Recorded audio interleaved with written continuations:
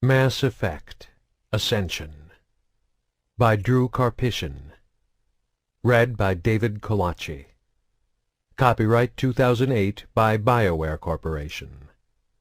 This unabridged audiobook is published by arrangement with Del Rey Books, an imprint of the Random House Publishing Group, a division of Random House Incorporated, and was produced in the year 2008 by Tantor Media Incorporated, which holds the copyright thereto.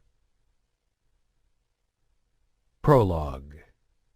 The news report on the vid screen flickered with a constant stream of images capturing the death and destruction Saren's attack had wrought upon the Citadel. Bodies of Geth and C-Sec officers were strewn haphazardly about the council chambers in the aftermath of the battle. Entire sections of the Presidium had been reduced to scorched, twisted metal. Melted, blackened chunks of debris that had once been ships of the Citadel fleet floated aimlessly through the clouds of the Serpent Nebula, an asteroid belt born from the bloodshed and carnage. The elusive man watched it all with a cool, clinical detachment. Work had already begun to rebuild and repair the great space station, but the repercussions of the battle went far beyond the widespread physical damage. In the weeks since the devastating Geth assault, every major media outlet across the galaxy had been dominated with the graphic and previously unthinkable images. The attack had shaken the galactic powers that be to their alien cores, stripping away their naive sense of invincibility. The Citadel, seat of the Council and the symbol of their unassailable power and position, had very nearly fallen to an enemy fleet. Tens of thousands of lives had been lost. All of Council space was in mourning. Yet where others saw tragedy, he saw opportunity. He knew, perhaps better than anyone, that the galaxy's sudden awareness of its own vulnerability could benefit humanity. That was what made him special. He was a man of vision. Once he had been just like everybody else. He had marveled with the rest of the people on Earth when the Prothean ruins were discovered on Mars.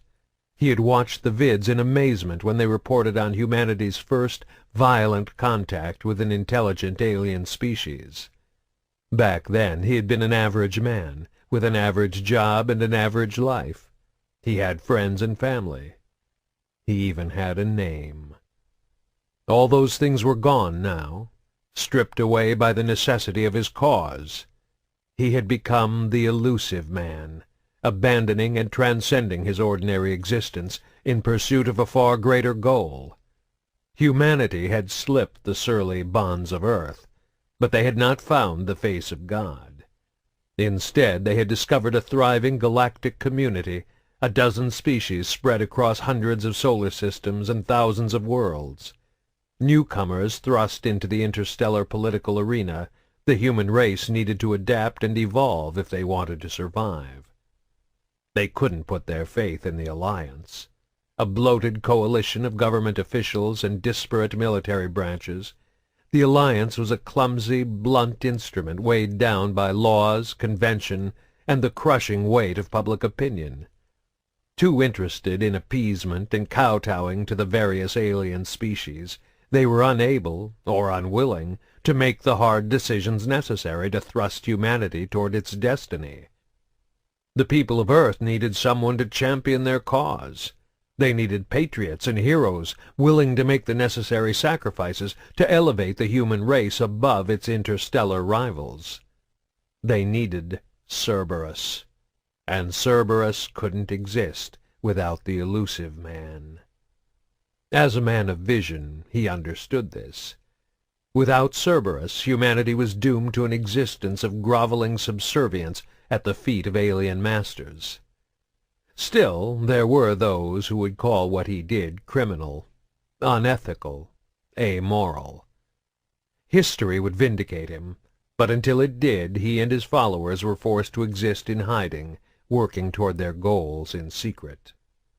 The images on the vid changed, now showing the face of Commander Shepard. The first human Spectre, Shepard had been instrumental in defeating Saren and his Geth, or so the official reports claimed. The elusive man couldn't help but wonder how much those official reports left out. He knew there was more to the attack than a rogue Turian spectre leading an army of Geth against the Council. There was Sovereign, for one, Saren's magnificent flagship. The Vids maintained it was a Geth creation, but only the blind or the foolish would accept that explanation. Any vessel able to withstand the combined power of the Alliance and Council fleets was too advanced, too far beyond the capabilities of any other ship in the galaxy to have been created by any of the known species. It was clear there were certain things those in charge didn't want the general public to know. They were afraid of causing a panic. They were spinning the facts and distorting the truth while they began the long, slow process of hunting down and exterminating the last pockets of Geth resistance scattered across Council space. But Cerberus had people in the Alliance, high-ranking people. In time, every classified detail of the attack would filter down to the elusive man. It might take weeks, maybe even months, before he knew the whole truth. But he could wait. He was a patient man. Yet he couldn't deny these were interesting times.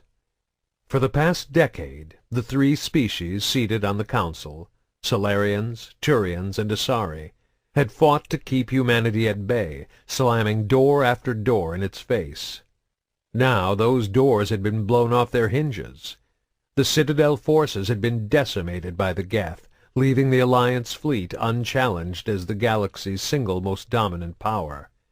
Even the Council, fundamentally unchanged for nearly 1,000 years, had been radically restructured. Some believed this marked an end to the tyranny of the alien triumvirate and the beginning of humanity's unstoppable rise. The elusive man, however, understood that holding on to power was far more difficult than seizing it. Whatever political advantage the Alliance might gain in the short term would be temporary at best. Little by little, the impact of Shepard's actions and the heroics of the Alliance fleet would fade in the galaxy's collective consciousness. The admiration and gratitude of alien governments would slowly wane, replaced by suspicion and resentment. Over time, they would rebuild their fleets. And inevitably, the other species would once again vie for power, seeking to elevate themselves at humanity's expense. Humanity had taken a bold step forward, but the journey was far from complete. There were many more battles still to be fought in the struggle for galactic dominance on many different fronts. The attacks on the Citadel were just one small piece of the greater puzzle, and he would deal with them in their proper time. Right now there were more immediate concerns. His attention needed to be focused elsewhere. As a man of vision, he understood the necessity of having more than one plan. He knew when to wait and when to push forward. And the time had come to push forward with their asset inside the Ascension project.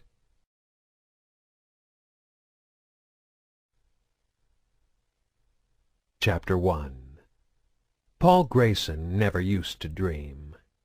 As a young man he had slept untroubled through the night, but those days of innocence were many years gone.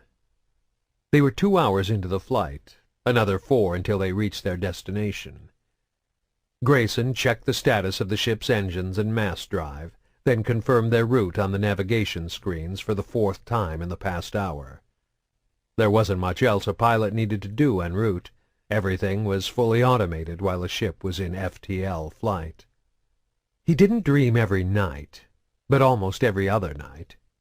It might have been a sign of advancing age, or a byproduct of the red sand he dosed himself with on occasion. Or maybe it was just a guilty conscience. The Solarians had a saying, "The mind with many secrets can never rest." He was stalling, checking and rechecking the instruments and readouts to hold what was to come at bay. Recognizing his own fear and reluctance forced him to confront the situation, deal with it. He took a deep breath to collect himself, his heart pounding in his chest as he rose slowly from his seat. No sense putting it off any longer. It was time. On some level he always knew when he was dreaming. There was a strange haze over everything, a bleary film that left the false reality feeling washed out and muted. Yet through this obscuring filter, certain elements would register with exacting precision, minor details indelibly etched into his subconscious mind. The juxtaposition added to the surreal nature of his dreams, yet also made them somehow more vivid, more intense than his waking world. His feet padded softly over the carpeted aisle as he made his way aft from the cockpit toward the passenger cabin. There, Pell and Keogh occupied two of the four seats, sitting kitty-corner across from each other. Pell was a big man with broad shoulders and olive skin. His hair was cropped in a tight afro, and he had a thin black beard extending along the length of his jaw. Seated in the chair facing Grayson as he came into the cabin, Pell was swaying gently back and forth in time to the song coming over his headphones.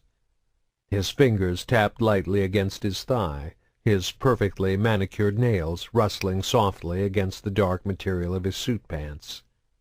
His tie was still tight around his neck, but his jacket was unbuttoned and his mirrored sunglasses were tucked away inside the right breast pocket. His eyes were nearly closed. He had lost himself in the rhythms of the music, a peaceful, easy image, at odds with his reputation as one of terra firma's top personal protection agents. Keogh wore the same suit as her partner, minus the tie, but she lacked the imposing physical size one typically expected in a bodyguard. She was a full foot shorter than Pell, and maybe half his weight, though there was a tautness to her wiry muscles that hinted at the violence she was capable of inflicting. Her exact age was difficult to pin down, though Grayson knew she had to be at least 40. With advances in nutrition and gene therapy to reduce the effects of aging, it was common for people to look as young and healthy at 50 as they did at 30, and Keogh's unusual appearance made it even harder to estimate how old or young she might be. Her pale skin was the color of chalk, giving her a ghostly appearance, and her silver hair was shaved short enough to glimpse the pasty white flesh of her scalp beneath. Intermarriage between the various ethnicities of Earth over the past 2 centuries had made alabaster skin a rarity, and Grayson suspected Keogh's stark complexion was the result of a minor pigment deficiency she had never bothered to reverse, although it was entirely possible she had undergone elective skin lightening for cosmetic purposes. After all, visibility was a key aspect of her job. Let people know you're on duty, and they'll think twice before doing anything stupid. Keogh's odd appearance definitely made her stand out in a crowd despite her stature. She was facing away from Grayson, but she twisted around in her seat to watch him as he entered the cabin. She looked tense and coiled, ready for anything, a complete contrast to Pell's easy calm. Unlike her partner, she seemed incapable of relaxing, even under the most mundane circumstances. "What's wrong?" she demanded at his approach, eyeing the pilot suspiciously. Grayson froze and raised his hands in the air so they were level with his shoulders. "Just getting a drink," he assured her.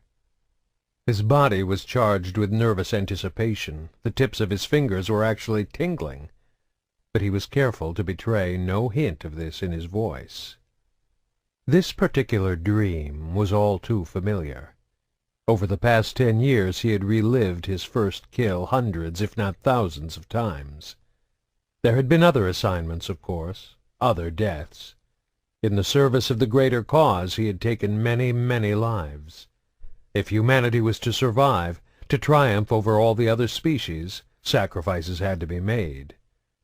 But of all the sacrifices, of all the lives he had taken, of all the missions he had completed, this was the one he dreamed of more than any other.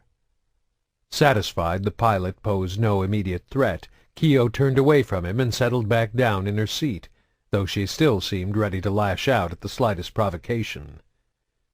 Grayson made his way behind her toward the small fridge in the corner of the passenger cabin. He swallowed hard, his throat so dry and tight it actually hurt.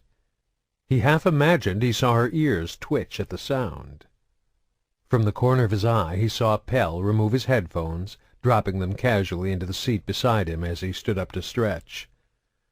"How long till we land?" he asked, his words partially stifled by a yawn. 4 hours, Grayson replied as he opened the fridge and ducked down to inspect the contents, struggling to keep his breathing calm and even. "No complications?" Pell asked as the pilot rummaged around in the chilled contents of the fridge. "Everything's right on schedule," Grayson replied, wrapping his left hand around a bottled water, while his right grasped the handle of the long, thin, serrated blade he had stashed inside the icebox before the journey began. Even though he knew this was a dream, Grayson was powerless to change anything that was about to happen. The episode would continue without variance or alteration. He was trapped in the role of passive observer, a witness forced to watch through his own eyes as events unfolded along their original course, his subconscious refusing to allow him to alter his own personal history. "Guess I'll go check on Sleeping Beauty," Pell said nonchalantly, giving Grayson the code phrase for the final go. There was no turning back now. There was only one other passenger on board. Claude Minot, one of the highest-ranking members of the pro-human Terra Firma political party. A man of vast wealth and power, he was a charismatic, though not necessarily likable, public figure, the kind of man who could afford a private interstellar vessel, complete with his own pilot and a pair of full-time bodyguards to accompany him on his frequent trips. In what had become a familiar routine, Minot had locked himself away in the VIP room in the aft of the vessel just after takeoff. There he would rest and prepare for his upcoming public appearance. In a few hours they were scheduled to touch down at the civilian spaceport on Shan-Chi, where Minot would address a fevered crowd of terra firma supporters. In the wake of the Nash Stellar Dynamics kickback scandal, Inez Simmons had been forced to step down from her role as party leader. It was clear either Minot or a man named Charles Saraceno would succeed her at the terra firma helm, and both were making frequent trips to the various human colonies to drum up support. Minot was currently ahead in the polls by a full 3 points, but things were about to change. The elusive man wanted Saraceno to win, and the elusive man always got what he wanted. Grayson stood up from the fridge, shielding the knife from view with the bottled water in case Keogh happened to be looking his way. To his relief, she was still seated facing away from him, her attention focused on Pell's back as he made his way with long, easy strides toward the VIP room in the tail of the vessel. The chilled condensation on the water bottle made his left palm cold and damp. The right was damp, too, hot and sweaty from being clenched too tightly around the handle of his weapon. He took a silent step forward so that he was standing only inches behind Keogh, her bare neck exposed and vulnerable. Pell would never have been able to get this close to her, not without raising suspicion and putting her on guard. Despite nearly 6 months working together as bodyguards for Minot, she still didn't completely trust her partner. Pell was a former mercenary, a professional killer with a murky past. Keogh always kept half an eye on him. That was why it had to be Grayson. She might not trust him. Keogh didn't trust anybody. But she didn't watch his every move like she did with Pell. He held the weapon poised to strike, took a deep breath, then stabbed forward with the blade, slashing at an upward angle toward the soft spot in the skull just behind Keogh's ear. It should have been a quick, clean kill. But his momentary hesitation cost him. It gave Keogh a chance to sense the attack before it came. Reacting with a survival instinct honed over countless missions, she leaped from her seat, spinning to face her attacker even as the blade plunged home. Her incredible reflexes saved her from instantaneous death. Instead of sliding smoothly up into her brain, the knife buried itself deep in the flesh of her neck, where it stuck fast. Grayson felt the handle slide free from his sweaty palm as he stumbled backward away from his would-be victim.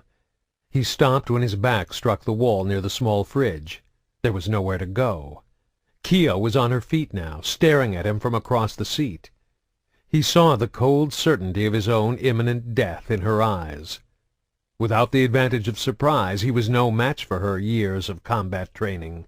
He didn't even have a weapon anymore. His knife still jutted awkwardly out from the side of Keogh's neck, the handle quivering slightly. Ignoring the pistol on her hip, she wasn't about to risk firing her weapon inside a passenger vessel during flight. She yanked a short, savage-looking knife from her belt and leaped over the seat separating her and Grayson. It was a critical mistake. Grayson had botched what should have been a quick kill, showing his inexperience. That had led Keogh to underestimate him.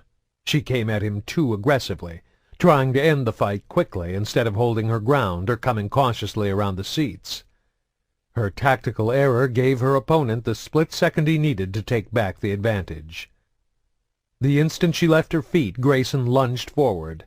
Flying through the air, Keogh couldn't stop her momentum or change her direction, and their bodies crashed together in a tangled heap. Grayson felt her knife slicing across his left bicep, but in the close quarters the small woman couldn't get enough leverage, and the wound was superficial. She kicked at him and tried to roll away, looking to disengage so she could take advantage of her speed and quickness. Grayson didn't try to stop her. Instead, he reached out and seized the handle of the knife still lodged in her neck. He yanked it out in one long, smooth pull as she scrambled back up to her feet. As the blade slid free, a crimson geyser came gushing out of the wound. The serrated edge had torn open her carotid artery. Keogh had just enough time to register a look of surprised disbelief before the sudden drop in blood pressure to her brain caused her to black out and collapse, her limp body falling to the floor beside Grayson. A gout of warm, sticky fluid splashed across his face and hands, and he scampered to his feet with a grunt of disgust, backing quickly away from the body until he struck up against the wall by the fridge once again.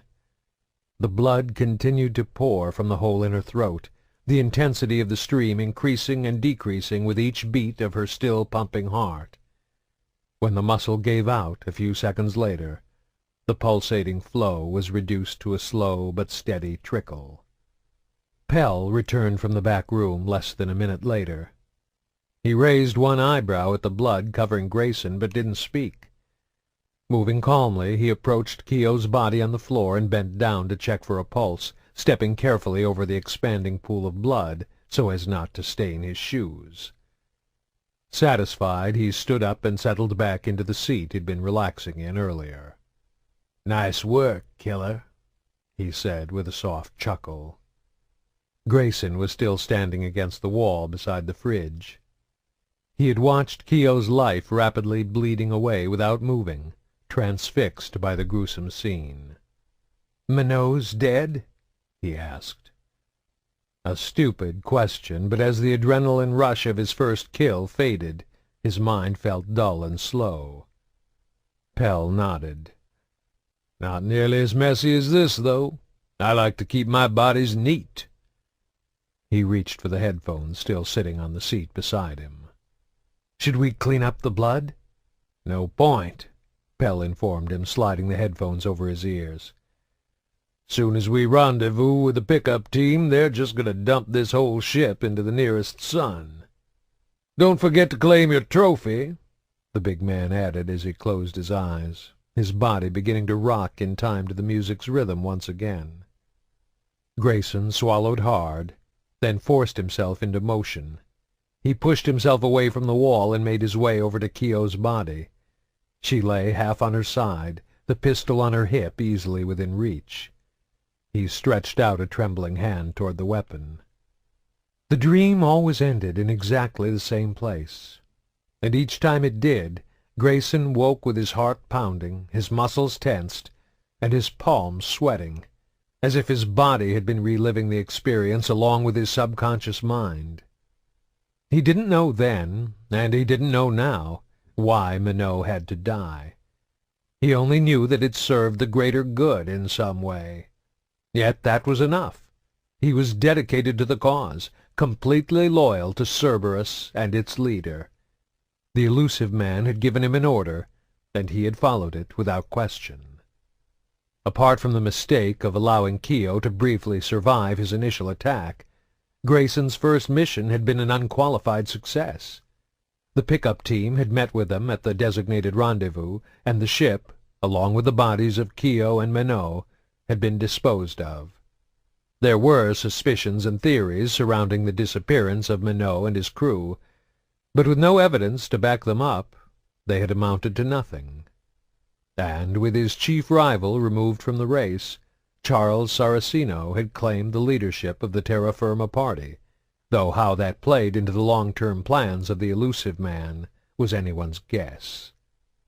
Grayson's performance had impressed his superiors within the Cerberus organization, leading to dozens of assignments over the next decade. But that all ended once Gillian was accepted into the Ascension project. He didn't like to think about Gillian. Not like this, alone in his apartment with the darkness pressing in. He pushed her face from his mind and rolled over, hoping to fall back asleep. He froze when he heard a noise coming from beyond the bedroom door. His ears pricked up intently, and he could just make out voices coming from the living room of his small apartment. It was possible he had simply left the vid-screen on when he'd staggered into bed, too sandblasted to shut it off. Possible, but not likely. Moving silently, he rolled out of the bed, leaving a tangled mess of covers behind. Wearing only a pair of boxers, his thin body shivered in the chill air of the room as he carefully opened the drawer of the nightstand and pulled out his pistol. Keogh's pistol, his mind corrected, dredging up her memory once again. Suitably armed, he crept barefoot across the bedroom and through the half-open door into the hall beyond. The apartment was dark, though he could see the soft glow of the vid-screen spilling out from the living room. He moved forward in a low crouch, presenting less of a target should the intruder attempt to take a shot at him. "Put the gun away, killer," Pell's voice called out as he approached. "It's just me." Cursing under his breath, Grayson stood up straight and made his way into the living room to meet his uninvited guest. Pell was lounging on the overstuffed couch in front of the vid-screen, watching one of the news channels. He was still a big, powerful figure, but he had gained weight over the past 10 years. He looked somewhat soft now, the man who was clearly enjoying a life of luxury and indulgence. "Jesus, you look like hell," Pell noted when Grayson came into view. "Stop spending all your money on red sand and buy yourself a goddamn meal once in a while." As he spoke, he reached out with a foot and kicked at the small coffee table in the center of the room. Grayson had been too high to bother cleaning up before going to bed. A mirror, a razor blade, and a small bag of red sand sat in plain view atop the table. "Helps me sleep," Grayson mumbled. "Still having nightmares?" Pell asked. There was something mocking in his tone. "Dreams," Grayson replied. "About Keogh." "I used to dream about her, too," Pell admitted with a lopsided grin. "Always wondered what she'd be like in the sack." Grayson tossed the pistol down on the table with the drug paraphernalia and slouched into the chair opposite the couch. He wasn't sure if Pell was joking with him or not. With Pell, he was never sure.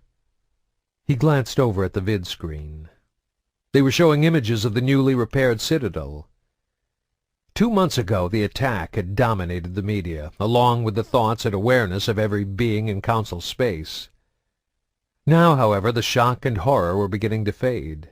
Normalcy was returning, creeping in slowly but surely from all sides. Aliens and humans alike were falling back into their everyday routines: work, school, friends, family. Ordinary people moving on. The story still had life in the media, but now it was left to the pundits and politicians to analyze and dissect.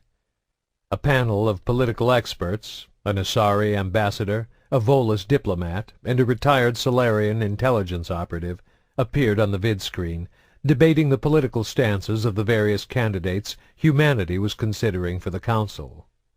"You think the man has any pull in who we pick?" Grayson asked, nodding toward the screen. "Maybe," Pell answered, noncommittal. Wouldn't be the first time he got involved in politics. You ever wonder why he wanted Minot dead? The question was out of Grayson's mouth before he even realized he was asking it. Pell shrugged indifferently, though there was a wary look in his eye. Could be any of 100 reasons. I don't ask questions like that, and neither should you. You think we owe him blind obedience? I just figure it's done, and there's nothing you can do to change it. People like us can't afford to live in the past. Makes a man sloppy. I've got everything under control, Grayson assured him. Clearly. Pell snorted, nodding at the red sand on the table. Just tell me why you're here, Grayson said wearily. The man wants to hit the girl with another batch of meds. She has a name, Grayson muttered. It's Gillian. Pell sat up and leaned forward, his hands on his thighs as he shook his head in exasperation. I don't want to know her name. Names make things personal. You get messy when things get personal. She's not a person, she's just an asset on the inside. Makes it easier when the elusive man decides she's expendable. He doesn't want that, Grayson countered. She's too valuable. For now, Pell grunted. But down the line, someone might figure they can learn more if they cut her skull open and poke around inside her brain. Then what happens, killer? An image of Gillian's butchered body lying on a medical gurney sprang to Grayson's mind, but he wasn't about to rise to Pell's bait. Besides, that's not going to happen. They need Gillian. I'm loyal to the cause, he said out loud, not wanting to argue the point with Pell. I'll do what's necessary. Glad to hear it, Pell answered. Hate to think you've gone soft. Is that why you're really here? Grayson wanted to know. Did he bring you all the way back from the Terminus system so you could check up on me? You don't answer to me anymore, killer, Pell assured him. I'm just passing through. Had to come in to clean up some business on Earth, so I volunteered to stop by on my way back out to drop off the supplies. The big man pulled a small vial of clear liquid from his coat pocket and tossed it to Grayson, who caught it cleanly with one hand. There was no label on the vial, nothing to mark what it was or what it might do, no indications of where it came from. His work done, Pell rose from the couch and turned to go. You going to report the red sand? Grayson called out after him just as he reached the door. Nothing to do with me, he said without turning around. You can get dusted every night for all I care. I'm off to meet a contact on Omega. This time tomorrow I'll be up to my ass in aliens. It's part of my cover, Grayson added defensively. Fits my character, troubled father. Pell passed his hand in front of the door panel and it swooshed open. Whatever you say, man. This is your assignment. He stepped out into the apartment hallway, then turned back to deliver a parting warning. Don't get sloppy, killer. I hate cleaning up someone else's mess. The door swooshed shut, perfectly timed with the end of his words, and cutting off any chance for Grayson to reply. Son of a bitch always has to get the last word, he muttered.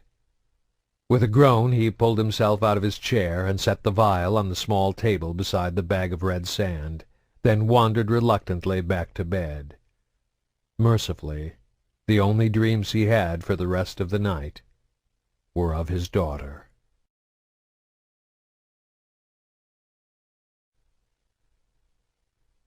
Chapter 2.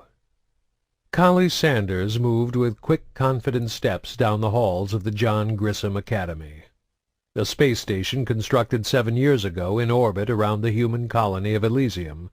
It had been named after Rear Admiral John Grissom, the first man to travel through a mass relay and one of humanity's most revered and respected living heroes.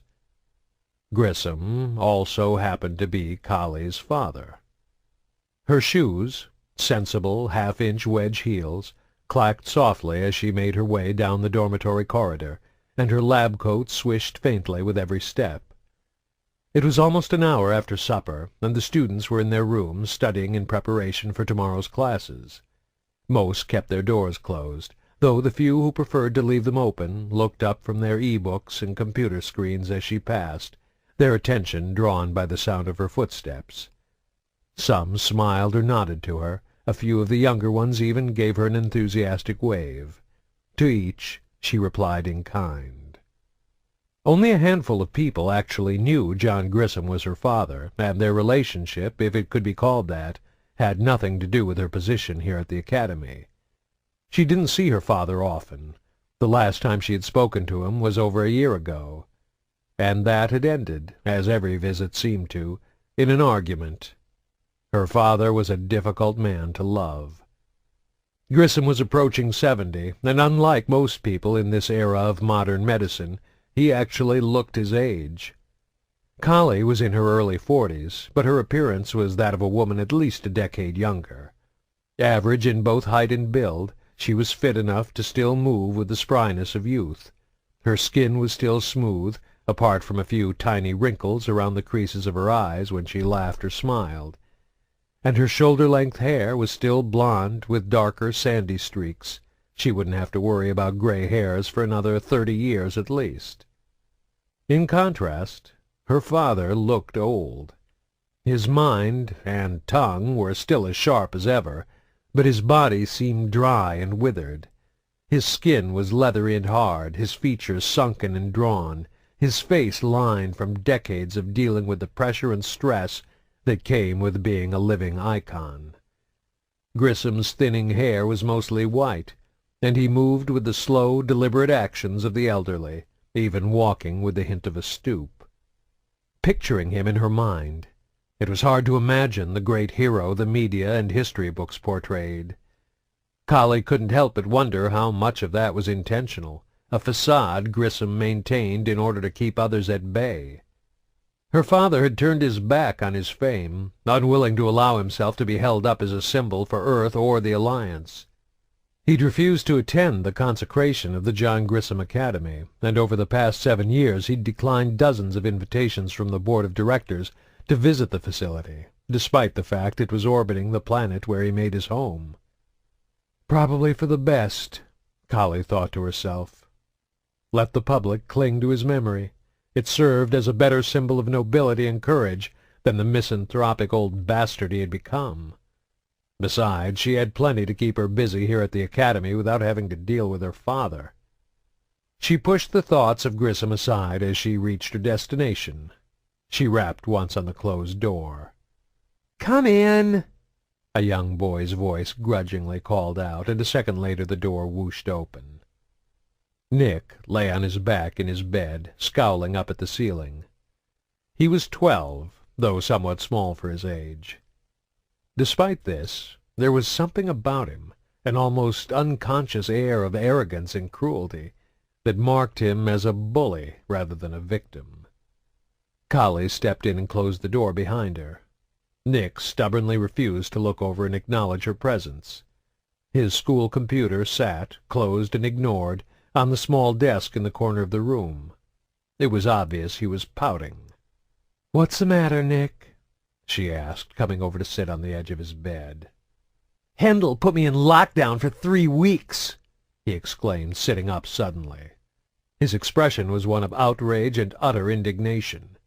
"He won't even let me play on the net!"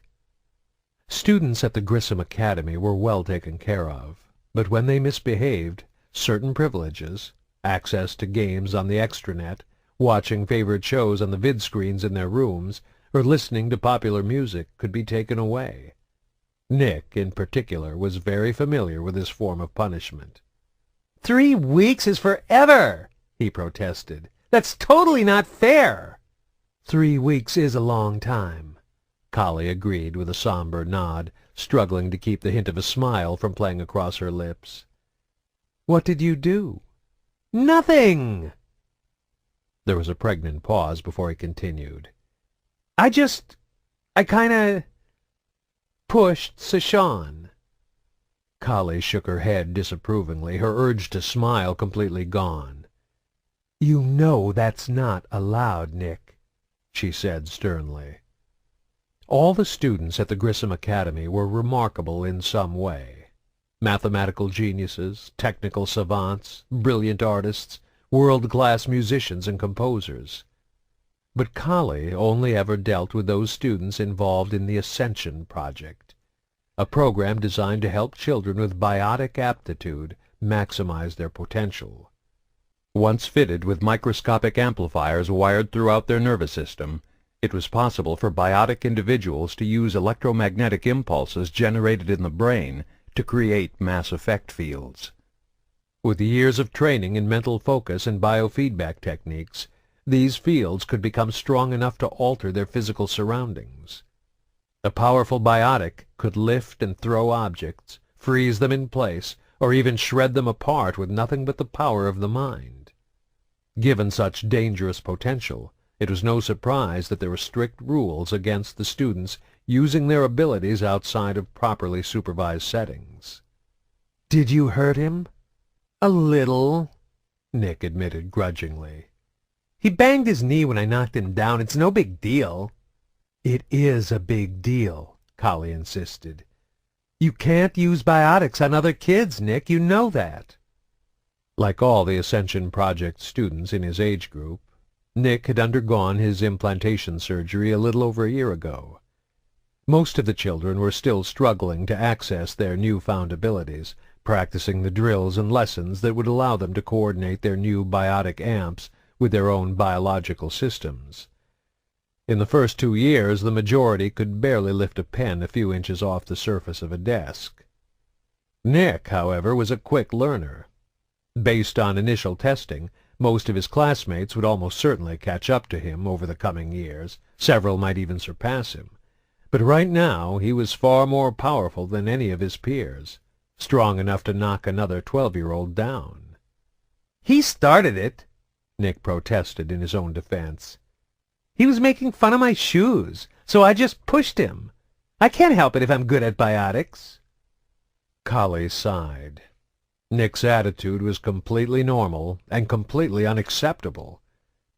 The Ascension Project had 2 primary objectives: to work with biotic individuals in an attempt to maximize human potential in the field, and, more important in her eyes, to help biotics integrate themselves into so-called normal human society.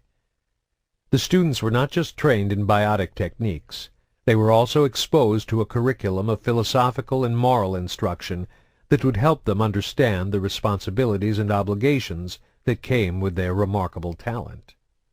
It was important the children didn't grow up with a sense of entitlement or the belief they were somehow better than others because of their abilities. Of course, this was often the hardest lesson to teach. "Sashawn's bigger than you, isn't he?" Kahlee noted after a moment of thought. "All the boys are bigger than me," Nick mumbled, crossing his legs.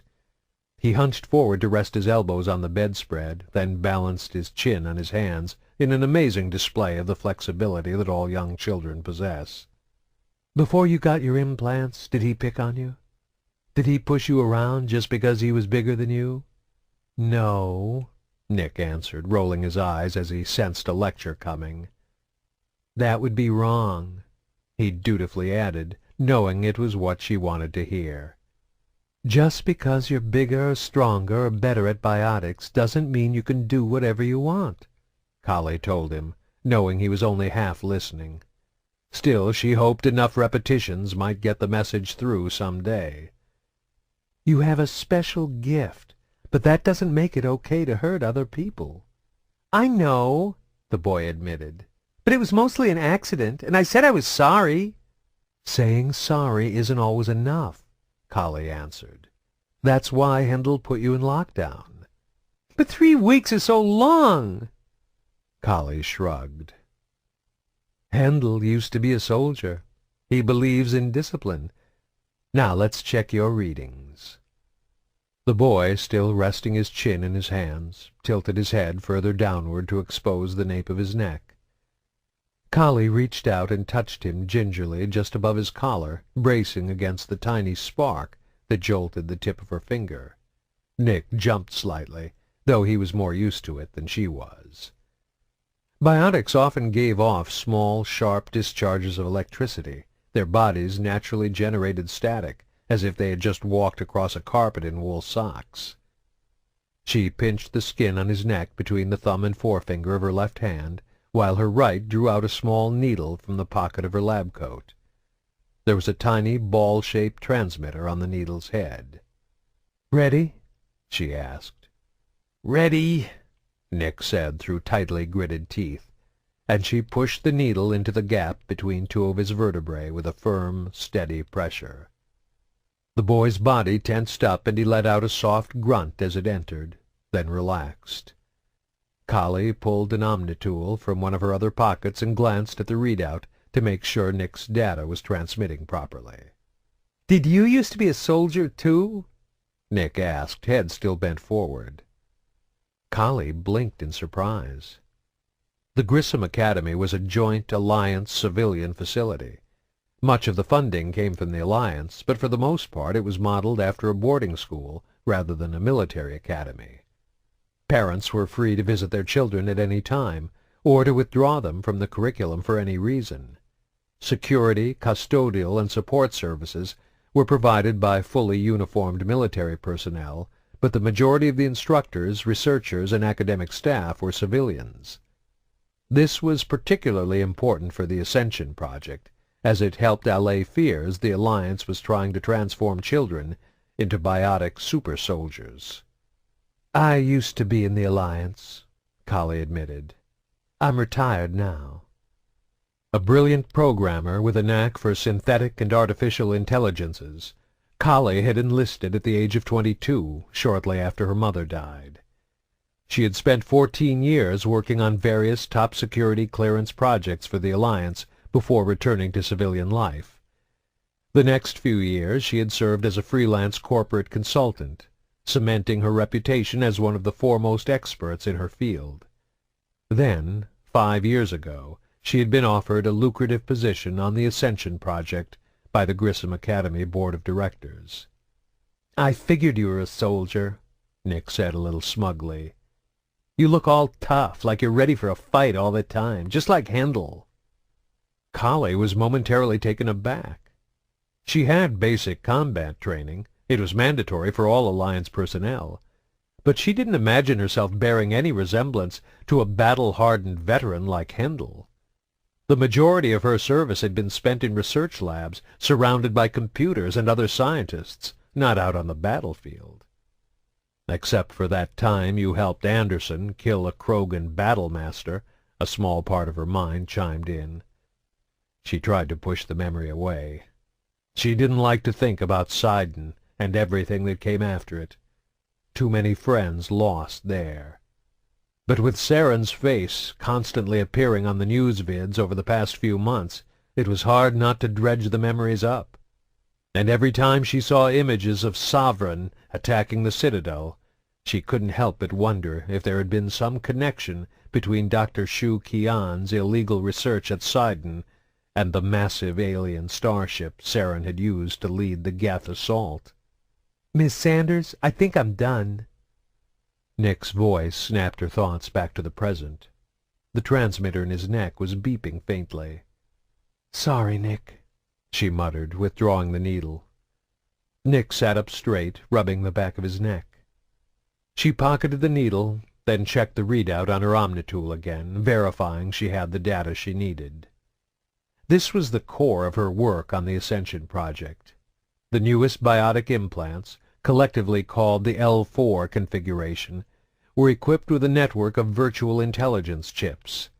The VI chips monitored the brainwave activity of a biotic, learning the complex thought patterns of their host and adapting their own performance to maximize biotic potential. By analyzing the data collected in the chips, Kahlee and her team could also make subtle, customized adjustments to the VI program, coordinating an individual's amps, resulting in even greater gains. So far, tests showed a 10 to 15% increase in biotic ability over the older L3 configurations in 90% of the subjects, with no apparent side effects. But, like most research into the field of biotics, They were only beginning to scratch the surface of what was possible. Nick lay back on his bed again, drained by the ordeal of having his spine tapped. "I'm getting stronger, right?" he said softly, smiling ever so slightly. "I can't tell just by looking at the readout," Kahlee replied, evading the question. "I need to get back to the lab and run the numbers. I think I'm getting stronger," the boy said confidently, closing his eyes. A little alarmed, she patted him gently on the leg and stood up from the bed. "Get some rest, Nick," she said, leaving him alone in his room.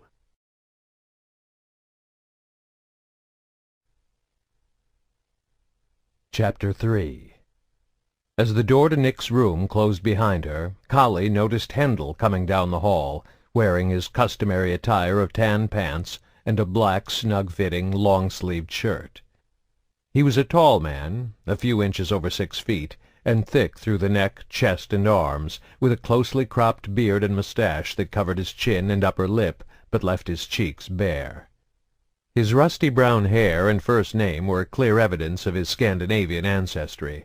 However, the darker tone of his skin and his last name, Mitra, hinted at his mixed heritage, and he had actually been born in the suburbs just outside of New Calcutta, one of Earth's wealthiest regions. Kahlee assumed his parents still lived there, though they were no longer a part of his life. Her dysfunctional relationship with Grissom was nothing compared to Hendel and his family. He hadn't spoken to them in over 20 years, not since they'd abandoned him to the biotic acclimation and training program when he was a teenager.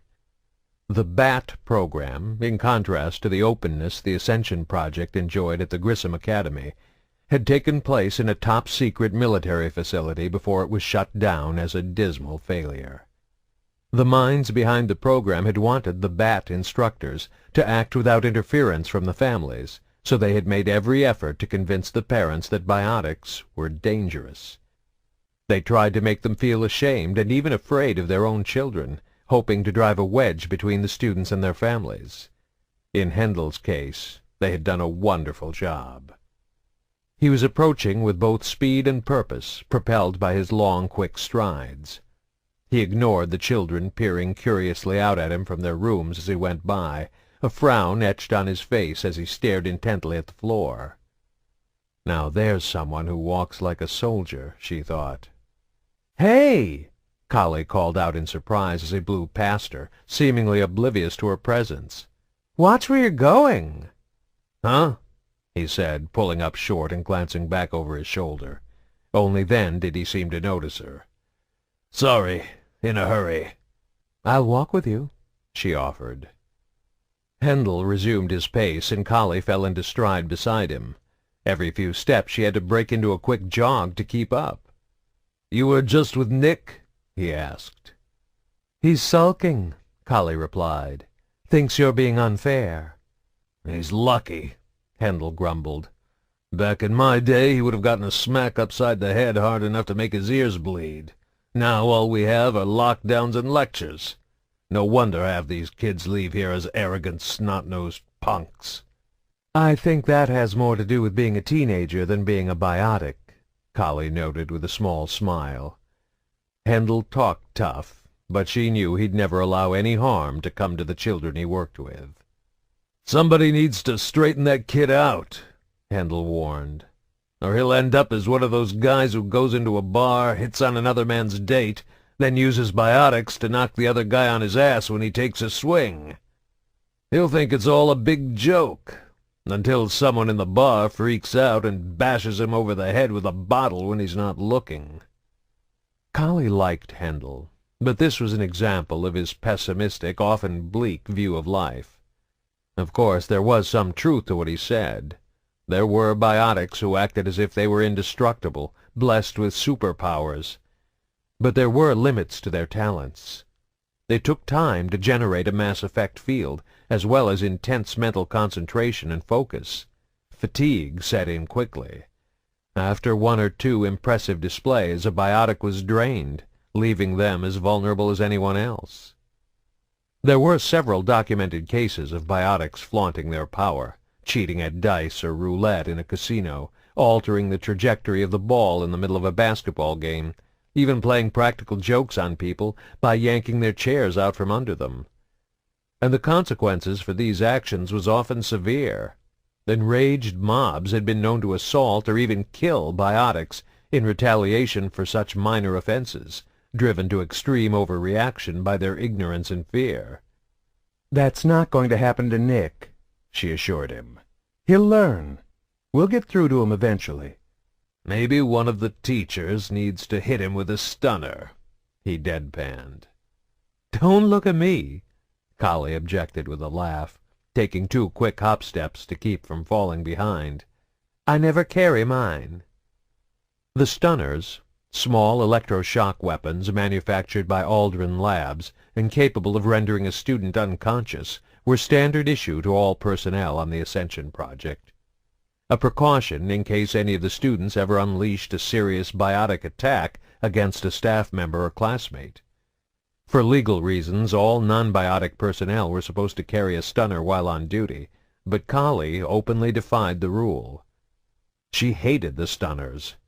They seemed to hearken back to the mistrust and fear prevalent during the days of the BAT program.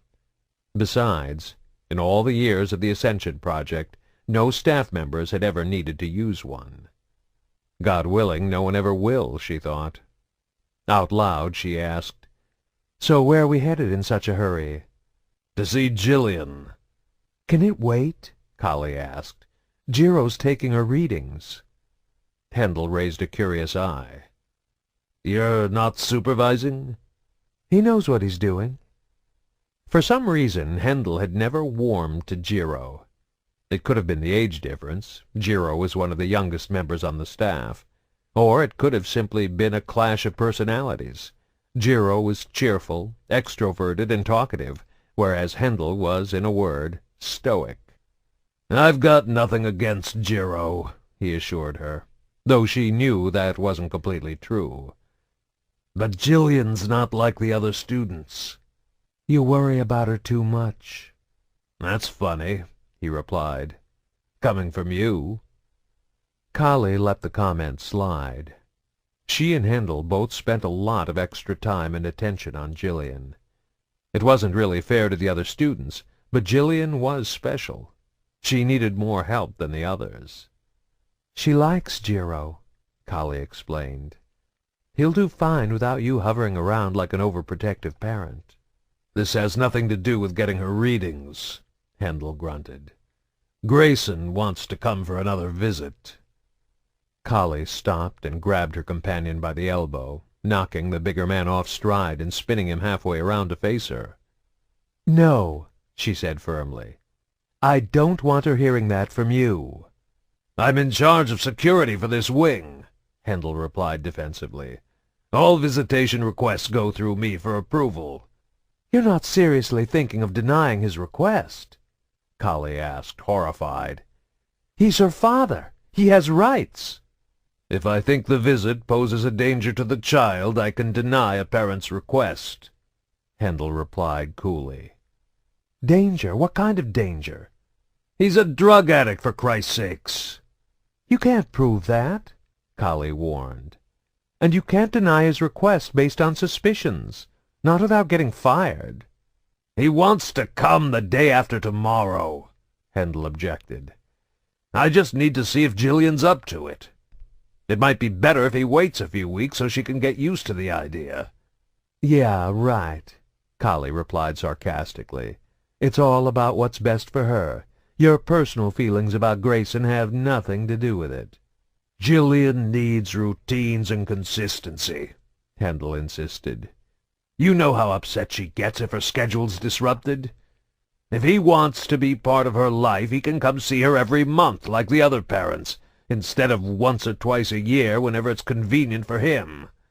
These unexpected visits are too hard on her."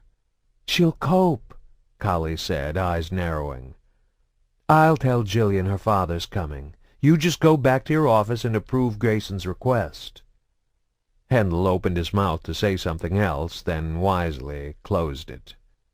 "I'll get right on that," he muttered. then walked off in the opposite direction, heading back toward the administrative wing of the building. Kahlee watched him go, then took a deep breath to try and calm herself. Gillian was surprisingly perceptive. She tended to read and react to other people's emotions, and the girl looked up to Handel. If he'd delivered the news of her father's trip, she almost certainly would have picked up on his disapproval and had a sympathetic negative reaction. That wasn't fair to Grayson or his daughter. Gillian's room was at the far end of the dormitory, where there was less noise to disturb her. By the time Kahlee reached the door, she had plastered an expression of cheerful expectation on her face. She raised her fist and rapped lightly. Her knock was answered not by the girl, but by Jiro. "Come in!" The door slid open to reveal Gillian sitting at her desk. She was thin and angular, the tallest child in her age group by several inches. She had fine black hair that hung down almost to her waist, and eyes that seemed too wide and too far apart for her long face. Kahlee suspected she took after her mother, as apart from her slender build, she didn't bear any real resemblance to Grayson. Gillian was 12, the same age as Nick. In fact, almost half the children in the Ascension project came from the same approximate age group. 13 years ago, 3 major industrial accidents, each at a different human colony, had occurred over a 4-month span. The circumstances were suspicious, but investigations had uncovered no connection between the incidents. Of course, this had done little to quell the conspiracy theorists on the extranet, who refused to believe it was all just a tragic string of negligence and coincidence. The third accident was by far the most devastating. Some reports had initially called it the worst toxic disaster in human history. A fully loaded Eldfell-Ashland transport ship had exploded in atmosphere, killing the crew and spewing a deadly cloud of element 0 over the entire Yandoa colony, exposing thousands of children in utero. While the majority suffered no long-lasting harmful effects, several hundred of the unborn children developed significant symptoms ranging from cancer to organ damage, birth defects, and even spontaneous abortion. However, some good did come from the otherwise tragic statistics. 37 of the exposed children had been diagnosed as not only healthy, but also with significant biotic potential of varying degree. All of them were now here at the Grissom Academy. Gillian was staring with a disturbing intensity at the assignment on her computer screen. Sometimes she would sit like this for hours, motionless. Then, as if some undetectable switch went off in her mind, she would explode into a flurry of action, typing out answers so quickly her fingers were nothing but a blur. Her answers were, without variation, 100% correct. "All done here?" Kahlee asked, directing the question at her assistant, gathering up his equipment in the corner of the room. "Just finished," Jiro replied with a smile. He was only 25, handsome, and well put together. His features were a pleasing mix of both his American and Asian ancestry, and he wore his hair, dyed a dark red, in a spiky, tousled style that made it look as if he just rolled out of bed. An easy, confident charm and impish smile made Jiro appear even younger than he actually was. Cradle robber, a small corner of her conscience chided. She pointedly ignored it. "Gillian did very well today," Jiro added, turning his smile toward the girl. "Didn't you, Gillian?" "I guess," the girl muttered softly, though she didn't turn her head from the screen. Gillian had good days and bad days, and the fact that she was speaking hinted to Kahlee that this might be one of the good ones. "I have some exciting news," she said, coming over to stand beside Jiro. With any other child, Kahlee would have sat on the edge of the desk or rested a comforting hand on their shoulder. But for Gillian, even the softest brush of a fingertip against her skin could sometimes cause her to react as if she'd been touched with a burning ember. Other times she seemed oblivious to all sensation, as if her nerve endings were completely dead. This made it difficult to get the daily readings Kahlee needed for her research. Fortunately, Gillian seemed to react well to Jiro, and he was usually able to get the data without causing her significant discomfort. "Your father's coming to visit. He'll be here in 2 days." She waited for a reaction, and was relieved to see the faint hint of a smile touch the girl's lips. Jiro picked up on the subtle change in Gillian's mood and reacted to it quickly. "I bet he can't wait to see you again," he said, his tone overflowing with exuberance. The girl turned her head to them, her face now sporting a full-blown grin. "I can wear the dress he gave me," she said, her voice distant and dreamy. Grayson had given his daughter the dress on his last visit almost 9 months ago. Kahlee doubted it would still fit, but she didn't want to bring it up and spoil the moment. "I bet he'd rather see you in your school uniform," Jiro chimed in without missing a beat. "Let's show him how hard you're working on your classes." Gillian furrowed her brow and scowled, processing the information. Then her brow relaxed and the smile returned. "He likes to talk about school." "That's because he's so proud of how smart you are," Jiro added. "I need to finish my assignment," Gillian said abruptly, the mention of her studies bringing the concept of academics to the forefront of her thoughts. Her mind latched onto the idea, fixating on it to the exclusion of everything else. She turned back to the computer screen, staring at it once more with unwavering focus. Kahlee and Jiro, familiar with her unusual behaviors, didn't bother to disturb her by saying goodbye as they left. "What say we get a little alone time?" Jiro whispered as they walked down the hall, sliding his arm around Kahlee's waist.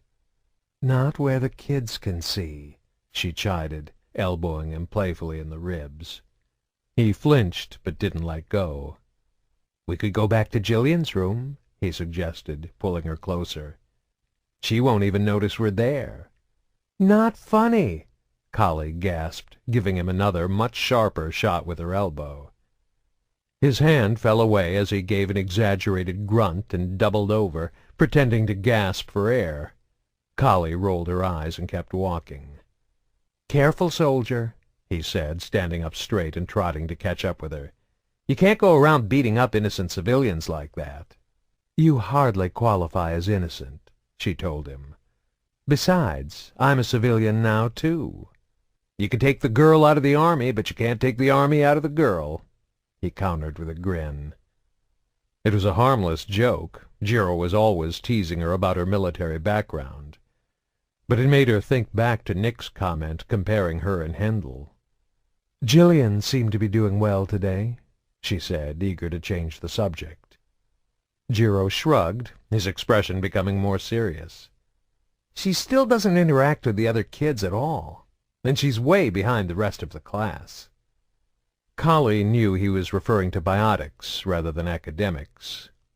Even among the remarkable children of the Ascension project, Gillian was special. At age 3, she had been diagnosed with a mild form of high-functioning autism. It had almost caused the board to reject her application to the academy. Ultimately, they had relented, partly because of a large donation Grayson had generously provided, and partly because Gillian had shown far greater potential than any of the other students, or any other individual in the short history of recorded human biotics. Accepted science held that biotic potential was established in early childhood as a fixed and unalterable rating. The purpose of a program like the Ascension Project was to teach biotics how to fully utilize their talent so they could get the most from their inherent abilities. With Gillian, however, regular testing at the academy charted a rating that was continuing to rise in erratic but undeniable fits and starts, a previously unheard-of phenomenon. The gap between Gillian's biotic ability and the rest of her classmates had been large to begin with. Now it was enormous. Despite this advantage, however, Gillian had difficulty translating her potential into observable results. Because of her unique cognitive processes, she struggled to grasp the mental focusing techniques necessary to coordinate her amps with the electrical impulses of her brain. In short, she didn't know how to tap into her power, and none of the instructors seemed to know how to teach her. "Maybe the board was right in the first place," Kahlee said with a sigh. This might be too much for her. Seeing her father might help, Jiro suggested without much hope. After a moment he added, How did Hendel react when he found out Grayson was coming? Like you'd expect, she answered. He was trying to figure out some way to deny his request. Let me guess, Jiro chimed in with another smile. You pulled rank on him. Enough with the army talk, she said wearily. Sorry, he apologized, his smile disappearing. A second later it was back in full force.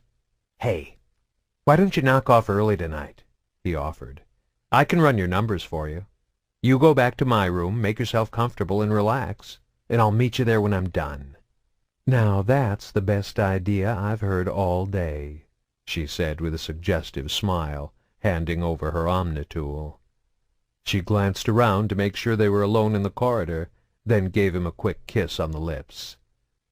Don't keep me waiting all night.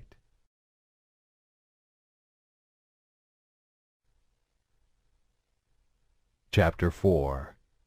Watch where you're going, human. The Krogan Pell had inadvertently bumped into glared down at him, clearly looking for any excuse to start a fight.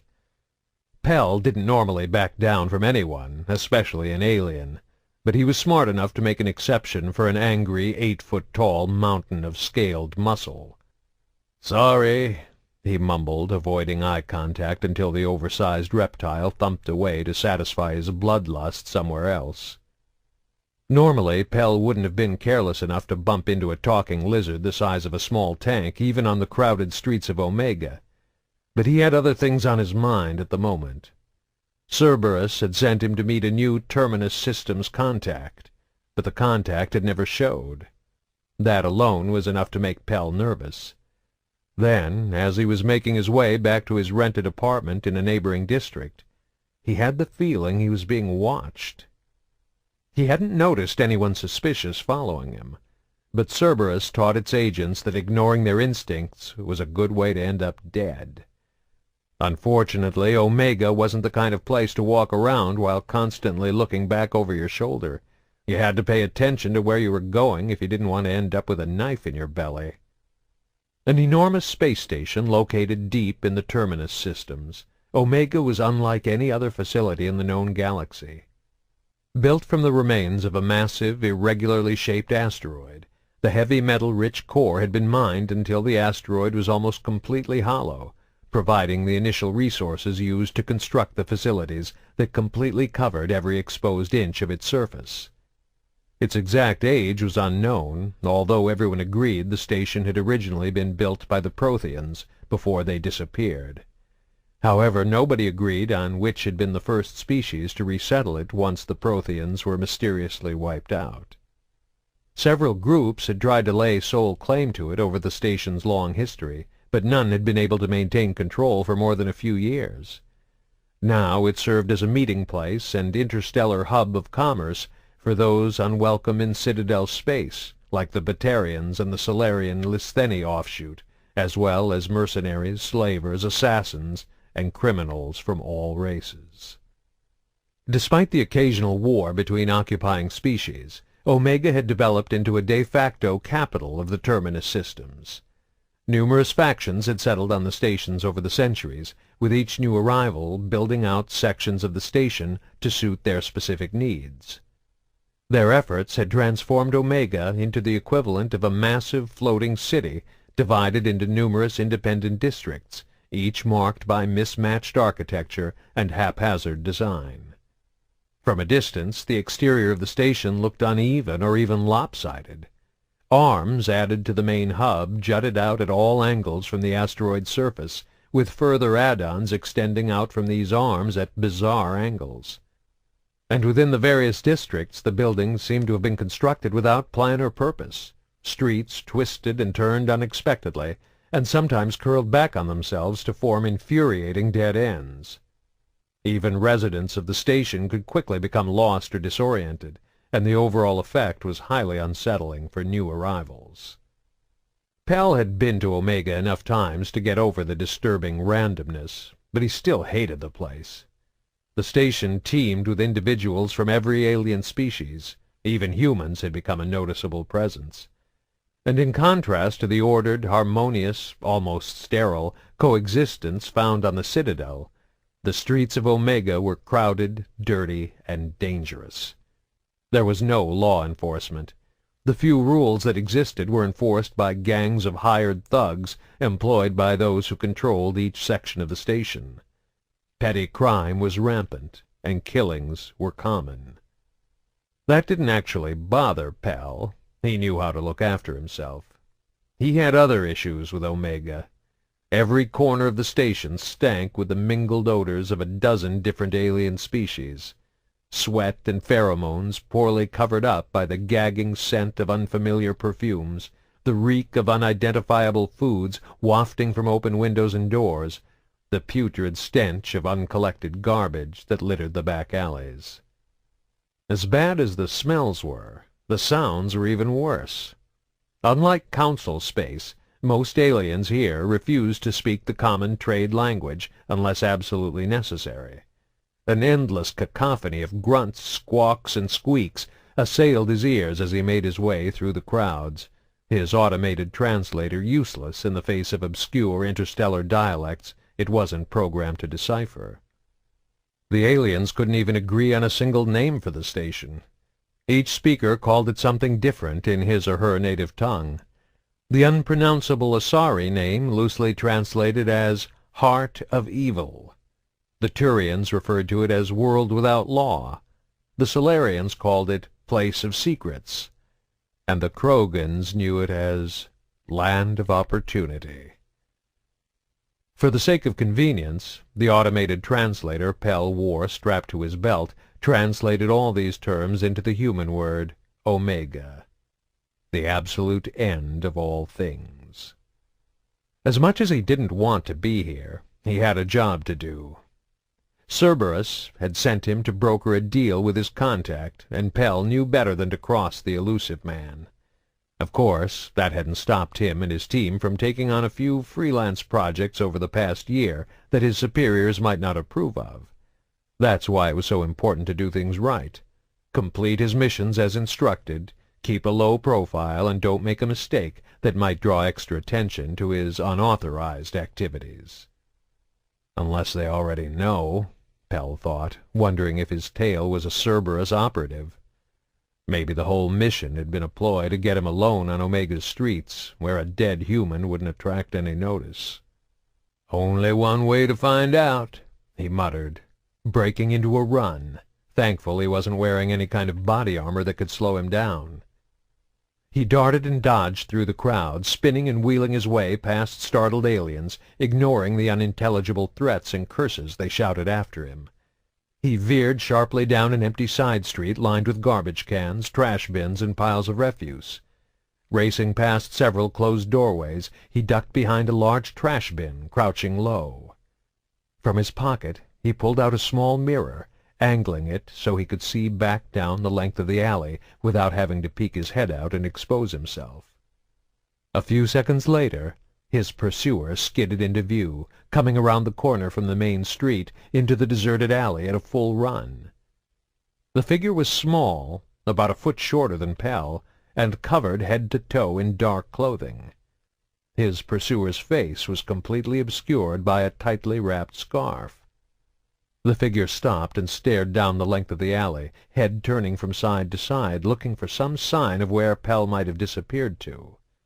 His follower pulled out a pistol, adjusted the setting, then began to move forward cautiously, weapon ready. Pell could have drawn a weapon of his own. He had several to choose from. The trusty Hani Kedar pistol strapped to his hip, the knife in his belt, or the small emergency zip gun in the heel of his boot. The figure didn't appear to be wearing any kind of combat suit that might be equipped with kinetic shields, so a single well-placed shot would be lethal. But killing his pursuer wouldn't tell him who was following him or why. Instead, he simply waited silently for his adversary to approach. The figure continued to advance, staying in the middle of the alley, obviously trying not to get too close to the doorways or refuse containers where an enemy might be waiting to leap out. But his pursuer's head was still turning side to side, hesitating to stare at each potential hiding spot a fraction of a second too long. His target was close now, maybe 10 feet away. Peering in the mirror, he waited until the figure's head turned away from him, and then charged out, coming in hard and focusing his attack on the weapon hand of his too-slow-to-react opponent. Grabbing the forearm with his left hand, he used his right to bend the wrist holding the pistol inward, redirecting the weapon so it was pointed back at the owner. The whole time he kept his legs churning, using his momentum and size to drive his smaller adversary backward and off balance. They crashed to the street, the pistol jarring loose, and Pell heard a distinctly male grunt from his opponent. They wrestled briefly, but Pell was bigger, stronger, and had the advantage of being on top when they hit the ground. He twisted the other man so he was lying face down. Then Pell looped his forearm under his chin, applying pressure in a chokehold. His free hand still clutched his enemy's wrist, and Pell bent the arm up behind his prone opponent's back. The man beneath him struggled and squirmed. There was a wiry strength to his limbs, but he couldn't overcome the advantages of Pell's size and leverage. "Who are you?" Pell hissed in his ear, using the common trade language. "Who sent you?" "Golo!" came the strained reply.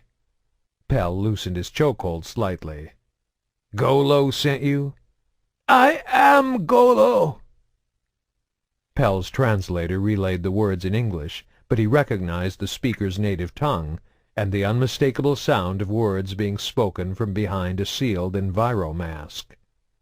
With a grunt of disgust, Pell rolled off the quarian and stood up. "You were supposed to meet me in the bar," he said, not bothering to help his contact up from the ground. Golo got to his feet gingerly, checking to see if anything was broken.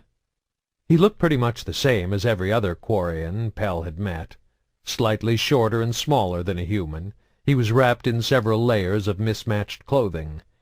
The dark scarf that had covered his face had been torn away during their scuffle, revealing the smooth, reflective visor of a helmet that obscured his features.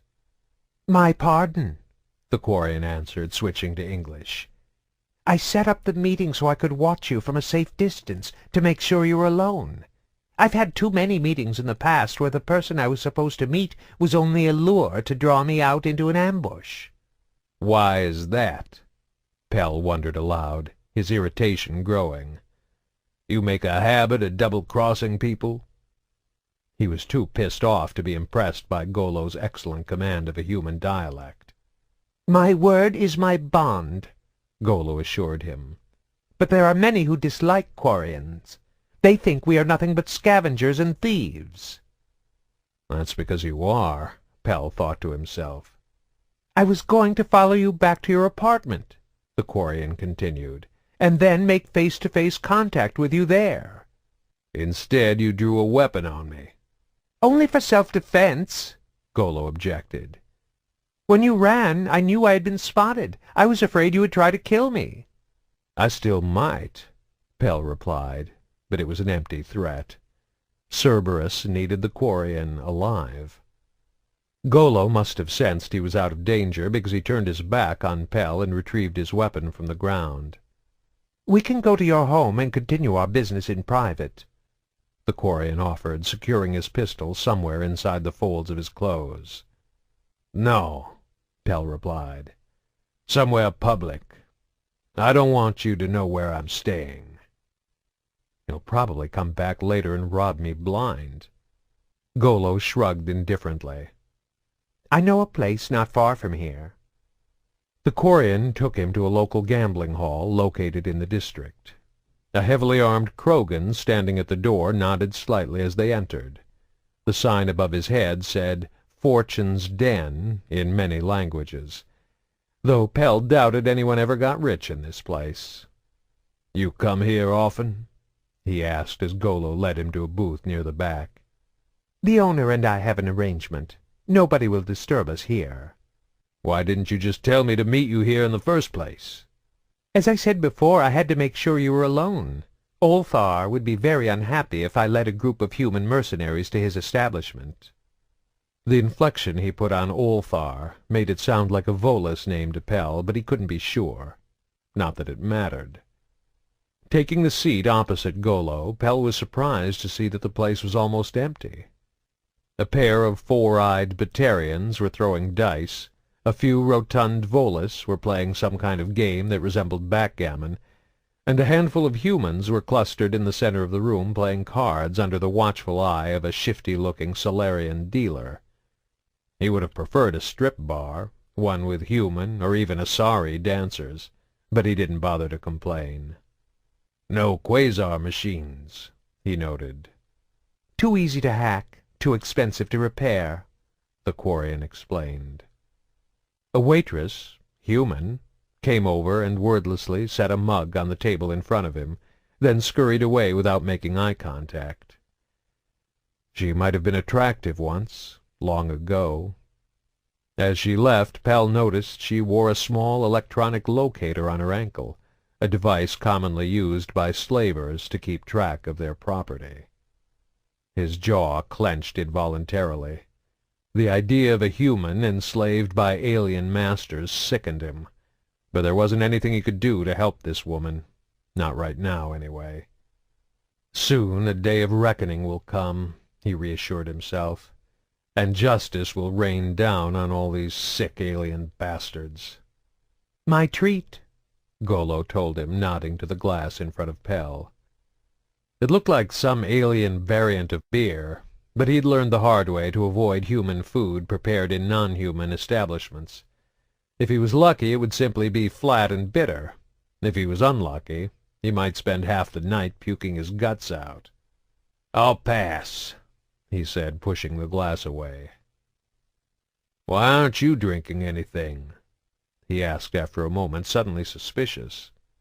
"Germs," Golo explained, tapping the face shield of his helmet. Pell nodded. Since being driven from their home world by the Geth, virtually all Quarians now lived on the Migrant Fleet, a flotilla of several thousand ships wandering aimlessly through space. Generations of living in such an isolated, carefully controlled environment had rendered the Quarian immune system all but useless against the viruses and bacteria swarming over every inhabited planet in the galaxy. To avoid exposure, they wore form-fitting envirosuits beneath their ragged clothes and never removed their airtight visored helmets in public. This had led to rumors that the Quarians were in fact cybernetic, a mix of organic and machine beneath their clothes and visors. Pell knew the truth was much less sinister. A Quarian simply couldn't survive outside the flotilla without a hermetically sealed suit and mask. "Let's get down to business," Pell said, turning to the task at hand. "You said you can give us transmission frequencies and communication codes for the Migrant Fleet." The Migrant Fleet had become of great interest to the Elusive Man and Cerberus, particularly in the wake of the Geth attack on the Citadel. Most thought of the Quarians as nothing more than a nuisance, nearly 17 million refugees eking out a hand-to-mouth existence on their fleet of outdated and substandard ships. For 3 centuries they had traveled from system to system, searching in vain for a suitable uninhabited planet they could use to establish a new home world. The common belief was that the greatest threats the Quarians posed to any established colony were the consumption of local resources, such as stripping a system's asteroid belts of precious metals or element zero deposits, and the disruption of communications and starship travel inevitably caused by several thousand unscheduled and unregulated vessels passing through. These inconveniences made the Quarians unwelcome in any civilized region of space, but it couldn't be said anyone actually feared them. The Elusive Man, however, was able to see past their motley garb and jury-rigged ships. Technologically, they were easily the equivalent of any other species. The Quarians had created the Geth, who had become a scourge upon the galaxy, and they had managed to sustain a civilization numbering nearly 17 million individuals over hundreds of years without the benefit of any planetary resources. Who knew what else they were capable of? The Migrant Fleet was also the largest single armada in the known galaxy. Tens of thousands of ships, ranging from tiny shuttles to cruisers to the 3 enormous live ships. Marvels of aerospace and agricultural engineering that provided the primary source of food for the entire flotilla. It was accepted fact that a significant portion of the ships in the fleet were armed, though how many and to what extent was unknown. In fact, very little was known about the Quarian flotilla at all. They were a completely insular society. No outsider had ever set foot on one of their vessels since their exodus 3 centuries ago. The elusive man didn't trust aliens with so many ships and secrets. Getting the Quarian codes and transmission frequencies would allow Cerberus to monitor communications among the vessels of the migrant fleet, provided they could somehow get one of their own ships close enough to tap into tight-beam messages without being seen. Pell wasn't sure how the elusive man planned to pull off that part of the plan, but it wasn't his concern. He was just here to acquire the codes and frequencies. "I can't actually give you the transmission codes," Golo informed him. "They've changed since I was last part of the flotilla." Pell bit his lip to keep from swearing out loud. He should have known better than to trust Golo. He was an exile from the migrant fleet. The Quarians didn't have the space or resources on their ships to house a prison population, and therefore criminals were dealt with by expelling them from Quarian society, abandoning them on the nearest inhabited planet or space station. In Golo's case, Omega. What kind of sick, twisted deviant do you have to be to get expelled by an entire race of beggars and thieves? He asked himself, wondering if Golo was a murderer, rapist, or just a complete sociopath. "However, I do have something to offer you," Golo continued, seemingly oblivious to Pell's barely contained rage. "I will lead you to someone who can provide you with the information you want. For a price." Dirty, double-dealing son of a bitch. "That wasn't our deal."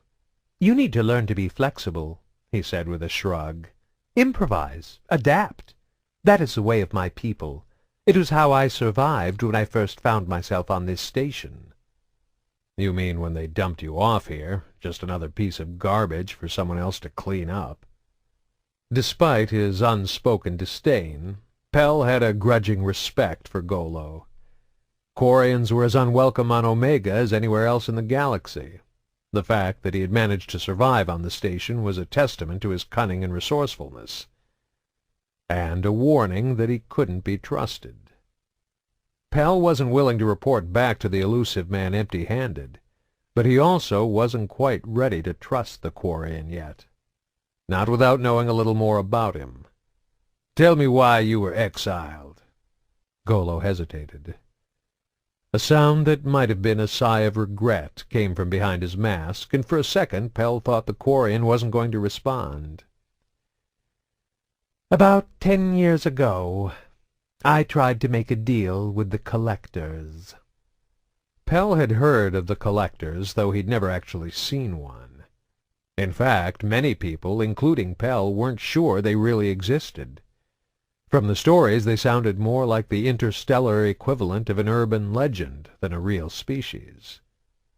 By most accounts, they had first appeared on the galactic scene roughly 500 years ago, allegedly emerging from an uncharted region of space somewhere beyond the otherwise inaccessible Omega-4 relay. And while, if the stories were true, they had been around for 5 centuries, almost nothing was known about the enigmatic species or their mysterious home world. Isolationist to the extreme, the collectors were rarely seen anywhere but Omega and a few of the nearby inhabited worlds. Even then, decades could pass with no reported sightings at the station, only to give way to a few years marked by several dozen sporadic visits from envoys looking to barter and trade with other species. On those rare occasions when collectors did venture into the terminus systems, they reportedly made it clear that similar visits by other species into their territory would not be tolerated. Despite this, countless vessels had dared to attempt the passage through the Omega-4 relay over the centuries in search of their home planet. None of them had ever returned. The staggering number of ships, expeditions, and exploratory fleets that had disappeared without explanation into the Omega-4 relay had led to wild speculation about what lay hidden beyond the portal. Some believed it opened into a black hole, or the heart of a sun, though this didn't explain how the collectors could use the relay themselves. Others claimed it led to the futuristic equivalent of paradise. Those who passed through were now living lives of decadent luxury on an idyllic planet, with no desire to return to the violent struggles of the lawless terminus systems. The most widely accepted explanation was that the collectors had some manner of defensive technology, unique and highly advanced, that utterly destroyed any foreign vessel passing through the relay. But Pell wasn't sure he believed any of the stories. "I thought the collectors were just a myth." "A common misperception, particularly in Council space. However, I could assure you from personal experience that they are very real." "What kind of deal did you make with them?" Pell asked, his curiosity piqued. "They wanted 24 pure Quarians, men and women who had spent their entire lives on the fleet, uncontaminated by visits to other worlds." "I thought every Quarian had to leave the fleet during their pilgrimage," Pell remarked, referring to the Quarian rite of passage into adulthood. "Not all Quarians make the pilgrimage," Golo explained. "Exceptions are made for those too sick or infirm to survive outside the colony, and in rare cases an individual with a valuable skill or talent can receive a dispensation from the Admiralty. I knew from the start I'd probably get caught," he added almost regretfully. "But the terms of their offer were too good to pass up." Pell nodded. This fit with the stories he'd heard. When the collectors came to barter, they typically sought to exchange merchandise or technology for living beings. They were, however, far more than simple slavers. The tales of their requests were always unusual or bizarre. 24 left-handed Solarians, 16 sets of Batarian twins, a Krogan born of parents from feuding clans. In return, the collectors would offer incredible technology or knowledge, such as a ship with a new mass drive configuration that increased engine efficiency, or a cache of advanced targeting VI mods to radically improve weapon accuracy. Eventually, this technology would be adapted by galactic society as a whole, but for several years it would provide a significant edge for anyone smart enough to take the deal, or so the tales told. In the absence of any true name for the species, their willingness to pay so extravagantly to have their odd but highly specific requests satisfied had earned them the generic title of collectors. Similar to the conjecture spawned by the mystery of what lay beyond the Omega-4 relay, numerous theories had evolved attempting to explain the motivation behind their illogical demands. Some believed there was a religious significance to the requests. Others saw it as evidence of deviant sexual predilections or gruesome culinary appetites. If the collectors actually did exist, as Golo claimed, then Pell tended to support the most generally accepted belief that they were conducting genetic experiments on other species, though he couldn't even begin to guess at their exact nature or purpose. Certainly it was enough to make any reasonable person suspicious. "If the collectors are real, why hasn't more been done to try and stop their activities?" he wondered aloud. "As long as you can profit from the deal, who cares?" Golo replied, his rhetorical question encapsulating the general attitude of the entire Terminus systems in a single breath. "They show up and offer something worth a few million credits, and all you have to do is give them a couple dozen prisoners in exchange. They're no worse than the slavers, but they pay a lot better." Slavery was illegal in Council space, but here in the Terminus systems it was an accepted, even a common practice. However, it wasn't the morality of what the collectors were doing that concerned Pell. "Isn't anybody worried about what they're doing behind that relay? They could be making powerful new genetic weapons. What if they're studying species to learn our weaknesses and vulnerabilities so they can invade?" Golo laughed, the sound reverberating off his mask with a distant, hollow timbre. "I have no doubt they are up to something unpleasant," he admitted. "But they've been doing this for 500 years. If they were planning an invasion, it would have happened by now." "But aren't you even curious?"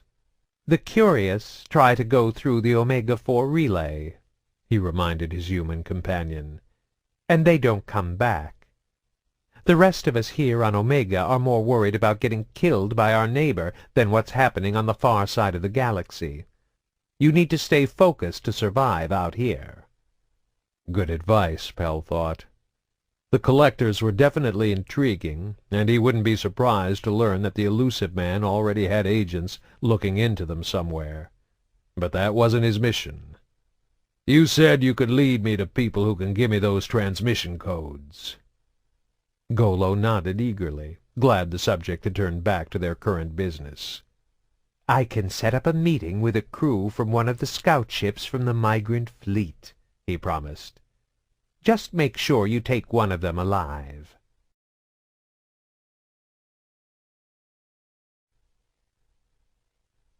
Chapter 5. The flight attendant greeted him with a cheerful smile, her voice warm and inviting. "Welcome aboard, Mr. Grayson. My name is Ellen." He didn't recognize her, but she could have been a recent hire. He didn't use the corporate shuttle very often. Ellen had striking green eyes, probably tinted, and long, lustrous golden hair, probably dyed. She looked to be in her early 20s, though of course there was no guarantee she was anywhere close to that young. "Pleased to meet you, Ellen," he replied with a nod. He realized he was smiling at her with a goofy grin. Always was a sucker for blondes. "We won't be leaving for a few minutes yet," she informed him, reaching out to take the briefcase from his hand. "But your room is ready. Please follow me and we can get you settled while the pilot makes his final pre-flight checks." He studied her figure appreciatively from behind as she led him down the narrow corridor toward the private VIP chamber in the aft of the vessel. "I hope everything is to your liking," she commented on reaching their destination, stepping forward and holding the door open so he could enter. The room bore almost no resemblance to the simple, often crowded bunks found on military vessels or the common sleeping rooms of long-distance mass transit shuttles. Equipped with a luxurious bed, state-of-the-art vid-screen, private shower and hot tub, full wet bar, and just about every other conceivable amenity, it compared favorably to any suite in all but the most expensive planet-side hotels. "We'll be arriving at the Grissom Academy in about 8 hours, Mr. Grayson," Ellen continued, setting his briefcase in the corner. "Can I get you anything before lift-off?" "I think I just want to rest," he said.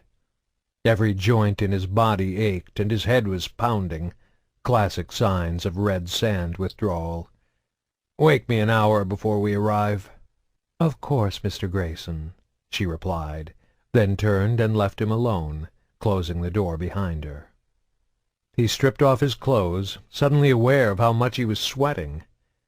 There was a faint tremor in his left hand as he unbuttoned his shirt, but the idea of dusting up never crossed his mind. He wouldn't let Gillian see him stoned. Naked, he collapsed on the bed, too hot to bother crawling under the soft silk sheets. He heard the deep rumble as the pilot fired up the engines. Grayson could have flown himself, of course. He still knew how to handle a vessel like this. But Cerberus needed him to play a different role now. His cover was that of a high-level executive with Cord Hislop Aerospace, a medium-sized starship manufacturer based on Elysium. This allowed him to travel across the galaxy in private vessels without drawing undue attention, and offered a reasonable way to explain the large donation he'd given to the board of the Grissom Academy in order to get Gillian accepted into the Ascension project. The days of pretending to be a private pilot for up-and-coming politicians were long gone. Now he was the one enjoying the luxurious room and service from a personal flight attendant. The elusive man looked after those who pleased him. I bet Minot thought that too, right before Pell killed him. Grayson sat up in bed, his mind going back to Pell's recent visit. Maybe his old friend had told the elusive man about the red sand after all. Cerberus wouldn't just sit by if they felt his addiction jeopardized the mission. Was Ellen really just a flight attendant? Thousands of everyday people worked ordinary jobs for Cord Hislop without ever suspecting it was a corporation controlled by a shadowy paramilitary group.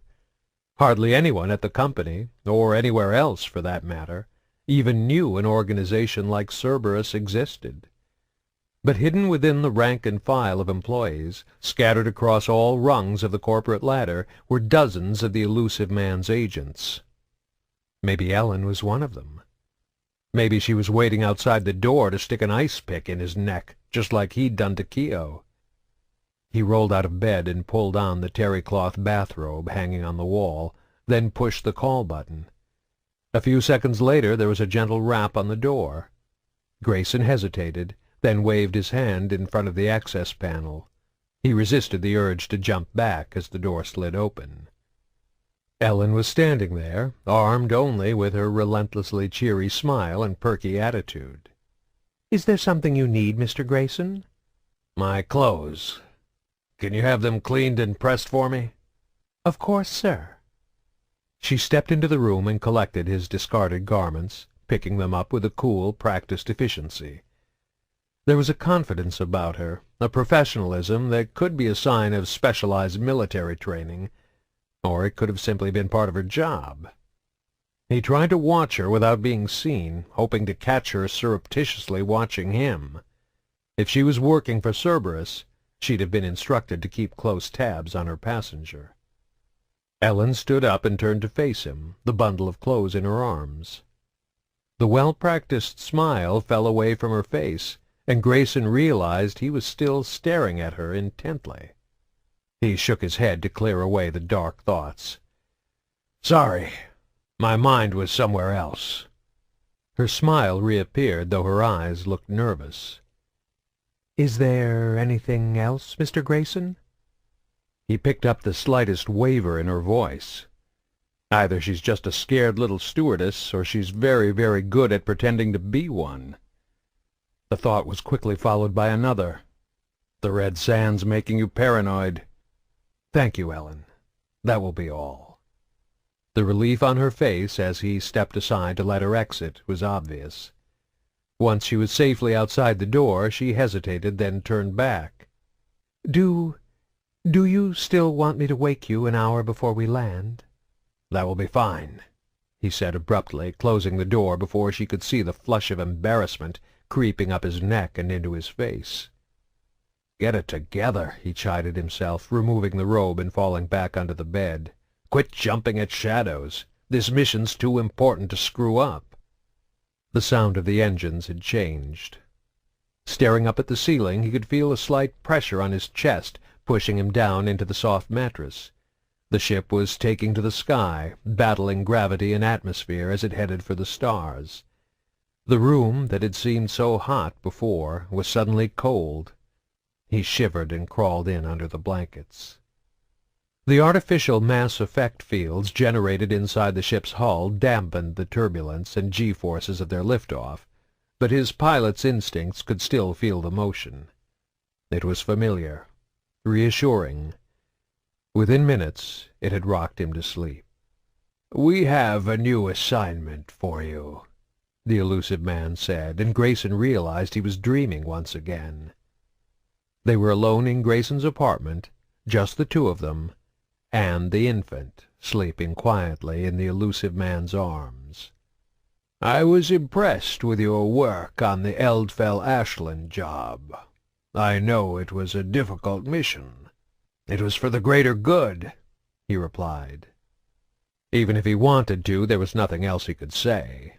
He had believed it back then, with every fiber of his being. He still believed it, though the part of his mind that knew he was dreaming realized things weren't as simple as they used to be. "I have a special assignment for you," the elusive man said, handing over the child. "She's biotic." Grayson took the little girl in his arms. She was warm and soft, and lighter than he'd expected. Disturbed by the transfer, her eyes popped open, and she began to fuss. Grayson shushed her gently, rocking her in his arms. Her eyelids drooped, she blew a small bubble, and then she was asleep again. Based on her age, he had no doubt as to how she had been exposed to element zero. "You're going to be working for Cord Hislop as part of your cover," the elusive man informed him. "Sales for now, but you'll climb to the executive ranks over the next few years. We want you to raise the girl as your own." "Who's my partner?" "None. Your wife died when your daughter was born. You never remarried." Grayson wondered what had happened to the girl's real mother and father, but wasn't foolish enough to ask. "Do you understand how important this mission is?" the elusive man asked. "Do you see what biotics can ultimately mean to humanity?" The younger man nodded. He believed in what he did. He believed in Cerberus. "We went to a lot of trouble to find this particular girl. She's special. We want her to look up to you, to trust you. Treat her as if she is your own flesh and blood." "I will," he promised. He had offered the vow without understanding the consequence of what it really meant. Had he known the true cost, he might not have been so quick to reply, although in the end the answer would have been the same. The baby gurgled softly. Grayson stared down at her scrunched-up little face, fascinated. "You won't be alone in this," the elusive man assured him. "We have top experts in the field. They'll make sure she gets all the proper training." Grayson watched, transfixed, as the girl fidgeted in her sleep, her hands balling up into tiny fists that traced tight little circles in the air.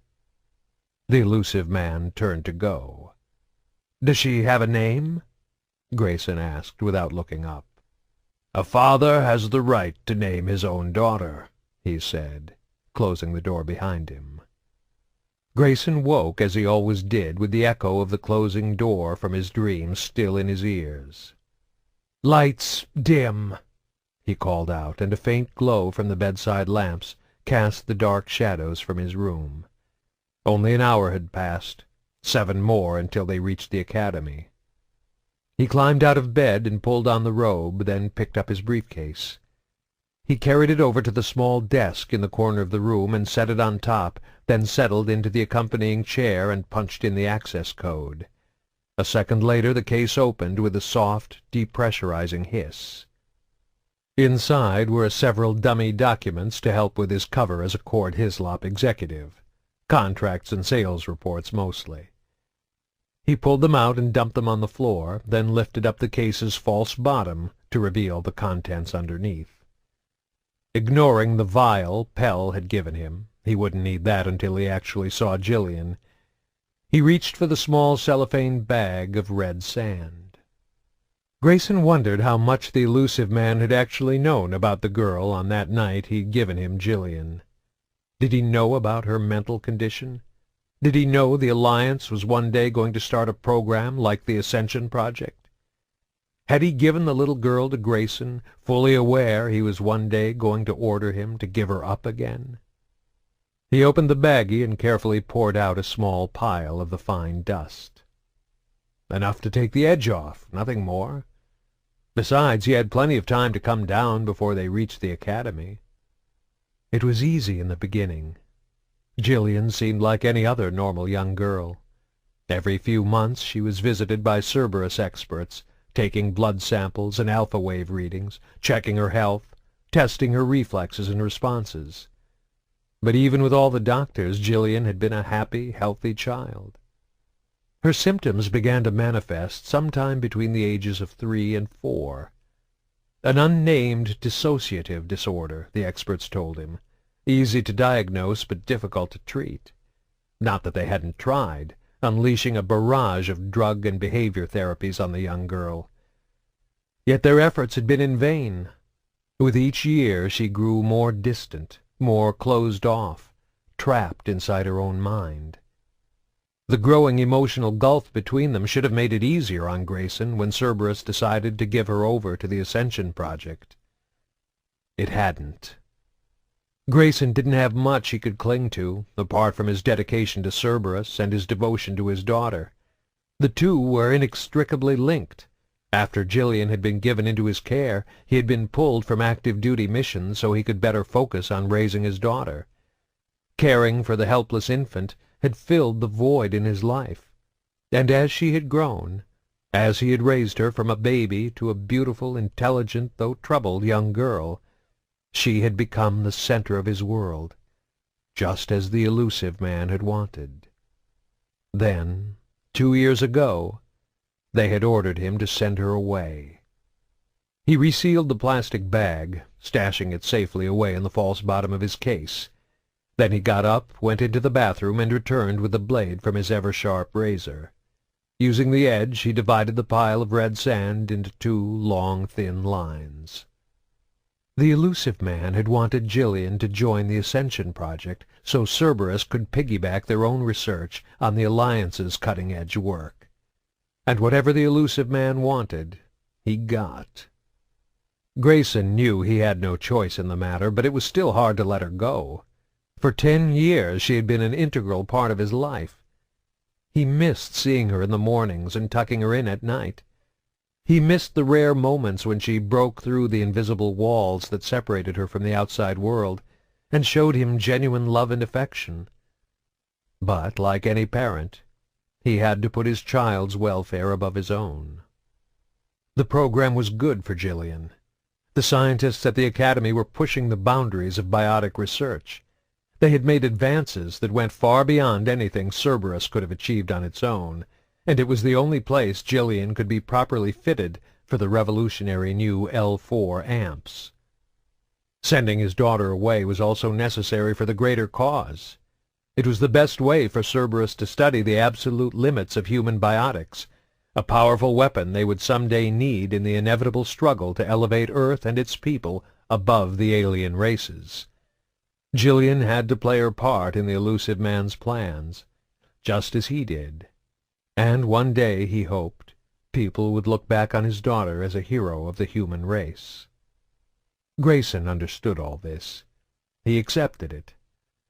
Just as he accepted the fact that he was now merely a go-between, a proxy who allowed the Cerberus researchers to get access to Gillian whenever they needed it.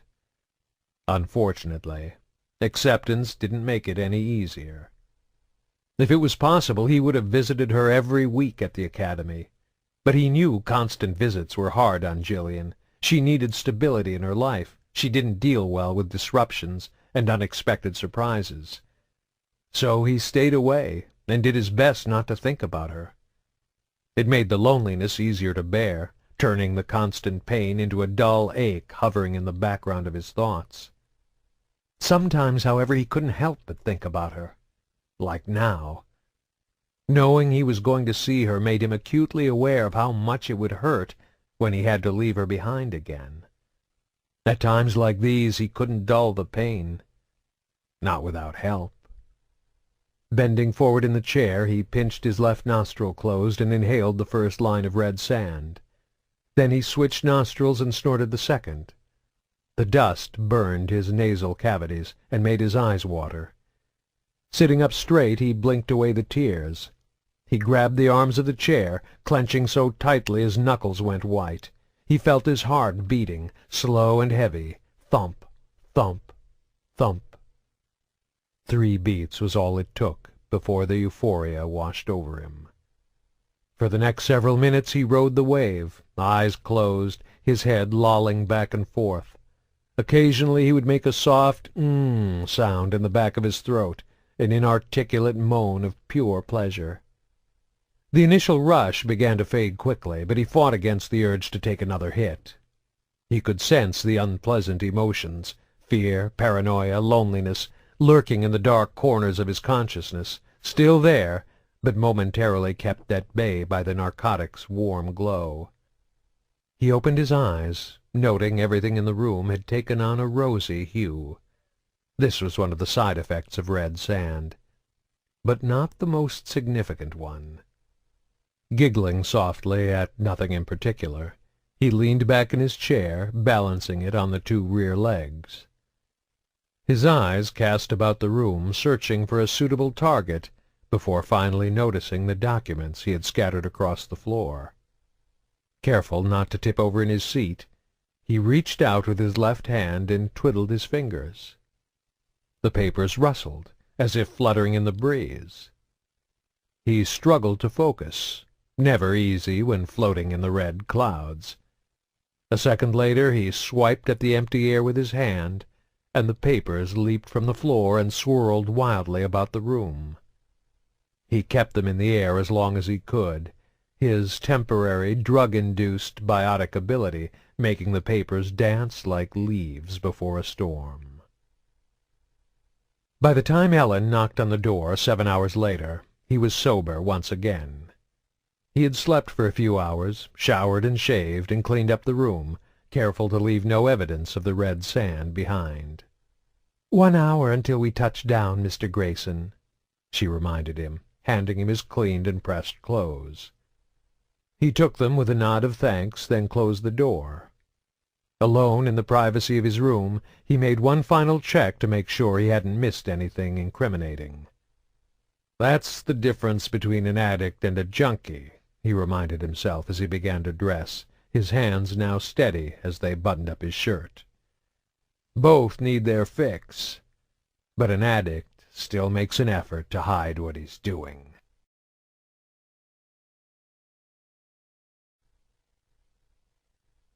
Chapter 6.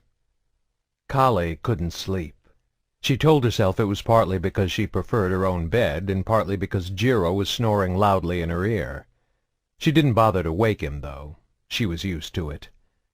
Their love-making usually ended this way, despite the fact that he was almost 2 decades her junior.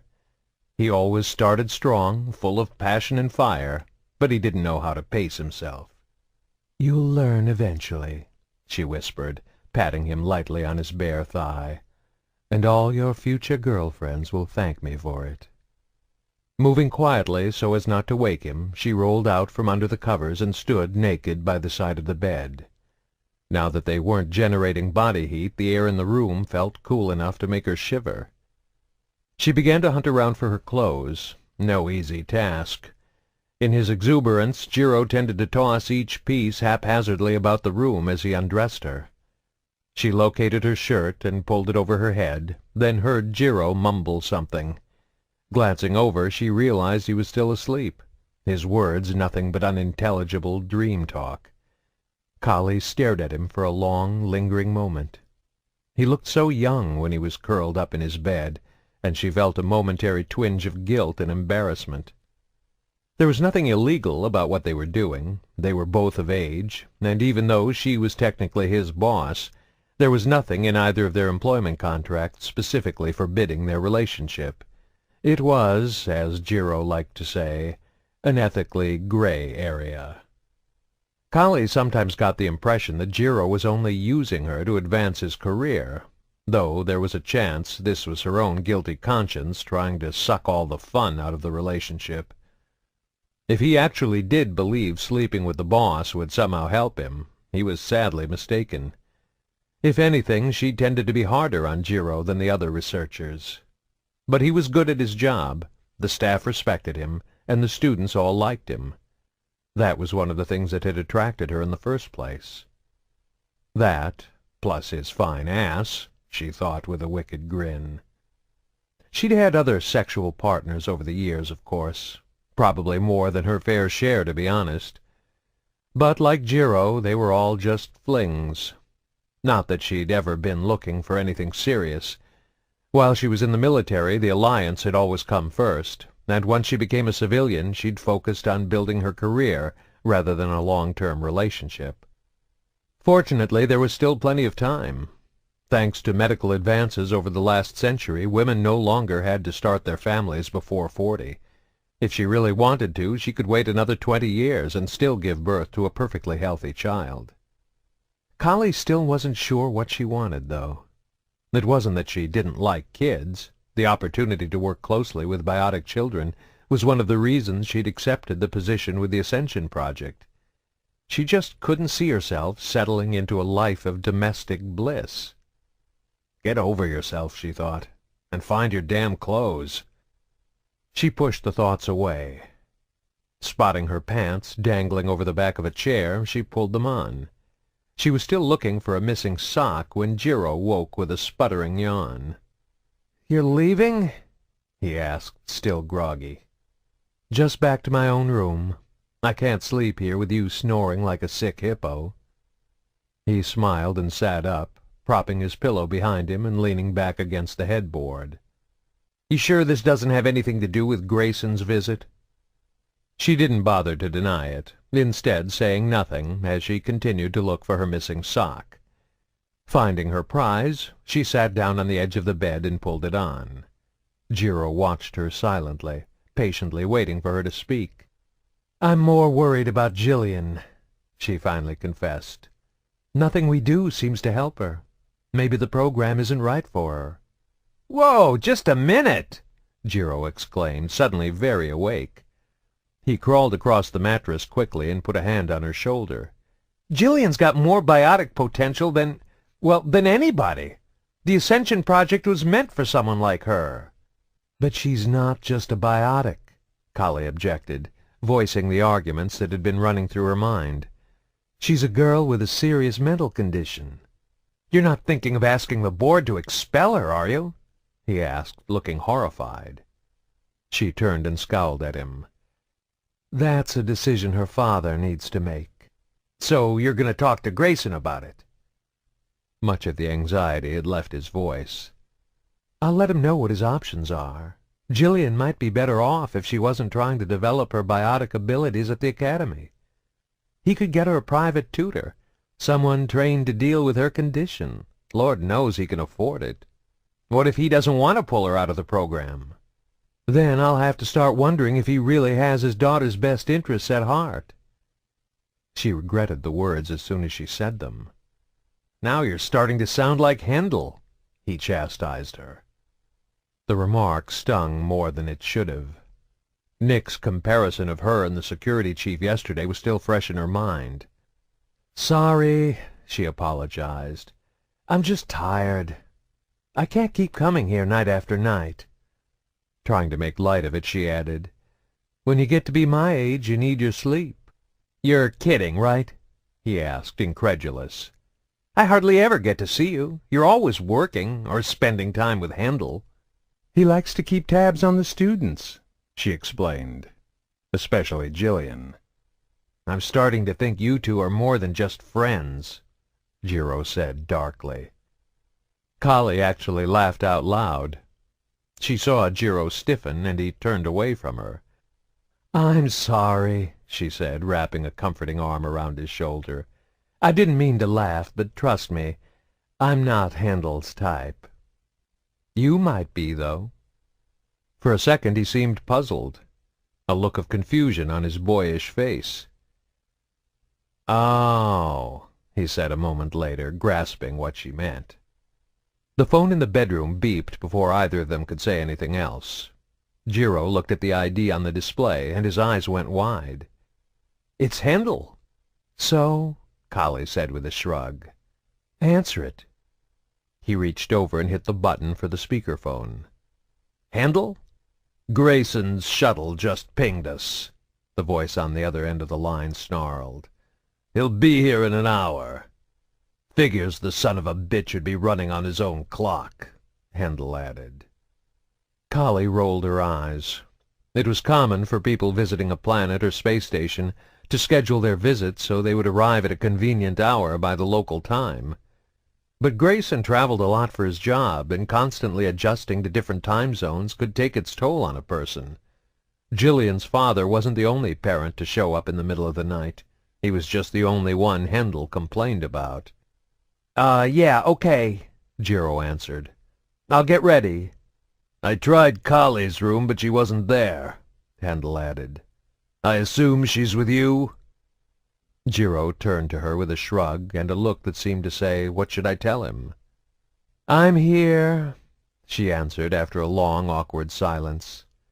"I'll come down with Jiro to the landing bay to meet him." Meet you both there in 45 minutes. The phone call ended with a click. How did he know about us? Kahlee wondered out loud. She didn't think anyone knew.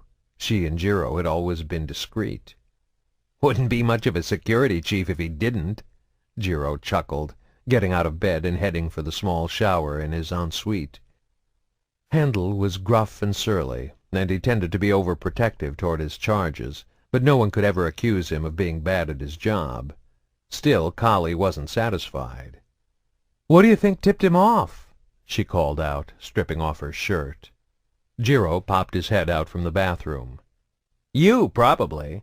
I bet he can read you like an open book. You're not that great at keeping secrets." "Maybe it was you," she countered as she unbuttoned her pants. "You're not much good at keeping secrets either." "I might be better than you think," he said mysteriously. Then he laughed and disappeared back into the bathroom. A second later she heard the shower running. Now completely naked, Kahlee crossed the room and entered the ensuite. Jiro raised his eyebrows suggestively when she opened the shower stall door and squeezed in with him. "Forget it," she told him. "We need to get there before Grayson's shuttle touches down. I'm afraid of what might happen if we leave him alone with Handel." "Why does he hate Grayson so much?" Jiro asked, rubbing shampoo into her hair from behind. "Because he thinks Grayson is so prejudiced against biotics that he can only bear to see his own daughter twice a year. Because Handel's own parents dumped him off with the BAT program when he was a kid, basically disowning him. Because part of him thinks helping Gillian learn to cope with her biotics might get rid of the memories of his own abandonment and childhood isolation." "It's complicated," was all she said. "Maybe Handel's got a crush on him," Jiro teased.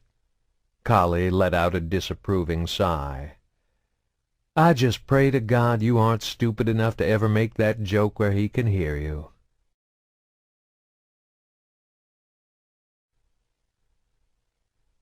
Chapter 7. Grissom Academy was a medium-sized space station with half a dozen small docking bays built along its exterior, each capable of accommodating small to medium-sized vessels. Most of the arrivals were supply ships, bringing in necessary resources from Elysium to keep the Academy running, along with twice-daily runs of the public passenger shuttle down to the surface of the planet below. When Kahlee and Jiro arrived, Handel was waiting for them, staring intently out the observation window toward the docking bays.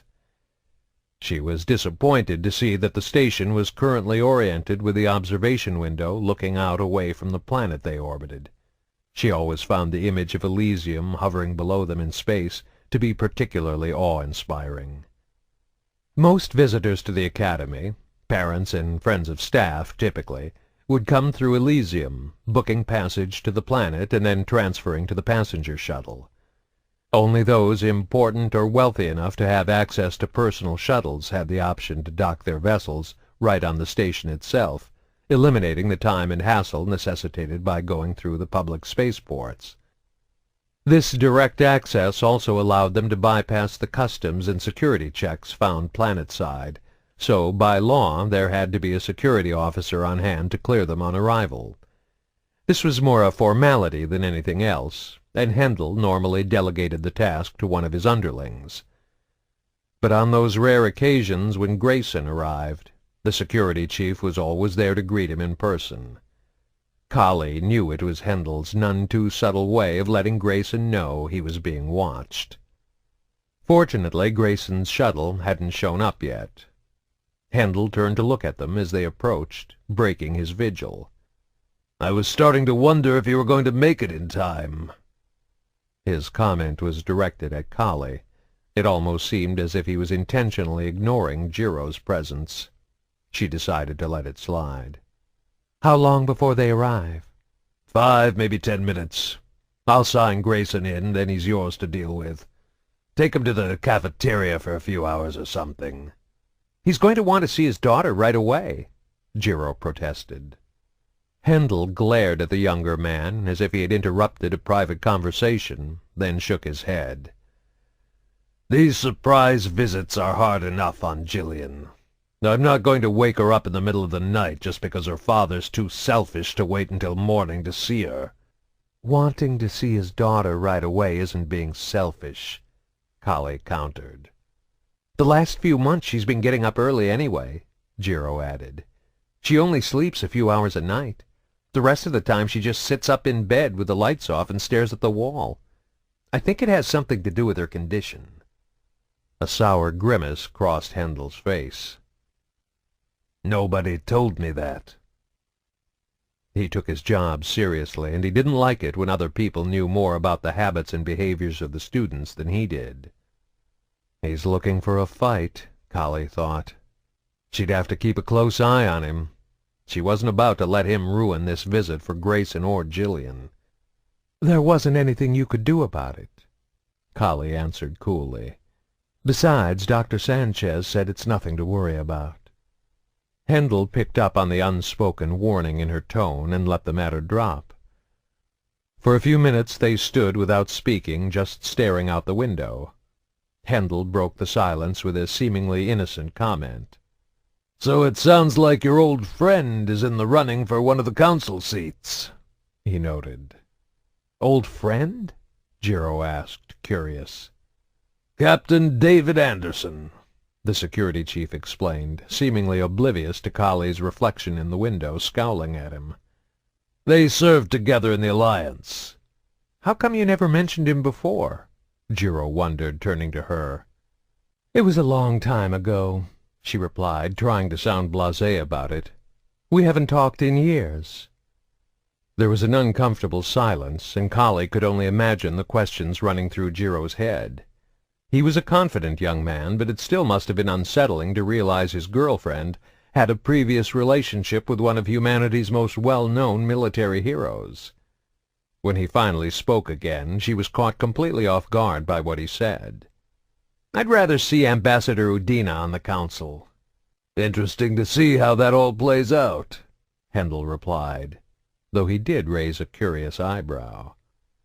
Further conversation was cut off by a sharp beep emanating from the intercom above their heads, warning of an incoming vessel.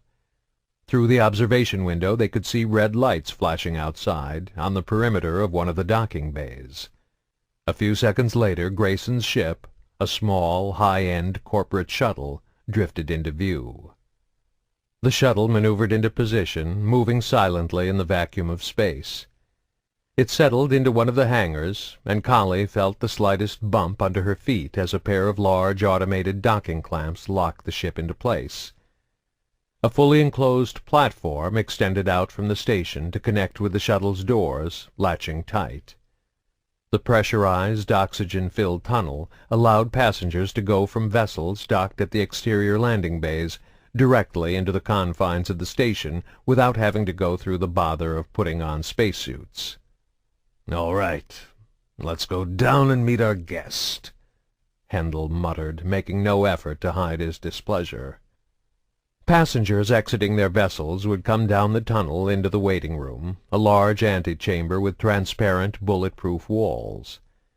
Several waist-high poles, linked at the top by heavy red rope, snaked their way back and forth through the room, creating an area where visitors lined up when they arrived en masse. At the end of the queue, a yellow line had been painted on the floor. Beyond the line stood a pair of Alliance guards, both armed, a reminder to anyone coming aboard that the Grissom Academy was a joint military-civilian operation. Behind the guards, a single door led from the waiting room into the reception area beyond, where another Alliance soldier sat at a computer to register all arrivals and departures. The door was kept closed until the soldier working the registration desk was satisfied that the individuals in the waiting room had authorization to come onto the station. Grayson was already in the waiting room when they reached reception, pacing impatiently back and forth just behind the yellow line. The guards inside the room with him simply stood at attention, seeming not to notice his urgency. The young woman behind the registration desk glanced up as Handel approached, her face brightening when she recognized the Ascension Project security chief. "You're wasting your time, sister," Kahlee thought. "One visitor as scheduled," she said, her voice a little too light and breezy to sound completely professional. "Just waiting for clearance." "Let him through," Handel said with a sigh. She smiled and punched some buttons on her keyboard. A small green light above the glass door flickered on, and there was an audible click as the lock disengaged. A moment later the door swung silently open. "Go on in, Mr. Grayson," Kahlee heard one of the guards inside the waiting room say, but Grayson was practically through the door already anyway. He looks like hell, Kahlee thought. Grayson was wearing a simple business suit and carrying an expensive-looking briefcase. His clothes were clean and freshly pressed, and it was obvious he had recently shaved. Despite these efforts, there was an unhealthy, almost desperate look about him. Always a thin man, he looked positively skeletal now. His clothes seemed to be hanging off him. His face was drawn and haggard, his eyes sunken and bloodshot, his lips dry and cracked. She still wasn't willing to completely concede to Handel's accusation that he was a drug addict, but he certainly looked like a duster. "Good to see you again, Mr. Grayson," Kahlee said, stepping forward and offering her introduction before Handel could say something inappropriate. "It's been a long time," the security chief added, undeterred by her efforts. "We were starting to think you'd forgotten where to find us." "I'd come more often if I could," Grayson replied, shaking Kahlee's hand, but looking at Handel as he spoke. He didn't seem angry. If anything, he sounded almost apologetic. Or guilty. "Things have been complicated lately." "Gillian was very excited when he told her you were coming, sir," Jiro chimed in from over Kahlee's shoulder. "I'm looking forward to seeing her, Dr. Toshiwa," he replied, smiling. Kahlee noticed his teeth were discolored, as if covered with a faintly luminous sheen. Another telltale sign of a duster. "Do you want me to take your case?" Handel asked, almost grudgingly. "I'd prefer to keep it with me," Grayson replied, and Kahlee noticed a faint look of disapproval cross Handel's features. "Come on," she said, taking Grayson by the forearm and gently turning him away from Handel. "Let's go see your daughter." "I'm sorry about the poor timing of my arrival," Grayson said to her as they made their way through the academy toward the Ascension Project dorms. "I always have trouble adjusting my schedule to local time." "It's not a problem, Mr. Grayson," she assured him. "You're welcome to come see Gillian any time, day or night." "I feel bad about waking her up," he continued, "but I have to leave again in a few hours." "We'll just let her sleep through her classes tomorrow," Handel remarked, walking a few steps behind them. Grayson didn't acknowledge him, and Kahlee wasn't sure if he'd even heard the comment, but it put an end to the conversation until they reached Gillian's room. Kahlee waved her hand in front of the access panel, and the door slid open. "Lights on," she said softly, and illumination filled the room. Gillian wasn't sleeping. As Jiro had warned them, she was sitting cross-legged on her bed, on top of the covers. She was wearing a faded pink pair of pajamas that looked to be a size too small. Kahlee remembered they had been a gift from Grayson on her birthday a few months ago. "Hey, Gigi," Grayson said, stepping forward into the room, calling her by his pet name. Her eyes lit up, and she held out her arms toward him, but didn't move from her sitting position. "Daddy!" Grayson came to the side of the bed and leaned in, but pulled up short of hugging her. Instead, he clasped his daughter's hands tightly in his own, which was what she had been expecting. "You're getting so big," Grayson said in amazement, releasing one of her hands to take a half-step back and get a better look at her. After a long moment of silence, he added softly, "You look just like your mother." Kahlee tapped Handel and Jiro on their elbows, then nodded toward the door, indicating they should leave. The three of them slipped out of the room, and the door swooshed shut behind them. "Come on," Kahlee said once they were out in the hall. "Let's leave them alone." "All visitors have to be attended by someone on staff while at the academy," Handel objected. "I'll stay here," Jiro offered. "He said he can only stay a few hours, so I don't mind hanging around. Plus, I know Gillian's files, in case he has any questions." "That'll work," Kahlee answered. Handel looked as if he were going to argue, but instead he only said, "Make sure you sign him out and let me know when he leaves." "Come on," Kahlee said to Handel. "Walk me down to the cafeteria and I'll buy you a coffee." The cafeteria was empty. It would still be several hours before the staff and students made their way down for breakfast. Handel settled himself at one of the tables by the door while Kahlee made her way over to the beverage dispensers. She swiped her employee card through the slot and ordered up 2 cups of coffee, both black, then carried them back over to the table and offered one to Handel. "Son of a bitch looks worse than ever," the security chief said, taking the cup from her hand. "Might be high right now." "You're too hard on him," she said with a sigh, getting into the seat across from Handel. "He's not the first parent of a biotic child to experiment with red sand. It's a way for us ordinary people to understand what it's like to be biotic." "No," he said sharply. "Getting high and flinging paperclips around with your mind for a few hours isn't anything like being a biotic." "But it's the closest someone like Grayson can ever get. Put yourself in his shoes. He's just trying to connect with his daughter." "Then maybe he should come see her more than twice a year." "This can't be easy on him," she reminded Handel. "His wife died during childbirth. His daughter has a mental condition that makes her emotionally distant. And then he finds out she has this incredible ability, and he has to send her away to a private school. He's probably on an emotional roller coaster every time he sees her. Love, guilt, loneliness. He knows he's doing what's best for her, but that doesn't mean it's easy on him." "I just get a bad vibe off him. And I've learned to trust my gut." Rather than answer, Kahlee took a long drink from her cup. The coffee was nice and hot, but it had a mildly bitter aftertaste. "We need to petition the board for better coffee," she muttered, hoping to change the subject. "How long have you and Jiro been together?" Handel asked her. "How long have you known?" "A couple months." "Then it took you about 2 months to find out." "Be careful with that kid, Kahlee." She laughed. "I'll make sure I don't break him." "That's not what I meant," he said, his voice serious. "There's something I don't trust about him. He's too slick, too smooth." "Your gut again?" she asked, holding her cup up close to her face to hide the smile on her lips. Apparently Handel wasn't just protective of the students. "You saw how he reacted when I mentioned your history with Anderson." "Thank you very much for that, by the way," she said, arching her eyebrows.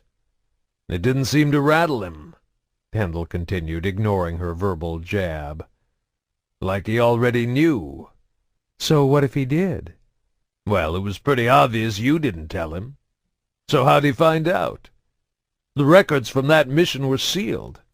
Hell, even I only know because you told me." "People talk. Maybe I mentioned it to someone on staff who mentioned it to him. You're making too much of this." "Maybe," he conceded. "Just be careful. I've learned to trust my instincts." Grayson spent the next 4 hours with Gillian. He let her do most of the talking, cycling between extended bursts of eager, almost frantic conversation and long stretches of silent withdrawal, where she almost seemed to forget he was there. He liked listening to her voice, but he didn't mind the silences either. It was good just to see her again. When she did talk, it was mostly about school and the academy, which teachers she liked and which ones she didn't, her favorite subjects, new things she'd learned in her courses. Grayson noticed that she never mentioned the other students, or anything to do with her biotic training. He decided not to push her. He'd get all the information he needed soon enough. It was almost time for him to go. He'd learned the longer he stayed, the harder it was to leave, so he always set himself a limit for each visit. Having a mission parameter made it easier to do what he had to do. "Gigi?" he said softly. Gillian was staring at the wall, lost inside herself again. "Gigi," he said a little louder. "Daddy has to go, okay?" Last time he had left, she hadn't even acknowledged him when he said goodbye. This time, however, she turned her head slightly and nodded. He didn't know which was worse. He stood up from her bedside and leaned in to kiss her on the top of the head. "Get into bed, honey. Under the covers. Try to sleep." Moving slowly, like some kind of automaton powered by his words, she did as instructed. Once she was settled and had closed her eyes, he crossed the room and opened the door. "Lights off," he whispered. The room went dark as he closed the door behind him. Jiro was waiting for him out in the hall. "Is it safe here?" Grayson asked him, his voice gruffer than he'd intended. "Should be," the young man answered, speaking quietly. "Everyone's still in bed. We can go back to my room if it's going to take a while." "Let's just get it over with so I can get the hell off this station," Grayson said, dropping to one knee and laying his briefcase on the floor. He released the lock, opened the false bottom, and removed the vial Pell had given him. Then he stood up and handed it to Jiro. The scientist took it from him, holding it up to the lights in the corridor ceiling. "Looks like they switched compounds again. The man must want to try something different." He slipped the vial into his pocket. "This isn't going to show up on any of her medicals, is it? I mean, it's untraceable, right?" "What do you think?" Grayson asked him coolly. "Yeah, okay. Same doses as before?" "They didn't give me any new instructions," Grayson replied. "Any idea what this new stuff is supposed to do to her?" "I don't ask questions like that," Grayson answered sharply. "Neither will you if you're smart." Christ, he thought as soon as the words were out of his mouth. Now I sound like Pell. He honestly didn't know if that was good or bad, though he figured his old partner would find something humorous about it. "They're not going to do anything to harm her," Grayson added, though he wasn't sure if he was trying to convince Jiro or himself. "She's too valuable." Jiro nodded. "Here are the latest results on all the students in the Ascension project," he said, pulling an optical storage disk from the pocket of his lab coat and handing it to Grayson. "Plus my private research on our star pupil in there." He nodded his head toward Gillian's door. Grayson took the OSD without a word and hid it away inside his briefcase. "Are you sleeping with Sanders?" he asked once the disk was secured. "Figured it fell within my mission parameters," Jiro answered with a grin. "I'm supposed to pump her for info, so I'm pumping her every chance I get." "Just watch you don't get emotionally involved," Grayson warned him. "It makes things messy." "I've got it under control," the kid assured him with an infuriatingly cocky grin. Somewhere Grayson imagined Pell was laughing his ass off.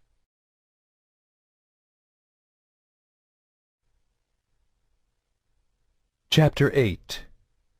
Feda Gazu Vasidena adjusted the pistol hanging from her belt as she climbed down from the Land Rover.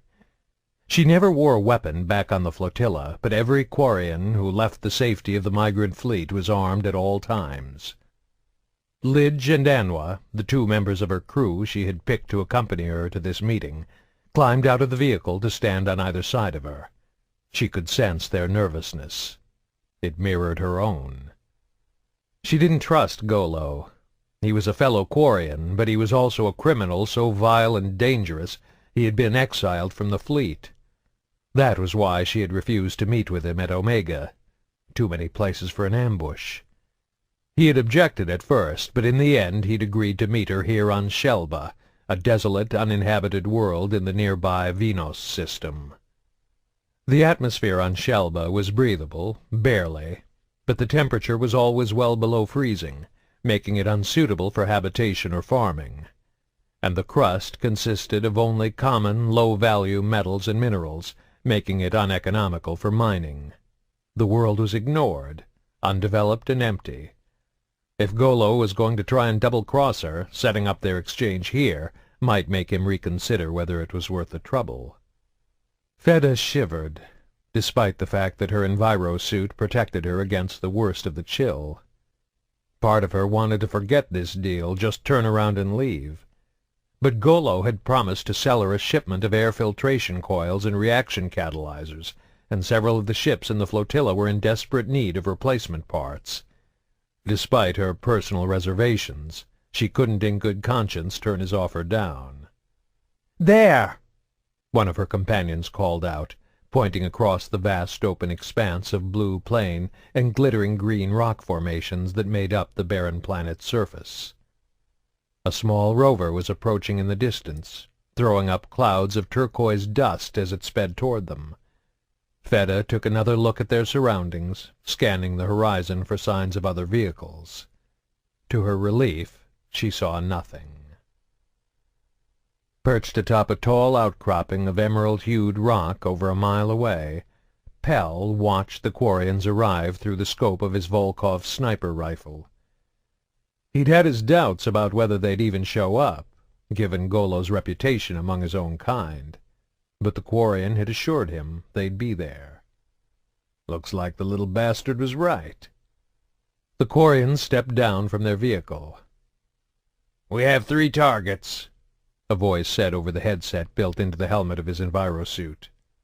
"Alpha Squad, take the one on the right," he responded flatly. "Beta Squad, take the one on the left. Leave the one in the middle to me." "Alpha Squad, target acquired," the voice answered back. "Beta Squad, target acquired," a second voice confirmed, this one female.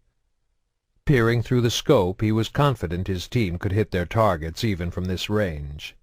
But the Quarians were all wearing armor, and the odds of a round penetrating the kinetic barriers of their shields before they could make it back into the safety of their vehicle were low. Golo still had to do his part if the plan was going to work. "Hold fire until my signal," he ordered, taking a bead on the Quarian in the center. The Quarians waited patiently as their contact approached. Soon Feda could hear the whine of the rover's engine and the crunching of its tires over the rough, uneven terrain, the thin atmosphere giving everything a sharp, brittle sound. Once the rover had come within 50 meters, Feda held up her hand, palm forward. The vehicle rolled to a stop. A few seconds later, a Quarian emerged and began to walk slowly toward them, hands held above his head. He stopped 10 meters away, just as she had instructed when setting up the details of the meeting. Lidge and Anwa had drawn their assault rifles, pointing them at the newcomer. "Golo?" she asked, confirming the identity of the man behind the mask. "Are you here to rob me?" he said by way of reply, nodding toward the weapons pointed at his chest. He kept his hands high. Unlike Feda and her crew, he wasn't wearing any armor. "I'm not taking any chances," she answered. "Not with you." There were several crimes that could result in exile from the fleet. Murder, repeated violent offenses, vandalism, or sabotage directed at the live ships or the food supplies. But Golo's offense, attempting to sell Quarians to the collectors, seemed particularly heinous. Loyalty was a cornerstone of Quarian culture. Survival on the migrant fleet required every member of the community to work together. Trying to sell another Quarian for personal profit was a betrayal of everything Feda believed in, an unforgivable sin. "You came alone?" she asked. Golo nodded. "The parts are in the back of the truck if you want to see." Feda pulled her pistol and used it to cover Golo, nodding at Lidge to go check out the vehicle. He approached slowly, weapon still drawn. The rover was a simple cargo carrier with a small 2-person cab and a freight trailer on the back. The trailer was little more than a rectangular box with a vertical sliding door for loading and unloading. Lidge pressed the panel on the side of the trailer, but instead of the door rising up, the panel beeped sharply and flashed red. "It's locked. What's the access code?" Feda demanded, waving her pistol menacingly in Golo's direction. 7269, he answered, and Lidge punched the numbers in. Then all hell broke loose. "Get ready," Pell muttered into his transmitter as one of the Quarians approached Golo's vehicle.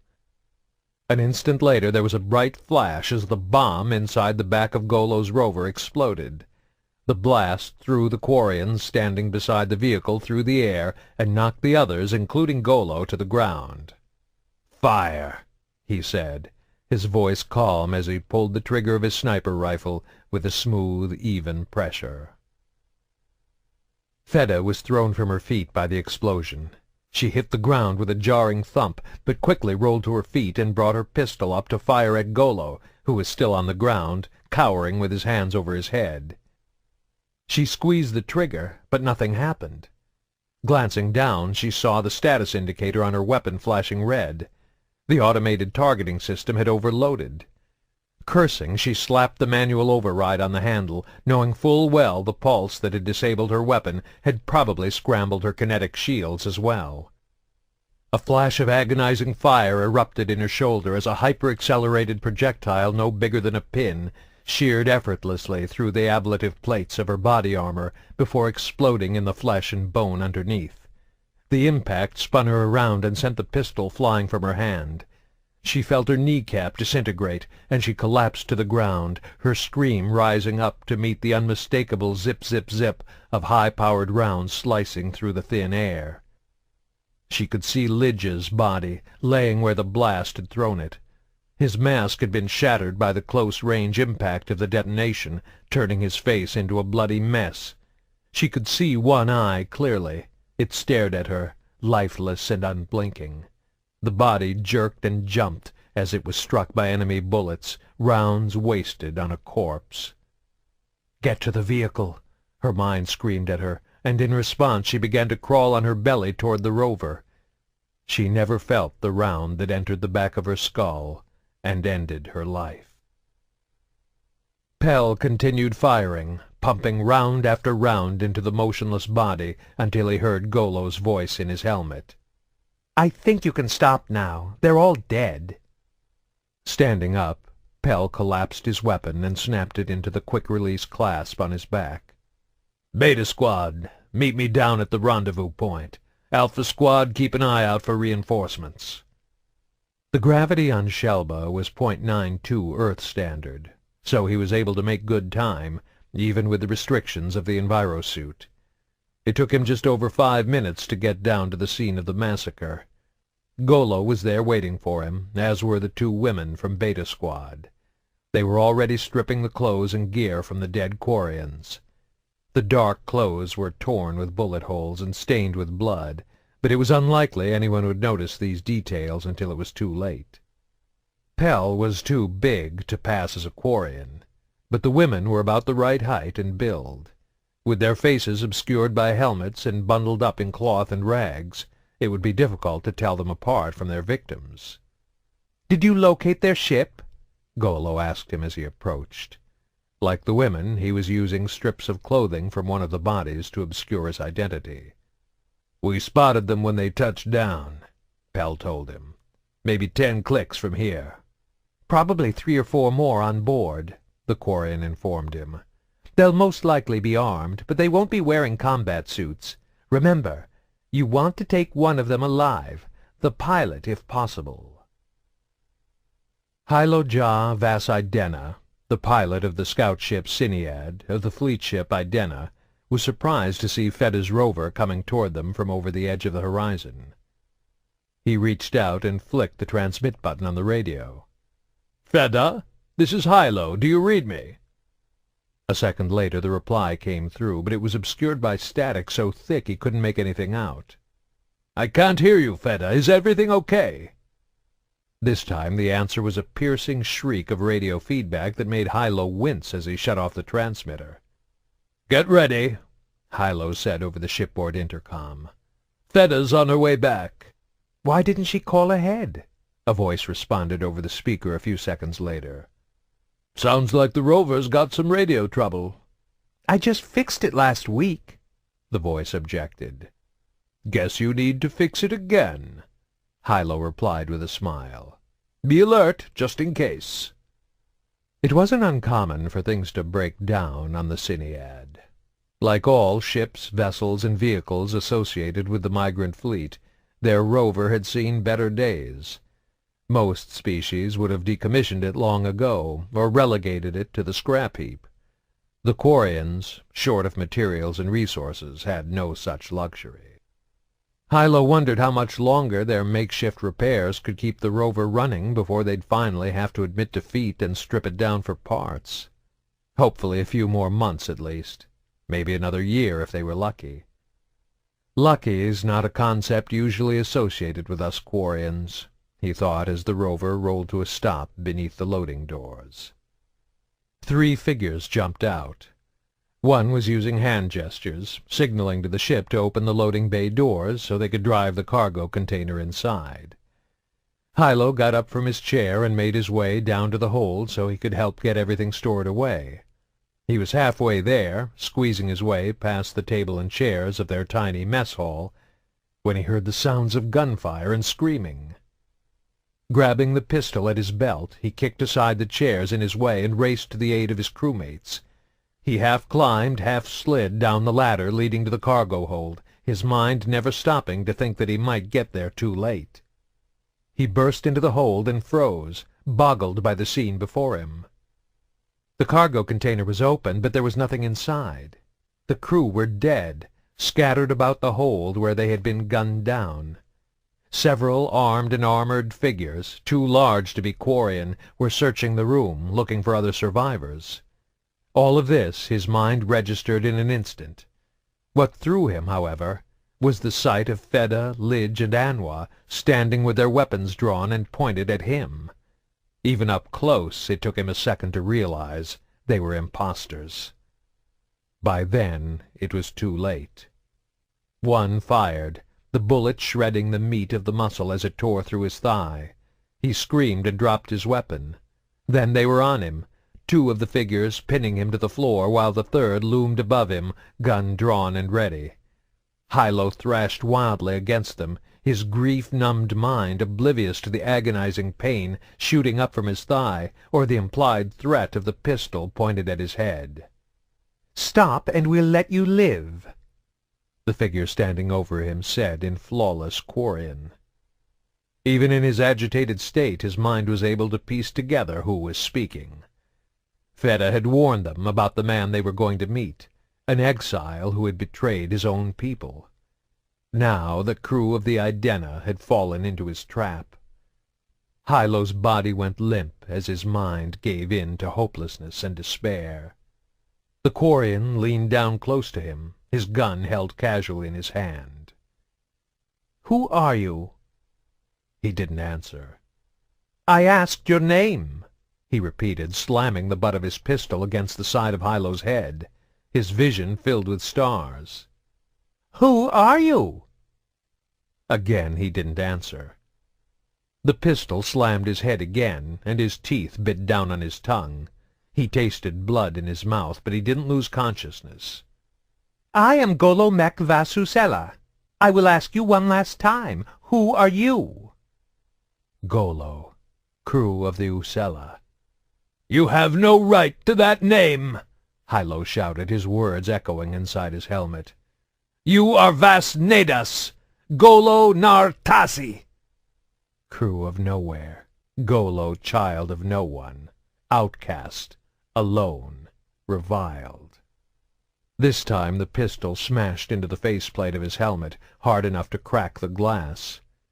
The unfamiliar, terrifying scent of unfiltered air infected with bacteria and germs, flooded in.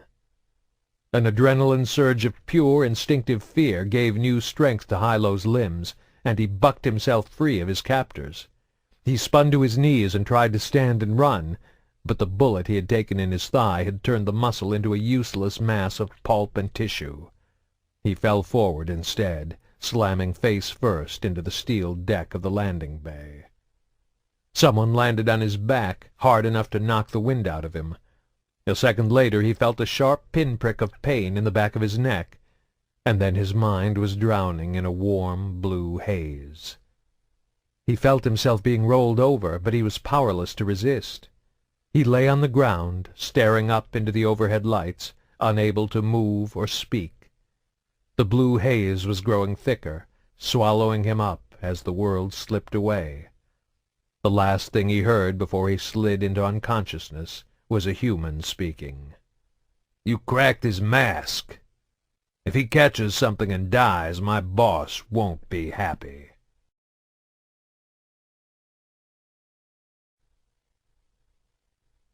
Chapter 9. Gillian made her way through the cafeteria with slow, uncertain steps. The other children were talking and laughing, a wall of overwhelming, terrifying, nonsensical sounds she did her best to ignore. She held her lunch tray out in front of her, carefully balancing it with each trembling step as she advanced cautiously to the empty table in the back of the room. She sat there every day, alone, as far away from the sound and fury of the other kids as possible. Occasionally a particularly loud noise, a shrill laugh, the clatter of a lunch tray falling to the floor, would cause her head to twitch abruptly, as if she had been slapped. Yet she was always careful not to drop her tray when this happened. When she was younger, she had stayed behind in the classroom when the lunch bell rang, while the others ran off to the cafeteria. Handel or Miss Sanders would bring lunch to her, and she would eat at her desk in the blessed silence of solitude. But she didn't do that any more. She was trying to fit in. Gillian was painfully aware that she was different, and more than anything, she wanted to be normal. But the other kids scared her. They were so quick, so loud. They were always touching. The boys slapped one another on the back or traded punches in the shoulder.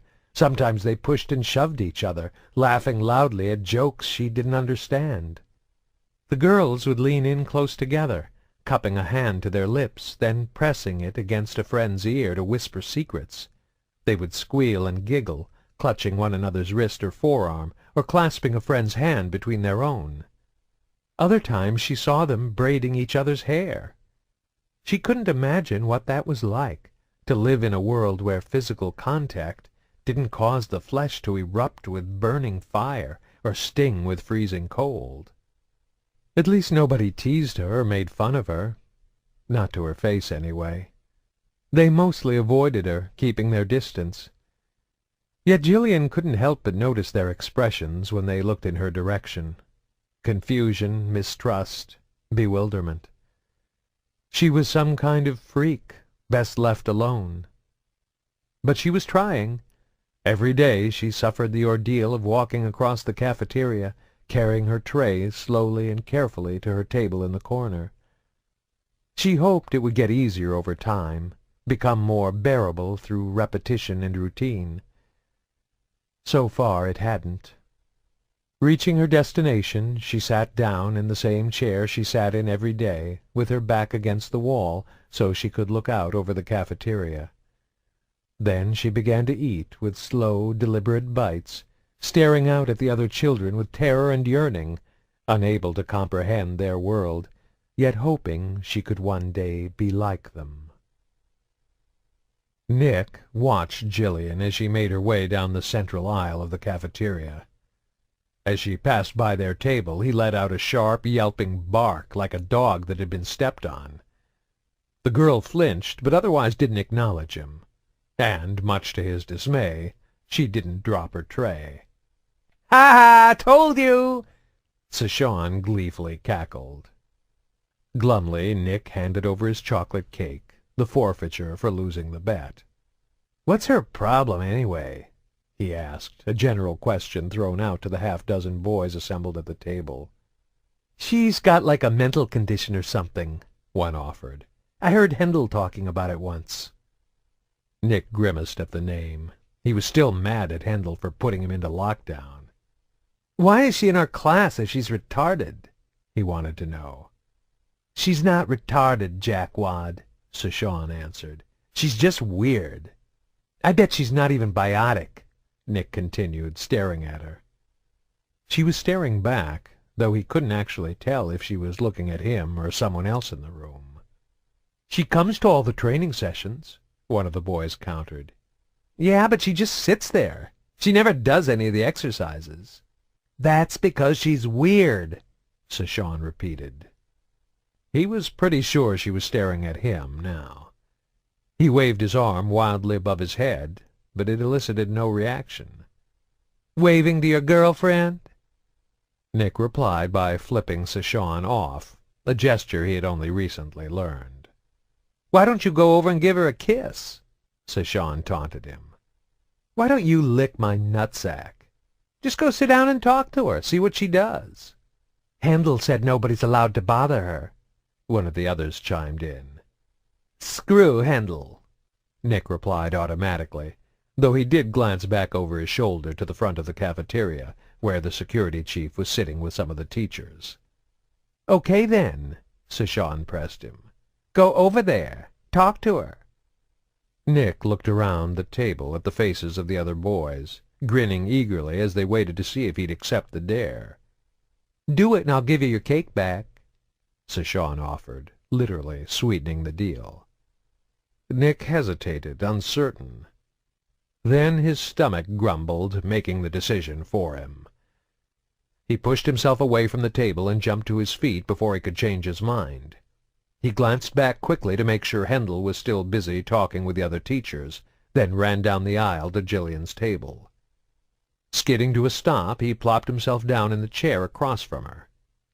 She looked straight at him, but didn't say anything. Suddenly he felt awkward and embarrassed. Hey, he said.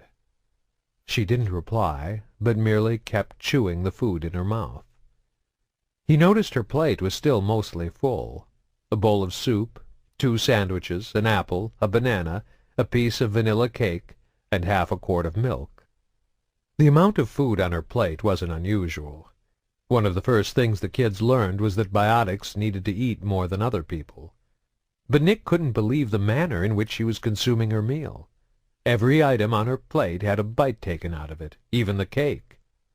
He watched in fascinated disbelief as she took a bite from one of her sandwiches, set it down, chewed her food slowly and deliberately, swallowed, then picked up the second sandwich to repeat the process. After a single bite, she moved on to the apple, then the banana, then the cake, then a drink of milk, then the soup, then back to the first sandwich again. She didn't say a word the entire time. "Why are you eating like that?" he finally asked, bewildered. "I'm hungry," she replied. Her voice was flat and toneless, leading Nick to believe she hadn't meant it as a joke. "Nobody eats like that," he told her. When she didn't reply, he added, "You're supposed to eat the soup and sandwiches first, then the fruit. The cake comes last." She stopped mid-bite, the apple poised halfway between her lips and the table. "When do I drink the milk?" she asked in the same monotone voice. Nick just shook his head. "You cannot be for real." The non-answer seemed to satisfy her, because she resumed eating, holding to the familiar pattern of one bite from each item before moving on. Turning around, Nick looked back at the table with Sashawn and the others. They were laughing and making obscene gestures at him. He turned back to Gillian. She hadn't seemed to notice. "How come you never do anything in biotic class?" he asked her. She looked uncomfortable, but didn't answer. "Do you even know how? I'm pretty good at biotics. I can show you a trick if you want." "No," she said simply. Nick scowled. He felt like there was something going on that he didn't quite understand, like she was making fun of him somehow. Then he got an idea. "Careful with your milk," he said, a nasty grin spreading across his face. "Looks like it's going to spill." As the words left his mouth, he reached out with his mind and pushed. The milk toppled over, drenching the sandwiches and slopping over the tray onto the table before running off the edge to spill on Gillian's lap. And then Nick found himself flying backward. Jacob Berg, the Academy's math professor, was in the middle of telling a joke about an Asari and a Volus who walked into a Krogan's bar, when out of the corner of his eye Hendel saw something that was simultaneously incredible and terrifying. Near the back of the cafeteria, Nick was hurtling across the room. He flew 20 feet through the air before slamming down on one of the tables. The force of the landing launched lunch trays into the air and snapped the table's legs, sending it crashing to the floor. Several students seated at the table screamed in surprise, and then a stunned hush fell over the room as everyone looked to see who was responsible. Hendel was as shocked as any of them to see Gillian standing in the back of the room, her hands raised to the sky and her face twisted into a mask of rage and fury. And then, to his horror, he realized that she wasn't done. The table in front of her flipped over, the empty chairs surrounding it cartwheeling away like they had been kicked by some invisible giant. Lunch trays all around the cafeteria shot straight up to the ceiling, sending a shower of food and cutlery over the students as they came back down. Panic set in. Screaming students leaped from their seats and raced to the exit at the far end of the cafeteria, knocking one another down in their scrambling haste to escape. Their now empty chairs were swept up and tossed haphazardly about the room, adding to the chaos.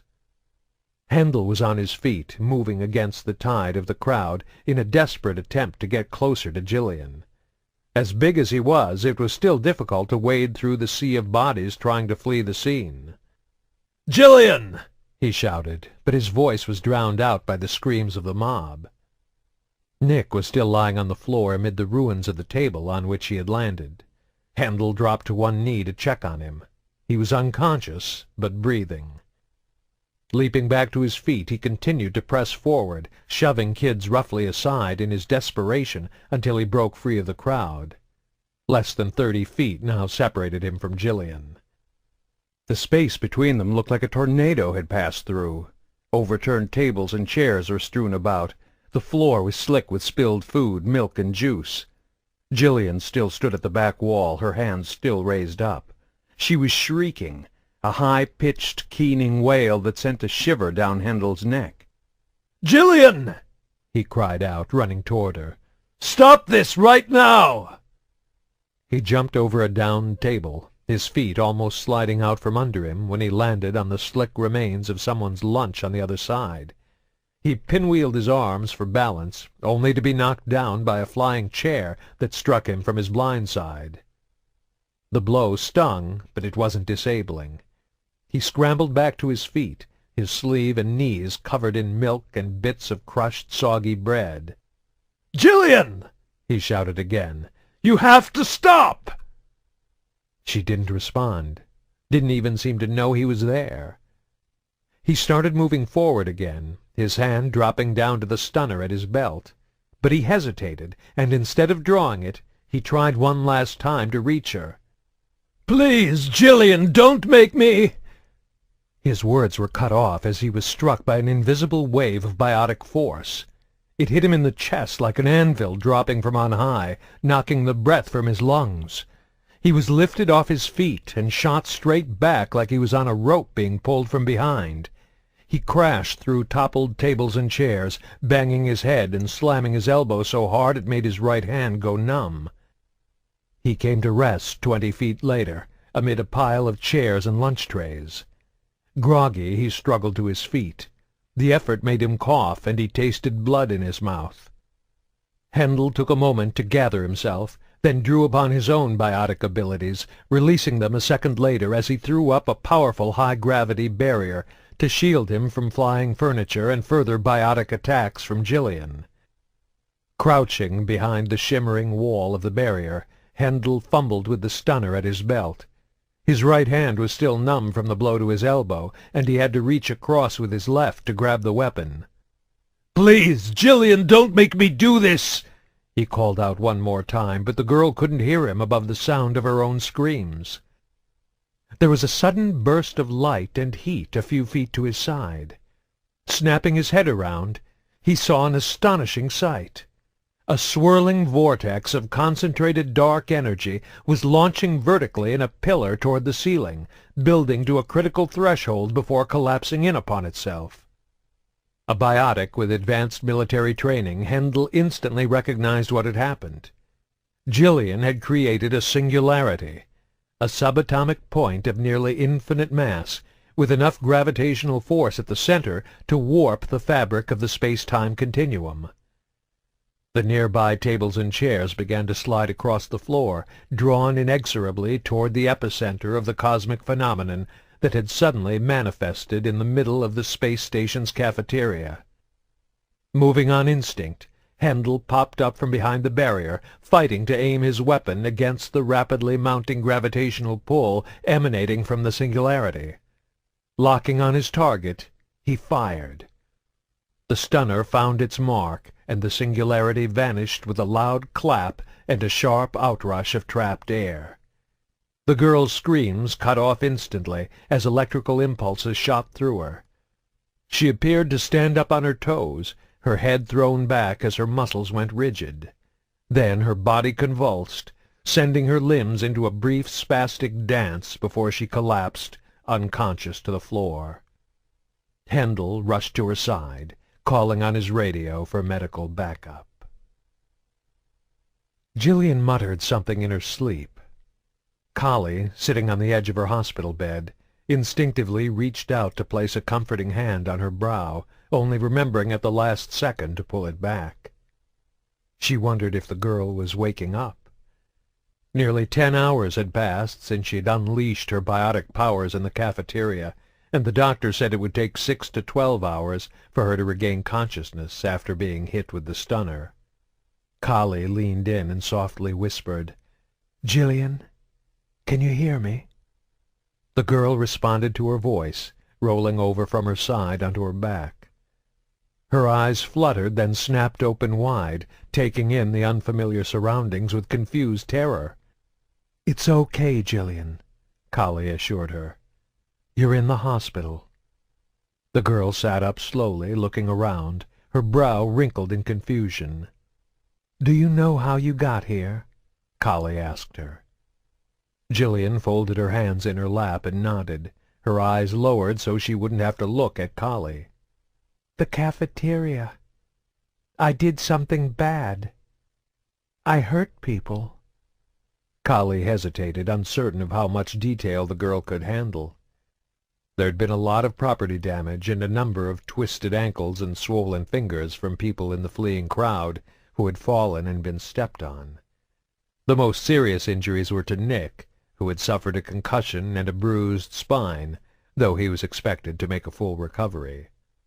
"Everybody's okay now," Kahlee assured her. "I just want to know what happened. Did someone make you angry?" "Nick spilled my milk," she answered, though Kahlee already knew this from talking to the boy. "Why did that make you so angry?" The girl didn't answer. Instead, she said, "Hendel was yelling at me." She frowned and crinkled up her brow. "He was mad at me." "Not mad, just scared. We were all scared." Gillian was silent, then nodded as if to say she understood. "Do you remember anything else about what happened, Gillian?" The girl's face went blank, like she was slipping deep inside herself, trying to dig up the answers. "No," she finally answered. "I only remember Hendel yelling at me." Kahlee figured as much. They'd taken readings from Gillian while she was unconscious, pulling the data from her smart chips to see if it could tell them anything. But what they'd seen didn't make any sense. There was a sudden spike in her alpha wave activity in the days leading up to her outburst, but no logical explanation for the increase. Personally, Kahlee thought it could have been some emotional trigger. Her alpha levels had climbed the day after her father's visit. "How come Hendel's not here?" Gillian asked, her voice guilty. Kahlee answered with a half-truth. "He's very busy right now." As the security chief, he was still dealing with the fallout of what had happened in the cafeteria. All attempts were being made to downplay the incident. A statement had been released to the media, staff and students were being debriefed, and parents were being notified. As a further precaution, Grissom Academy was still in full emergency lockdown. Yet as busy as he was, She knew there was something else keeping him away right now. It could have been anger, disappointment, or even guilt. Quite likely it was a mix of all three.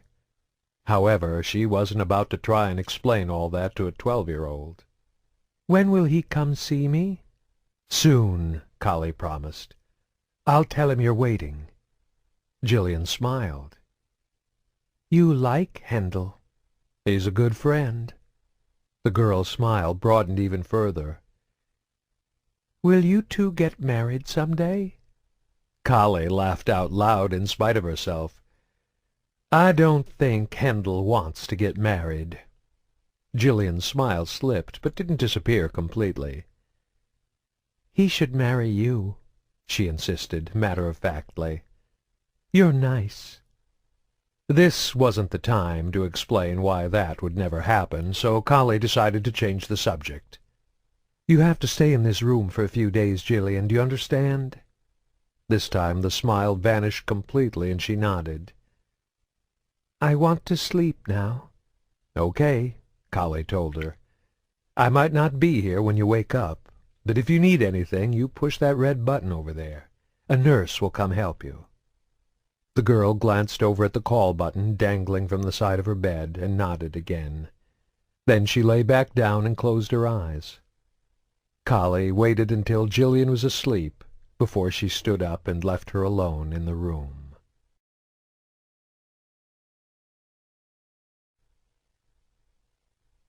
Chapter 10. Kahlee remained seated at the desk in her room and ignored the knock at the door. She continued to stare at the computer screen, trying to make sense of the numbers they'd pulled from Gillian's implants. There was going to be fallout from what had happened in the cafeteria.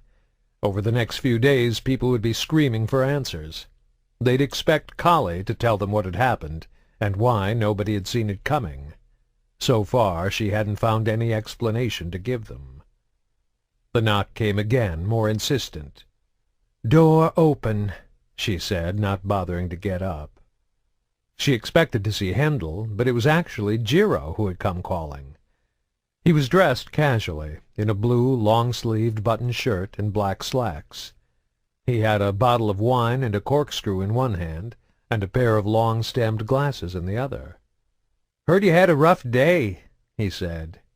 "Thought you could use a drink." She was on the verge of telling him to come back later, but at the last second she nodded.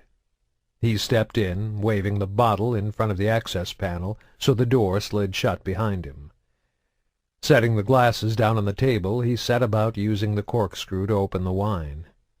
"Any idea what happened?" he asked as the cork broke free with a soft but audible pop, his question a preview of the endless inquiries to come. "I really don't want to talk about work right now," she answered, getting up from her chair and crossing the room as he poured the wine. "Whatever my lady desires," he said with a wink, handing her a glass. She took a small sip, letting the wine's flavorful bouquet fill her palate. She tasted fruit, though it was more earthy than sweet. "That's nice," she said, taking another, somewhat larger sip. "I picked it up last time I was groundside on Elysium," he replied with a mischievous smile. "I thought it might be a good way to loosen up my boss." "This could get me pretty loose," she confessed, downing the rest of the wine and holding out her glass for a refill. "Now that the bottle's open, no sense letting it go to waste." Jiro obliged by refilling her glass. As he turned to set the bottle down, Kahlee leaned in and gave him a quick kiss. He responded by wrapping his arm around her waist and pulling her in close, so their hips pressed tight against each other. "I didn't know this stuff would work so fast." He laughed. "I can't help it if I'm a quick study," she answered, deftly undoing the top button of his shirt with her free hand. "They say you should let wine breathe before you drink it," he whispered, nuzzling her earlobe. "Works for me," she answered, setting her glass down on the table, then leaping up to wrap her legs around his waist as he carried her over to the bed. Their lovemaking didn't last long. Kahlee set the pace, fast and fierce as she tried to work off the stress and tension of the day, and Jiro was happy to follow her lead. When it was over, they simply lay intertwined atop the sheets, naked and sheened with sweat as they tried to catch their breath. "You really know how to make a girl work up a thirst," she panted. Taking the hint, Jiro disentangled himself and rolled from the bed. He returned a few seconds later with the wine. "Ready to talk about it now?" he asked as he handed over her glass and crawled back into bed beside her. "It might make you feel better." "I wasn't actually there," she reminded him, taking the wine and snuggling up close against his body. "I only know what I've heard. Did you talk to Hendel?" As he spoke, he ran his fingers along her shoulder and up the side of her neck. The soft caresses caused tiny goosebumps of pleasure to form on her flesh. "He didn't have much time. I only spoke to him for a few minutes." "Then you know more than me, so what happened?" "Gillian tore up the cafeteria," she said simply. "Hendel had to disable her with his stunner. Any idea how it started? What set her off?" "We think Nick was teasing her." Jiro shook his head. "Always looking for trouble, isn't he?" "Got more than he bargained for this time. Hendel figures Gillian threw him 20 feet. Was he hurt?" "Roughed up. Nothing too serious." "That's good," he replied, but the words seemed hollow, an automatic response. "Did you run Gillian's numbers?" Kahlee nodded. "Her alpha waves began to rise the day after Grayson came to see her. They're completely off the charts." "Do you know what caused the increase?" Something about his tone made Kahlee uncomfortable. He seemed more excited than concerned. "Not a clue," she admitted. After a moment's hesitation, she added, "Hendel said she created a singularity." "Jesus!" he gasped in amazement. "That's incredible!" She sat up quickly, shaking his tender hand from her shoulder, and glaring down at him as he lay on the bed. "What's wrong with you?" she snapped. "You sound like you're glad this happened." "It's pretty exciting," he admitted, with no hint of shame or apology. "A girl with no advanced training unleashes one of the most powerful biotic abilities? Damn! I knew she had potential, but nothing like this. You realize what kind of a PR nightmare this is going to be for the Academy, right?" "Let the board worry about that," he told her. "We have to look at this as an opportunity. We've always wondered what Gillian could do if she learned to tap into her power. This could be the kind of breakthrough we've been waiting for." Kahlee scowled at him, then realized he was just being honest. And he was only giving voice to the idea a small part of her was already thinking. She was worried about Gillian, of course, but the scientist inside her was already trying to figure out what this could mean for their research. She let the scowl slip from her face and took another drink from her glass before settling back down against Jiro's bare chest. She couldn't get mad at him just because he had been honest with her. He was passionate about his work, still young and impulsive. The people running the Grissom Academy, however, were older and wiser. "Don't get too excited," she cautioned him. "After all this, the board will probably decide it's too dangerous to keep her in the program." "You're not going to let them kick her out, are you? Not when she's finally beginning to show progress?" "Gillian's not the only student in the Ascension project. We were lucky this time, but another outburst and someone could get seriously hurt, or killed." "That's why we have to keep her here," Jiro insisted. "Where else can she go to get the kind of help she needs? Who else is going to teach her to control her power?" "Her father can afford to hire private biotic tutors," she encountered. "We both know it's not the same," he answered, his voice getting louder. "They won't have access to the kinds of staff and resources we have here." "You don't have to convince me," she told him, her voice rising to match his. "I don't get to make this decision. It's up to the board and her father." "Grayson will want to keep her in the program," he answered with absolute certainty. Maybe he could make another donation to convince the board to let her stay. "This comes down to more than money." "You can talk to the board," he continued, still pressing the issue. Tell them the Ascension project needs Gillian. Her numbers are so far ahead of every other kid here, it's like she's a whole different species. We need to study her. If we can identify the source of her power, we could advance the science of human biotics to places we can't even imagine." Kahlee didn't answer right away. On some level, everything he said was true, but Gillian was more than just a test subject. She had an identity beyond the numbers on their charts. She was a person, a young girl with a developmental disorder, and Kahlee wasn't convinced that keeping her in the program was the best thing for her in the long run. "I'll talk to the board," she finally promised, choosing her words carefully. "But I can't guarantee what my recommendation will be. And they might not listen to me anyway. You could always get your father to talk to them," he said with a wry smile. "I think they'd listen to him. After all, they named the school after him." "I'm not bringing my father into this," she said with cold finality. For several minutes they sat there in silence, but then Jiro spoke again, not quite willing to let the topic of Gillian die. "I heard they're keeping her in the quarantine ward. Just for a few days. Handel thought it would be safer until he's had a chance to sort this all out." There was another long silence, broken when Jiro said, "She's probably scared. I'd like to go see her." This was the other side of Jiro, the compassionate young man who was worried about the feelings of a 12-year-old girl rather than his research. Kahlee rolled over and kissed him on his bare chest.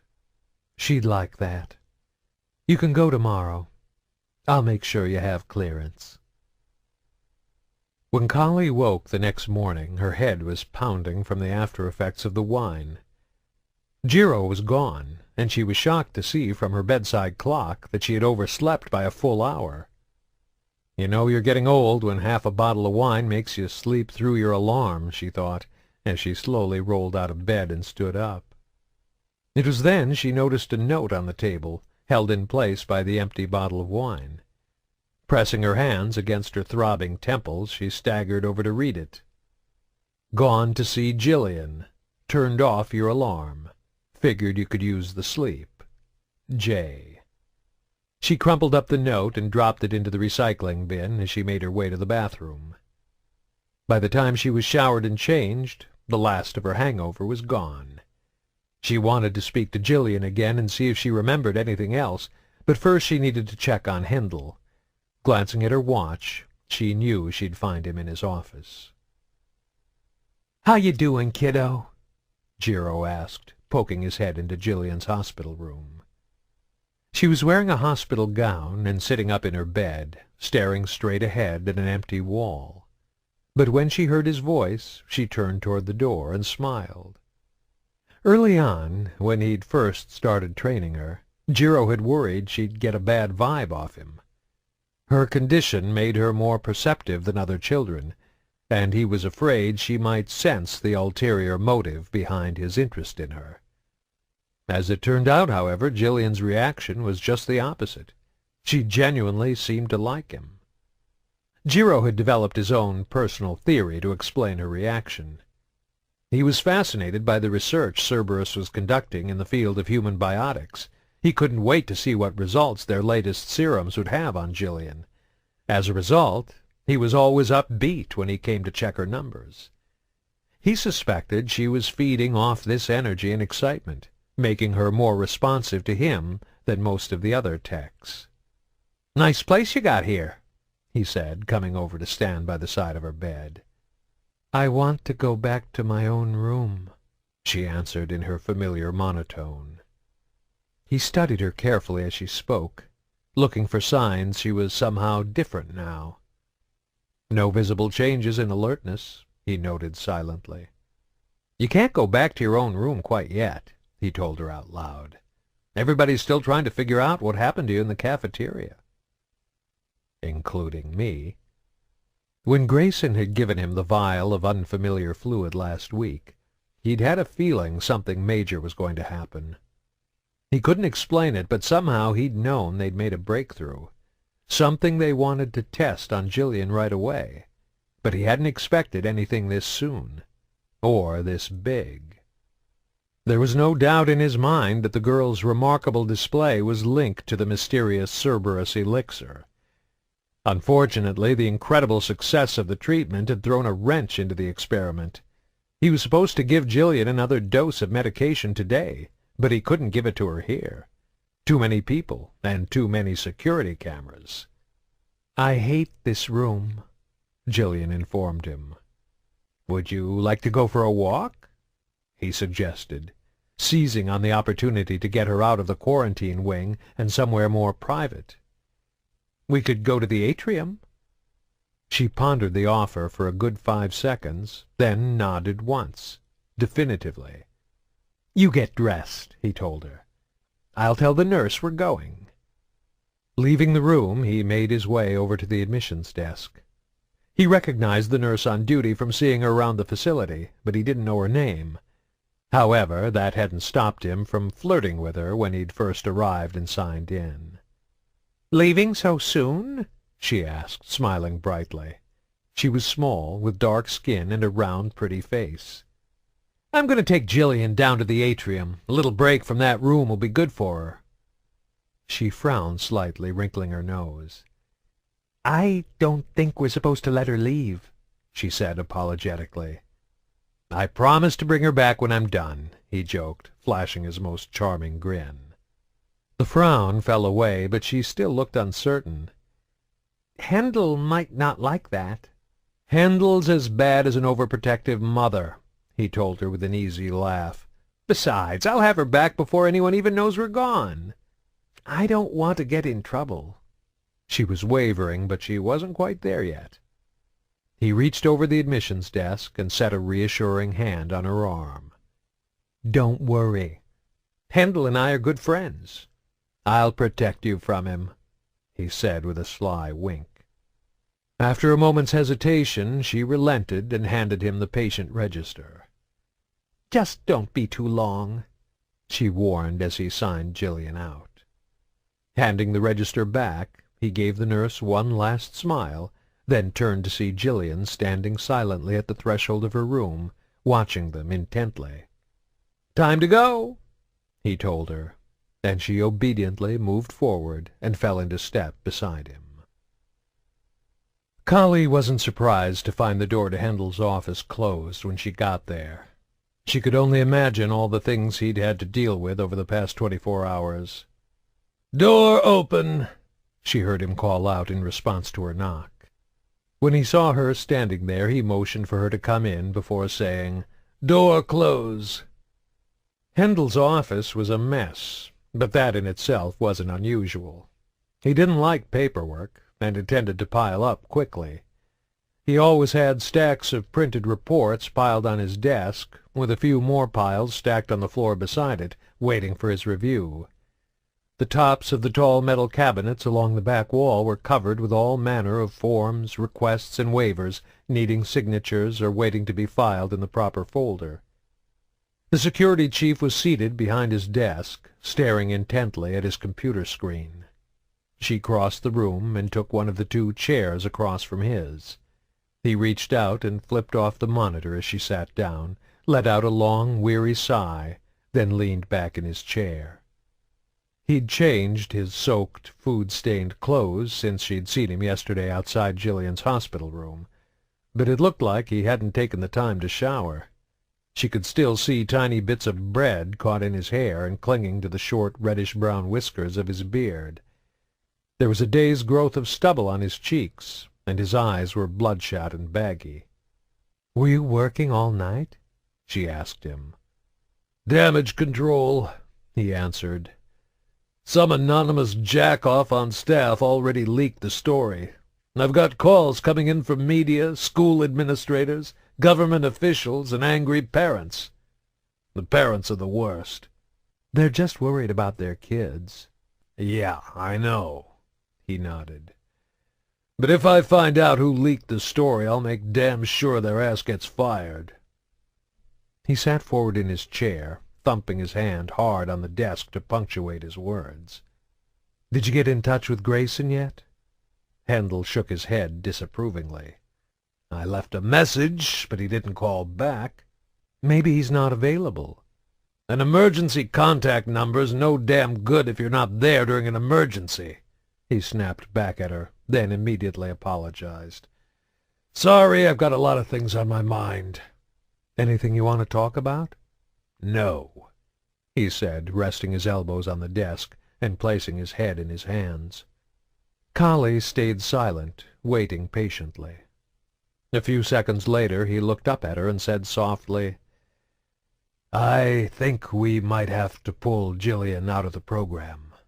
I was thinking that myself, she said with a sympathetic nod. Hendel leaned back in his chair again and put his feet up on the desk, tilting his head back to stare up at the ceiling. I'm thinking of offering the board my resignation, he said, the casualness of his voice at odds with the bombshell he'd just dropped. What? Kahlee exclaimed. You can't quit. The children need you. Do they? He wondered out loud. Yesterday I let them down when they needed me the most. What are you talking about? Nick and Gillian were the only ones hurt, and they'll both be fine in a few days. You did everything right. He swung his feet down from the desk and sat up, leaning forward intently. No, I didn't, he told her, his voice gravely serious. When I realized Gillian wasn't going to stop, I should have hit her with my stunner without a second thought. But I hesitated. I think that's a good thing, Kahlee protested. I'd be more worried if you didn't think twice about it.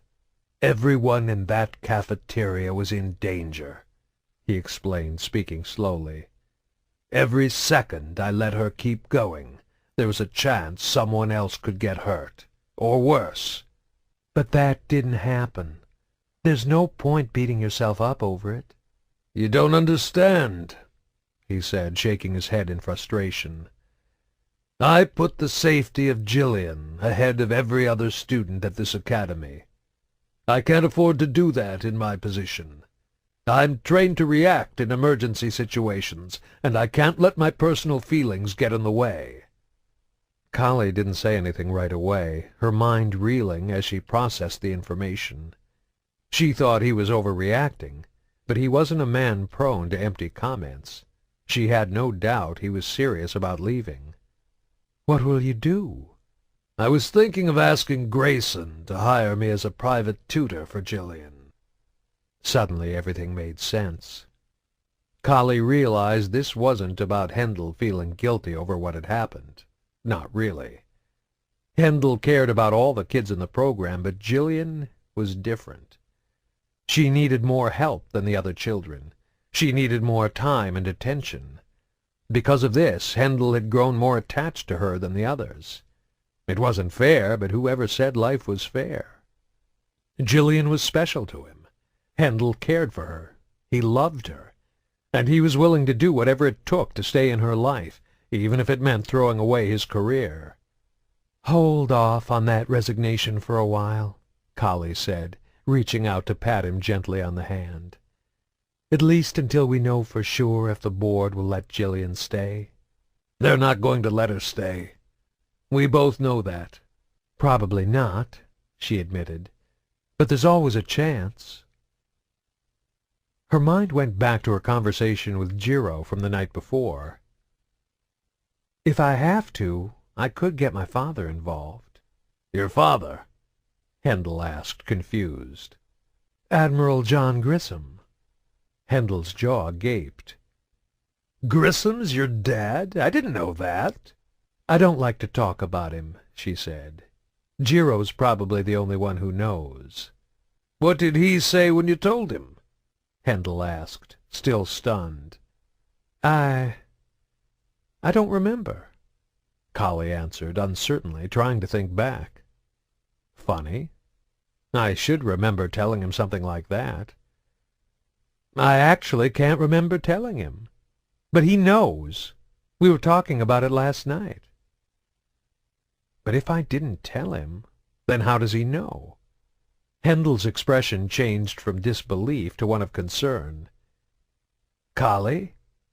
What's the matter? What's wrong? Nobody knows who my father is, she said slowly, still trying to work out the implications for herself. It's not even listed in my Alliance personnel file. There's only one document that mentions my father. The classified report Anderson filed 20 years ago. Top secret clearance required. And you're positive you never mentioned it to him? Why the hell would one of your lab techs have top secret clearance? Hendel asked, worried. Something doesn't add up. Kahlee could only nod, numbed from the possibility that the man she'd been sleeping with had been lying to her all along. Lying about how much? And why? I need to talk to Jiro. Now, Hendel told her, yanking open the drawer of his desk and pulling out a pistol. Where is he? He demanded, strapping the pistol onto his hip. He went to see Gillian. Hendel slammed the buttons of the speakerphone on his desk, moving quickly, but still staying calm and focused. Kahlee was upset as well, but even so, Hendel's urgency surprised her. Perhaps he was eager to get back to being in control, anxious to focus on something other than the events of the past day. "Quarantine ward," the nurse's voice answered. "This is Security Chief Mitra. Has Dr. Toshiwa come to see Gillian yet?" "Yes, sir. He took her to the atrium. Would you like me to—" Hendel killed the call, barking out, "Door open!" as he sprinted from the room. He moved so fast it took Kahlee a full second before she reacted and took off after him.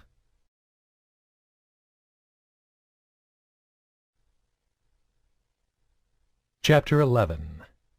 "We're almost there," Jiro said encouragingly. "Just a little farther, and then we can sit down." Gillian was moving slowly, taking one painfully measured step at a time, as they made their way down the walking path of the Grissom Academy's atrium. He should have anticipated this. She was distracted by all the trees and plants. Leaves in a myriad of shapes and flowers in a kaleidoscope of colors were too much for her limited sensory perception to process all at once. They hadn't seen anybody else in the atrium so far, not surprising, as most of the staff and students were in class. But the trails that wound their way through the wooded park were popular spots for runners looking to get in some exercise during their free time. He didn't want to start giving her the medication only to have some off-duty Alliance soldier come jogging around the corner and catch him in the act. So he was doing his best to hurry her along, careful not to touch her or upset her by getting overly anxious. "We can rest over by the waterfall, Gillian. Come on, not much farther." The atrium was a 5-acre woodland that had been carefully constructed at the heart of the space station to provide a space for faculty and students to commune with nature. The glass roof was equipped with adjustable mirrors to reflect and redirect light from Elysium's sun down under the trees below, mimicking the duration of the day-night and seasonal cycles found on the planet. Local flora made up the majority of the plant life, though a few exotic species imported from other human-colonized worlds were found in specially tended gardens scattered throughout the park. It was also home to carefully monitored populations of insects, birds, and small mammals indigenous to Elysium, as well as numerous fish species in the small streams that wound their way through the landscape. The streams were artificial, the water pumped through them in a continuous circuit that both began and ended at a large pond atop a grassy knoll that rose up from the center of the park. At the base of the knoll was a small clearing where water spilled down from the pond in a makeshift waterfall, a popular place for picnics and lunches. This early in the day, though, Jiro suspected the clearing would be empty, and it was located safely out of sight of the running trails. "That's good, Gillian," he cooed when she started moving again, her head turning slowly from side to side in bemused wonder at the spectacle surrounding her. "Okay, let's turn right now," he said to her when they reached a branch in the trail. It was warm beneath the artificial sunlight. He was sweating under his lab coat. She stumbled once as he led her down the path toward the waterfall. Unlike the carefully tended running trails, the ground here was allowed to grow over with roots, making it rough and uneven. He reached out to grab her elbow to keep her from falling. Fortunately, her attention was focused on what he guessed to be the Elysium equivalent of a chipmunk chattering at them from a branch above their heads, and she didn't seem to react to his touch. Still keeping his grip on her elbow, he propelled her quickly down the path until they reached their destination. Half a dozen benches were situated around the edges of the clearing, each positioned so that anyone seated on them could watch the water tumbling off the 15-foot-high ledge into the pool below. He was relieved to see the benches were empty. Lunch was still over an hour away, and it wasn't likely anyone would arrive before then, but he didn't want to take any more of a chance than he had to. Still gripping Gillian by the elbow, he led her over to one of the benches in the shade and helped her sit down, letting go of her arm. Then he waited, giving her time to adjust to her new surroundings.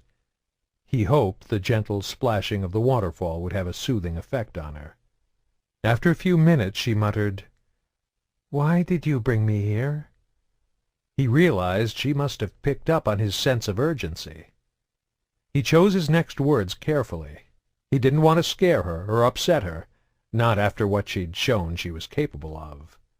"I need to check your readings, Gillian," he said, keeping his tone professional. She frowned, and his heart began to beat a little faster. "Miss Saunders checked them yesterday." "I know you don't like it, but I need to check them again," he explained, "because of what happened yesterday." Gillian chewed her lip, then nodded and bowed her head forward, exposing the nape of her neck. He reached into the pocket of his lab coat and pulled out the vial Grayson had given him. From another pocket he produced a long syringe. "This might hurt," he warned her as he filled the syringe.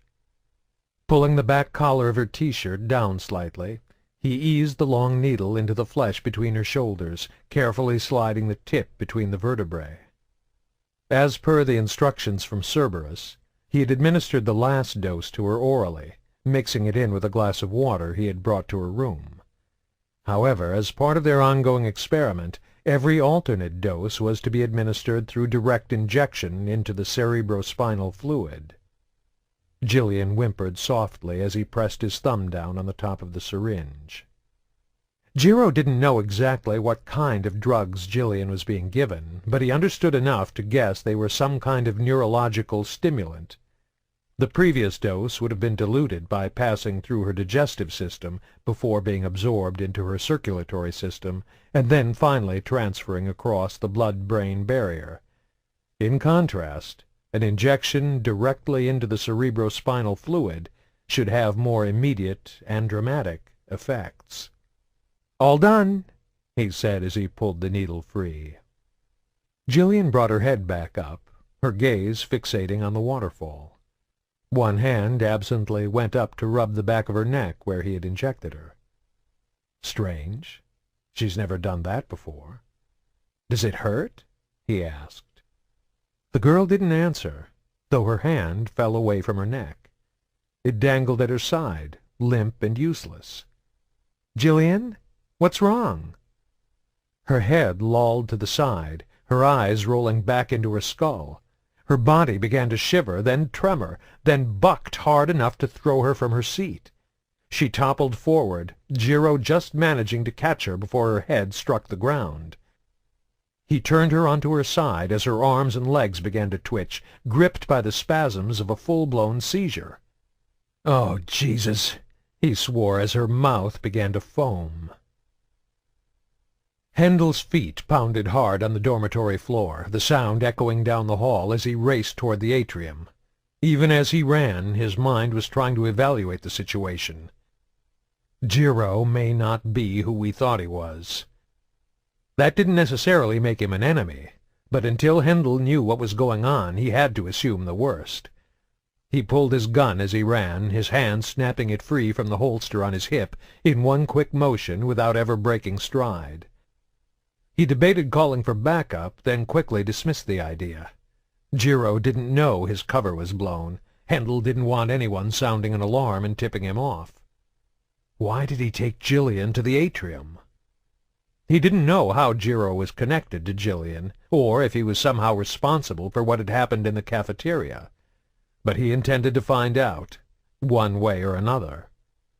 Skidding around a corner, Hendel slammed into the wall, absorbing the blow with his hip and shoulder so that he lost almost no momentum. Too many people in the quarantine ward. He wanted privacy. But for what? He rounded another corridor, sprinted down a short hallway, then took the corridor branching off to his left that led into the wooded serenity of the atrium. If Jiro needed privacy, he'd have to get Gillian somewhere off the paths. But he couldn't just drag her out into the woods. She'd freak out every time a branch brushed against her. The clearing by the waterfall. With Gillian in tow, Jiro would have to stay on the trails, following the long winding path that eventually led to the clearing. Hendel didn't have to worry about that. Trusting his sense of direction, he veered off the trail, crashing through the brush as he carved his own direct path.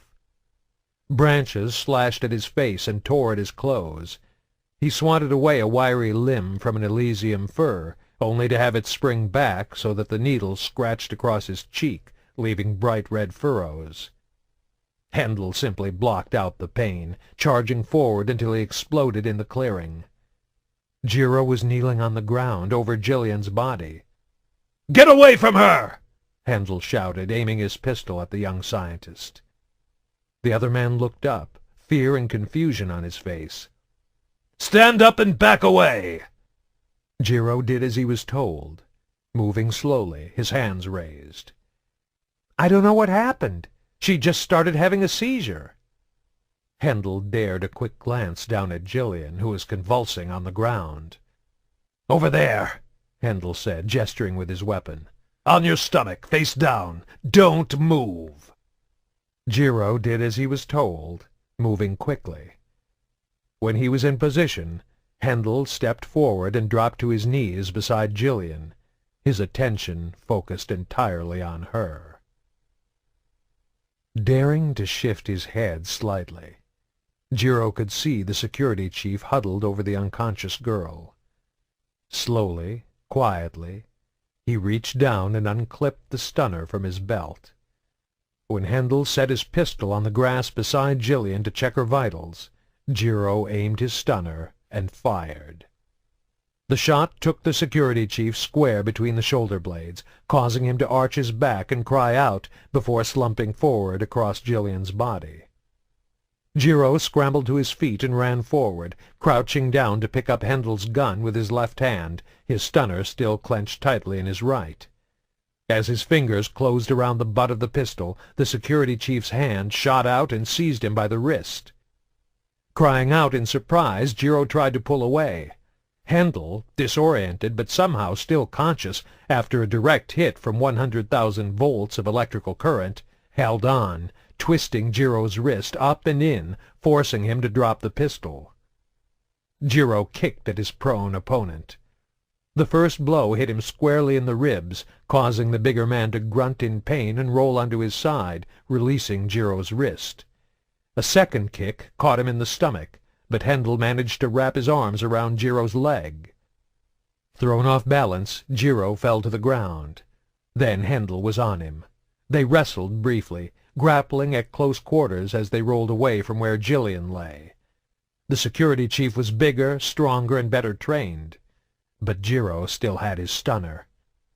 He jammed the weapon against the other man's ribs and fired again, just as Hendel brought his elbow up hard into the side of Jiro's temple. Jiro recovered first, woozily scrambling to his feet. Swaying to keep his balance, he saw that Hendel, unbelievably, was struggling to rise. The younger man still had the stunner clutched in his hand, and he used it for a third time, completely draining the battery. Hendel fell face forward on the ground, where he lay motionless. Unwilling to take the chance his enemy might not be out completely, Jiro turned and ran into the surrounding trees. Tossing aside the now useless stunner, he ran with an uneven, stumbling stride through the trees, still trying to shake off the lingering effects of the sharp elbow to his head. Kahlee's lungs were burning by the time she reached the entrance to the atrium. She had tried to keep up with Hendel in the race from his office, but with each of his long, powerful strides, she'd fallen farther and farther behind. Within seconds he was out of sight, and a minute later even the sound of his footsteps had vanished. She'd continued on, racing through the halls and stairwells until she reached the atrium, and now she didn't know where to go. So she simply stopped and waited, trying to catch her breath and wondering what to do next. Calling for backup was an option. There was an emergency call box at the entrance to the atrium. But if Hendel was the security chief, and if he wanted backup, he would already have called for it. "You're probably overreacting," she told herself. "All you know for sure is that Jiro lied to you. It might piss you off, but that doesn't mean you should call in security." She began to pace back and forth, frustrated by her inactivity, but still not having any useful plan. She could go look for them, but there were several paths and trails. She could easily choose the wrong one and miss them.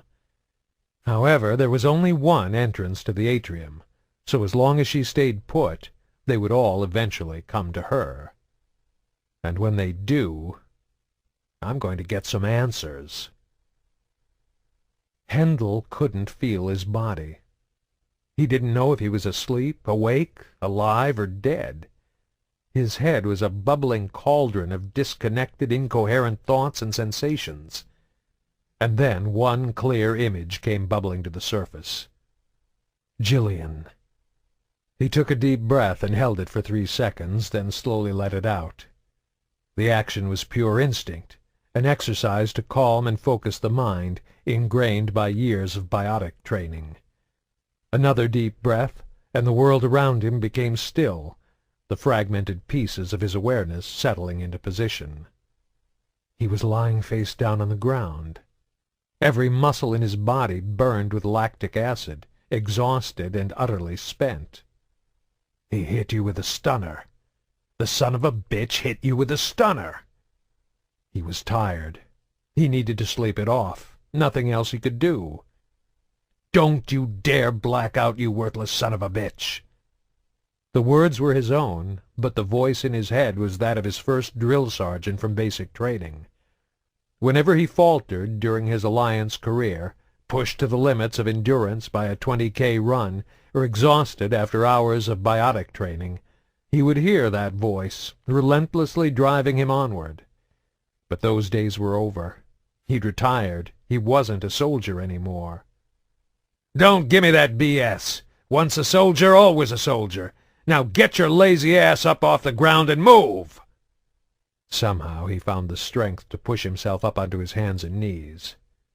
That's when he saw Gillian still lying on the grass. She wasn't convulsing anymore.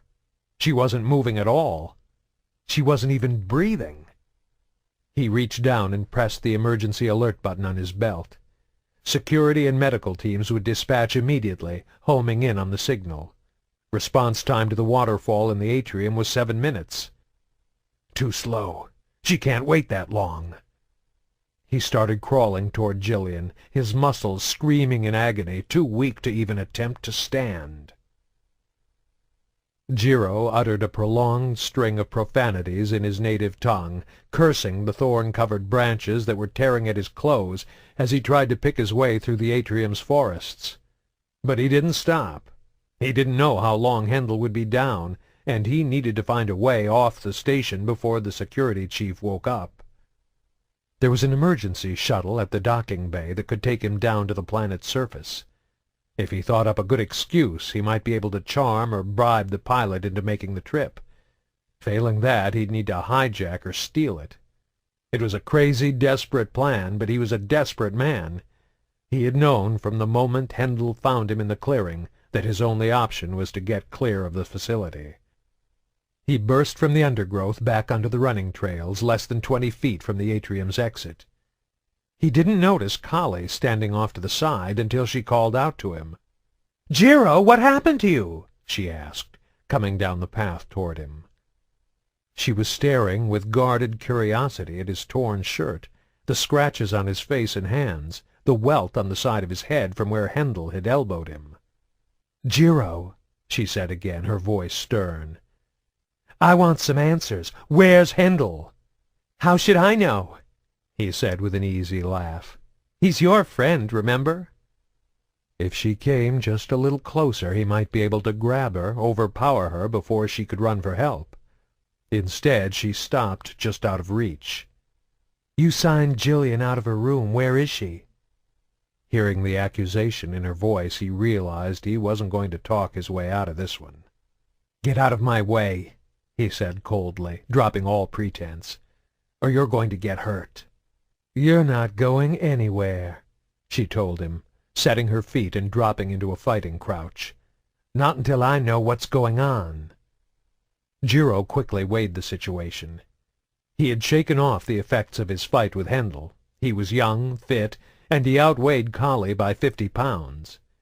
He knew she'd had combat training in the military, but he figured the odds were still in his favor. He smiled and shrugged, pretending to give in. Then he leaped at her. He'd hoped to catch her off guard, but she hadn't fallen for his simple ruse. Instead, she met his charge with a hard kick to the knee as she spun out of the way. Staggering and off balance, he swung at her with a fist, but caught only air as she slid under his clumsy blow. He whirled to face her, preparing to lunge once again. He never got the chance. Kahlee shot forward, her left fist jabbing toward his face. He ducked to the side, into the path of an uppercut delivered with her right.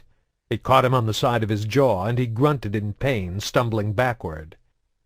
His opponent wasn't about to let him get away that easily. She followed up with a flurry of short, quick kicks and punches, deftly blocking and redirecting his ham-fisted counterattacks. A chop to his throat left him gagging for air. A leg sweep sent him crashing to the ground. As he attempted to rise to his feet, she landed a knee to his groin, ending the savage, one-sided confrontation. Kahlee stepped forward and stared down at him where he lay crumpled on the ground, curled up into a fetal ball and clutching at his wounded privates. He tried to beg for mercy, but when he opened his mouth, all that came out was a long, low moan of unintelligible pain. She knelt down beside him, reached out with 2 fingers, hooked them into his nostrils, and gave a slight pull. The pain was excruciating, and he whimpered in terror. "Now, darling," Kahlee said in a tone dripping with mock sweetness, her fingers still hooked into his nostrils, "I'm going to ask some questions, and you're going to give me some answers." "Pain is a good thing, maggot. Lets you know you're still alive." Reaching Gillian's body, Hendel tilted her head back and forced 2 hard puffs of air down her throat, then compressed her chest 10 times in rapid succession, pressing hard with the heels of his palms just above the bottom of her breastbone. He forced 2 more puffs of air down her throat, then resumed compressions. He knew CPR wouldn't start her heart or get her breathing again. Those kind of miraculous recoveries only happened on the vids. All he was trying to do was keep the blood circulating and oxygen reaching her brain until real help arrived. Just keep her alive. Keep her here. The compressions were exhausting. Anything less than 100 per minute was too low to save her. It was nearly impossible to keep up the grueling pace for more than a few minutes, even under normal conditions. In his present condition, it was hopeless. "Don't you dare quit on me! Nobody quits in my army!" His breath was coming in wet, ragged gasps. Beads of sweat from his brow were crawling down his forehead to sting his eyes. The muscles in his arms twitched and trembled, threatening to cramp up with each compression. The world around him dissolved into a hazy cloud of pain and exhaustion as he pumped Gillian's heart for her. 1, 2, 3, 4, 5, 6, 7, 8, 9, 10. Breathe, breathe. 1, 2, 3, 4, 5, 6, 7, 8, 9, 10. Breathe, breathe. 1, 2, 3, 4, 5, 6, 7, 8, 9, 10. Breathe, breathe. And then hands were on his shoulders, pulling him away. He fought them for a second, feebly, before realizing they were there to help. As soon as he was clear, the 2 EMTs dropped down by Gillian's side. The first ran his Omnitool over her, taking her vitals. "Code 12, he noted, his tone clipped and efficient. His words spurred both men into action, their efforts perfectly coordinated through hundreds of hours of training. The first snapped open his medic's kit, yanked out a syringe, and injected Gillian with a hyperoxygenating compound to replenish the dwindling supplies in her bloodstream. The other pulled a small, palm-sized device from his belt. Even in his hazy condition, Hendel recognized it as a portable defibrillator, and then pressed it against her chest. The EMT hesitated just long enough for his partner to finish injecting the needle and pull clear before flipping the switch, jolting Gillian's heart with a series of concentrated electrical impulses in an effort to restart it. "I've got a pulse," his partner said a second later, announcing the readings coming off his Omnitool. "Oxygen levels look good. I think she's going to pull through." Hendel, still half sitting, half lying on the ground where the EMTs had dragged him away from Gillian's body, didn't know whether to laugh with joy or cry with relief. Instead, he collapsed onto his side and slipped into unconsciousness.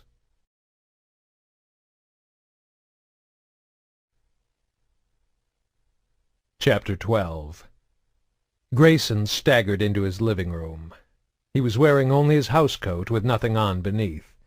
His head was still floating from the lingering effects of the red sand he'd taken last night, but when he tried to make the pen on the coffee table dance, it just sat there motionless, mocking him. "You're coming down. Can't even move a pen. You'll be sober in another hour if you aren't careful." He wanted another hit, but instead he forced himself to check for incoming messages. He wasn't surprised to see that Grissom Academy had tried to contact him yet again while he was sleeping. Or maybe you were so stoned you just didn't hear the call. This was the fourth time they'd called. He didn't want to listen to the message. The first three had all been about the same thing. Something had happened to Gillian, some kind of accident in the cafeteria, something to do with her biotics. The news hadn't come as a surprise. He'd been expecting something like this ever since Pell had shown up with the new dosage. The elusive man was patient, but Cerberus had poured too much time and too many resources into Gillian with too few results. The new drugs were evidence that they were escalating the program. Someone had made the decision to push the envelope, to test his daughter's limits in the hopes of forcing a breakthrough. It was inevitable something would happen, good or bad. "You're pathetic. You knew this could harm her, but you went along with it anyway." He'd accepted the decision because he believed in Cerberus. He believed in what they stood for. He knew there were risks, but he also knew that Gillian might be critical to the long-term survival of the race. The ability to unlock new and amazing biotic potential could be the advantage humans needed to rise above the other species. Risks had to be taken. Sacrifices had to be made.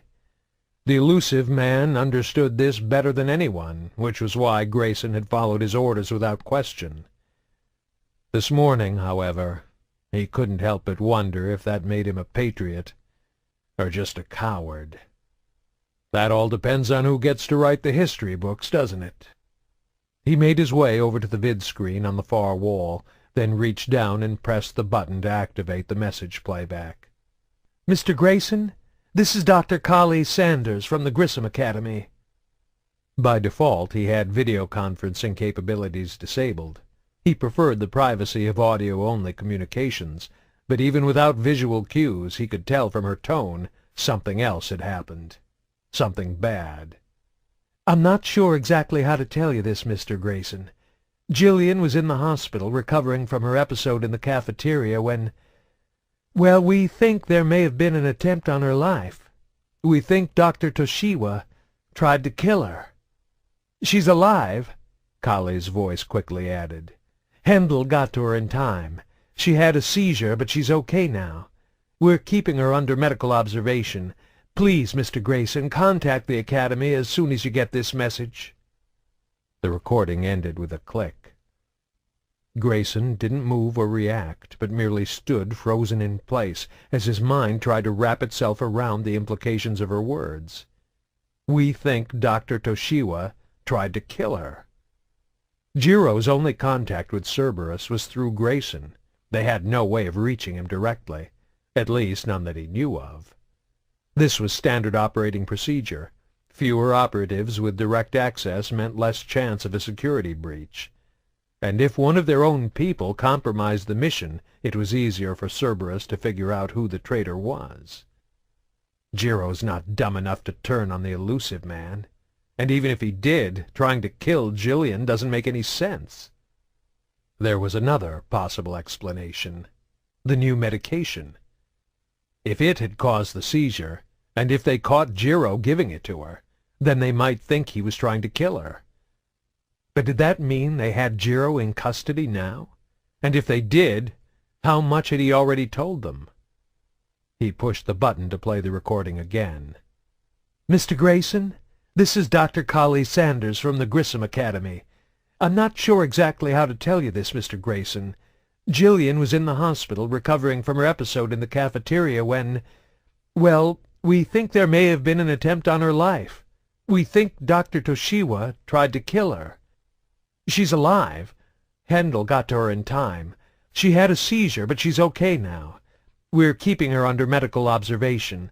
Please, Mr. Grayson, contact the Academy as soon as you get this message." All the other calls had come from the security chief. He didn't know if it was significant that this one was made by someone else. Did Jiro rat you out? Are they setting a trap? Trying to lure you in? He couldn't put it off any longer. He had to make the call. And this time he'd need to reactivate visual communication. He made a quick scan of the room to verify he hadn't left a needle or a baggie of red sand in view of the vid-screen. Then he checked himself in the mirror. He looked tired and disheveled, his eyes bloodshot. But if he sat in the chair on the far side of the room, it shouldn't be noticeable. At least that's what he hoped. With everything in position, he sat down and placed the call. A few seconds later, the image of the elusive man appeared, filling the vid-screen. He had a face born for the screen.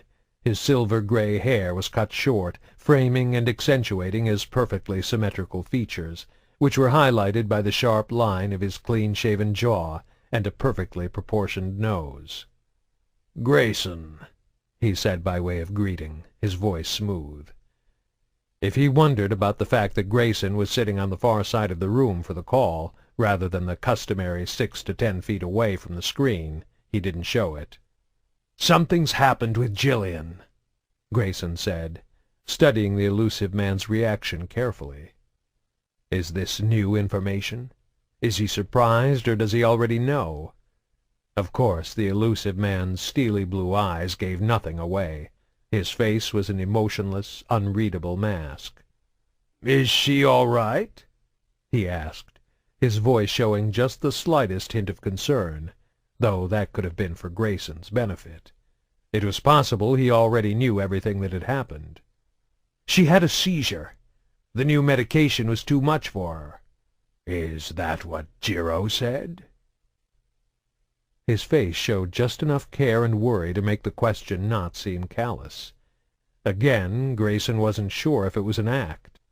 "The Academy called to tell me. Jiro's been compromised."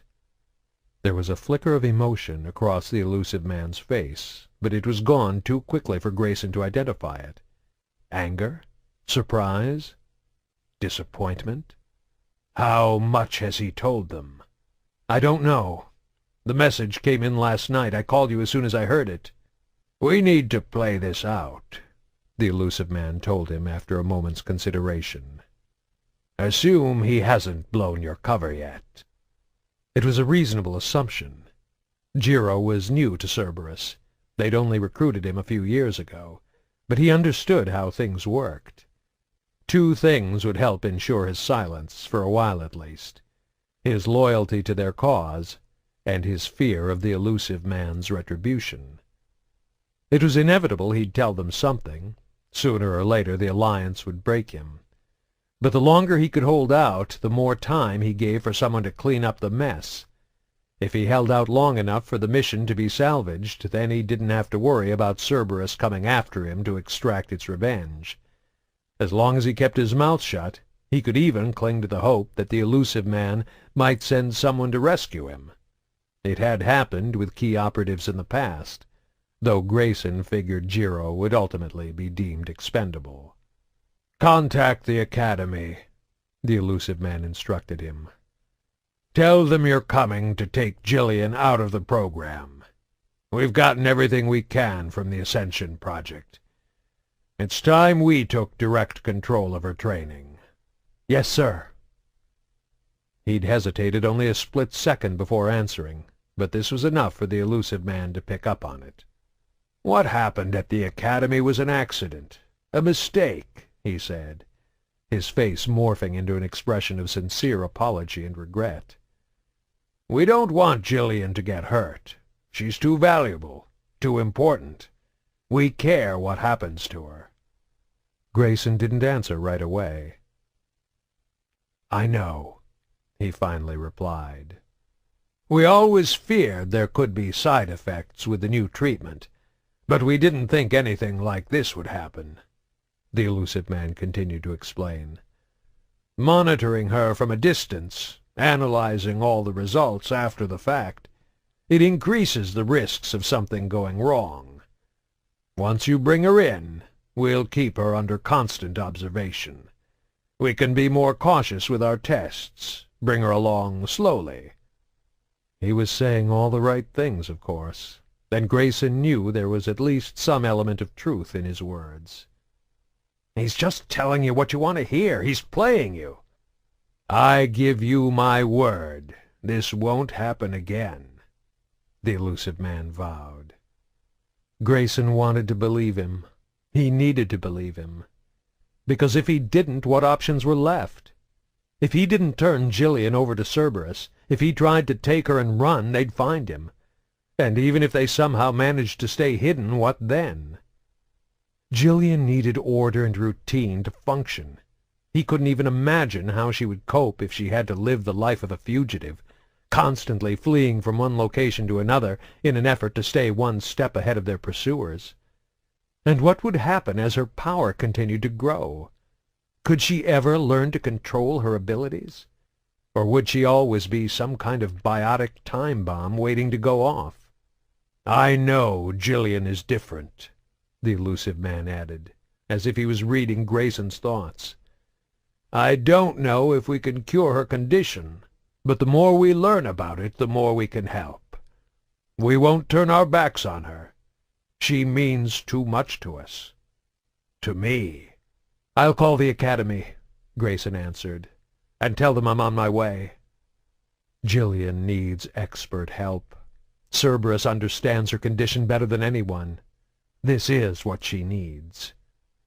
"You're rationalizing," a bitter voice from the dark corner of his mind chimed in. "Just admit the truth. What the elusive man wants, the elusive man gets." The bag Pell was carrying was heavy.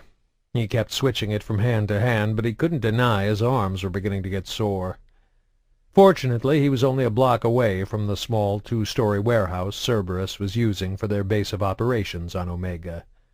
It was conveniently located along the edges of a small, unregulated spaceport in a district controlled by the Talons, a predominantly Turian mercenary band.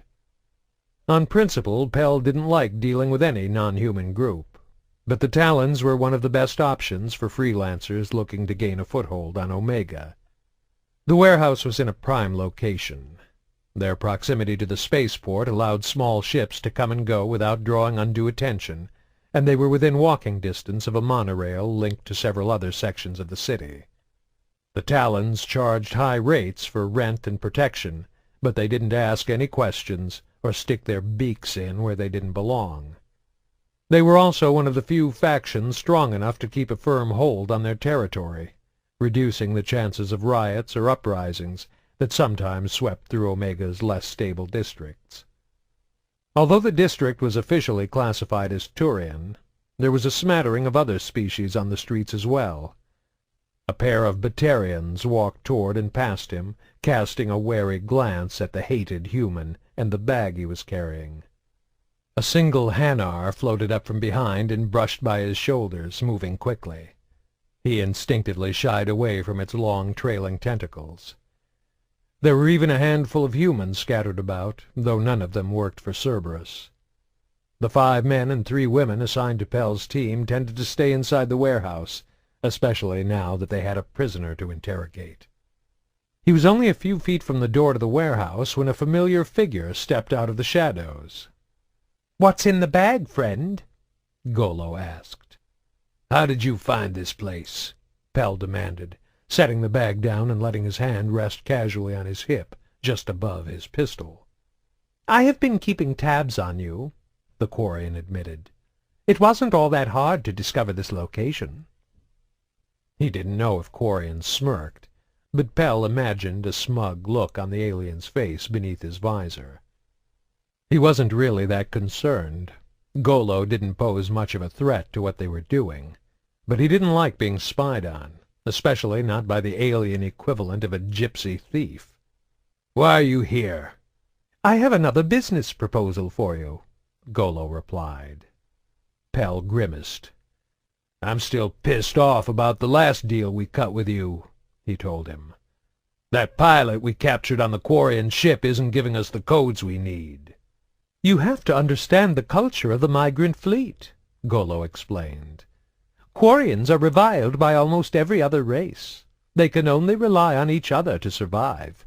Children learn at a young age to value family and community, and loyalty to your home ship is prized above all else." "No wonder they kicked you out." Pell couldn't tell if his jab stung or not. The Quarian's reaction was hidden behind his mask. When he spoke, he continued on as if he hadn't heard the insult. "I'm surprised you haven't been able to pry the information out of him. I assumed you would be well versed in getting prisoners to talk." "Torture's not much good if your subject is delusional and hallucinating," Pell answered, a little more defensive than he intended. "He caught some kind of virus or something. Now he's mad with fever," he continued, his voice becoming dark and dangerous. "Probably happened when you cracked his mask." "Allow me to make amends," Golo replied, unfazed. "This new offer is one I don't think you'll want to turn down. Perhaps we can go inside and talk?" "No chance," Pell shot back. "Wait here. I'll be back in 5 minutes." He picked up the bag again, then stared pointedly at the Quarian until he turned away. Once he was sure the alien wasn't looking, he punched in the access code for the door and stepped inside.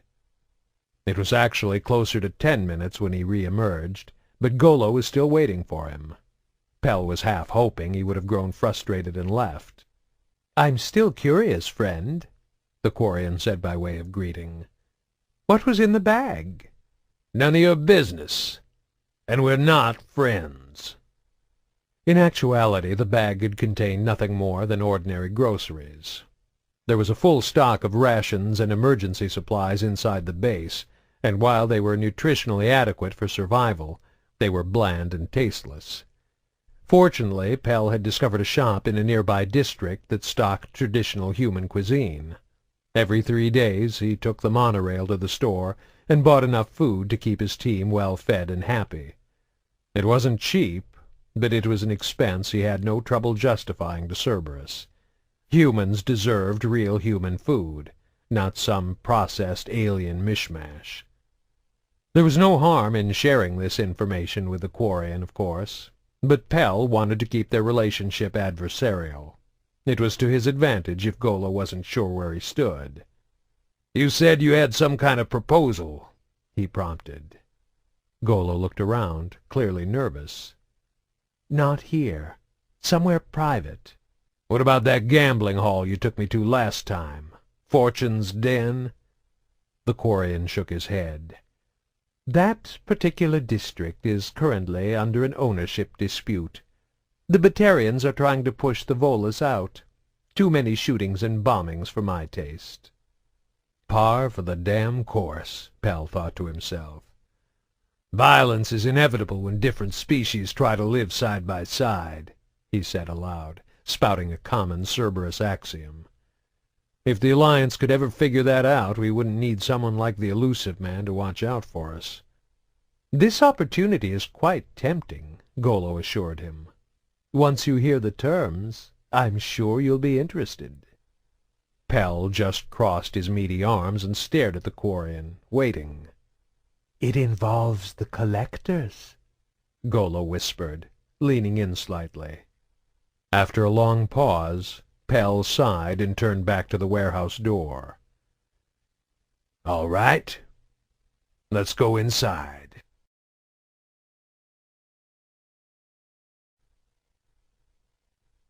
Chapter 13. "You are cleared for approach on Dock 4. Over." Grayson made a slight course adjustment to comply with the traffic control tower's instructions, and brought his shuttle into the Grissom Academy's exterior landing bay.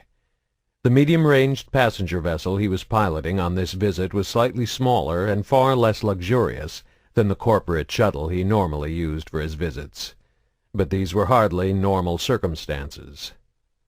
For this journey he had come alone, in the guise of a frantic father rushing to the side of his gravely ill child. It wasn't a hard role for him to play, given how he felt about Gillian.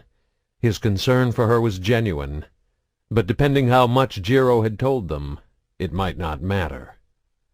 He waited impatiently at the shuttle doors for the docking platform to connect, then went quickly into the large glass-walled waiting room.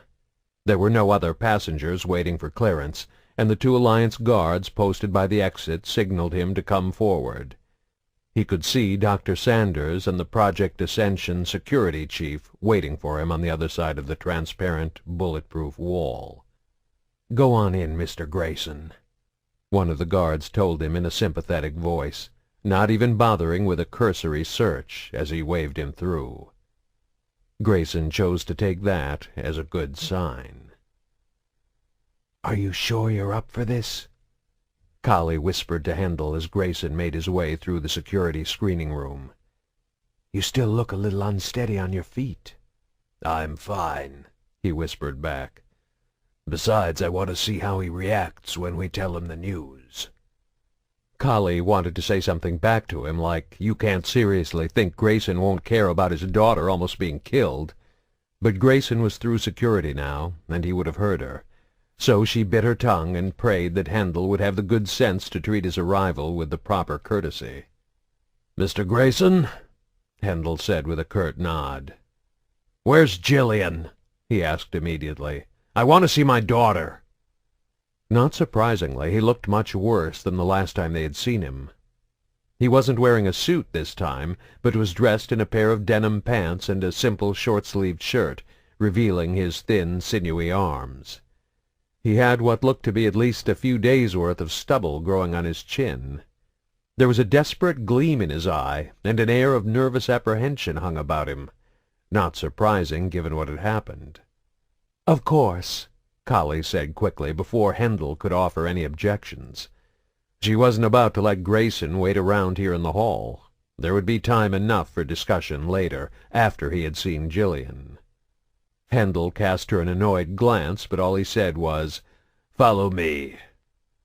Nobody spoke as they made their way to the hospital room, though she could see the muscles along Hendel's throat flexing as he clenched and unclenched his jaw. When they reached the hospital room, Grayson stopped.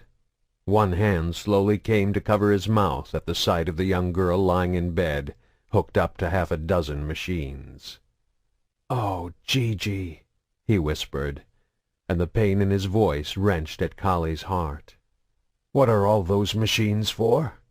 he asked a moment later, his voice shaky. "They're just monitors," Kahlee explained, trying to keep her voice professionally optimistic, "so we can keep an eye on her." Grayson stepped into the room, moving slowly, as if he was suddenly under water. He knelt down at the side of her bed and reached out with a hand, placing it not on her head, but on the sheets just above her shoulder. "Oh, Gigi, what did they do to you?" he muttered. At the sound of his voice, Gillian's eyes fluttered open, and she turned her head to face him. "Daddy," she said, her voice weak but obviously happy to see him. Hendel and Kahlee kept their distance, giving him time with his daughter. "I heard what happened," he told her. "I was so scared." "It's okay," she assured him, reaching over to pat him on the hand. "I'm okay now." It was hard to say which of the adults was more stunned by the simple gesture. In all the years Gillian had been at the Grissom Academy, Kahlee had never seen her actually initiate physical contact with another person. Gillian herself seemed oblivious to their reaction, as she let her hand drop back down to her side and closed her eyes. "I'm tired," she mumbled. "I need to sleep now." A few seconds later she was snoring softly. Grayson stared at her for several long moments before standing up and turning to face them. An awkward silence hung in the air. Kahlee broke it by saying, "The doctors say she's going to make a complete recovery. They just want to keep her here for a few days to monitor her, because of her condition."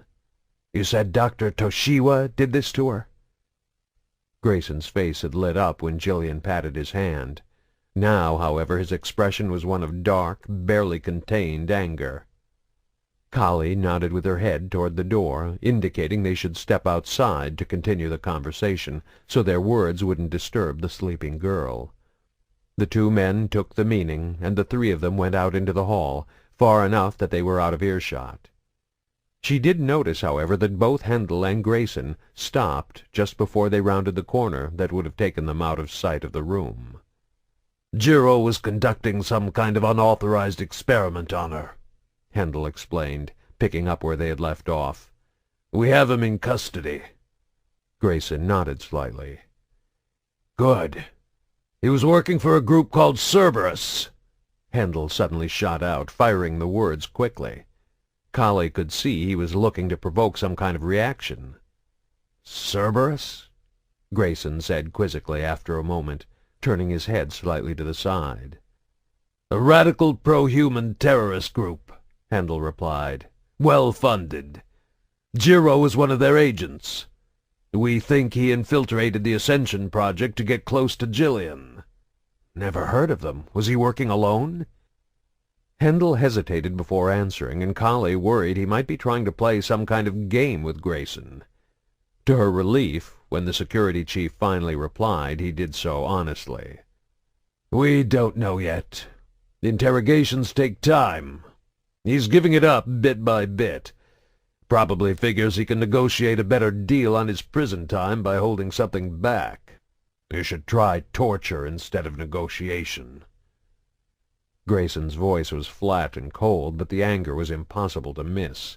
The primal rage of a father defending his only child. "That's not how the Alliance does things," Kahlee told him. "We'll get the answers soon enough," Hendel added, though Kahlee wasn't sure if he meant it as a comfort to a concerned parent or a threat. Grayson began to pace back and forth in the narrow confines of the hospital corridor, one hand reaching up to scratch at the stubble on his chin. "So for all you know, there could still be more of these Cerberus agents working in the facility?"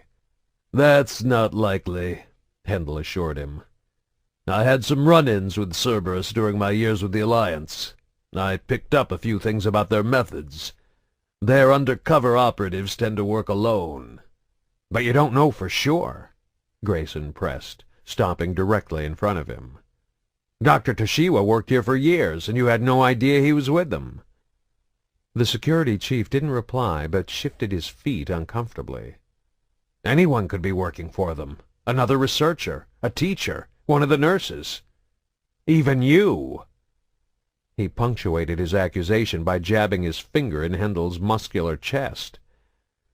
The bigger man bristled but held his tongue. Kahlee stepped forward and put a hand on Grayson's wrist, gently lowering his hand. "Hendel saved Gillian's life," she reminded him. The father dropped his head, chagrined. "I forgot. I'm sorry." He looked up again and extended his hand. "Thank you, Chief Mitra." Hendel took it without comment. "I appreciate everything you two have done for Gillian," Grayson told them, his voice taking on a more businesslike tone. "Not just now, but in all her years here at the Academy. And I'm grateful she had the opportunity to be part of the Ascension project. But after all this, I can't let her stay here. She needs to be with me. It's the only way I can be sure she's safe." Kahlee nodded. "We're sorry to lose her, Mr. Grayson, but we understand. We'll find a place for you to stay here on the station until she's well enough to travel." "I don't think you understand," Grayson said, shaking his head. "I'm leaving. Now. And I'm taking my daughter with me." I'm sorry, sir," Kahlee replied, momentarily caught off guard, "but that just isn't possible. She needs medical attention until we release—" "You said there's nothing physically wrong with her," he protested, cutting her off. "She's still weak from her ordeal," Hendel countered, his voice rising.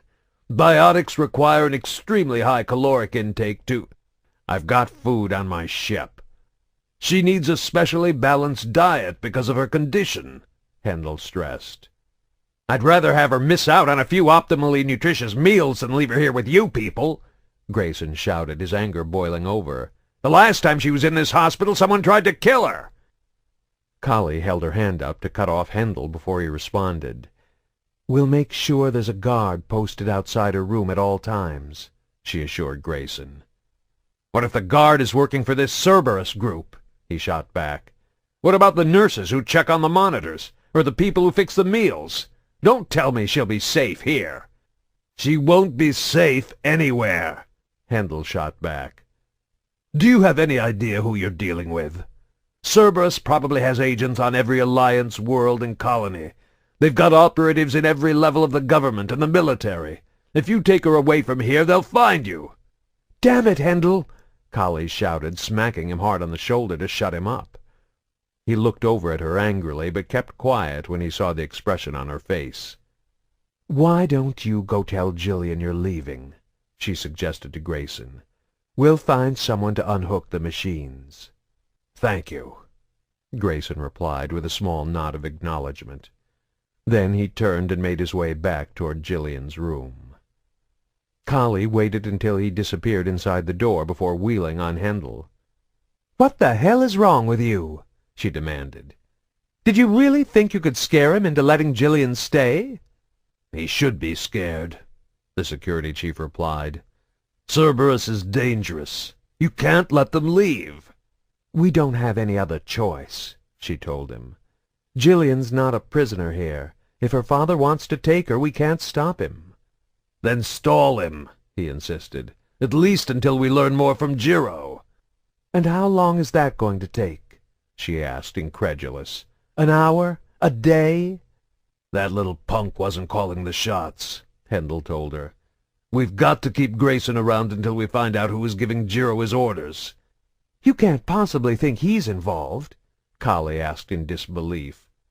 "I get a bad vibe from him," the security chief told her. "There's something off about that guy. And even if he isn't working for Cerberus, he's still a drug addict. I'm not turning Gillian over to him without a fight." She knew Hendel well enough to realize he wasn't going to back down. She also knew Grayson was scared for his daughter's life, and he wasn't going to let Hendel bully him. If she didn't come up with a solution, something bad was going to happen. Her mind was racing, shuffling through ideas, trying to sort out some way to resolve the situation.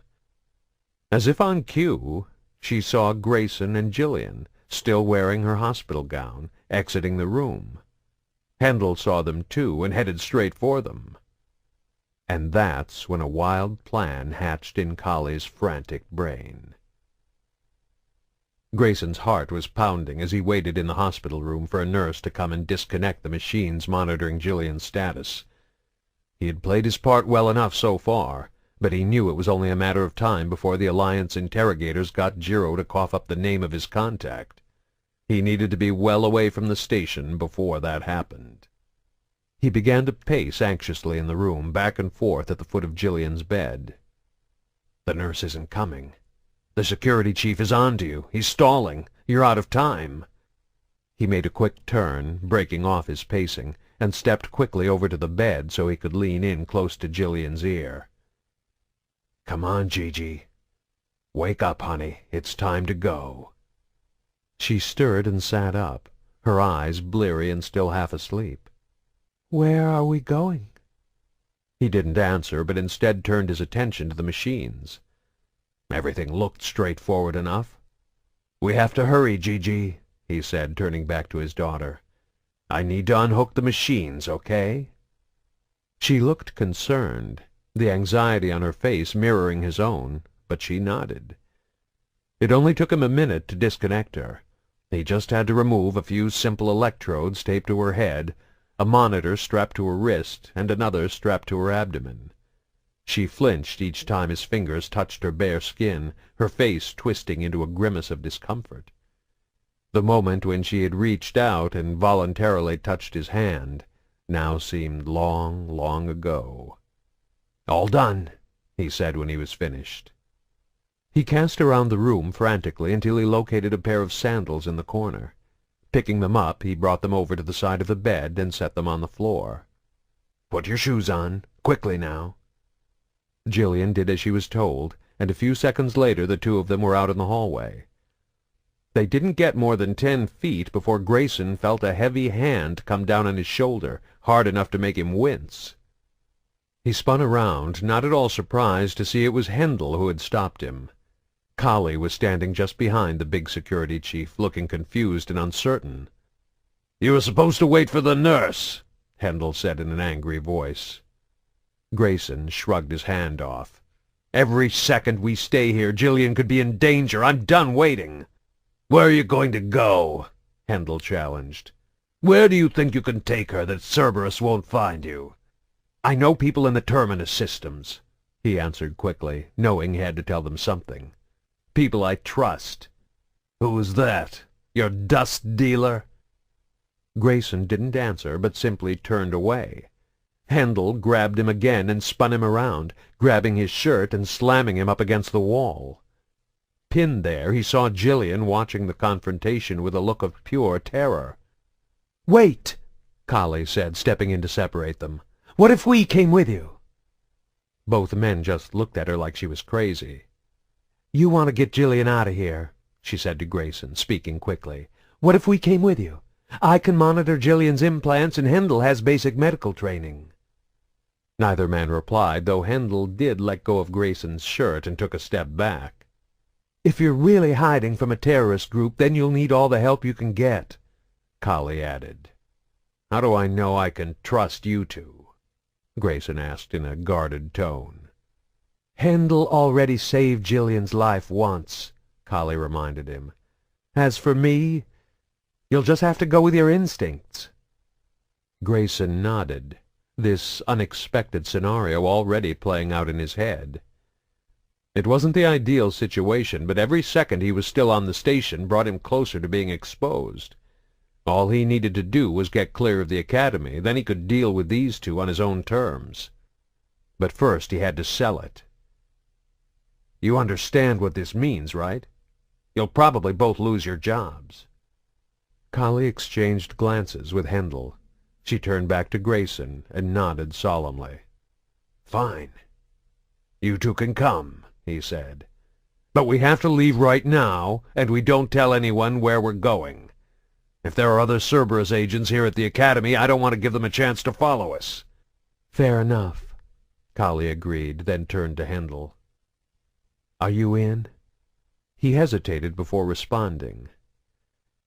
"If I'm going to keep an eye on Gillian and you, then it looks like I don't have a choice." He met Grayson's glare. "I'm in." Grayson turned back to Gillian, crouching down slightly so that their eyes were level. She looked terrified. "It's okay, Gigi," he said softly.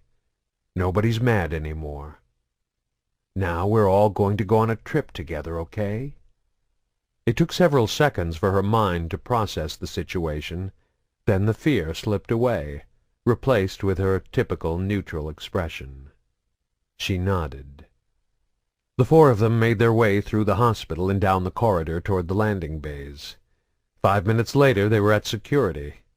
Despite several curious looks from the guards on duty, they got through with a quick word from Hendel. 10 minutes after that, they were on board the ship and pulling away from the station, Grayson at the controls, while Hendel, Kahlee, and Gillian were strapped into the passenger seats near the back. He had Gillian, and he was away from the Academy. and as soon as they accelerated to faster-than-light speed, it would be impossible for anyone to track them. Of course, he still had to figure out a way to deal with his two unwanted tag-alongs, but he was already working on a plan for that. A physical confrontation was out of the question. Not only was the security chief bigger than him, he was also a biotic with a pistol strapped to his hip. And he knew from the personnel files he'd studied that both Mitra and Sanders had advanced hand-to-hand combat training. If you hadn't been half stoned when you started this trip, you might have been smart enough to pack a weapon of your own up here in the cockpit. He didn't have anything to drug them with, and even if he did, he doubted Hendel would let down his guard long enough to take any offered food or drink without making sure it hadn't been tampered with. Fortunately, Grayson wasn't alone in this. He typed in a quick-coded message, then sent it off before plotting a course for Omega. Let's see how Hendel deals with Pell and his team, he thought, feeling the faint push of G-forces pressing him into his seat as the ship accelerated to FTL. Only then did he allow himself a long, slow sigh of relief.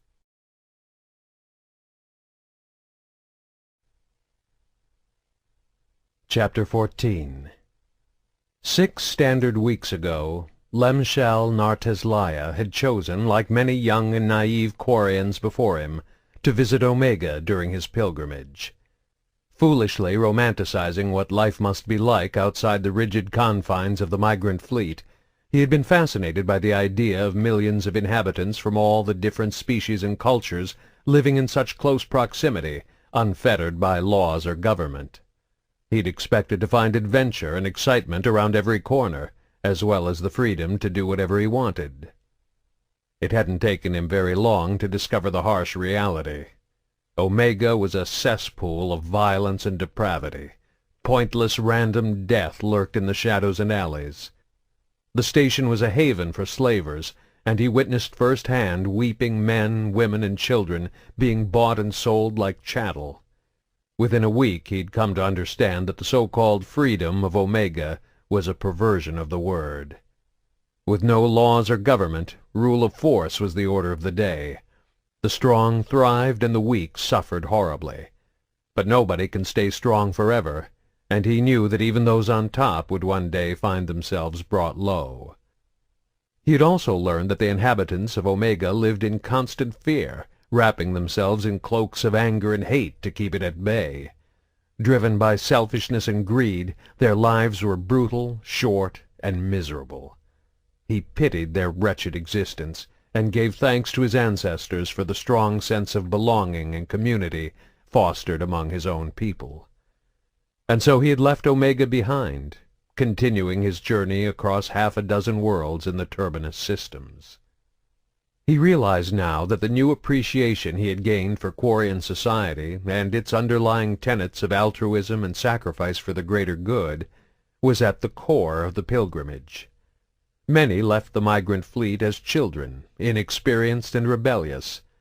After seeing how other societies lived, most returned as adults, wiser and dedicated to upholding the cherished ideals of Quarian culture. Of course, there were always a few who chose not to return, rejecting the flotilla's collectivism for the trials and tribulations of a lonely, solitary existence.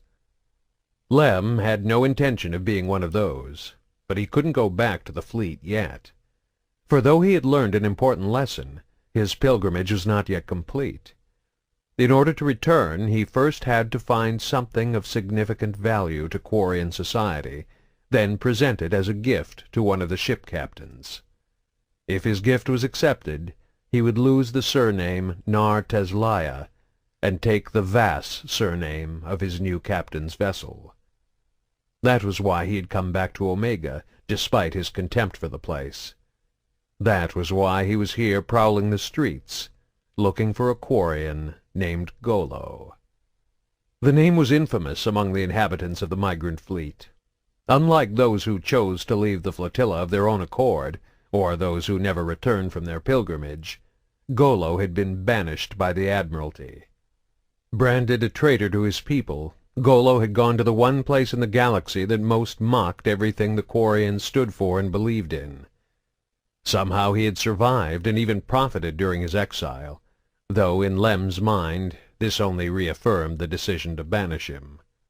Anyone who could carve a life for themselves out of the vile fabric of Omega's tattered society had to be cruel, ruthless, and completely untrustworthy.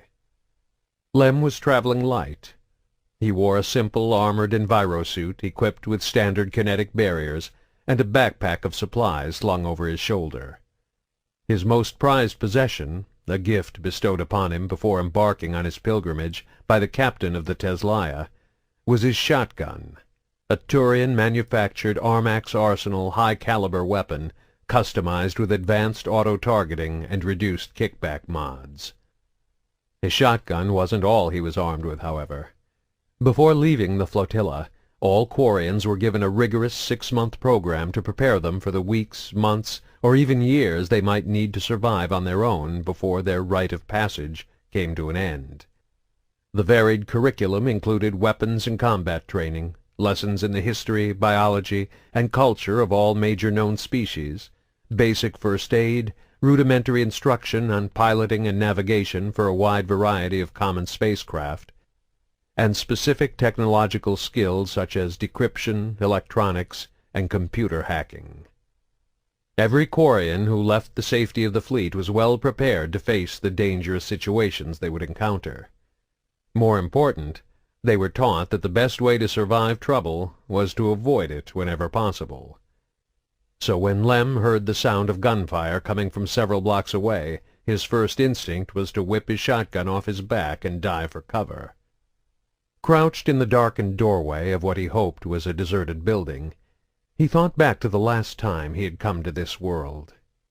The streets of Omega had been busy and crowded everywhere he went, despite the constant threat of robbery, beatings, and even murder. Here, however, in a district caught in a bloody war between two rival factions, the streets were virtually empty. He had only seen a handful of people, scurrying from one building to another, hunched over and crouching low in the hopes of avoiding notice. Their apprehension was understandable. Lem himself had already been shot at twice by snipers hidden away in the upper floors of buildings lining the streets. The first had missed him completely, striking the ground near his feet. The second had launched a bullet that would have pierced his skull had it not been deflected by his armor's kinetic barriers. In both cases, Lem had responded with the only sane course of action. He'd ducked around the nearest corner, then fled the scene in search of a new route to his destination. Doubling back through the twisting, confusing streets of Omega was a good way to end up lost. It was all too easy to accidentally wander down the wrong back alley and never come out again. Fortunately, Lem, like most Quarians, had an excellent sense of direction. The haphazard, almost random way in which the city had been built up over the centuries was similar to the environment of his home. Many of the ships in the migrant fleet had evolved into convoluted mazes where every inch of available space was valued and exploited.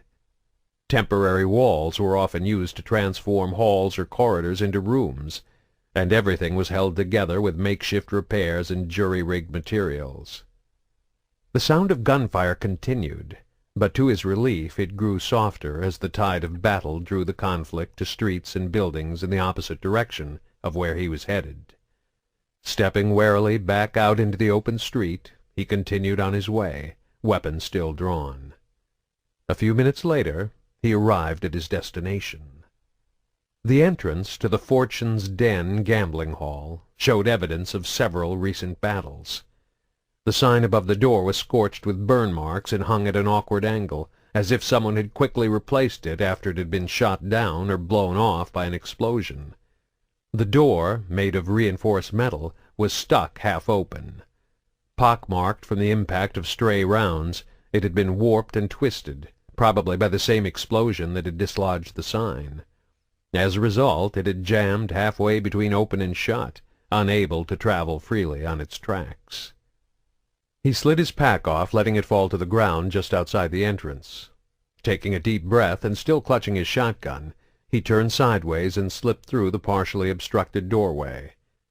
There were 5 Batarians inside, one behind the bar, the other 4 seated around a table playing cards. He noticed they all had weapons either strapped to their sides or resting on the table within easy reach. On the back wall, someone had mounted the head of a Krogan and a Volus. They looked fresh. Every one of the Batarians turned to stare at him, though none made a move for their weapons. Holding his shotgun casually in one hand, Lem crossed the room toward the bar, trying to ignore the 20 eyes watching his every move. "I'm looking for the owner, Ulthar."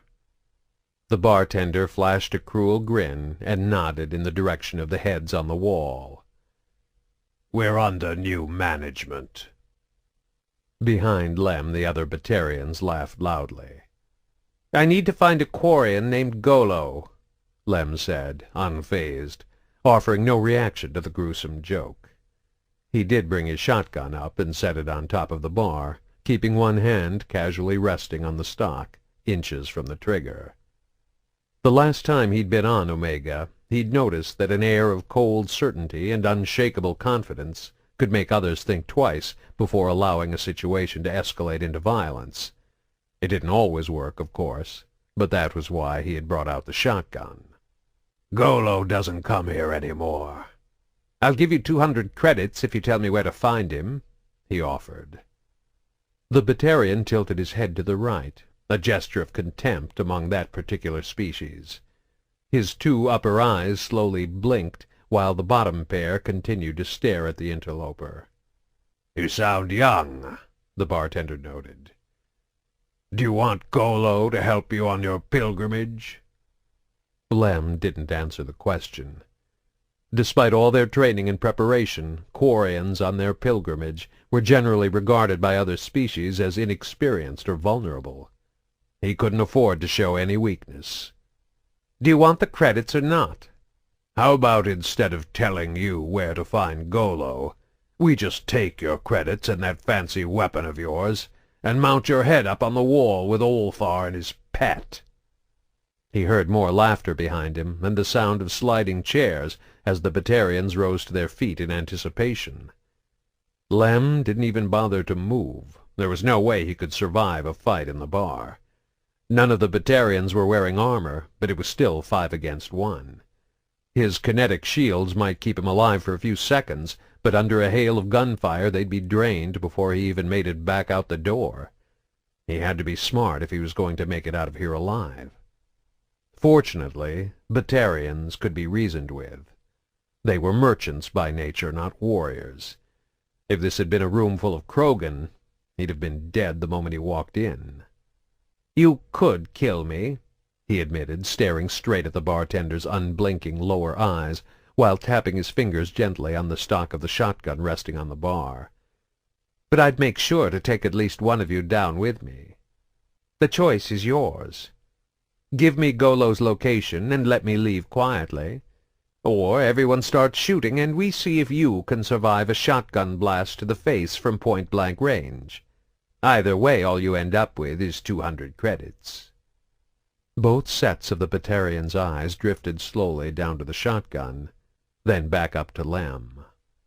"Check the markets in the card district," he said.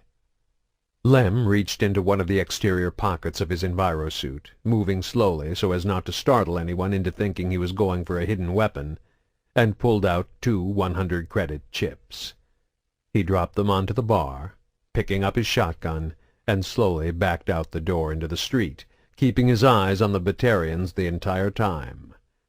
There he retrieved his pack and headed back the way he had come, toward the monorail that, if it was still operational, would take him where he needed to go. Golo wasn't surprised to find the markets in the card district far busier than usual.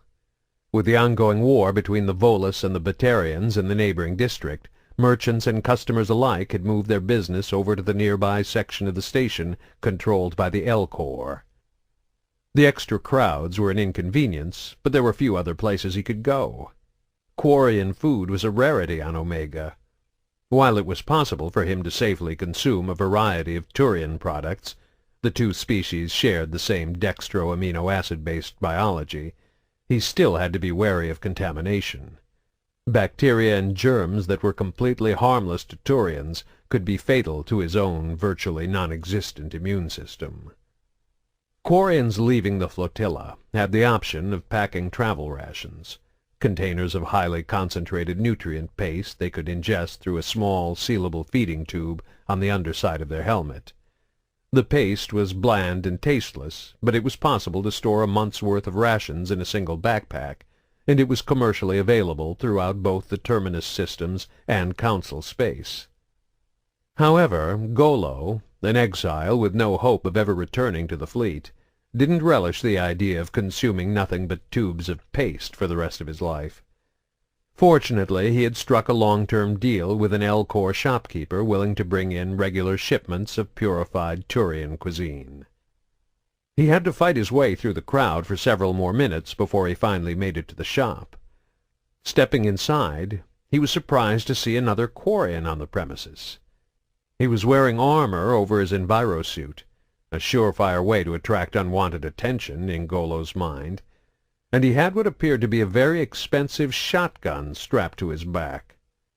It was impossible to tell his age beneath his clothing and mask, but Golo suspected he was young. It wouldn't be the first time he'd encountered another of his own species who had come to Omega as part of their pilgrimage. He nodded by way of greeting. The other didn't speak, but returned the nod. Golo proceeded to pick up his order at the counter.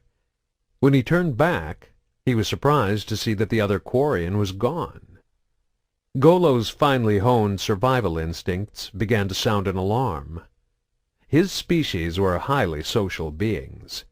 Their first inclination when seeing a fellow Quarian on an alien world would be to initiate a conversation, not vanish without saying a word. "I'll come back for these later," he said, handing his sack of groceries to the Elcor shopkeeper. "Genuine concern. Is something wrong?" the Elcor asked him in the deep, toneless voice common to the species. "Mind if I leave through the back door?" "Sincere offer. You are welcome to do so if you wish." Golo moved to the rear of the store and slipped out the emergency exit into the alley. He hadn't gone 5 steps when he heard someone speaking in Quarian from directly behind him. "Don't move, or I blow your head off." Knowing the shotgun he'd seen earlier could literally decapitate him from this range, Golo froze. "Turn around, slowly." He did as instructed. As he'd suspected, the young Quarian from inside the shop was standing in the center of the alley, pointing the shotgun squarely at his chest. "Are you Golo?" "You wouldn't be holding a gun on me if I was someone else," he answered, seeing no hope in trying to lie his way out of the situation. "Do you know why I'm here?" "No," he answered truthfully. Over the past decade he had committed dozens of acts that might have caused another Quarian to hunt him down in search of vengeance. There was no point in trying to guess which one had set off this particular young man. "A scout ship from the Idena was brokering a deal here on Omega last week. The Cinead. They disappeared. I think you know what happened to them." "Who are you?" "Are you part of the Idena crew?" Golo asked, stalling until he could come up with a plan. "My name is Lemshal Narteslaya," the other replied. Golo wasn't surprised to get an answer to his question. Even on the flotilla, Quarians tended to wear their envirosuits at all times, an extra layer of protection against hull breaches and other disasters that could befall their rickety ships. As a result, exchanging names at every meeting was a deeply ingrained habit. He'd been counting on this, and knowing his adversary's name gave him something to work with. He didn't recognize his Shal clan name, but the Nar in Lem's surname marked him as technically still a child, which meant he was most likely here on his pilgrimage. Furthermore, he was associated with the vessel Teslaya, not the Idena, which meant he didn't know the crew personally. He must have heard about them second-hand, possibly from another Quarian he had run into during his recent travels. Golo quickly formed a likely scenario in his head. Someone had mentioned the disappearance of the Cinead to him in passing. Now, Lem believed that if he could locate the missing scout ship and its crew, or at least discover their fate, then he could give this information to the Idenna's captain. In return, he would be accepted into the Idenna's crew, and his pilgrimage would be over. "What makes you think I know anything about the Siniad?" he asked, hoping to bluff the young man into backing down. "The migrant fleet doesn't do business with Omega," Lem answered, not lowering the barrel of his shotgun.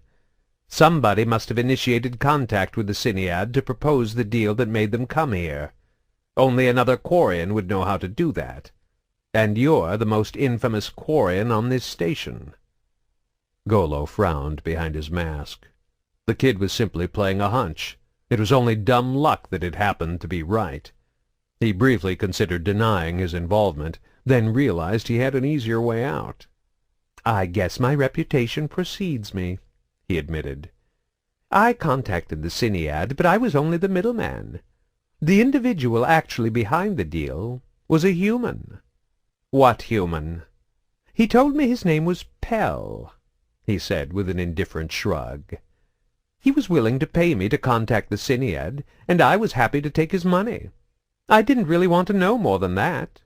"Weren't you worried he was setting the crew of the Siniad up, luring them into a trap?" "The fleet turned its back on me. Why should I care what happens to any of them as long as I get paid?" It was the best kind of lie, one spun with a thread of unpleasant truth. By honestly owning up to his callousness and greed, it made his denial of direct involvement seem more believable. "You sicken me," Lem said. If he hadn't been wearing his visor, Golo suspected he would have spit on the ground. "I should kill you where you stand." "I don't know what happened to the crew of the Siniad," Golo said quickly, before Lem could work up his anger enough to actually pull the trigger. "But I know how you can find out." He hesitated, then added, "Give me 500 credits, and I'll tell you." Lem brought the shotgun up so he could sight down the barrel, then stepped forward until it was pressed hard against the other Quarian's mask.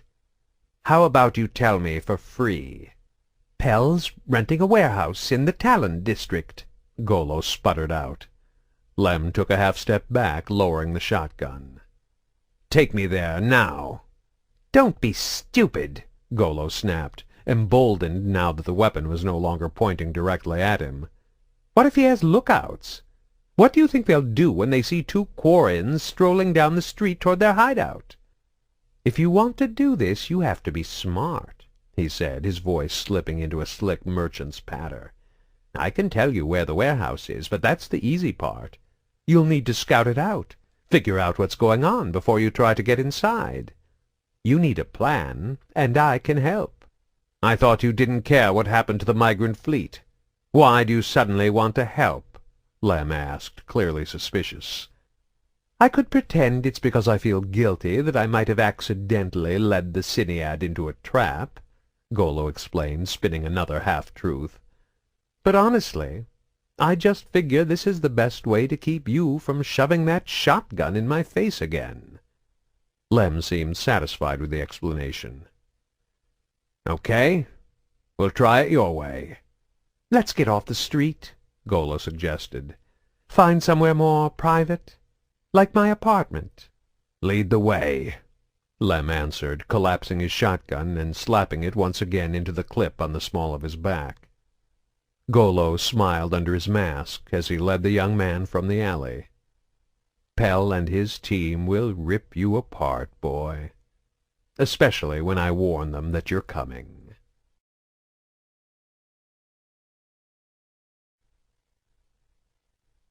Chapter 15. "Are you ever going to tell us where we're going?" Kahlee asked, startling Grayson from a fitful doze. With the adrenaline rush of their escape fading, his body had crashed and he'd fallen asleep in the pilot's chair.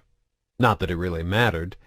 Once the course was plotted, there was nothing for him to do during FTL travel.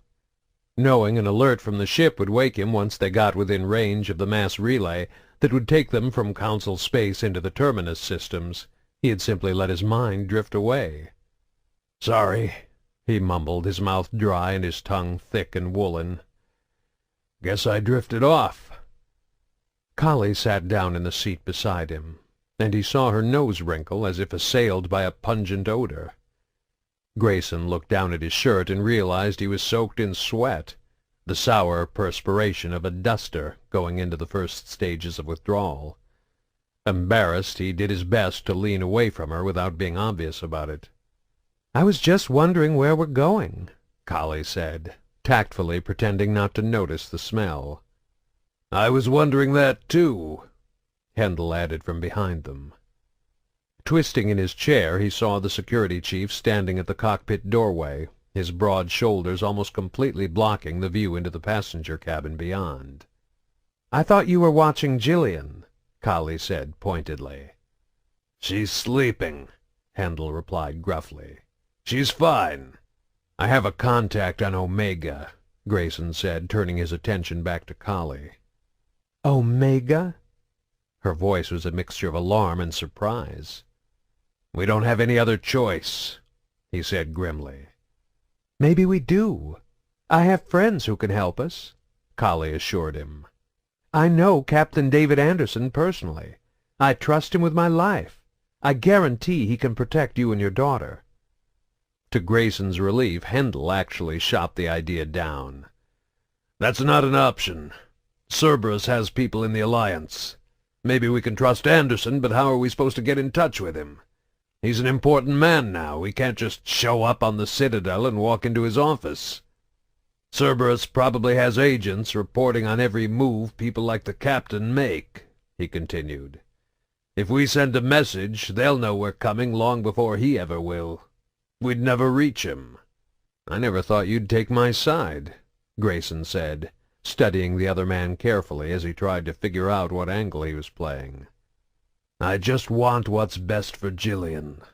Right now, that means getting her out of Council space. But Omega wouldn't have been my first choice. There are plenty of other places to hide in the Terminus systems." "We can't go to any of the human colonies," Grayson insisted.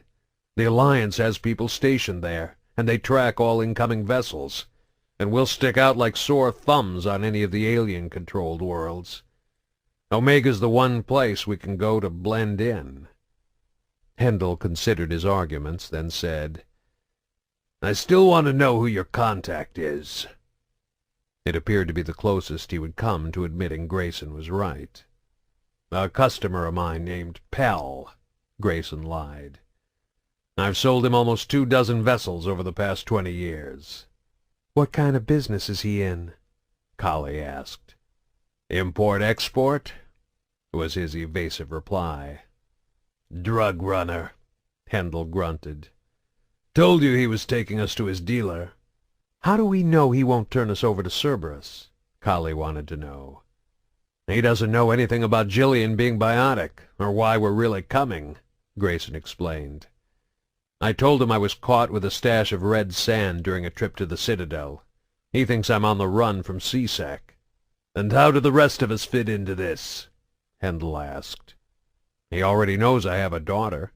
I'll tell him Kahlee's my girlfriend, and you're the crooked CSEC officer I bribed to get me off the station." "So he's expecting us?" Hendel asked. Grayson nodded. "I sent him a message when we left the Academy. I'll log into the comm network when we drop out of FTL at the next mass relay to see if he sent a reply." "I want to see the message he sends you." "Hendel!" Kahlee objected, offended at the violation of Grayson's privacy. "I'm not taking any chances," Hendel answered. "We're putting our lives in his hands. I want to know who we're dealing with." "Sure," Grayson said. "No problem." He took a quick peek at the readouts to get a sense of where they were on the journey. "We should reach the relay in another hour." "That gives you time to take a shower," Hendel told him. "Try to wash the stink of the drugs off before your daughter wakes up." There really wasn't anything Grayson could say to that. He knew Hendel was right. 60 minutes later he was back in the pilot's chair, cleaned and wearing a fresh set of clothes. He'd stopped sweating, but now there was a slight tremble in his hands as he adjusted the controls. He knew it would only get worse the longer he went without another hit. Kahlee was still sitting in the passenger seat, and Hendel was once again standing behind him, leaning on the cockpit's door frame. Gillian continued to sleep peacefully in the back. Grayson had checked on her before and after his shower. A soft electronic chime from the navigation panel warned them a second before the ship dropped from FTL flight. They felt the faint surge of deceleration, and then the navigation screens came alive as their vessel began picking up nearby ships, small asteroids, and other objects large enough to register on the sensors. The enormous mass relay showed up as a blinking blue dot near the center of the monitor. Despite the muscle tremors, Grayson's hands moved with a quick confidence over the controls as he plotted their approach. "You going to check the messages?" Hendel asked, the question a none too subtle reminder of his suspicion. "Just need to locate a convoy. Okay, got one, linking in." There was a short beep, and one of the monitors flickered to indicate a new message had been downloaded from the interstellar network of communication buoys used to transmit messages across the vast expanse of the galaxy. "Play it," Hendel told him. Grayson punched a button, and Pell's face appeared on the screen, his voice filling the cockpit. "Got your message. Sorry things fell apart, but I warned you about getting sloppy," he said, raising one eyebrow. "Lucky for you, I think I can help. I'm sending the coordinates for a landing pad near my warehouse on Omega. I'll be there with some of my crew to meet you when you touch down." There was a brief pause, and then Pell laughed. "You understand this is going to cost you, right? You know how much I hate cleaning up someone else's mess." There was another beep from the monitor, and the image froze. The message ended. In his mind, Grayson breathed a sigh of relief, though he gave no outward indication of how he felt. He'd expected Pell's message to be discreet. Cerberus operatives were well versed in the art of ambiguous double-talk when using non-secure bandwidth. But with Hendel looming over him, he'd still felt a tingle of apprehension when he'd pushed the playback. "Pretty vague," the security chief muttered. "This is a public channel." Grayson snapped back at him, his nerves still on edge and begging for a quick hit of red sand. "Did you really think he'd admit to being a drug baron?" "I think that's as much confirmation as we're going to get," Kahlee told her partner. Hendel considered for a long moment, then nodded. "Okay, but I still don't like it. Take us through the relay." Grayson bristled at being given what sounded like a direct order. This was his ship, after all. But he did as he was told, initiating the course he had programmed before picking up the message. "You look like you need some sleep," Kahlee said to the security chief. "You go lie down. I'll keep an eye on Gillian." And on me, I'll bet, Grayson thought. But he wasn't about to try anything now. He could simply wait until they landed at Omega, and Pell and his team would take care of everything. As their ship shot forward to be snatched up by a twisting, shimmering bolt of energy unleashed from the mass relay, he couldn't help smiling at how well things were going to work out. He noticed Kahlee, unaware of what he was really thinking, smiling back. Lem peered through the binoculars at the nondescript warehouse. He'd been watching it for several hours now, perched atop the roof of a tall, four-story building on the next block. So far he'd seen little to indicate anything unusual was going on, though all the windows were made of tinted one-way glass, making it impossible to see inside.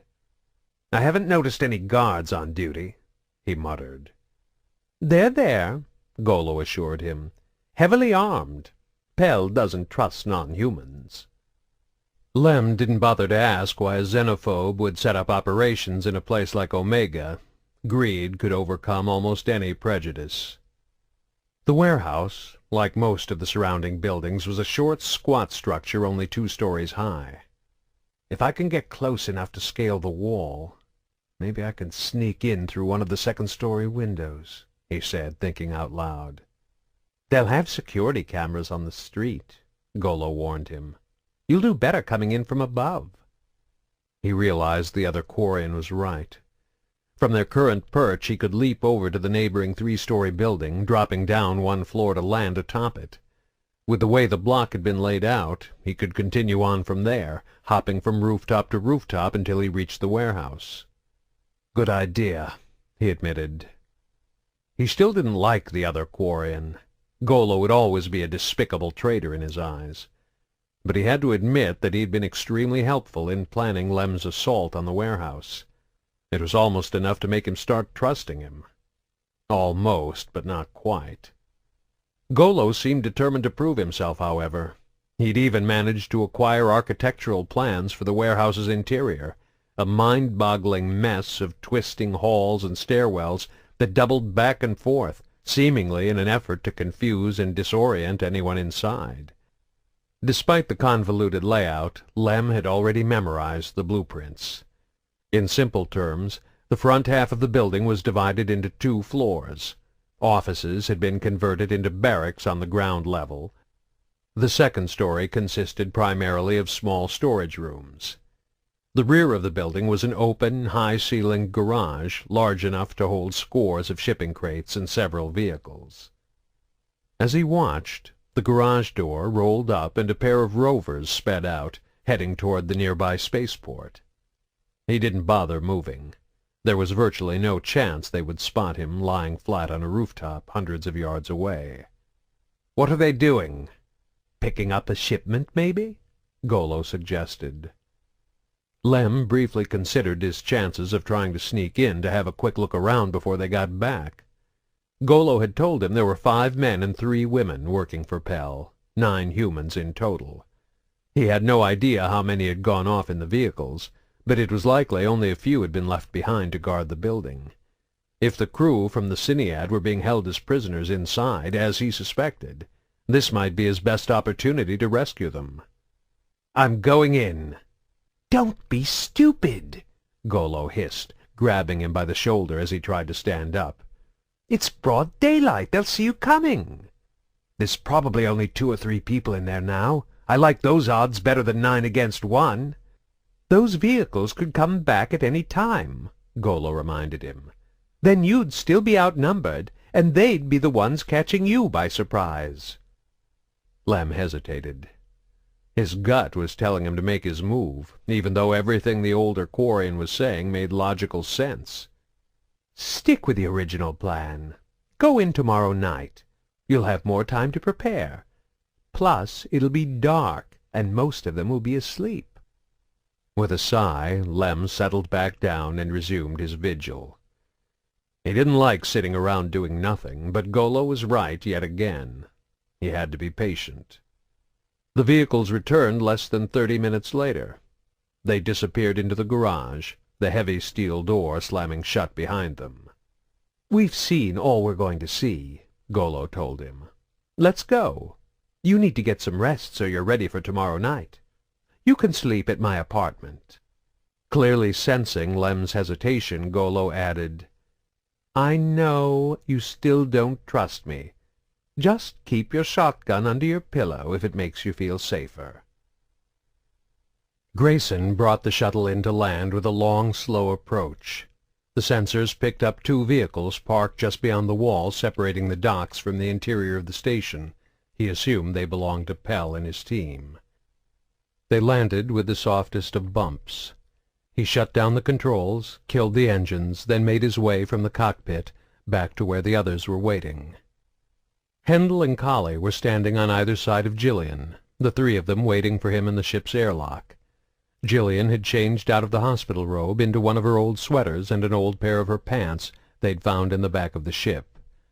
She'd obviously grown since she last wore the clothes. The sleeves stopped halfway down her forearm, and the pant cuffs stopped several inches above her ankles. She was still wearing the sandals from the hospital.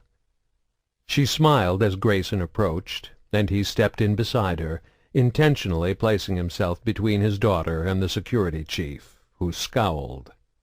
"Let me do the talking," Grayson warned him as he activated the airlock.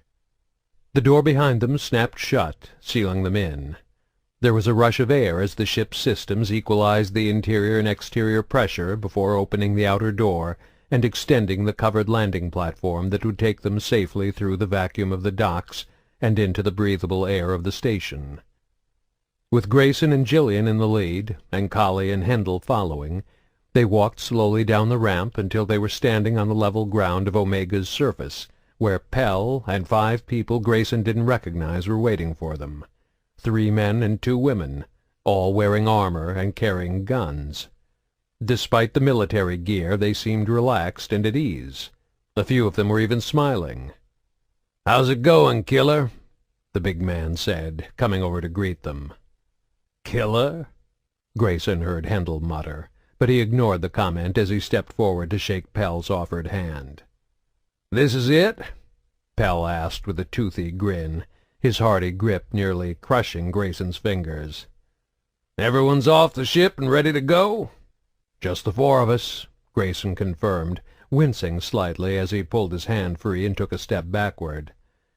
"Let me introduce—" The words died in his mouth as Pell and the others all brought their weapons up simultaneously, pointing them at the new arrivals in an unmistakable gesture of hostility. Their casual attitude had vanished, replaced by one that was hard and dangerous. Grayson swore silently to himself. He'd told Pell to act with discretion so he didn't upset Gillian. He was about to say something to this effect when he suddenly realized one of the women was pointing a weapon at him as well. "What's going on, Pell?" "Everybody stay calm and nobody gets hurt," Pell warned. To one of the men on his team he said, "The big man and the girl, they're biotics. Put them out first." The man holstered his weapon and pulled out what looked like an automated multi-cartridge hypodermic. He stepped up to Hendel, moving with well-trained precision. "Hold out your wrist," Pell ordered. Hendel simply glared at him. "Hold out your wrist or I shoot the woman," Pell clarified, aiming his pistol at Kahlee's face. The security chief reluctantly complied, extending his arm with his palm up. The man grabbed the tips of his fingers and bent them down slightly, then reached out with the hypodermic and pressed it against the exposed underside of his wrist. There was the sharp sound of a high-tension spring releasing, and Hendel grunted softly as the tip of an unseen needle penetrated his skin, injecting him with some unknown drug. A second later he swooned and collapsed, unconscious. "Hendel!" Kahlee shouted, leaping to catch him before his head smacked the ground. She staggered under his weight and fell at the feet of the man with the hypodermic. Hendel's body sprawled on top of her. The man reached down and pressed the hypodermic against her neck. There was another sharp recoil from the spring, and a second later Kahlee slumped over unconscious. "Daddy!" Gillian called out, her voice trembling. Her eyes were wide with fear and incomprehension. "The girl!" Pell snapped. "Quickly!" "Please, don't!" Grayson pleaded, but his former partner wouldn't even turn to look at him. The woman holding the gun on him gave a slight shake of her head, warning him not to move. The man grabbed Gillian's wrist and roughly extended her arm. Her face twisted in agony at his touch, and she let out a long, wailing scream. Oblivious, the man jammed the device against her skin and released another dose of the fast-acting narcotic. Gillian's scream was cut off, and her features went slack as she passed out in the man's arms. He lowered her until she lay on the ground, not gently but carefully. Then he came over to Grayson. "Did he at least say why?" Grayson asked, standing motionless as the man reached out with the hypodermic needle and pressed it against the side of his neck.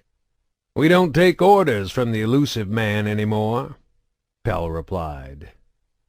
There was the now familiar sound of the spring's recoil, and the world slipped away before Grayson had time to ask what he meant. He had no idea how much time had passed before he finally woke up, but it felt like he'd been out for several hours at least. The familiar craving to dust up was there waiting for him, but it was more mental than physical. Red sand was a drug that tended to clear the body's system quickly. The physical symptoms of withdrawal usually faded within 12 to 16 hours. That was probably a good thing, considering that he now found himself lying on the floor in what appeared to be a makeshift holding cell. There was a door, presumably locked, on the far wall, and the only illumination came from a high-efficiency LED light overhead. The room was devoid of all furniture and decorations, though there was a small camera up in the corner to keep an eye on him. Pushing himself into a sitting position, it took a moment for his still groggy mind to register the fact that he wasn't alone. Kahlee was sitting with her back against the wall in the opposite corner. "Guess your friend is going to hand us over to Cerberus after all," she said. He was confused for a moment, until he realized she hadn't heard his final conversation with Pell. She still thought he was a drug dealer, and she had no idea who Grayson was really working for. "I don't think he's working with Cerberus," he admitted, figuring that small bit of information could do no harm. "Do you know what happened to Gillian?" She shook her head. "I haven't seen her or Hendel." Grayson chewed his lip, thinking hard. "Pell knows they're biotics," he muttered. "He must be taking extra precautions with them, probably keeping them both unconscious until—" He trailed off, realizing he had no idea what Pell had planned for them. "You checked the door?" he asked her.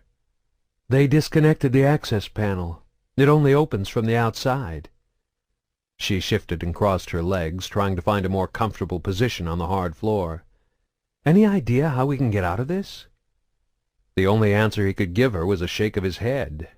There wasn't anything more to say, and so they sat like that for a good 10 minutes before the door opened with a loud swoosh, startling them both. Pell came into the room, accompanied by a pair of armed guards, and set a small wooden chair down in the center of the floor. As he settled into his seat, the guards took up positions on either side of the door, which remained open. "Figured I owed you an explanation after all we've been through," he said. "Where's my daughter?" Grayson demanded angrily, not caring to listen to Pell's attempts at justifying his betrayal. "Don't worry, she's safe. We wouldn't want to hurt her. She's too valuable. Same with your friend," he added, turning to Kahlee. "How much is Cerberus paying you?" she asked. Pell laughed, and Grayson felt his stomach clench. "Cerberus pays pretty well," the big man admitted. "Isn't that right, killer?" Kahlee looked over at him, but Grayson couldn't meet her gaze. "So Hendel was right," she said, her voice hopeless and defeated rather than angry as the truth dawned on her. "You and Jiro were working together. How could a father do that to his own child?" Grayson never even considered defending himself by claiming that he wasn't Gillian's real father. There was no biological link between them, but he had raised her from infancy. For 10 years he alone had cared for her, teaching and nurturing her until she'd been accepted into the Ascension project. She had been, and still was, the center and totality of his world. There was no doubt in his mind she was truly his daughter. If she hadn't been, everything would have been so much easier. "It was never meant to be like this," he said softly. "Gillian is special. All we were trying to do was help her tap into her biotic abilities. We just wanted her to reach her full potential." "Kinda sounds like your Ascension project, doesn't it?" Pell said to Kahlee, grinning. "We would never do anything to endanger the life of a student," she shot back at him, finally showing some anger. "Nothing is worth that risk." "What if it meant helping dozens or even thousands of other lives?" Grayson asked quietly.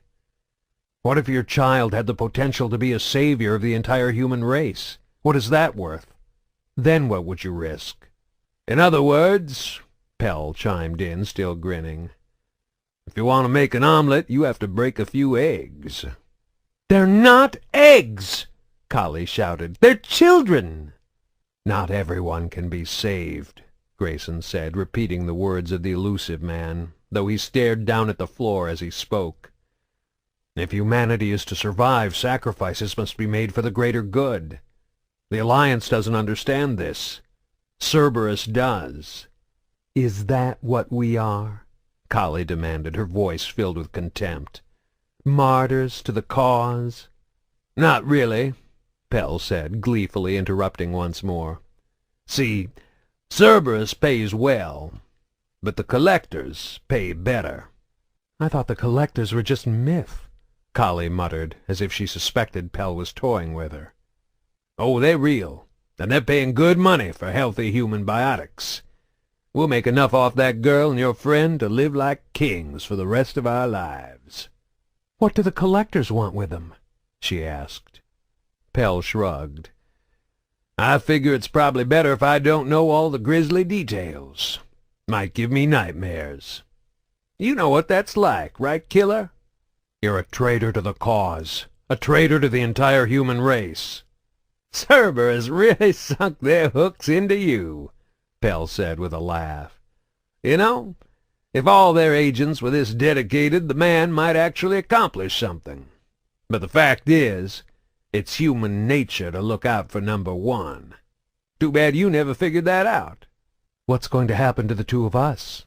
Kahlee asked. "I figure the collectors will pay us a little bonus for you, sweet cheeks, seeing as you're something of an expert on human biotics. As for my old friend over there, we'll throw him in for free. Should help buy us some time to disappear before Cerberus figures out what happened." "The elusive man will hunt you down like dogs," Grayson snarled. Pell stood up from his chair. "With the kind of rewards they're offering, that's a chance I'm willing to take." He nodded toward Kahlee. "Throw her in with the other two. If we leave the two of them alone together, she'll probably scratch his eyes out." One of the guards stepped forward and hauled Kahlee to her feet, dragging her from the cell. Pell, chair in hand, paused just before closing the door. "Nothing personal, killer," he said, getting the last word in, as always.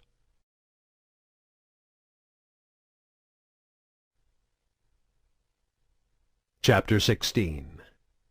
Pell followed the guard and Kahlee down the hall to the room on the far end, then opened the door so they could toss her in.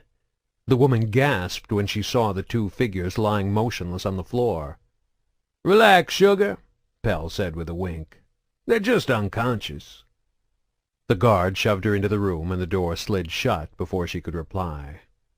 "Keep a close eye on the cameras," Pell warned the two guards charged with watching the monitors that showed the inside of each cell. "If either one of those biotics even rolls over in their sleep, you hit them with another dose of the night-night juice. We're not taking any chances with them." They nodded in acknowledgment, and Pell left them there, heading for his bed on the ground floor. It was already past midnight, and he was ready for some shut-eye. Of course, he first had to traverse the maddening labyrinth of the building's interior. As if mirroring the streets in the district outside, the warehouse had been constructed as a confusing maze of corridors and stairwells. It was actually necessary to take one flight of stairs down to the ground floor, weave through several alternating left and right turns of branching hallways, then climb up another flight of stairs to a small landing that overlooked the garage, before finally taking a third set of stairs down to the large common room they had converted into a barracks. "Message came in from Golo a while ago," Shella, the woman who was his unofficial second-in-command, told him once he finally reached his destination.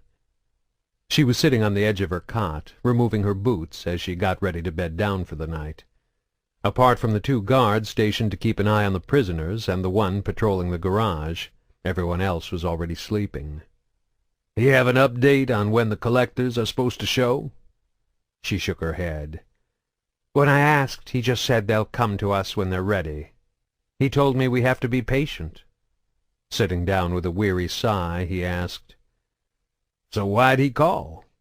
"He wanted to warn us. He says there's another Quarian who's going to try to sneak into the building tomorrow night. He sent us all the details." Pell raised an eyebrow in surprise. Golo might be a cowardly, backstabbing, double-dealing little Quarian, but he was damn resourceful. "Okay, we'll set something up to take care of him tomorrow." "What about the other one down in the basement?" Shella wanted to know.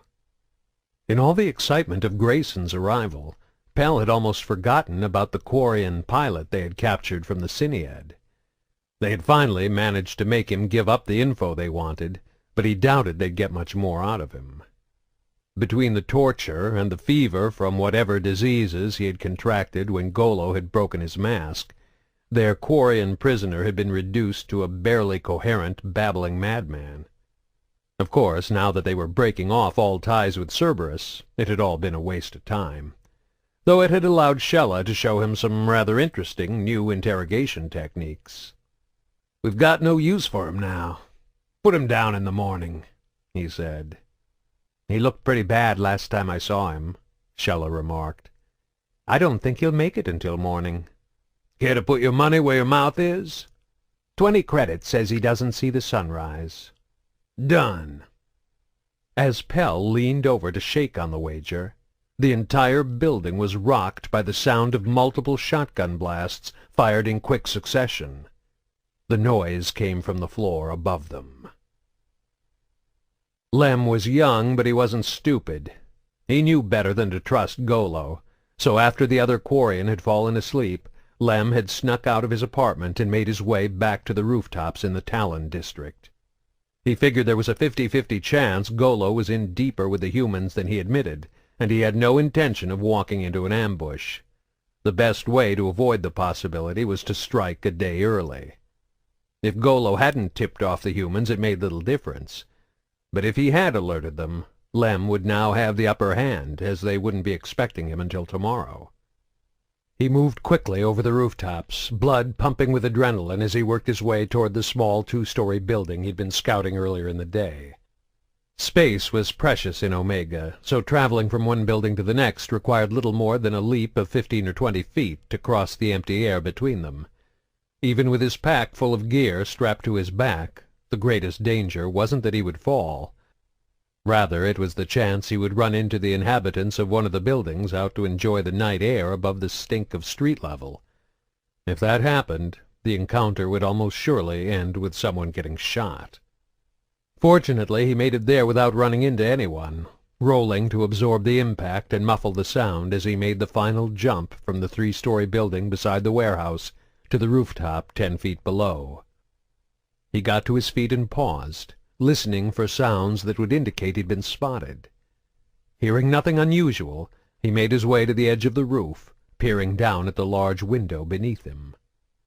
It was impossible to see through the one-way glass, but he wasn't interested in what lay beyond the window, at least not yet. Instead, he pulled his omnitool from his belt and flipped on the flashlight. The thin beam of soft illumination allowed him to locate the tiny infrared emitters along the outside of the window frame. Adjusting a setting on the omnitool, he used it to tap into the wireless signal, overriding the alarm system. There was no latch on the window, so Lem would have to make his own opening. He slung his backpack from his shoulder and set it down on the roof, then rummaged around until he found the glass cutter. The tight-beamed laser sliced through the window with a barely audible, high-pitched whine. He carved off a tiny piece in the upper corner, just large enough for a small video camera on the end of a stiff wire to poke through and look around. Images from the camera were transmitted back to the readout on his omnitool, allowing him to see what awaited him on the other side. The window was at one end of a corridor. Several doors that looked to be storage rooms lined either side. At the far end was a small table where a pair of armed guards played cards and cast occasional glances at a bank of monitors resting on the table. Using the camera magnification, he zoomed in to get a closer look at the images on the monitors.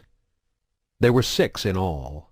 4 showed only empty rooms, but one of the rooms had a lone figure huddled in a corner, and another showed 3 occupants, 2 lying on the floor and the third sitting between them.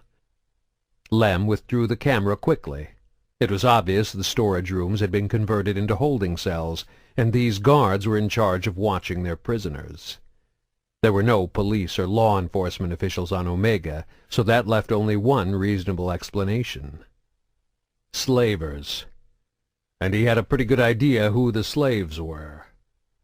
Enraged at seeing his fellow Quarians caged like animals, Lem stashed the camera, strapped his pack back over his shoulders, readied his shotgun, then lowered himself down from the rooftop until he was balanced precariously on the window's narrow bottom ledge. He didn't bother to use the glass cutter this time, but simply threw himself forward, relying on the tough fabric of his envirosuit to protect him from the shards of glass. His momentum carried him into the corridor, where he hit the floor, tucked into a forward roll, and came up firing. Neither guard was expecting the attack, and he caught them completely unprepared. Most of the first two blasts from his shotgun were deflected by the kinetic shields in their combat suits, keeping them alive just long enough to jump to their feet. But the third and fourth blasts killed the men before they had a chance to draw their weapons, hurtling their bodies back with such force that they slammed into the table, sending the monitors crashing to the floor. Knowing he had to work fast, Lem turned his attention to the cells. 4 of them stood empty, doors open.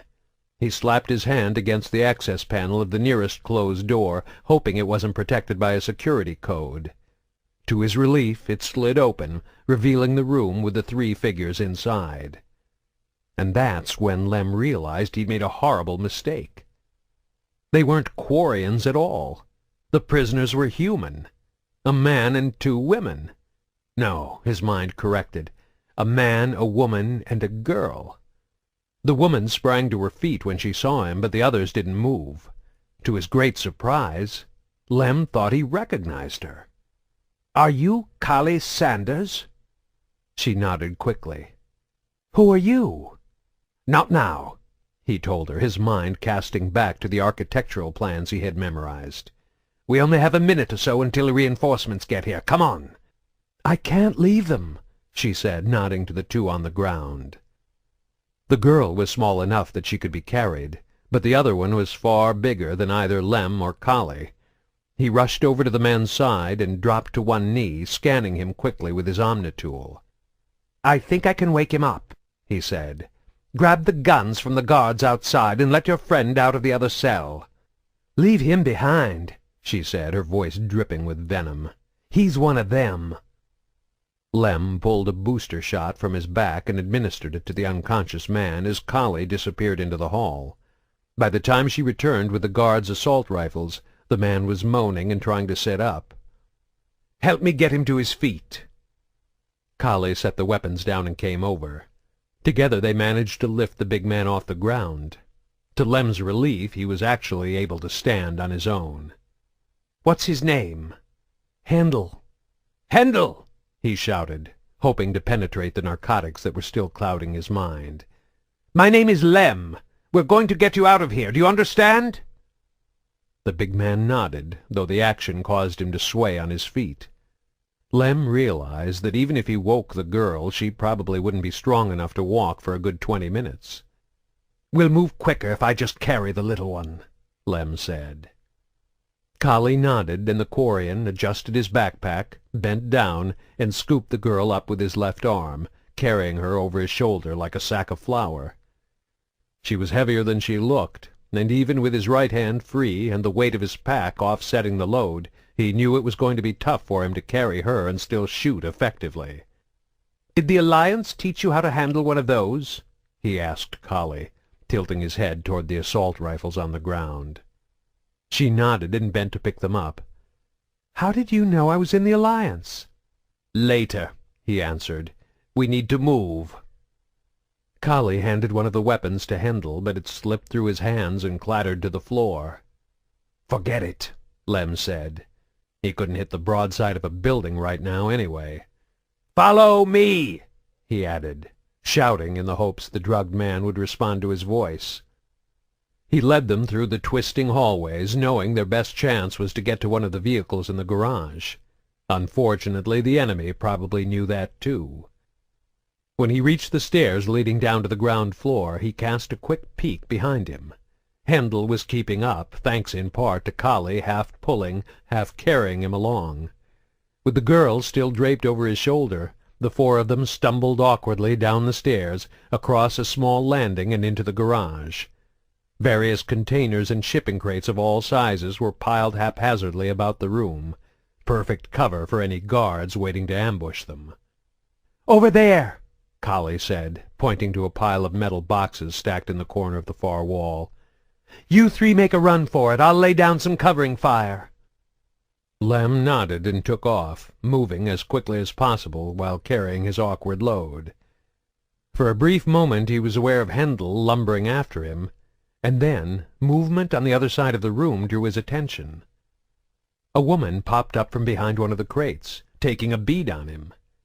He realized with horror that while his kinetic shields gave him some protection, the girl and Hendel were completely vulnerable. Before the woman managed to get off a shot, however, Kahlee let loose with a spray of bullets that forced her to duck back down again. From the corner of his eye, Lem saw a man half hidden in the boxes off to the right.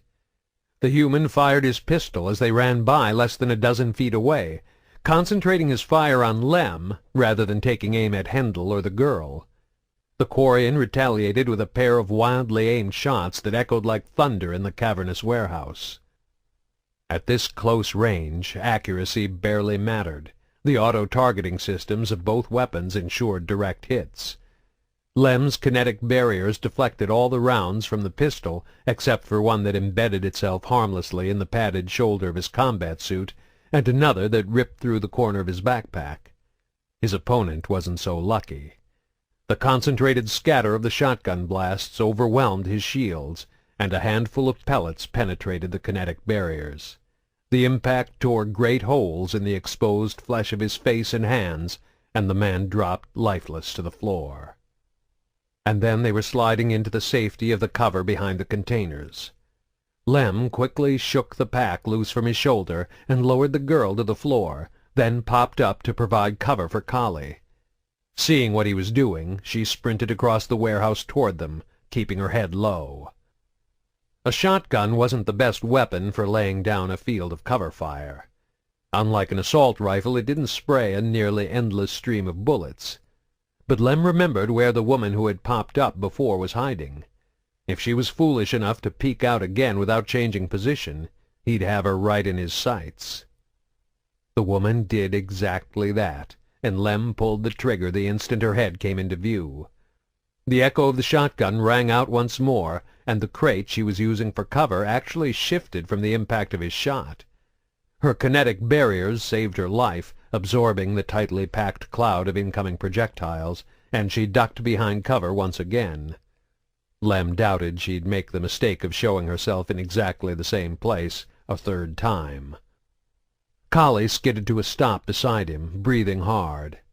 At almost the same instant, two more guards, a man and a woman, burst into the warehouse through the same entrance they had come through only a few seconds before. A coordinated barrage of shotgun and assault rifle fire sent them scurrying back around the corner. "They'll go around to the other side," Lem warned, recalling that there were two entrances to the warehouse, along with the landing up above and the big vehicle doors on the far wall. "Try to flank us." "You think we can get to those rovers?" Kahlee asked him, pointing at the two vehicles parked out in the open near the center of the garage. "There's not much cover. I'll have to work my way around to the far side. Can you hold position here?" "For a little while. Any idea how many we're up against?" "They started with 9, as far as I know. 2 dead upstairs, 1 more down here." 6 against 2, she muttered. "Without one of those rovers, we don't stand much of a chance." Hendel mumbled something neither of them understood. He seemed to be more alert, but his words were still incomprehensible as the booster fought against the drugs still coursing through his system. "You stay here with me and Gillian," Kahlee told him, patting him on the thigh, "and keep your head down." Peering through a small gap between the wall of boxes shielding them from enemy fire, Lem tried to plan a route from cover point to cover point that would eventually lead him to the vehicle. It was there, but he'd have to keep moving, and Kahlee would need to stay sharp. Even as he was wondering if she was up to the task, another slaver appeared in the door they had used to enter the garage. Kahlee popped up from behind her cover and took him down with a short, well-aimed burst from her assault rifle. 2 against 5 now. "Okay, I'm ready," he said, taking a deep breath. "Good luck," she replied. She didn't turn to look at him, but kept her attention on the battlefield. As he broke from the boxes, She started firing. Grayson heard the shotgun blasts in the hall outside, but wasn't sure what to make of them. A few minutes later he heard gunfire coming from a distance, though he guessed it was still inside the building. Someone's assaulting the base. Now's your chance to get out of here. He was trapped in a storage room, not a real jail cell, and the walls imprisoning him were nothing but the Turian equivalent of drywall. Standing up, he went over to one of the side walls and began to slam the bottom of his foot against the surface. If the guards were still out there, they'd see what he was up to on the cameras, but Grayson was banking on them being otherwise distracted. After a few hard kicks, his foot broke through to the other side. He put his eye to the hole to see what lay beyond. It appeared to be another makeshift cell, much like his own, but this one was empty, and the steel door leading out to the hall was open. He continued his assault on the wall, and 5 minutes later he had broken away enough of the material to crawl through. No one had come to check on him during his slow-developing escape, so he assumed none of the guards were around. Based on the continuing sound of gunfire from somewhere else in the building, he guessed they had gone to help fight off the attackers. As he stepped out into the hall and saw the two bodies, he realized he was wrong. A quick look around told him just about everything he needed to know. All the other cells were empty. Gillian and the others were gone. Someone had obviously busted them out, though he couldn't even begin to guess who it might have been. Whoever it was, they were kind enough to leave me an assault rifle, he thought, picking up the discarded weapon from the floor of one of the cells. Grayson didn't know where he was, but he knew where he wanted to go. He needed to find Gillian. The most logical way to do that seemed to be to follow the sound of the gunfire. It didn't take him long to realize that this task was harder than it seemed, and he quickly became hopelessly lost in the building's nonsensical floor plan. Lem darted back and forth between the containers, constantly changing direction, stopping and starting without warning, and never staying in one place too long. His hands clutched his shotgun tightly, but he wasn't looking to fire at anyone. He was simply trying to make it to the vehicles. Kahlee was doing her best to cover him, but she was badly overmatched. The one time he dared to stop long enough to look back, he saw two slavers firing at her from cover positions behind a pile of containers on the floor, and another two, newly arrived, shooting down at her from the small landing overlooking the garage from above. The two teams coordinated their attacks, never giving her a clear opening to retaliate. But that didn't stop her from occasionally popping her head out and firing back. Brave thing to do, considering she doesn't even have any shields. With Kahlee occupying 4 of the remaining 5 slavers, that left only one more for him to deal with. Unfortunately, he had no idea where his enemy was. Every time he ran out into the open, he could be stepping into a spray of lethal assault rifle fire. Don't think about it. Just stay focused on the vehicle. You're almost there. Only a short stretch of bare floor still separated him from the rovers. A quick sprint and it was all over, one way or the other. He broke from cover and dashed for the vehicle. The 5th slaver was waiting for him, popping up from behind a crate not 20 feet away as he ran past. She opened fire from close range on his flank. Clouds of concrete flew up from the floor as she fired low, where his barrier shields were most vulnerable, trying to take his legs out from under him. Head down, Lem knew his best shot at survival was just to keep running. He was half a step away from safety when a hollow-point round entered his left calf. It mushroomed, then split apart on impact, sending a spray of metal fragments through his lower leg, shredding the muscles and tendons. Screaming in agony, he pitched forward, his shotgun falling from his hand. His momentum allowed him to manage 2 more stumbling, off-balance steps that carried him far enough to put the metal-plated rover between him and his attacker before he collapsed to the ground. He rolled over onto his back, clutching at the bloody pulp below his knee that used to be his leg. He heard footsteps coming toward him, and he realized his shotgun had been left behind, skittering across the floor when he dropped it after being hit. A second later the woman materialized from around the front of the vehicle. She smiled and aimed the weapon at him. Then suddenly she was flying across the room. Lem followed the path of her body as it arced high through the air before slamming into one of the walls and crashing down to the floor. She lay there motionless, her neck twisted at a gruesome angle. It was only when he heard Hendel screaming at him that he realized what had happened. The man was biotic. "The rover! Hurry!" The Quarian knew it would take 30 or 40 seconds before Hendel recovered enough to use his biotics again. Time they didn't have. Gritting his teeth and hoping he wouldn't pass out from the pain, he used the rover's front bumper to haul himself up. Standing on his one good leg, he pulled the driver's side door open and crawled inside. Blocking out the pain as best he could, it took him half a minute to override the operator codes and get the engine fired up. There was no windscreen on the vehicle. It was more like an armored transport carrier with a navigation screen on the inside to give him the layout of his surroundings.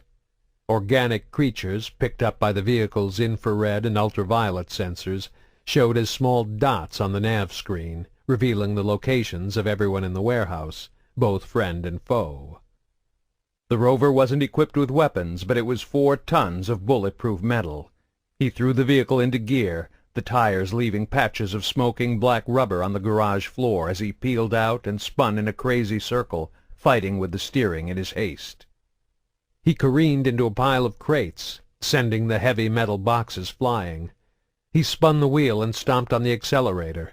Ignoring the agonizing jolt of pain as his wounded left leg bumped against the side door, he headed straight for Kahlee and the others. Along the way, he plowed through the containers providing cover for the remaining 2 slavers on the ground, mowing them down under his wheels before bringing the rover to a skidding halt, only inches short of running over Hendel. Lem threw open the door, and the biotic clambered up into the back seat of the vehicle, the still unconscious girl gripped tightly in his arms, while Kahlee laid down another stream of cover fire at the last 2 surviving slavers atop the landing. They returned fire, the sound of their bullets ricocheting off the armored roof and hull in a metallic staccato symphony. "They're loading up a rocket launcher!"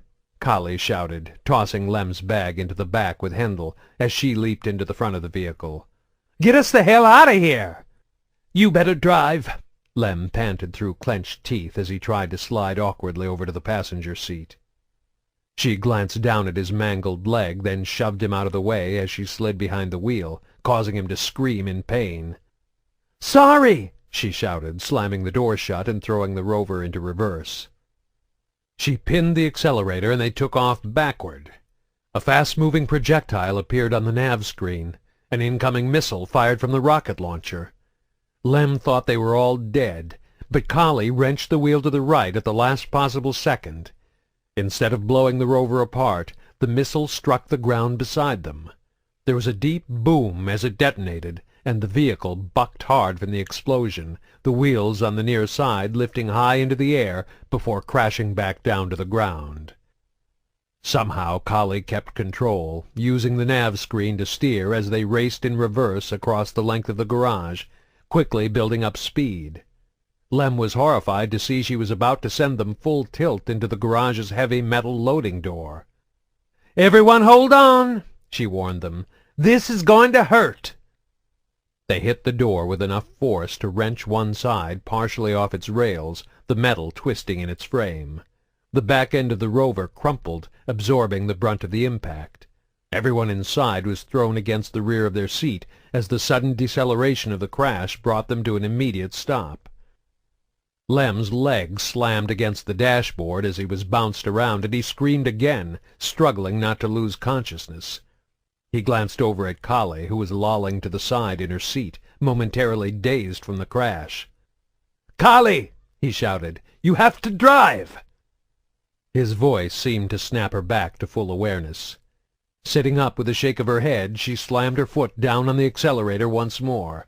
The vehicle lurched, still traveling in reverse, and slammed into the door again. Kahlee kept the engine revving as they tried to force their way through the twisted metal sheet, blocking their escape.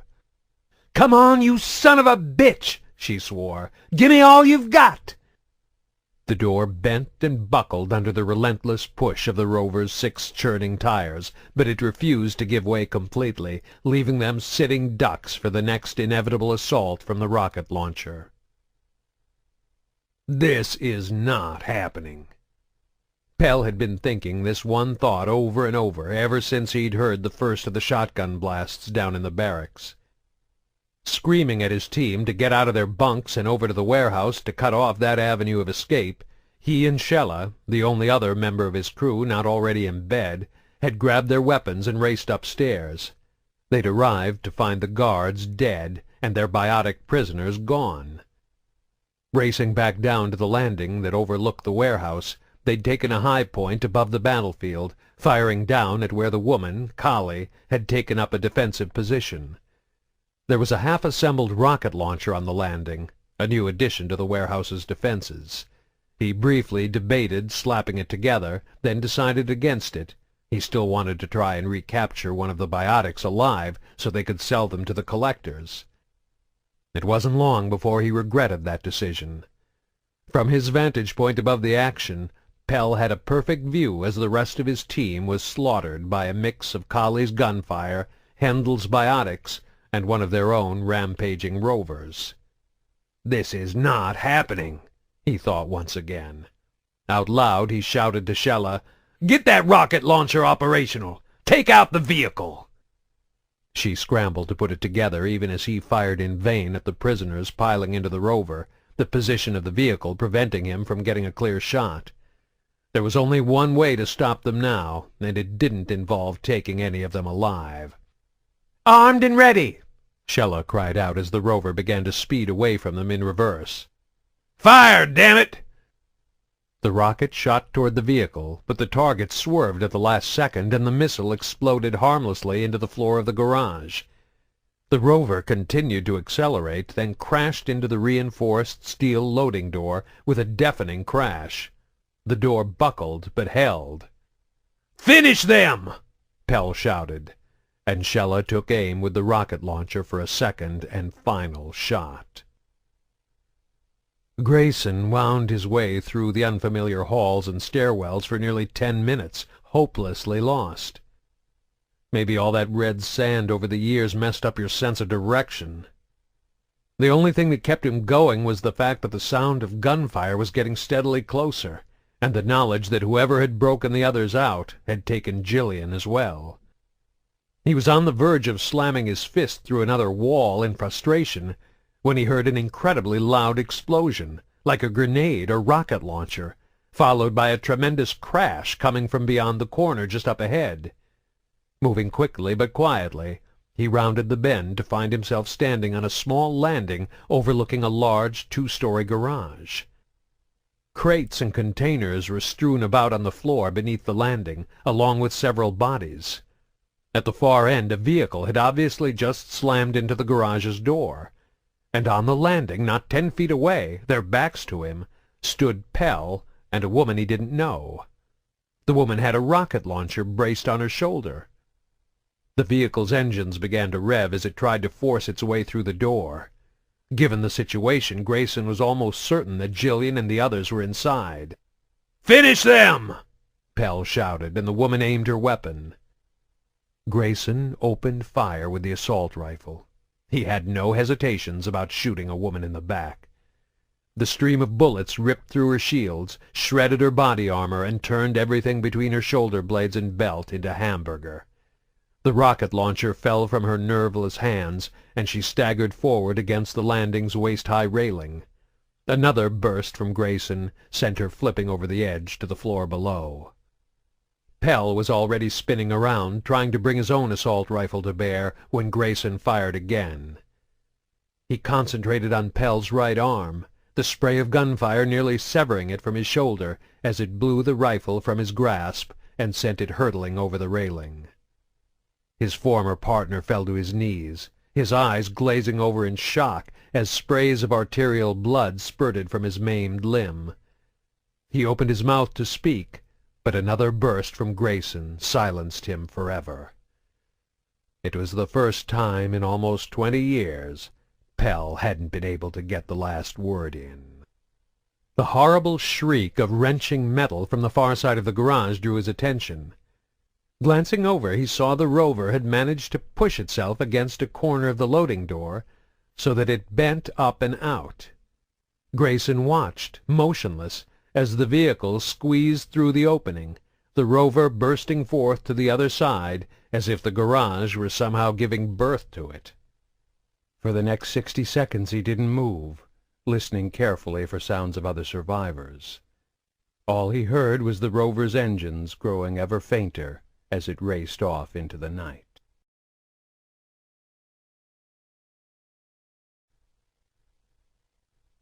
Chapter 17. Inside the rover, Kahlee heard the metal door screeching across the armored roof as the vehicle forced its way past and out into the dark streets of Omega. Still driving in reverse, she went half a block before locking the brakes and turning the wheel, sending them into a 540-degree spin. It ended with them heading in the same direction, but they were no longer traveling backward. They had escaped the warehouse, but their getaway wouldn't be complete until they'd left Omega well behind them. "Do you have a ship?" she asked, directing her question to the Quarian in the passenger seat. "Head to the spaceports," he answered.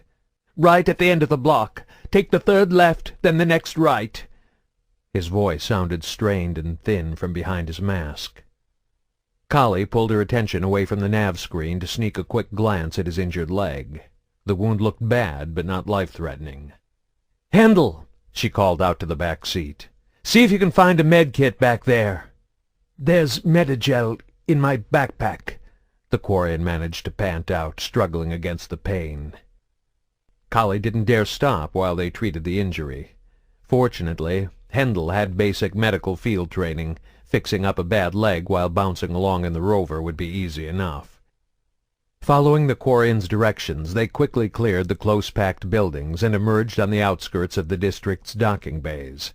Racing along the open ground, the nav screen picked up 3 small starships clustered together at the far end of the spaceport. "Lem, which shuttle is yours?" Kahlee asked. "Whichever one you want."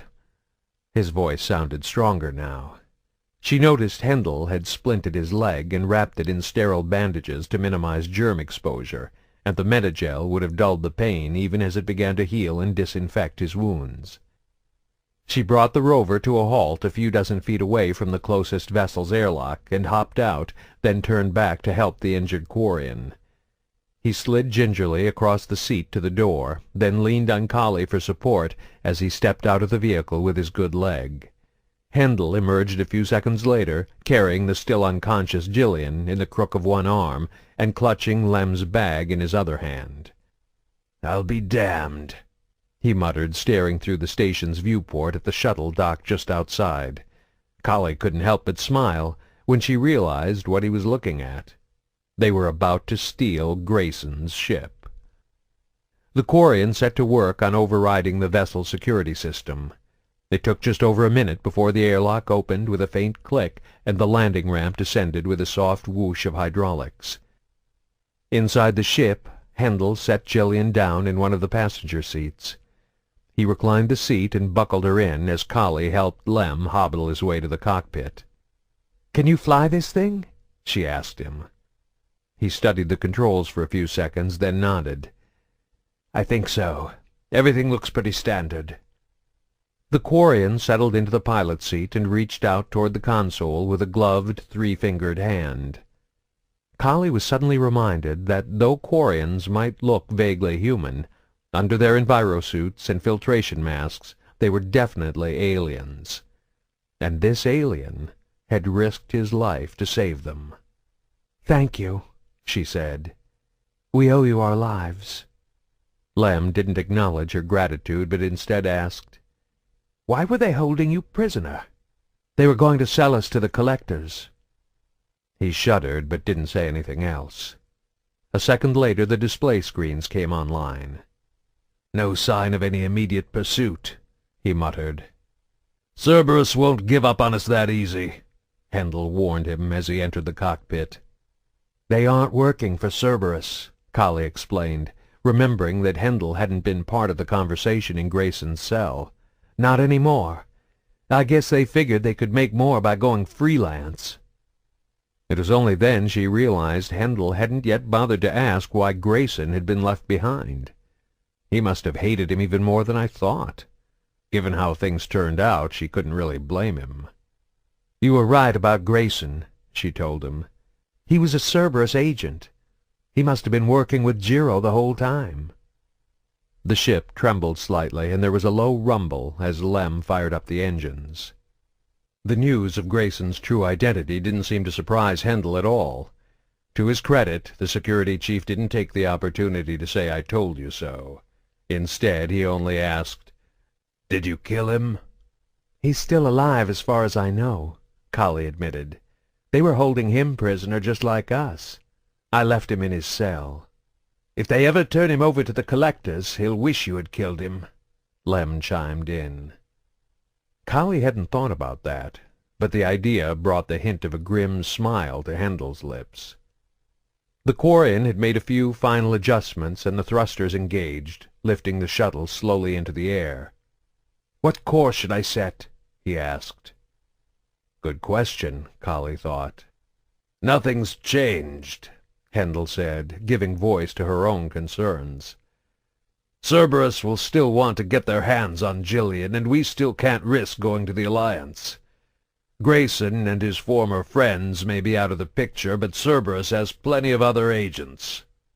No matter where we go, they're going to find us sooner or later." "Then we have to keep moving," Kahlee said. "Stay one step ahead of them." "It'll be hard on Gillian," Hendel warned her. "We don't have much choice. For all we know, they could have someone stationed on every human-accessible world, colony, and space station in the galaxy." "I know one place you can hide where Cerberus is guaranteed not to find you," Lem said, turning in his seat to join the conversation. "The migrant fleet." In the aftermath of the battle, Grayson made a thorough exploration of the warehouse from top to bottom. For a moment he had debated racing down to the second rover on the garage floor and trying to chase after Gillian, but he knew the other vehicle would be long gone by the time he got there.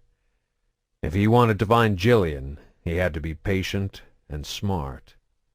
An examination of the warehouse floor revealed several bodies, including the woman he'd shot in the back. 2 more had been shot, 2 had been run over by the missing vehicle, and 1 woman lay crumpled against a wall, her neck broken. Grayson recognized the corpse as a telltale sign of biotics, and he suspected it was Hendel, not Gillian, who had inflicted the damage. He also found a shotgun sitting in the middle of the floor. It appeared to be of Turian manufacture, but the mods on it were of an improvised yet effectively cunning design that was the hallmark of the Quarian species. Recognizing the value of the weapon, he picked it up and carried it with him as he left the garage and went to explore the remainder of the base. He became lost several times in the confusing halls, but eventually found himself back on the main floor in a room that had been converted into a barracks. There were 12 bunks, but only 9 showed signs of use. Grayson had found 7 bodies in the warehouse. Adding these to the 2 guards in the hall near his cell explained why he hadn't run across anyone else during his search. With all the occupants of the warehouse accounted for, he was able to relax his guard. On any other station or world, he would have been worried about law enforcement responding to the sounds of the battle. But Omega had no police, and gunfire and exploding rockets generally encouraged the neighbors to mind their own business. Someone would come to investigate the premises eventually, probably whoever had been renting the location to Pell and his team. However, Grayson didn't expect anyone for at least a few days. The barracks led down a short hall to several offices Pell had set up as intel and command posts. Looking through the computers and OSDs, Grayson found reports from their original assignment. They were coded, of course, but only with a basic Cerberus cipher, and Grayson had no problem making sense of them. Pell had been sent to Omega to try and find a way to infiltrate the Quarian fleet. Unfortunately, the reports were incomplete. They mentioned a ship they had captured called the Cinead, and a single prisoner that had been taken for interrogation, but the results of the interrogation weren't recorded. Pell had obviously given up keeping the logs once he threw his lot in with the mysterious collectors, and he wasn't stupid enough to keep any records, electronic or written, of his plan to betray the elusive man. The mention of the Quarian ship and prisoner, combined with the discovery of the Quarian modified shotgun, left little doubt in Grayson's mind as to who had busted the others out.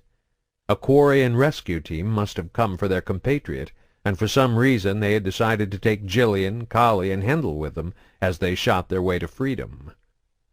Satisfied he had learned as much as he could from the files, he resumed his slow, careful search of the premises.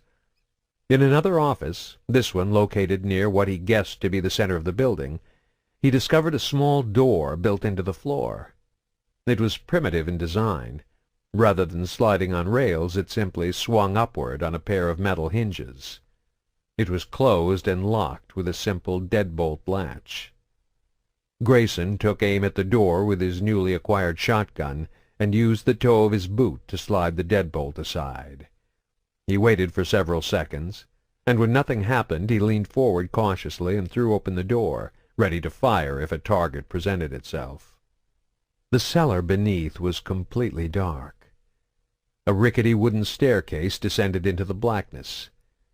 Grayson flicked on the flashlight built into the gun's barrel, using its powerful beam to pierce the gloom as he made his way slowly down the stairs. When he reached the bottom, he cast about in a quick circle, sending the illumination into every corner. The room was square, maybe 20 feet on each side. The walls were finished with brick and mortar. The floor was bare cement. It was completely empty, except for a motionless figure lying on its back near one of the walls.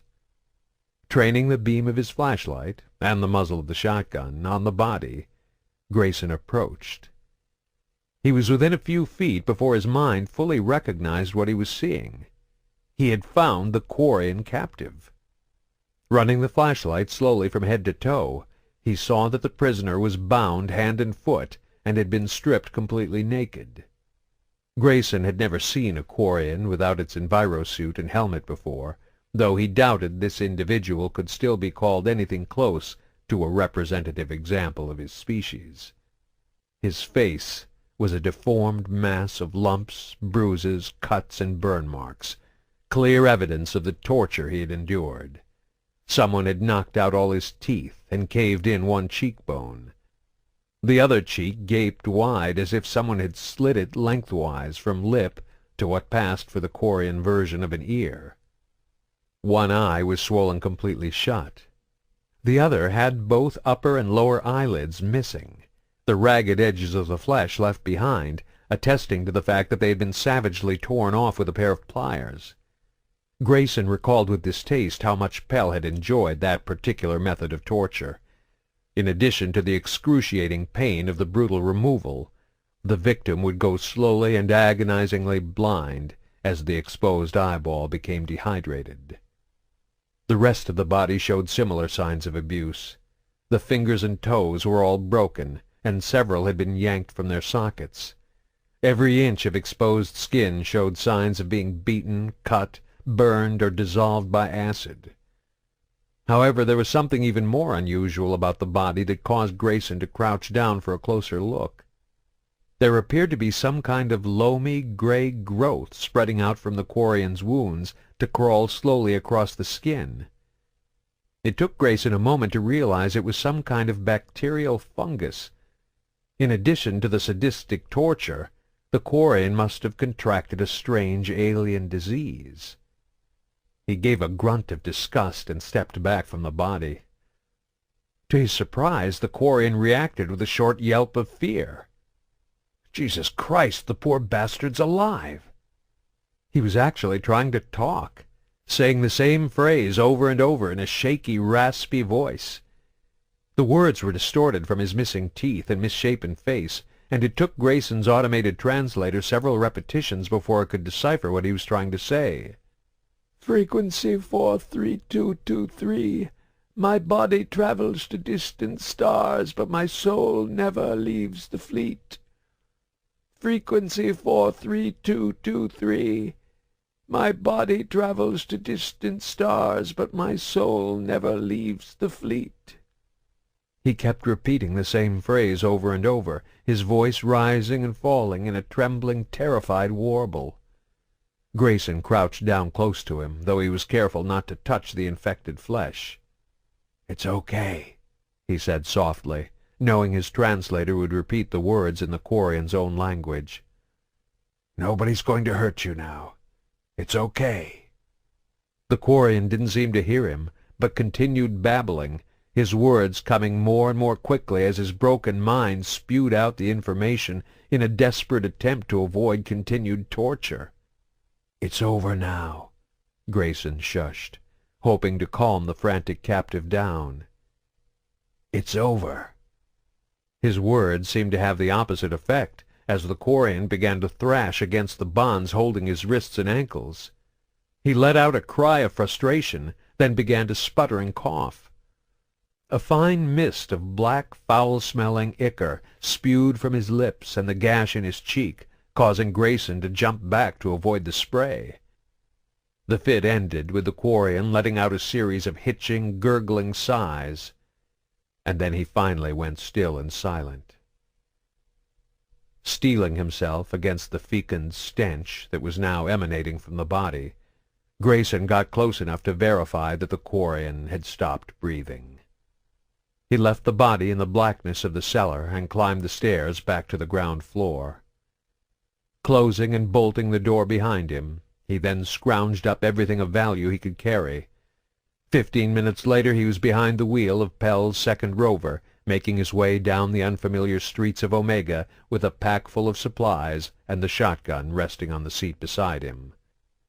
Staying focused on his true purpose allowed him to ignore the little voice in the back of his skull telling him to track down a dust dealer for a quick hit.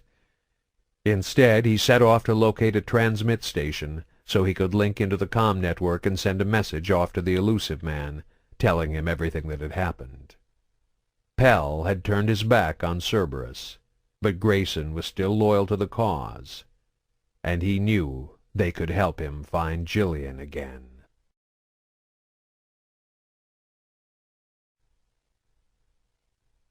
Chapter 18. 6 hours had passed since Kahlee and the others had escaped the warehouse on Omega. Lem had managed to find the current location of the Quarian flotilla by linking into the comm network and scanning the news updates. The migrant fleet was passing through a remote Volus-controlled system near the edges of Council space. According to the news reports, several Volus diplomats were petitioning the Citadel to do everything in its power to hasten the Quarians' departure. Kahlee doubted their political appeals would have any noticeable impact. The Citadel was still coming to grips with the changes wrought by Saren and his Geth army. Their primary focus was on eliminating the few remaining pockets of Geth resistance scattered across the galaxy, an objective being pursued by an emergency coalition force headed up by humanity and the Alliance. Once the Geth were pushed back beyond the Perseus Veil, she suspected the next order of business would be to address the restructuring of the Council, along with the massive political fallout that would entail. The last thing anyone on the Citadel wanted to deal with was the migrant fleet. Kahlee knew that even during the long period of interstellar peace that had preceded humanity's arrival, the various species of the galaxy tended to view the activities of the fleet as little more than a minor inconvenience or nuisance, until they passed through one of their systems. Then the most effective course of action was to offer unwanted resources in the form of decommissioned ships, raw materials, and spare parts to the Quarian Admiralty. The Quarians allowed themselves to be bought off with such gifts, with the understanding the flotilla would quickly move on to become a thorn in someone else's side. Kahlee hated to pass judgment, but she couldn't help but see it as the interstellar equivalent of panhandling. And in another 40 hours we'll be hoping to join up with them, she thought, shaking her head in disbelief at the course of events over the last few days. Lem had plotted their course into the navigation, then gone to lay down in the sleeper cabin in the back once they'd made the jump to FTL flight. Kahlee still had plenty of questions for him, like how he knew who she was, but in light of all he had done for them, She could afford to be patient. She'd give him a few hours to rest and start recovering from his injury before she began peppering him with questions. Besides, she was anxious to check on Gillian, now that the girl had woken up. The first words out of her mouth upon gaining consciousness had been, "I'm hungry." Hendel had easily solved that problem by preparing a double-portion serving for her from the ship's rations. With the ship's navigation following the pre-programmed course, there was no need for anyone to keep an eye on the helm. So the three of them, Kahlee, Gillian, and Hendel, had gathered in the passenger cabin, the two adults seated side by side facing her, while the girl ate from the hard plastic tray of food in her lap. She was just now finishing the last of her meal. As she had done back at the academy, she chewed with focused determination, never pausing or breaking rhythm as she steadily consumed her food one methodical bite at a time. Kahlee, however, noticed she didn't stick to her normal pattern of taking only one single mouthful from a dish before moving on to the next item on her plate. In fact, she didn't even touch the apple crumble dessert until everything else was gone. Once she was done, she carefully set the tray on the seat beside her and spoke for the second time since regaining consciousness. "Where's my dad?" There was no emotion in her voice. It was flat and monotone, like the primitive speech synthesizers from the 20th century. There was no simple answer to this question. Fortunately, she and Hendel had discussed what to say while Gillian was still sleeping off the drugs their captors had given her. "He had some business to take care of," Kahlee lied, figuring the truth would be too much for the girl to handle right now. "He's going to catch up with us later, but for now it's just you, me, and Hendel, okay? How will he find us if we took his ship?" "He'll find another ship," she assured the girl. Gillian stared at her and squinted her eyes slightly, as if she suspected deception and was trying to peer through her to the truth. After a few seconds of this she nodded, accepting the situation. "Are we going back to the school?" "Not yet," Hendel told her. "We're going to meet up with some other ships. Quarian. Do you remember when you studied the Quarians last year in history class?" "They made the Geth," she said simply.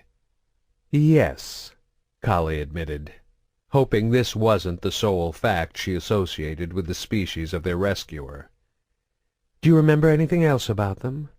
"Driven from their home system by the Geth nearly 3 centuries ago, most Quarians now live aboard the migrant fleet, a flotilla of 50,000 vessels ranging in size from passenger shuttles to mobile space stations," she answered, and Kahlee realized she was reciting the entry verbatim from her history e-book. "Home to 17 million Quarians, the flotilla understandably has scarce resources," the girl continued. "Because of this, each Quarian must go on a rite of passage known as the pilgrimage when they come of age. They leave the fleet and only return once they have found something of value." "That's okay, Gillian," Hendel said gently, cutting her off before she gave them the entire chapter. "Why are we meeting a Quarian ship?" Kahlee wasn't sure how much Gillian remembered about the violent greeting they had received upon landing at Omega, so she was intentionally vague in her answer. "We met a Quarian named Lem while you were sleeping. He's going to help us hide from some people who are trying to find us." "Cerberus," she said, and the adults cast a nervous glance at each other, uncertain where she had picked up the name. "That's right," Hendel said after a moment. "They want to hurt you, and we won't let that happen." Gillian frowned and bit her lip. She was silent for several long seconds before she asked the same question that had been bothering Kahlee. "Why is Lem helping us?" Neither of them had a ready answer for that one. "I guess we'll have to ask him when he wakes up," Kahlee finally admitted. Fortunately, they didn't have long to wait. Less than an hour later, she heard the uneven, clumping steps of Lem coming down the hall. His leg was covered by a hermetically sealed, hard-shelled boot that protected and supported everything from the tips of his toes up to the joint of his knee. He was still wearing his mask and envirosuit, of course. Kahlee suspected he wouldn't take them off again until they reached the flotilla. "Lem," she said as he entered the passenger cabin and stopped. "This is Gillian. Gillian, this is Lem." The Quarian stepped forward and bowed slightly, extending his gloved hand in a gesture of greeting common to both species. To Kahlee's amazement, Gillian reached out and shook it. "Nice to meet you," she said. "Nice to meet you, too. I'm glad to see you up and about," he replied, releasing her hand and sitting gingerly down in the seat beside her, facing Kahlee and Hendel. "Why are you helping us?" Gillian asked him. Kahlee winced. They hadn't been able to warn the Quarian about Gillian's condition, and she hoped Lem wouldn't take offense at the girl's lack of tact. Fortunately, he took the question in stride. "You get right to the point, don't you?" he said with a laugh from behind his mask. "I'm autistic," Gillian replied, again with absolutely no hint of emotion. It wasn't clear if Lem fully understood the meaning of the word, but Kahlee figured he was smart enough to grasp the basic concept. Before he could formulate a response, Gillian repeated her earlier question. "Why are you helping us?" "I'm a little curious about that myself," Hendel added, leaning back in his chair and bringing his right leg up so he could rest it on his left knee. "I'm on my pilgrimage," the Quarian began. "I was on the world of Kennock when I met 2 crew members from the Bavea, a scout ship from the cruiser Idana. They told me another scout ship, the Cinead, had gone to Omega to broker a deal and not returned. I came to Omega in search of the Cinead crew. I hoped I could rescue them, or at least discover their fate. On Omega, another Quarian, a man named Golo, told me the Cinead had arranged a deal with a small group of humans. I broke into their warehouse hoping to find the crew. Instead, I found you." "But why risk your life to save us?" Hendel asked. "I suspected your captors were slavers. No species deserves to be bought and sold. It was my moral obligation to free you." Kahlee had no doubt he was being sincere, but she also knew there was more to the story. "You recognized me," she said. "You knew my name." "The name Kahlee Sanders has become very well known among my people in the past few months," he admitted. "And I recognized your appearance from an old image we picked up off the extranet. You have hardly changed in 18 years. The pieces began to click together in Kahlee's mind. 18 years ago she had been involved in an illegal Alliance AI project headed by a man named Dr. Shu Qian. But Qian had betrayed the project, forcing Kahlee into a desperate flight for her life. It was how she had met Captain Anderson, and a Turian spectre named Saren Arterius. "It's because of my connection to Saren," she said, looking for confirmation. "Your connection to him and his connection to the Geth," Lem clarified.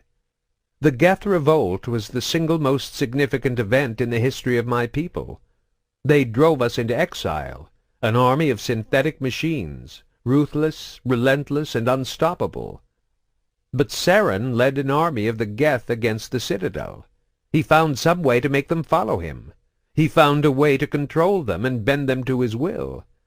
Is it any wonder we are so interested in him, and anyone who has ever had anything to do with him?"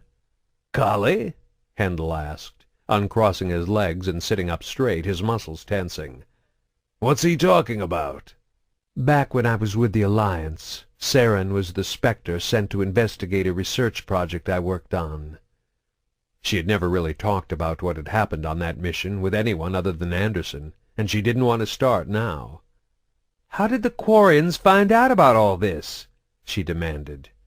Her voice was rising. She was beginning to get a little bit scared, and that in turn made her angry.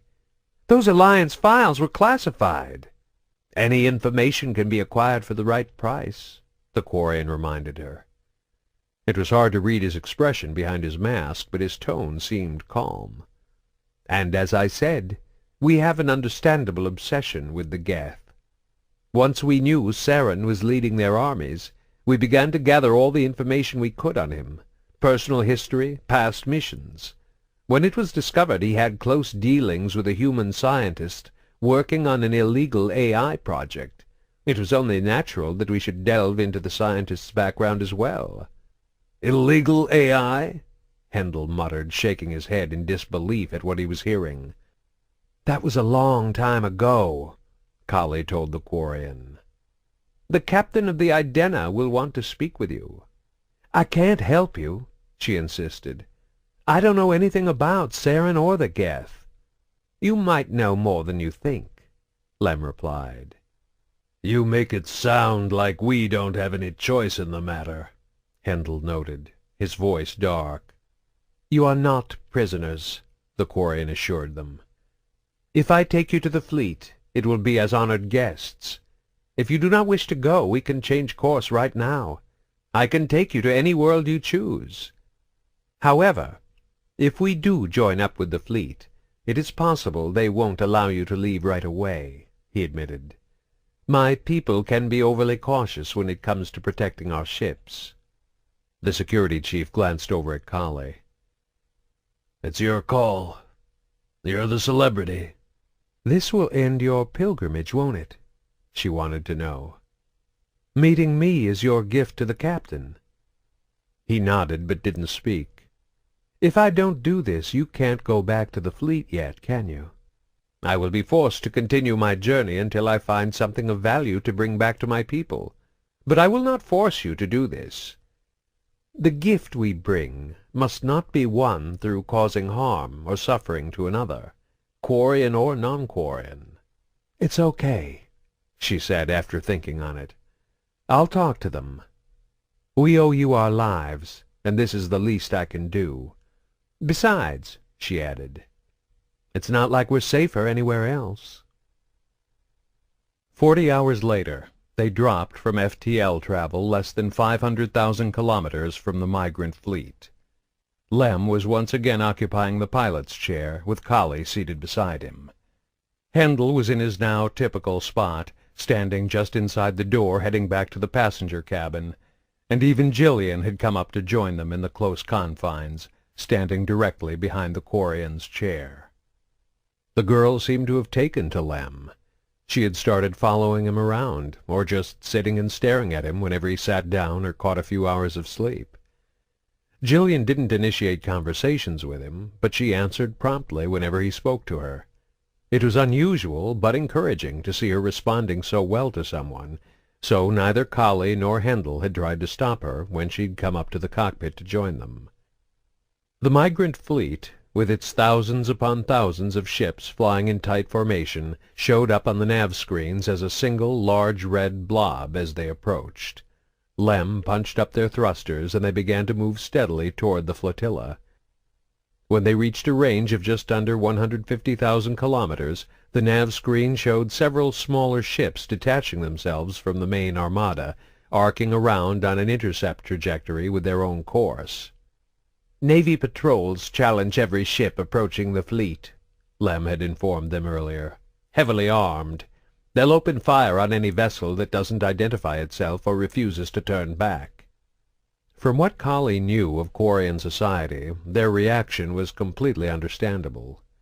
Deep in the heart of the migrant fleet floated the 3 enormous live ships, gigantic agricultural vessels that supplied and stored the majority of the food for the 17 million individuals living on the flotilla. If an enemy ever damaged or destroyed even one of the live ships, the inevitable result would be a catastrophic famine and the grim prospect of slow starvation for millions of Quarians. Lem responded to the quickly approaching patrol by thumbing open a comm channel. A few minutes later it crackled with a voice speaking in Quarian, though of course the tiny translator Kahlee wore as a pendant on her necklace automatically converted it into English. "You are entering a restricted area. Identify." "This is Lem Shal Nar Teslaya, seeking permission to rejoin the fleet." "Verify authorization." Lem had previously explained to them that most Quarians who left on their pilgrimage tended to return to the flotilla in newly acquired ships. With no records of the registration or call signs for the vessel, the only way to confirm the identity of those on board was through a unique code phrase system. Before leaving on his rite of passage, the captain of the Teslaya, Lem's birth ship, had made him memorize two specific phrases. One, the alert phrase, was a warning that something was wrong, such as hostiles on the ship forcing the pilot to try and infiltrate the fleet. The alert phrase would cause the heavily armed patrols to open fire on their vessel immediately. The second phrase, the all clear, would get them safely past the patrols, where they would join the densely packed mass of other ships, shuttles, and cruisers. "The quest for knowledge sent me away from my people. Now the discovery of wisdom has brought me back." There was a long pause as the patrol relayed the exchange back to the Teslaya, somewhere deep inside the flotilla, for confirmation. Kahlee's palms were sweating, and her mouth felt dry. She swallowed hard in the silence and held her breath. Grayson's shuttle was built for speed and long-distance travel. It had no weapons, no Guardian defense systems, and virtually no armor on its hull. If Lem had mixed up the alert and all-clear codes, or if something else went wrong, the patrol would tear them apart in seconds. "The Teslaya welcomes you home, Lem," came the reply, and Kahlee let her breath out in a long, low sigh of relief. "Tell them it's good to be back," he responded, then added, "I need to contact the Idena." Again there was a long pause, but this time Kahlee didn't feel the same unbearable tension as she waited. "Sending coordinates and hailing frequencies for the Idena," they finally replied. Lem verified receipt of the message, then disconnected the comm channel. They continued their approach to the fleet, and the single giant red blob on the nav screens became countless tiny red pixels, jammed so close together Kahlee wondered how the vessels they represented avoided crashing into each other. Moving with a steady, expert hand, their Quarian pilot maneuvered them into the massive ships, working his way slowly toward where the Idena floated along with the rest of Quarian society. 20 minutes later, he flicked the comm channels open again and sent out a hailing call. "This is Lem Shal Nar Teslaya requesting permission to dock with the Idena." "This is the Idena. Your request is granted. Proceed to docking bay 3. Lem's tri-fingered hands flew over the controls, making the necessary adjustments to bring them in. 2 minutes later, they felt the slight bump as docking clamps fastened onto their ship to hold it in place, followed by a sharp clang as a universal airlock connected to the airlock of their own ship. "I'm requesting a security and quarantine team," Lem said into the comm channel. "Make sure they wear their envirosuits. The ship is not clean." "Request confirmed. The teams are on their way." The Quarian had warned them about this, too. The quarantine team was a necessary step whenever a new vessel was first brought into the flotilla. The Quarians couldn't risk bacteria, viruses, or other impurities from former non-Quarian owners accidentally being released into the flotilla. Similarly, requesting a security team to inspect your ship upon first arrival was considered a common courtesy among the Quarian people. It showed you had nothing to hide. Typically, the team would come aboard, introductions would be exchanged, and no search would ever actually be conducted. However, this situation was as far from typical as it could get. In the 300 years of their exile, no non-Quarian had ever set foot on a flotilla ship. As much as Lem wanted to bring Kahlee before the captain of the Idena, it simply wasn't in his power, and the unexpected sight of humans on a ship that had slipped past the fleet's patrols was likely to cause shock and alarm. There was no protocol for this unprecedented event, but Lem had explained that there were procedures that could be followed to minimize the risk to both the crew of the Idena and the humans on board the shuttle. "Let's go meet our guests," Lem said, standing up awkwardly on his injured leg. "Remember, just stay calm, and everything will be fine. We just need to take it slow." The four of them made their way into the passenger cabin, and the 3 humans sat down in the seats. Lem made his way to the airlock to greet the security and quarantine teams coming on board. Again, Kahlee felt the stress of being forced to sit and wait. What if Lem was wrong about how the other Quarians would react to their presence? What if someone saw the humans and panicked? They were putting a lot of faith in someone who was technically not even an adult yet in the eyes of his own people. I think he's earned a bit of trust after everything he's done for us." Kahlee couldn't argue with the infallible logic of her own mind, but it did little to quell her fears. She could hear voices coming from the airlock, though they were too far away to pick up what was being said. One of the voices was rising, either in anger or fear. Someone, it sounded like Lem, though she couldn't be sure, was trying to calm the upset speaker down. And then there were footsteps coming through the airlock and into the ship. A few seconds later, 4 masked Quarians, 1 female and 3 males, entered the passenger cabin armed with assault rifles. The one in front, the female, actually did a double-take on seeing the humans, then turned back over her shoulder to speak to Lem, who was standing just behind them. "I thought you were joking," she said. "I really thought you were joking." "This is unbelievable," one of the others muttered. "What were you thinking?" The female, clearly the one in charge, wanted to know. "They could be spies." "They're not spies," Lem insisted. "Don't you recognize the woman? Look closely." The 3 humans sat silently as the female Quarian stepped up to get a better look. "No, it can't be. What's your name, human?" "Kahlee Sanders." There was an involuntary gasp from the other Quarians, and Kahlee thought she heard Lem chuckle. "My name is Kahlee Vasidena," the female Quarian said, bowing her head in what seemed to be a gesture of respect. "It's an honor to meet you. These are my shipmates, Ugo Kar Vasidena, Erdrazando Vasidena, and Sito Hoda Nar Idena." Kahlee bowed her head in turn.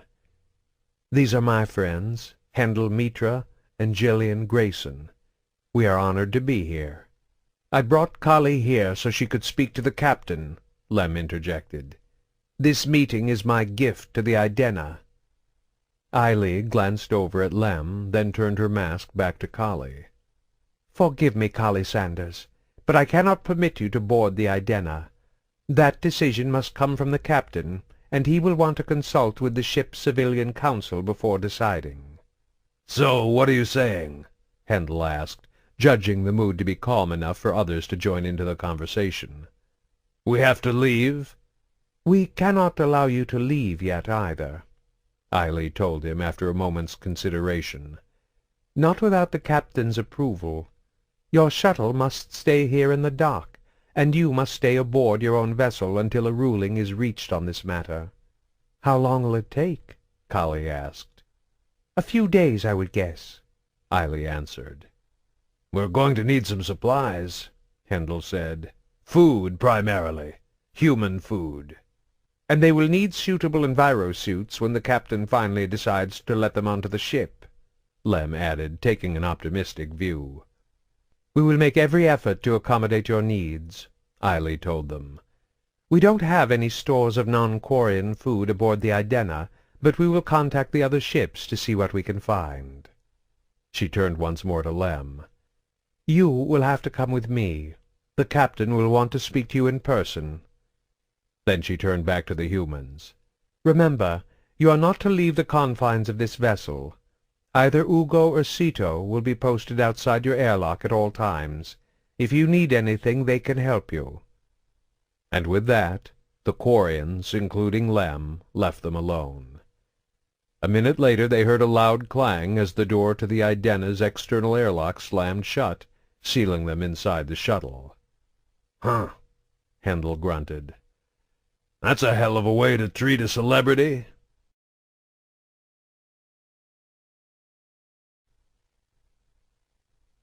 Chapter 19. Even with all he had done for Cerberus, even after hundreds of missions and almost 16 years of service, Grayson could count on one hand the number of times he had met the elusive man face to face. As charismatic and impressive as he appeared over a vid-screen, he was far more imposing in person. There was a seriousness about him, an air of authority.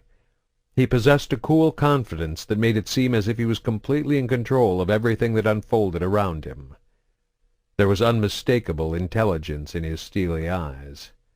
Coupled with his silver-gray hair and his daunting presence, it gave the sense that he had wisdom far beyond that of ordinary men.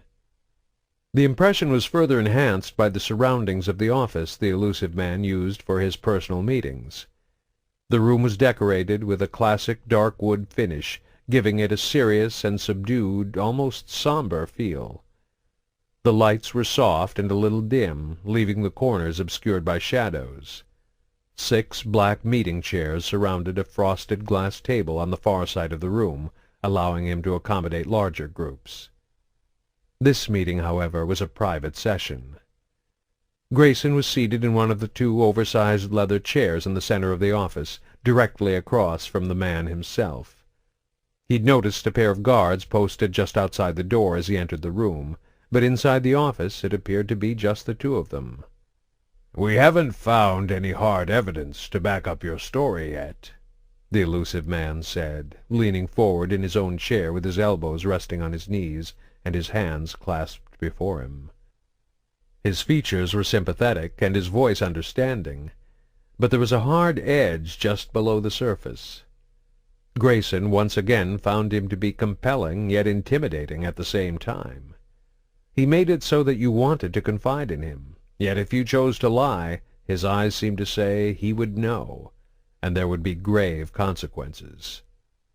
Fortunately for Grayson, the truth was on his side. "I stand by my report. I pulled Gillian from the Ascension project as ordered. During the mission, I was forced to alter the plan because of interference from Kahlee Sanders and Hendel Mitra, who insisted on coming with Gillian. I made arrangements with Pell to deal with them, but when I arrived on Omega, he imprisoned us all so he could sell us to the collectors." The elusive man nodded, as if agreeing with every word. "Yes, of course. But I'm still not clear on what happened next." The question was innocent enough, but Grayson recognized it as a potential trap. Within 2 days of receiving his message, Cerberus had sent an extraction team to bring him from Omega back to Earth to meet with the organization's leader. Considering Pell and his entire team were dead, some of them by his hand, it was an invitation he wasn't given the option of refusing.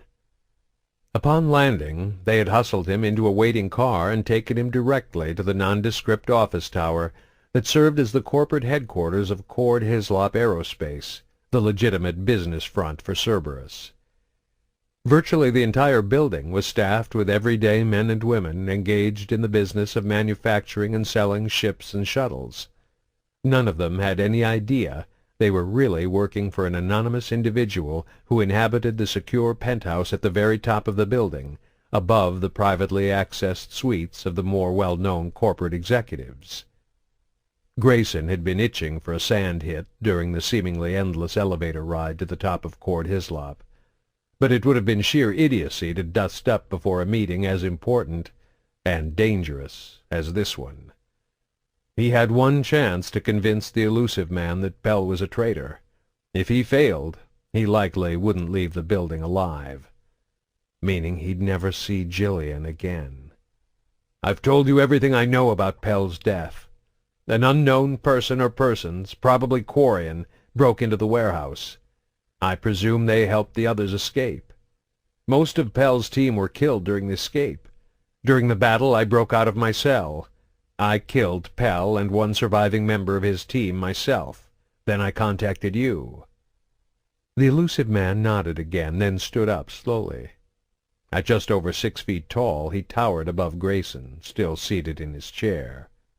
"Paul," he said softly, gazing down on him from on high, "are you addicted to red sand?" Don't lie. He wouldn't be asking if he didn't already know. "I wasn't high on this mission. I wasn't hallucinating when I shot Pell, and I didn't kill him and his team to cover up some mistake I made while stoned. I just did what was necessary." The elusive man turned his back to him and took a step away, pondering his words. Without turning back to face Grayson, he asked, "Do you care for Gillian?" "Yes," he admitted. "I care for her as much as any father cares for his child. You told me to raise her as my own, so I did. It was the only way to get her to trust me." "And you already know the answer to that question, too." The elusive man turned back to face him again, but remained standing. "Do you ever have doubts about what we do here at Cerberus, Paul? Do you ever feel conflicted over what's been done to Gillian?" Grayson didn't speak for several moments, trying to carefully formulate his response. In the end, he couldn't find the words to answer while evading the question, so he replied as honestly as he could. "It tears me apart whenever I think about it." Then he added with conviction, "But I understand why it must be done. I see how it serves the greater good. I believe in our cause." The elusive man raised one eyebrow in surprise, tilting his head to fix his gaze on the man sitting before and beneath him. "Your former partner would never have given me an answer as honest as yours." Grayson wasn't sure if the words were meant as a compliment or an insult. "I'm not like Pell. He made a deal with the collectors. He betrayed humanity. He betrayed Cerberus. He betrayed you." Grayson felt a small hint of relief when the elusive man sat down again. "We've had no reports on your shuttle's location since it left Omega. Not a single sighting at any space station or colony in either Council space or the Terminus systems." "I think I know why," Grayson announced, exhaling a breath he didn't even know he was holding as he played his trump card. "I think they're hiding amid the Quarian flotilla." Again the elusive man raised an eyebrow in surprise. "I'm curious as to what led you to this rather unlikely conclusion." He didn't have a good answer. His theory was based on a few pieces of highly circumstantial evidence: the shotgun he'd found at the warehouse, the prisoner in the basement, and the unshakable certainty that he just knew where Gillian was. "Instinct," he finally replied. "I feel it in my gut. The Quarians took my daughter." "If they did," his boss replied, "then she is beyond our reach." Grayson shook his head, silently refuting the other man's statement. "I found Pell's mission reports in the warehouse. I know he was gathering information to infiltrate the migrant fleet, and I think that's what drew the Quarian rescue team to the warehouse.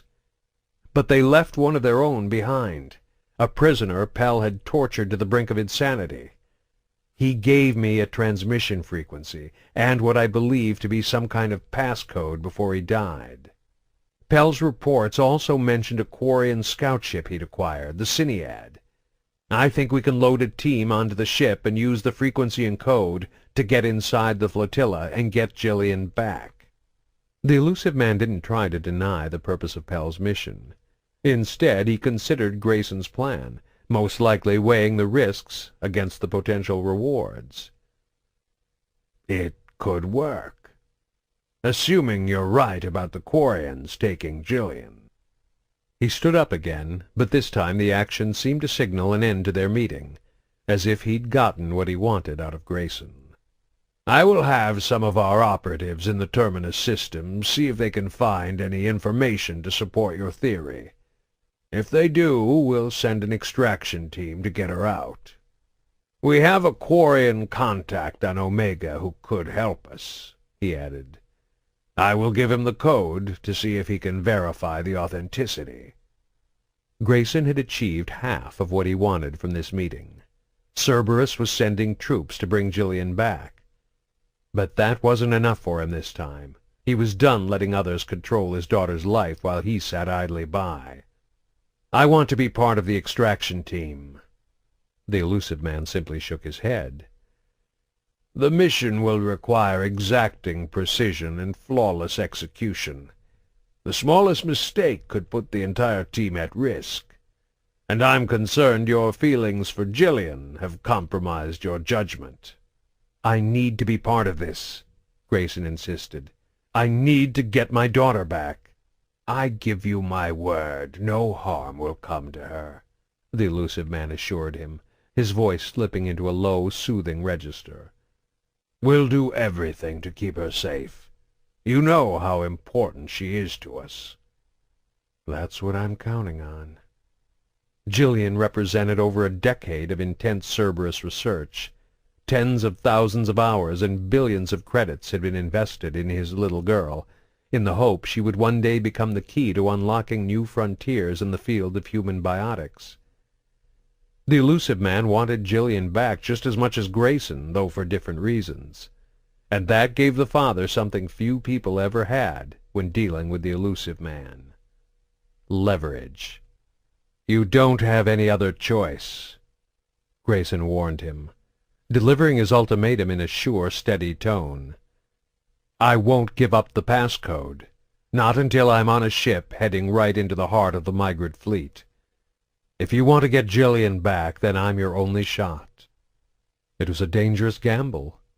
They could always torture him for the information, and their techniques would make the methods Pell had used on his Quarian prisoner seem merciful by comparison.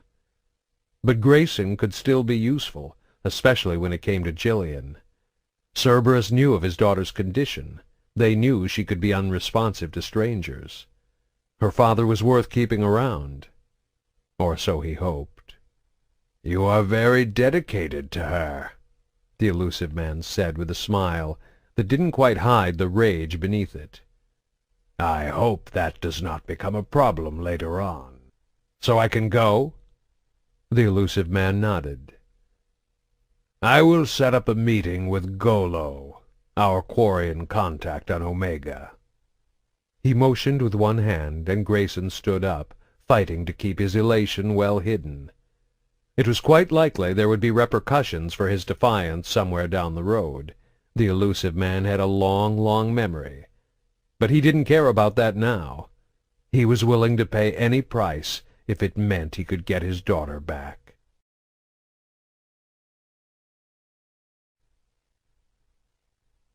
Chapter 20. "Remember what I told you, Gillian," Hendel said. "Get the image in your mind, then clench your fist and concentrate." Gillian followed Hendel's instruction, scrunching up her face as she focused all her attention on the pillow at the foot of the bed they were sitting cross-legged on. Kahlee watched them with interest from the other side of the bedroom, leaning against the frame of the open door. Though Kahlee wasn't biotic, she was familiar with the techniques Hendel was teaching. The Ascension project used simple biomechanical feedback, such as clenching a fist or thrusting a hand high into the air, as a tool for unleashing biotic power. Associating basic muscle movements with the necessary complex thought patterns created a triggering mechanism for specific biotic feats. Through practice and training, the corresponding physical action became a catalyst for the required mental processes, increasing both the speed and strength of the desired biotic effect. "You can do it, Gillian," Hendel urged. "Just like we practiced." The girl began to grind her teeth. Her fist clenched so tight it began to tremble. "Good girl," Hendel encouraged. "Now throw your arm forward and imagine the pillow flying across the room." Kahlee thought she saw a faint shimmering in the air, like the rippling heat rising off a sun-scorched blacktop. Then the pillow launched itself from the bed, hurtling toward Kahlee and smacking her square in the face. It didn't hurt, but it did catch her off guard. Gillian laughed, a nervous bark of excitement and surprise. Even Hendel cracked a small smile. Kahlee scowled at them both in mock exasperation. "Your reaction time's a little slower than it used to be," Hendel commented. "I think I'd better leave you two alone before I catch a lamp in the teeth," she replied before exiting the room and making her way aft toward the seats in the passenger cabin. 3 days had passed since their shuttle had docked with the Idena, and they were still waiting for the captain to give them clearance to come aboard his ship. During that time they had been well looked after, but Kahlee was starting to develop a serious case of cabin fever. Gillian and Hendel had fought against the boredom by focusing on developing her biotic talents. She had made astounding progress in an incredibly short time. Whether that was from all the one-on-one training Hendel was giving her, or if it was because her outburst in the cafeteria back at the academy had broken through some kind of internal mental barrier, Kahlee couldn't say. And though she was glad to see Gillian making progress, There was little she could do to help. It was clear, however, that Gillian was coping surprisingly well with their situation. She had always had good and bad days. The severity of her condition had an irregular ebb and flow. Over the past several days there were still times when Gillian seemed to simply zone out or disconnect from what was happening around her, but overall she seemed more consistently aware and engaged. Again, Kahlee wasn't sure of the exact reason. It could be the fact that she was receiving far more personal attention than she ever had at the academy. It might have had something to do with their inability to leave the tight confines of the shuttle. Gillian was intimately familiar with every square inch of the ship. She likely felt safe and protected while on board, as opposed to being exposed and vulnerable while wandering the classrooms and halls of the Grissom Academy. Or it simply could have been the fact that she had to interact with fewer people. Apart from Hendel and Kahlee, the only visitor to the shuttle had been Lem. He stopped by once or twice a day to give them updates on what was happening aboard the Idena and share any important news coming in from the rest of the vessels in the fleet. With almost 50,000 ships, many of them frigates, shuttles, and small personal craft, there was a constant stream of information and traffic within the flotilla.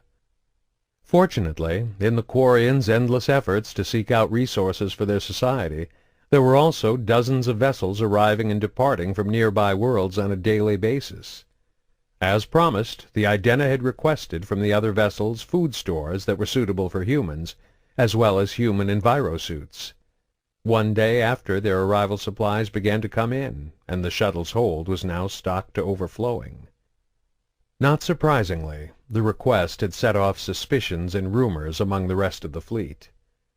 As Lem explained it, that was one of the reasons the decision was taking so long. The captain of each ship was given absolute authority over his or her vessel, provided that authority wasn't abused and didn't endanger the rest of the flotilla. Apparently, the harboring of non-Quarians definitely fell beyond the scope of what was permitted.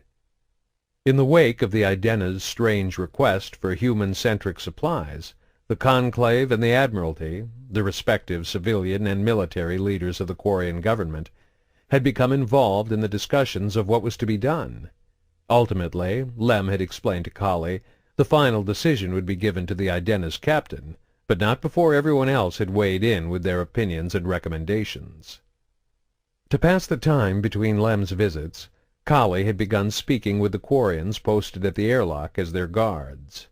Ugo, the older of the two, was polite, but somewhat cold. He responded to her questions with short, almost clipped answers, and she soon gave up bothering to speak with him while he was on duty. Sito, however, was the exact opposite. Kahlee guessed he was about Lem's age, though hidden behind his mask and envirosuit her only clue was the NAR identifier in his name. But for some reason Sito seemed more naive and youthful than their rescuer. Lem, spending several months away from the flotilla on his pilgrimage, no doubt had something to do with that, but Sito also struck her as having a childlike exuberance about him that she simply chalked up to an excitable, outgoing personality. She learned very quickly that he was a talker. One or two questions from her were all it would take to get the words flowing, and then they came out in a gushing river. Kahlee didn't mind, however. It helped pass the time, and she had learned a lot about the Quarians in general, and the Idena in particular, from Sito. At only 30 years old, he had explained, the Idena was still considered a new ship. Understandable, considering some of the ships in the flotilla were manufactured over 3 centuries ago, before the Quarians' defeat and exile at the hands of the Geth. Over time, they had been upgraded, repaired, and retrofitted to the point they hardly resembled the original vessel anymore, but they were still seen as less reliable than newer ships. Sito also told her that the Idena was a medium-sized cruiser, large enough to have a seat in the Conclave, the civilian board that advised the Admiralty on setting fleet policy and passing rulings on specific disputes and decisions within the flotilla. She learned that there were 693 men, women, and children who called Idena home. 694, if Lem's proposed gift from his pilgrimage was ultimately accepted by the captain and he joined their crew. Kahlee was astonished by that number. In the Alliance, a medium-sized cruiser would have a crew of 70 or 80 at the most. In her mind's eye, she envisioned the inhabitants of the Idena living in squalid, overcrowded misery. The more she had talked with Sito, the more comfortable he'd become. He'd told her about Izen Mal Vas Idena, the ship's captain. Ship captains tended to be men and women bound by tradition. Mal, however, was generally regarded as an aggressive proponent of change and progress. He'd even, Sito had confided in a low whisper, put forth a proposal for the flotilla to start sending out cruisers on long-term exploratory missions to uncharted regions of space, in the hopes of discovering uninhabited, life-bearing worlds the Quarians could settle as their own. This particular view had often brought him into conflict with the other ship captains and the Conclave, who believed the Quarians needed to remain united in the migrant fleet if they were to ensure their survival. However, from the way the young Quarian spoke, it was clear to Kahlee that Sito supported his captain's position, rather than common convention. As she passed through the passenger cabin on her way to the airlock, she hoped it would be the more interesting Sito and not the stoic Ugo who was standing on duty outside. Still forbidden to leave the ship, she was about to use the airlock's intercom to contact the guard outside and asked him to come aboard when the seals on the door suddenly released on their own. Surprised, she stumbled back from the door as it opened, and a group of 7 Quarians entered. Kahlee felt a brief moment of alarm as they marched onto the shuttle, but when she realized none of them had their weapons drawn, she relaxed. She recognized both Sito and Ugo among them, and she thought the one standing at the head of the group was Eiley, the leader of the security patrol that had first greeted them. The other 4 she didn't know. "The captain has agreed to meet with you," Eiley said by way of greeting, confirming her identity. About damn time, Kahlee thought. Out loud she only asked, "When?" "Now," Eiley told her. "We will escort you to the bridge to see him. You will need to wear your enviro suit, of course." "Okay, let me tell Hendel and Gillian where I'm going." "They need to come, too," Eiley insisted. "The captain wants to meet with all of you. Lem is already there waiting." Kahlee didn't like the idea of forcing Gillian to leave the shuttle and dragging her through the crowded decks of the Idena, but given the circumstances she didn't see how she could refuse. Hendel shared her concern when she told him, but Gillian didn't seem bothered by the idea. 5 minutes later, once they had all donned their enviro suits, they were off. Eiley, Ugo, and Sito went with them as their escorts, while the other 4 Quarians stayed behind. "They need to sterilize your shuttle," Eiley told them. "It's better if you aren't on the vessel while they're working." Kahlee wondered if they were really decontaminating the vessel, or if this was just an opportunity for the Quarians to thoroughly search the shuttle from top to bottom without offending them. Not that it made a difference. They had nothing to hide. Eiley led them through the ship, while Ugo marched silently along beside her. Sito fell back with the humans so he could provide the occasional comment or explanation on what they were seeing during the journey. "This is the Idena's training deck," he said as they passed from the docking bays into what would have served as the cargo hold on an Alliance vessel. The room was packed with Quarians, all in their enviro suits, milling about. Each one carried a bag or backpack. Storage lockers lined the walls. Most of them were open, revealing the contents to be a mishmash of mundane items, from clothes to cooking utensils.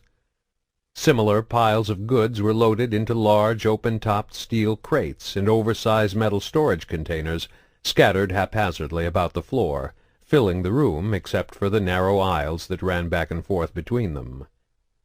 The Quarians were moving from container to container and locker to locker. They would rummage through them, occasionally picking up an item and examining it before either keeping their find or putting the item back and resuming their search. "Anyone who has unneeded goods and items stores them here," Sito explained, "so others can come and take what they need." "You mean you just let anyone take anything from anyone else?" Hendel asked in surprise. "Not if someone else is using it," Sito said, his voice making it clear that to him the answer was blatantly obvious. But if you're not using it, you're just supposed to bring it here and give it away for free to someone else? What else would you do with it? The young Quarian asked, the question making it clear that the concept of selling surplus merchandise to your neighbor was completely foreign to him. What if somebody hoards their possessions? Hendel asked. You know, keeping everything for himself. Sito laughed. Who would do such a thing? Your living space would become so crowded you'd have to sleep standing up, just for the sake of having items you don't even use. He shook his head and chuckled softly at Hendel's foolishness. As they passed through the trading deck, Kahlee cast a quick glance over at Gillian. It was hard to read her emotional state behind her mask, but she seemed to be okay. Satisfied, Kahlee turned her attention back to the Quarians hunting through the merchandise.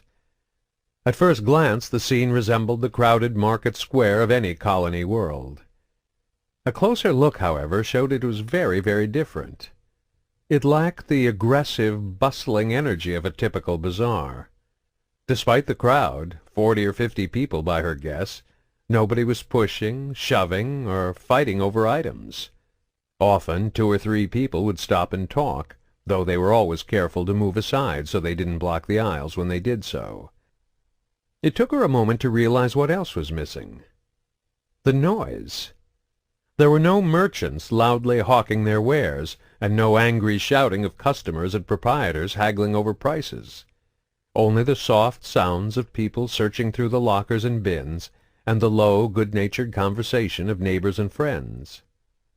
They were nearing the large freight elevator that would take them up to the next level of the ship, when Kahlee noticed something else. A small desk, fashioned from an unidentifiable alien hardwood, had been set up in front of a door leading to a supply room off to the side of the cargo hold. A female Quarian sat at the desk behind a computer, where a line of 5 or 6 others stood waiting. 2 male Quarians stood behind her.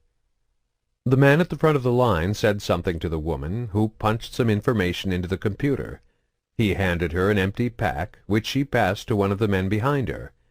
He disappeared into the room, then emerged again a few seconds later, and handed the pack, now filled, back to the man in line. "What's going on over there?" she asked. "Essential items, such as food or medicine, are stored separately," Sito explained. "We need to keep track of our reserves to make sure we always have enough for everyone in the colony." "What happens when the reserves run low?" Hendel asked. "If we manage them carefully, they never will," Sito replied. "Weekly shipments arrive from the live ships to provide for our basic needs, and specific or luxury items are acquired by the scout ships we send out to explore the worlds of the systems we pass through, or through trading with other vessels in the fleet." They boarded the elevator and began to ascend, leaving the trading deck behind them. When they reached the next level, the elevator door opened, and Kahlee's jaw dropped at the sight before her. They were on what would have been the crew deck of an Alliance cruiser. But instead of the expected mess hall, sleeper pods, medical bay, or rec room, she got her first good look at how the vast majority of Quarians lived. Most of the interior walls of the deck had been torn out to maximize the use of space. Replacing them was a massive grid of cubicles arranged in groups of 6, 3 running fore and aft along the ship's deck by 2 running port to starboard. Each individual cubicle was maybe a dozen feet on a side, with 3 walls fashioned from steel plates that ran 3/4 of the way up to the ceiling. The 4th side, the one facing out toward the aisles that crisscrossed fore to aft and port to starboard between each group of cubicles, was open, though most had heavy sheets of bright multicolored cloth hanging down from the ceiling like curtains to cover the opening. The noise that had been absent from the markets seemed to have migrated here, a general din of sound and voices that rose up from each cubicle. "This is the deck where I live," Sito told them proudly, as Eiley led them down one of the aisles running through the center of the cubicle grid. As on the trading deck, the lanes running in both directions were crowded with people. These individuals moved with more purpose than the idly browsing shoppers, though they were still unfailingly courteous in making way for others. As they passed cubicle after cubicle, Kahlee wondered if the colors and intricate designs sewn onto the cloth curtains that served as the doors had any significance, such as identifying individuals from a specific clan or family. She tried to look for signs of common or repeating patterns in the artwork that might hint at something, but if it was there it eluded her. Many of the cloth curtains were only partially drawn, and Kahlee couldn't resist the urge to glance from side to side at each cubicle as they passed, catching occasional glimpses of ordinary Quarians living their everyday lives.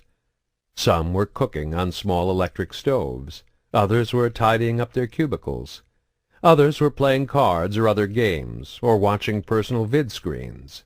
Some were gathered in small groups, sitting on the floor while they visited a friend's or relative's space. A few were even sleeping. All of them were wearing their enviro-suits. "Are they wearing their suits because of us?" Handel wondered. Sito shook his head. "We rarely take off our enviro-suits, except in the most private settings or intimate encounters." "We work hard to maintain our ships," Eiley added from up ahead, "but the chance of a hull breach or engine leak, remote though it may be, is something we must be constantly and acutely aware of." On the surface her explanation made sense, but Kahlee suspected there was more to it. Hull breaches and engine leaks would indeed be extremely rare, even in older run-down vessels, and simple air quality monitors, combined with element zero detectors, could alert people on board to don their suits in the event of an emergency long before any serious harm was done to them. It was quite likely wearing the enviro-suits had become a deeply ingrained tradition, a custom born from the inescapable lack of privacy on the overpopulated ships. The masks and layers of material could very well be a physical, emotional, and psychological buffer in a society where solitude was virtually impossible to find. "How do you go to the bathroom?" Gillian asked, much to Kahlee's surprise. She had expected the girl to withdraw into herself in an effort to escape the crowds and overabundance of noise in the unfamiliar surroundings. Maybe she's getting some kind of psychological privacy from her mask and enviro-suit, too. "We have bathrooms and showers in the lower decks," Sito explained in answer to Gillian's query. "The room is sealed and sterile. It is one of the few places we feel comfortable removing our enviro-suits." "What about when you're not on a Quarian ship?"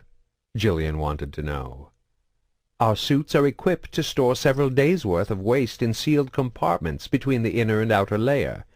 The suit can then be flushed, discharging the waste into any common sanitation facility, like the toilet on your shuttle, without exposing the wearer to outside contaminants." Sito suddenly darted up ahead and pulled back the curtain on one of the cubicles. "This is my living quarter," he said excitedly, ushering them over. Peering inside, Kahlee saw a cluttered but tidy little room. A sleeping mat was rolled up in one corner. A small cooking stove, a personal vid-screen, and a computer rested against one of the side walls. Several swatches of bright orange cloth hung on the walls, the color matching the curtain that was used to block the open entrance. "You live here alone?" Kahlee asked, and Sito laughed again at the foolishness of humans. "I share this space with my mother and father. My sister lived here for many years, too, until she left on her pilgrimage. Now she is with the crew of the Raya." "Where are your parents now?"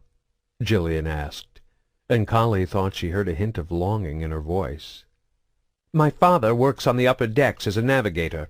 My mother is usually part of the civilian council that advises Captain Mal, but this week she is volunteering on the live ships. She will be back in 2 more days." "What about all the orange cloth hanging from the walls?" Kahlee asked, changing the topic away from missing parents. "Does it mean anything?" "It means my mother likes the color orange," Sito chuckled, letting the curtain fall back into place as they continued on their way. They made their way through the remaining cubicles until they reached another elevator. "I will escort the humans alone from here," Eiley informed Sito and Ugo. "You two go report back for normal work detail." "I'm afraid this is where we part company," Sito said with a courteous nod. "I hope we shall see each other again soon." Ugo nodded too, but didn't bother to speak. The elevator opened, and they followed Eiley aboard. The doors closed, and it whisked them up to the bridge. As they stepped off, Kahlee was surprised to see several more cubicles built along one side of the hall running from the elevator. Apparently space was so valuable that even here, only a few dozen feet from the bridge itself, every available inch was used. "Those are the captain's quarters," Eiley pointed out as they walked past one of the cubicles toward the bridge, filling the role of tour guide now that Sito was no longer with them. The blue and green curtain was completely drawn, blocking any view inside, but based on the width of the corridor and the two steel plates that formed the side walls, Kahlee estimated the captain's room was the same size as every other. When they arrived on the actual bridge, Kahlee noted with some surprise that this was the one place the ship didn't seem unusually crowded. There were still a lot of bodies crammed into a small area, a helmsman, 2 navigators, a comm operator, and various other crew, but the same could be said of any Alliance vessel. The captain was seated in a chair in the center of the bridge, and Lem, his injured leg still encased in the protective boot, stood just behind him. The captain rose and approached as they entered, while Lem clumped along behind him. "Captain Isin Mal Vas Idena," Lem said, making the introductions. "Allow me to present Kahlee Sanders, and her companions Hendel Mitra and Gillian Grayson." "You and your friends are welcome aboard the Idena," the captain said, extending his hand to each of them in turn. Once again, Gillian didn't flinch or shy away from the contact, though she didn't find the courage to speak this time. It has to be the envirosuits, Kahlee thought. Captain Mall looked, to Kahlee's eye, exactly like every other male Quarian she had met. She knew her observation was more than just interspecies bias. Even accounting for the fact that many of the physical differences were obscured by their environmental suits, it was a safe generalization to say that Quarians all tended to look pretty much the same. They were of an almost uniformly similar size and build, with far less variety than what was found in humans. Apart from Lem, who was easy to identify because of his boot, she had learned to rely on specific, subtle differences in their clothing to tell the Quarians apart. For example, Sito had a small but noticeable discoloration on the left shoulder of his envirosuit, as if it had been rubbed or worn at constantly over many months. However, if Hendel and Grayson were both wearing envirosuits, it would have been easy to tell them apart without relying on similar tricks. Hendel was half a foot taller and 70 pounds heavier than Gillian's father. That same degree of variance simply didn't exist in the Quarian population. It's like that with all the other races, Kahlee thought to herself. For some reason, humans just have more genetic diversity than the rest of the galaxy. She hadn't really noticed it before, not consciously, but here on the bridge of the Idena it seemed to strike home. "It's happening to us, too," she realized, as Hendel shook the captain's hand.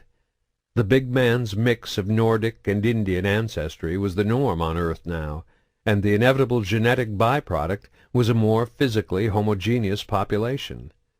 In the 22nd century, blonde hair like hers was a rarity, and naturally blue eyes were non-existent.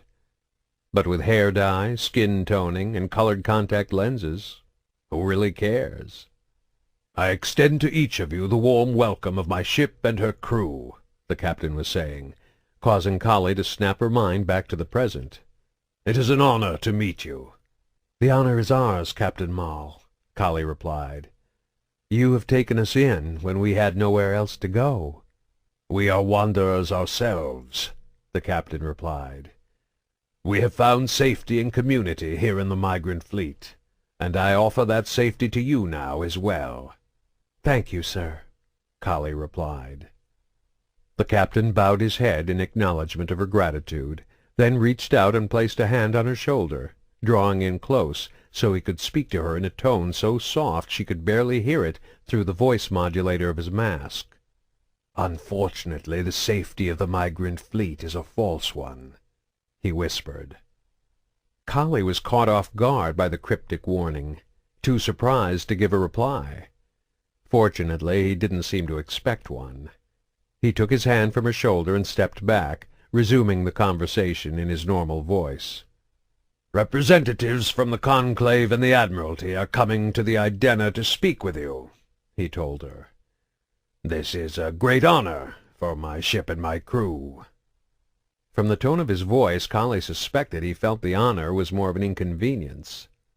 "Sir," one of the crew members informed the captain, "the Lestiak is requesting permission to dock."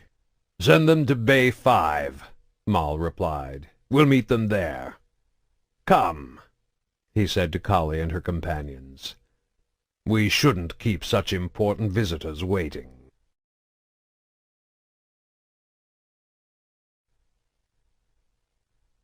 Chapter 21. Once again, Kahlee and her companions were led through the ship by 3 Quarians. This time, however, their escort consisted of Eiley, Lem, and the captain. They took them back down to the lower levels and over to the docking bays. Instead of going back to Grayson's shuttle, however, they made their way to one of the other occupied bays, where the Lestiak, along with its crew of VIPs, was already waiting for them. Considering the political status of those on board, Kahlee was surprised to see the captain didn't request permission before opening the airlock and entering the vessel. "I guess the captain gets to go wherever he wants on his own ship," Hendel whispered to her, making note of the strange behavior as well. Inside the shuttle, they were brought into a large conference room that appeared to be set up for what looked to be some type of official inquiry. Or a court-martial, Kahlee thought. There was a long semicircular table with 6 chairs behind it. 5 of the chairs were occupied by Quarians, though one on the end was empty. Several armed guards stood at the back of the room, behind the seated dignitaries. Maul led them to the center of the room, where they stood while he made a full round of introductions. Kahlee didn't bother to remember all the names as they were tossed out. She did, however, make a point of noting which 3 of the Quarians in attendance were elected representatives from the civilian conclave, and which 2 were members of the military's Admiralty Board. She also noticed that when Maul introduced Lem, he referred to him as Lem Shal Vas Idena. Apparently the young Quarian's pilgrimage was officially over, and he had been accepted into Maul's crew.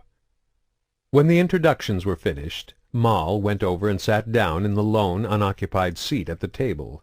Eiley went and stood behind him, joining the other honor guards watching over the scene from the back wall. Lem didn't move, but stayed with the humans who remained standing in front of the table. "Kahlee Sanders," one of the Admiralty representatives asked, beginning the proceedings. "Do you understand why we have brought you here?" "You think I might know something about Saren Arterius, and how he was able to control the Geth," she replied. "Could you describe your relationship with Saren?" another representative asked, this one from the civilian conclave. "There was no relationship," Kahlee insisted. "I only met him briefly 2 or 3 times.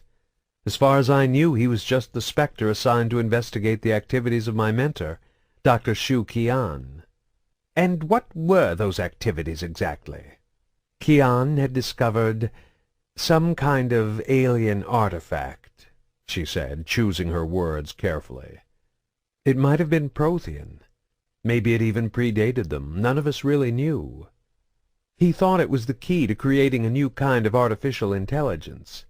But he kept the rest of us in the dark. We were just lab monkeys for him, running data he gathered from his tests and experiments. Qian was the only one who knew any of the details about the artifact, where it was, what it did. But Qian went missing, and he was never found. Neither were his files." "Is it possible Saren found his files?"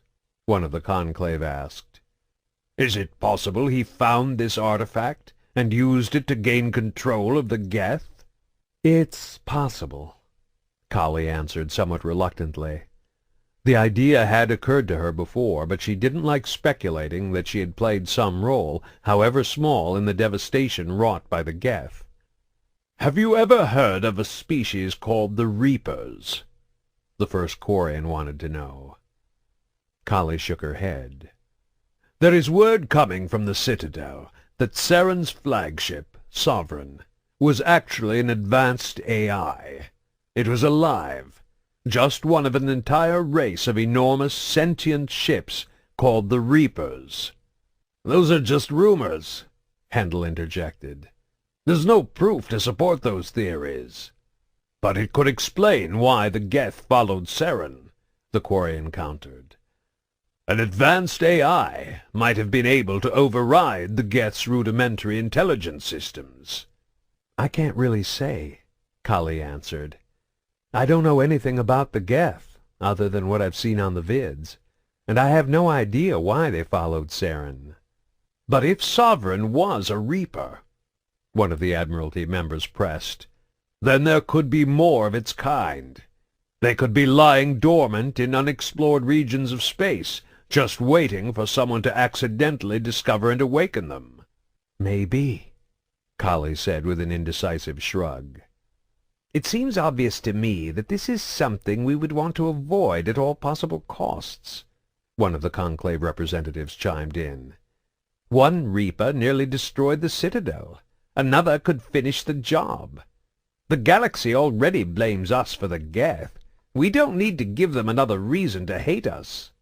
"Or maybe if we found one of these Reapers," Mal countered, joining the conversation for the first time, "we could use it as Saren did, to take control of the Geth.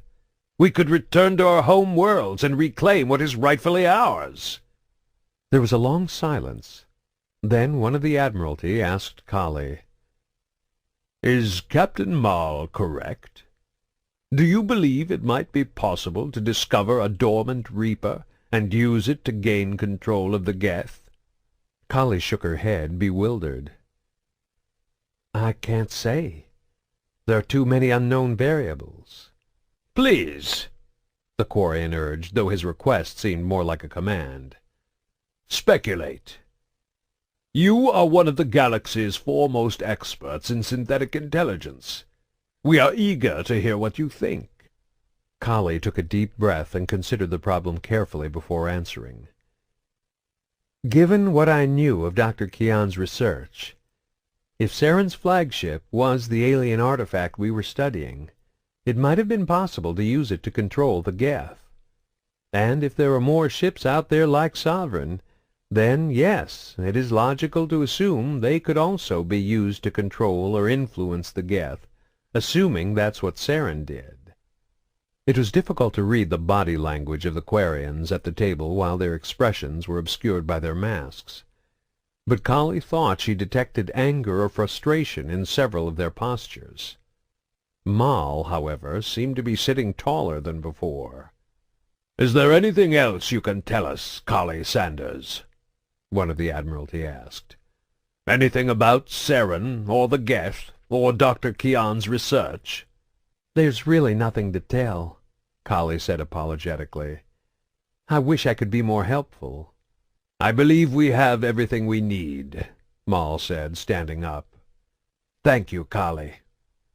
Realizing they weren't going to get anything more out of their guest, the rest of the participants deferred to his decision and similarly rose from their seats. "We thank you for your time," one of them said. "Captain Mal, we would like to continue this discussion with the rest of the conclave. We hope you will accompany us." Mal nodded. "I am eager to speak with them." "We should leave as soon as possible," one of the other Quarians noted. "Perhaps you could have your security chief escort the humans back to their shuttle?" "Kahlee and the others are honored guests of the Idena," Mal said pointedly. "They do not need a security escort. They are free to come and go as they please." There was an awkward silence that was finally broken by one of the Admiralty. "Understood, Captain." Having won his point, Mal turned to Kahlee and the others. "As long as you are careful not to interfere in the operations of the ship, I am granting you free run of my vessel. Should you wish to have a guide, Lem would be honored to show you around." "Thank you, Captain," Kahlee said, eager to get off the Lestiak and leave the increasingly tense situation behind. "Perhaps when I return from the conclave we can speak again," he said. "Of course," she replied. You're always welcome on our shuttle." Unsure if there was some kind of formal protocol still required before they were dismissed, Kahlee simply stood there until Lem gave her elbow a gentle tug. "Come on," he whispered. "Let's go." Mal and Eiley stayed behind as he led them away. Once they were beyond the airlock and back on the Idena, Hendel turned to Lem. "What the hell was that all about?" "Politics," was the short and uninformative answer. "You can't be a little more detailed?" Kahlee pressed. "I'm sure the captain will make everything clear when he returns from the conclave," Lem assured her. "Please just be patient for a few more days." "It's not like we have any other choice," Hendel said with a grunt. "But my patience is growing awful thin lately." Grayson didn't like Golo. The elusive man had arranged a meeting between Grayson and the Quarian on Omega to plan their assault on the migrant fleet. The meeting was taking place in a small rented apartment in the Talon district, not 2 blocks away from the warehouse where he had killed Pell. The room was empty except for 2 chairs, 1 table, and the 2 of them. "You might as well give up," Golo declared to start off the conversation. "Infiltrating the Quarian fleet is impossible." "They have my daughter," Grayson replied, keeping his voice neutral despite the bile in his throat. "I want her back. I was told you could help us." Golo may have been an ally of Cerberus, but he was a traitor to his own people. Grayson couldn't respect anyone who would turn on his own kind simply to make a profit. It went against everything he believed in. "There are 50,000 ships in the migrant fleet," Golo reminded him. "Even if they do have her, how are you going to figure out which vessel she's on?" The pilot of the scout ship, the one Pell tortured for information, said his name was Hilo Ja Vas Idena. I think the Siniad was a scout ship for the Idena. Whoever came looking for him was part of the same crew. They're the ones who took Gillian. "That makes sense," Golo admitted. Something about the way he said it made Grayson feel as if he were being played, as if Golo already knew all this. "But it hardly matters. You won't get anywhere near the Idena. Even if you're in the Siniad, the patrols will shoot the vessel down if you don't use the proper codes and hailing frequencies." "I have the frequency and the code," Grayson assured him. "The pilot gave them to me before he died." Golo laughed. "How do you know they're real? What if he gave you a false code?" Grayson thought back to the Quarian he had discovered in the cellar. Pell had possessed a 6th sense for knowing when his victims were lying under torture. Interrogation had always been one of his strong suits. "The information's good," he said. "It'll get us past the patrols." "Your confidence is inspiring," the Quarian replied, and Grayson could hear the smirk in his voice. He knew Golo had been Pell's contact on Omega. He'd been instrumental in acquiring the Siniad, and Grayson couldn't help but wonder what else the Quarian and Pell had been involved in together. "We're offering 10 times what you were paid for the last mission," Grayson said, struggling to keep his rising anger in check. He needed Golo. Having the codes wasn't enough. If the mission had any hope of succeeding, they had to have someone familiar with the protocols of the migrant fleet on the ship to keep them from making a mistake that would expose them. And they needed someone fluent in the Quarian tongue on the radio to relay the codes back and forth with the patrols. An automated translator wasn't going to cut it. 10 times? Golo said, considering the offer. Generous. But is it worth risking my life for? This is also a chance for revenge, Grayson reminded him, sweetening the pot. He'd read Golo's profile in Pell's mission reports. He knew the Quarian harbored a deep hatred for the society that had exiled him, and he wasn't above exploiting that hatred. Not if it helped him get Gillian back. The fleet banished you. They cast you out. This is your chance to strike back at them in a way they will never forget. Help us, and you can make them pay. A man after my own heart, Golo said with a cruel laugh. and Grayson felt his stomach turn. "Does this mean you're in?" Grayson demanded. "We still have several problems to consider," Golo said by way of confirmation. "The Syniad and the codes will get us past the patrols, but we'll need some way to disrupt the Idenna's communications after we dock, so they don't alert the rest of the flotilla once the assault begins." "We can take care of that," Grayson said, knowing Cerberus had that technology readily available. "What else?" "We'll need blueprints of the ship's interior layout." "It was originally a decommissioned Batarian Hensa-class cruiser," Grayson replied, relaying information the elusive man's agents had already gathered in preparation for the mission. "We have the layout." "Impressive," Golo replied. "There is a chance this could work after all, provided you and your team do exactly as I say." "Of course," Grayson said through gritted teeth, offering his hand to symbolically seal the deal. "I wouldn't have it any other way."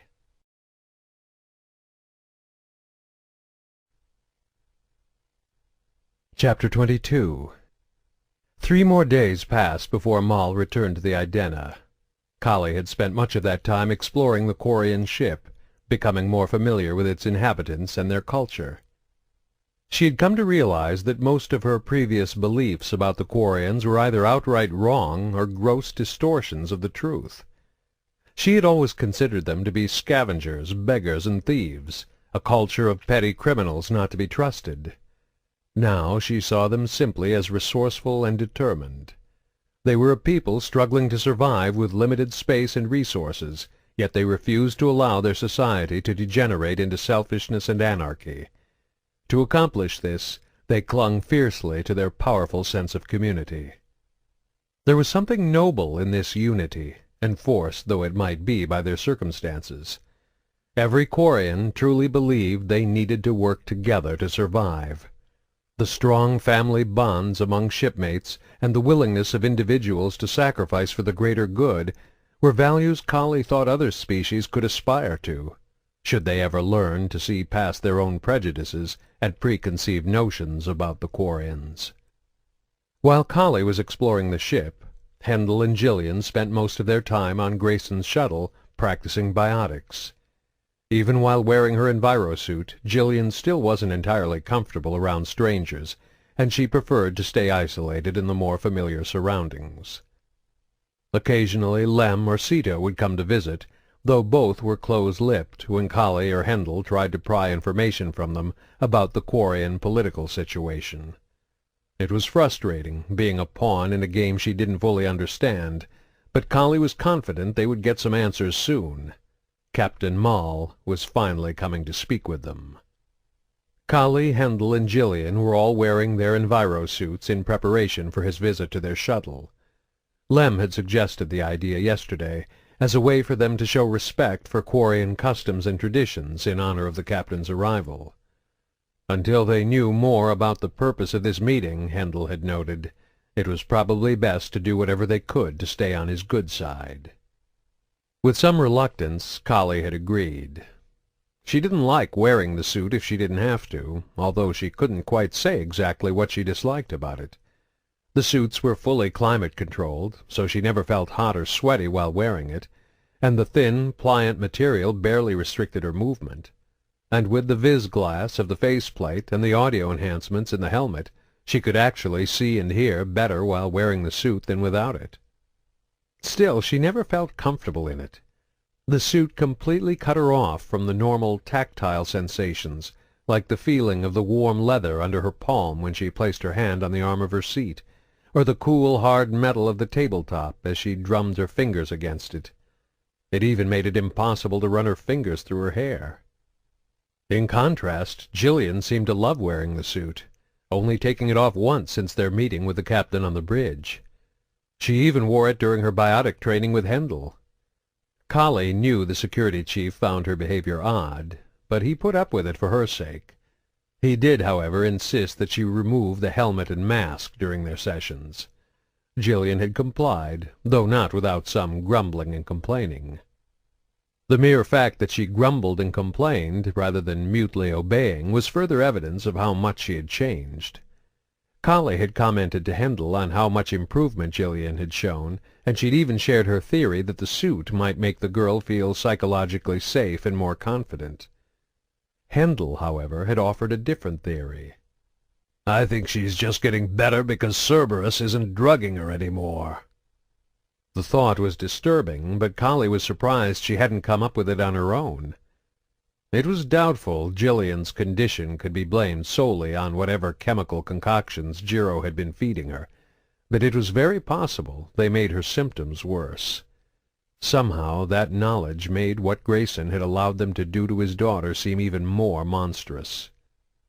The sound of the airlock opening startled her out of her recollections. "Not big on knocking, are they?" Hendel muttered, rising from his seat to greet their visitors. Kahlee and Gillian did the same. Kahlee had been expecting some kind of honor guard or security detail to accompany the captain, but if they came, they must have stayed outside the ship. Apart from Lem, Maul was alone. "Thank you for this invitation," he said, once handshakes had been exchanged all around. "We're honored to have you here," Kahlee replied. "Please, sit down and make yourself comfortable." There were only 4 chairs in the passenger cabin, so once all the adults took their seats, Gillian hopped up into Hendel's lap. Yet again Kahlee was amazed at how far she had come in a little less than 2 weeks.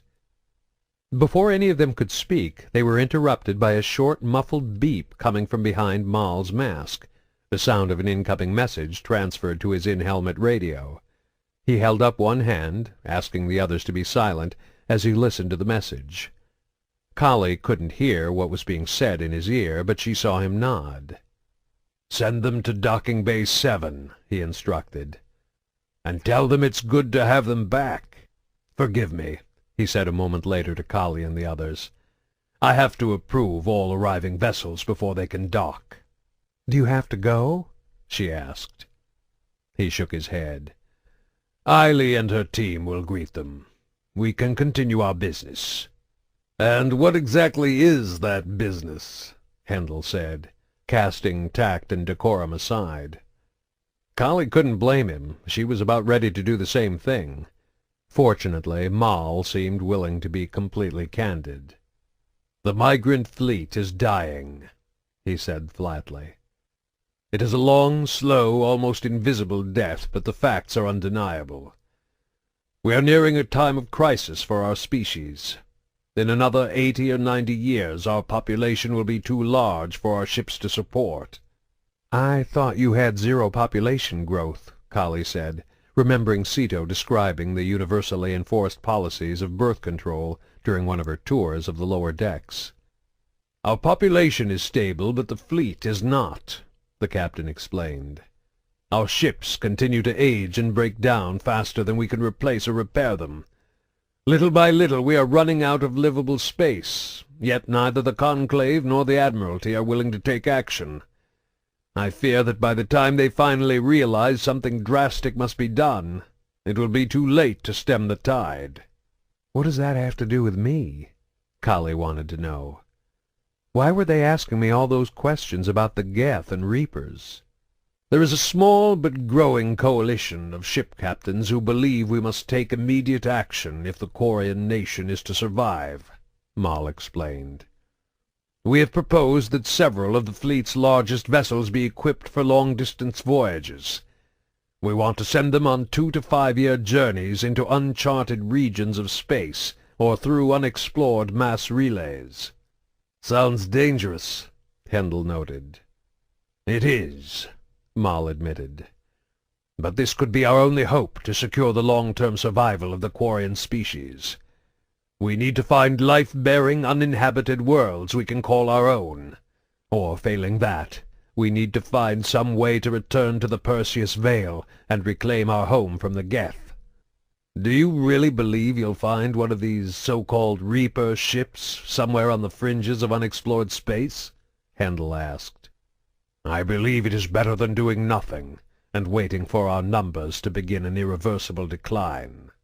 "Seems logical," Kahlee admitted. So why is there so much opposition to sending out these ships? Our society is extremely fragile, Maul explained. The smallest change can have huge repercussions.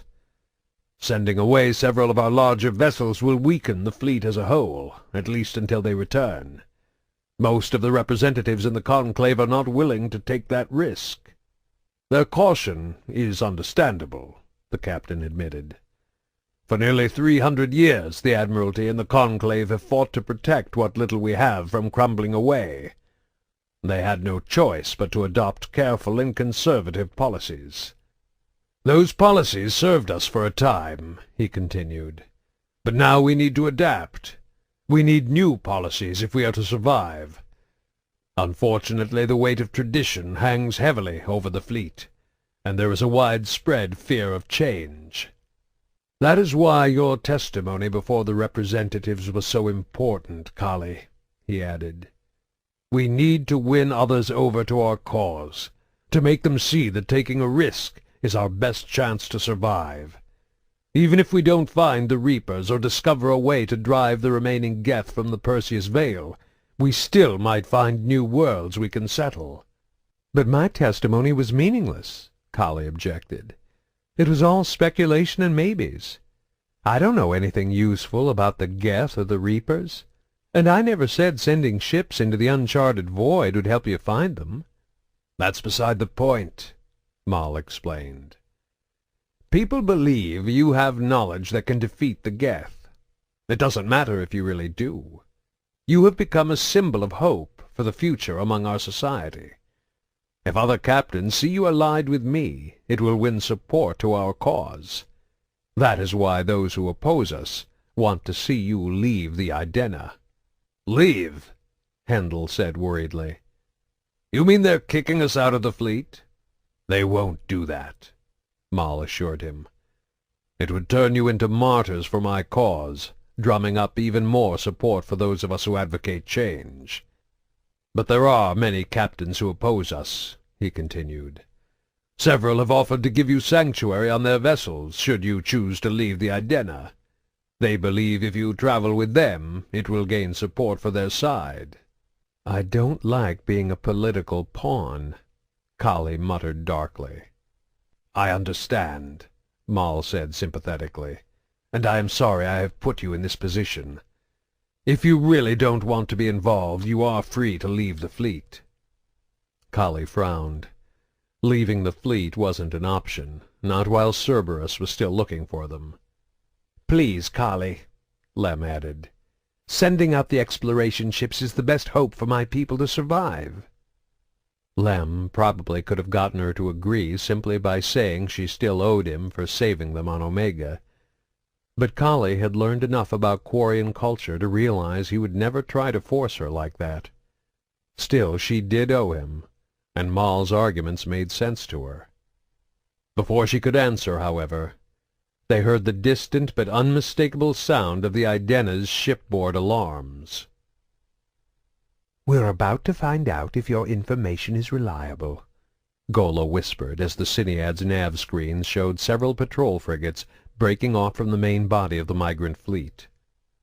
The Quarian shuttle was packed with 10 highly trained Cerberus commandos, along with Golo, Grayson, and a pilot trained to fly the Quarian modified vessel. Everyone on board was wearing a full combat hardsuit, equipped with kinetic dampeners, and they each carried a heavy assault rifle. Open the hailing channel, Golo instructed, and the Cerberus pilot did as he was told. Grayson was technically in charge of the mission, but for much of it he would be deferring to Golo and his greater understanding of the Quarians. A few seconds later the radio crackled with the challenge of the Quarian patrols. You are entering a restricted area. Identify. This is the scout ship Cinead of the Idena, Golo responded, seeking permission to rejoin the fleet. Verify authorization. Grayson held his breath as Golo recited the code phrase. My body travels to distant stars, but my soul never leaves the fleet. Several seconds passed before they got their response. Idena confirms your identity. Welcome back, Cinead. Golo flipped off the comm channel. "Bring us in nice and slow," he instructed the pilot. "We don't want to spook anyone." Locating the Idena amid the armada of ships was surprisingly simple. Every vessel in the fleet transmitted a short-range homing signal on a unique frequency. As a scout ship, the Siniad was pre-programmed with the Idena's frequency, so that the vessel showed up as a green pixel on the nav screen, in contrast to the red of the other ships. As they drew close, Golo opened the comm channel again. "This is the Siniad, requesting permission to dock with the Idena." There was a delay of several seconds before the radio crackled with, "This is the Idena. Your request is granted. Head to docking bay 7. And the captain says it's good to have you back." "It's good to be back," Golo replied. "Better send a security and quarantine team," he added, before clicking the comm channel closed. "A security team?" Grayson asked, suspicious. "Standard protocol," Golo replied. "If I didn't request one, they'd get suspicious." "Will they be armed?" "Probably, but they won't be expecting any trouble. Your squad should be able to take them down without too much difficulty." Grayson felt his stomach clenching as they drifted into the docking bay. For the first time in several days he felt the sudden craving to dust up, but he pushed it aside by focusing on the mission. The 3 men in the cockpit were silent until they heard the docking clamps secure the ship in place. "Lock onto your target," Grayson instructed, and the pilot nodded. "But hold fire until my order." Cerberus had made some additions to the Siniad, including the addition of a small but powerful short-range laser. One well-placed shot could knock out the Idena's tight beam transmitter, killing the ship's external communications and preventing them from alerting the rest of the fleet. The timing had to be perfect, though. The Idena would still have internal communications, and as soon as the transmitter was knocked out, the bridge would alert everyone on board. Grayson wanted to wait until the security team coming to meet them had been dealt with before that happened. "Alpha Team," Grayson said into his combat helmet's transmitter. "You're going to have company when the airlock opens. Report in as soon as you take them out." A few seconds later they heard several sharp bursts of gunfire coming from just outside the ship. "Enemy is down," the Alpha Team leader replied. "No casualties on our end." "Take out the transmitter," Grayson said, and the pilot fired the laser, shearing off the dish in a quick, clean cut. The shipboard alarms kicked in almost immediately. "Now the fun begins," Golo said, and behind his mask, Grayson knew he was grinning.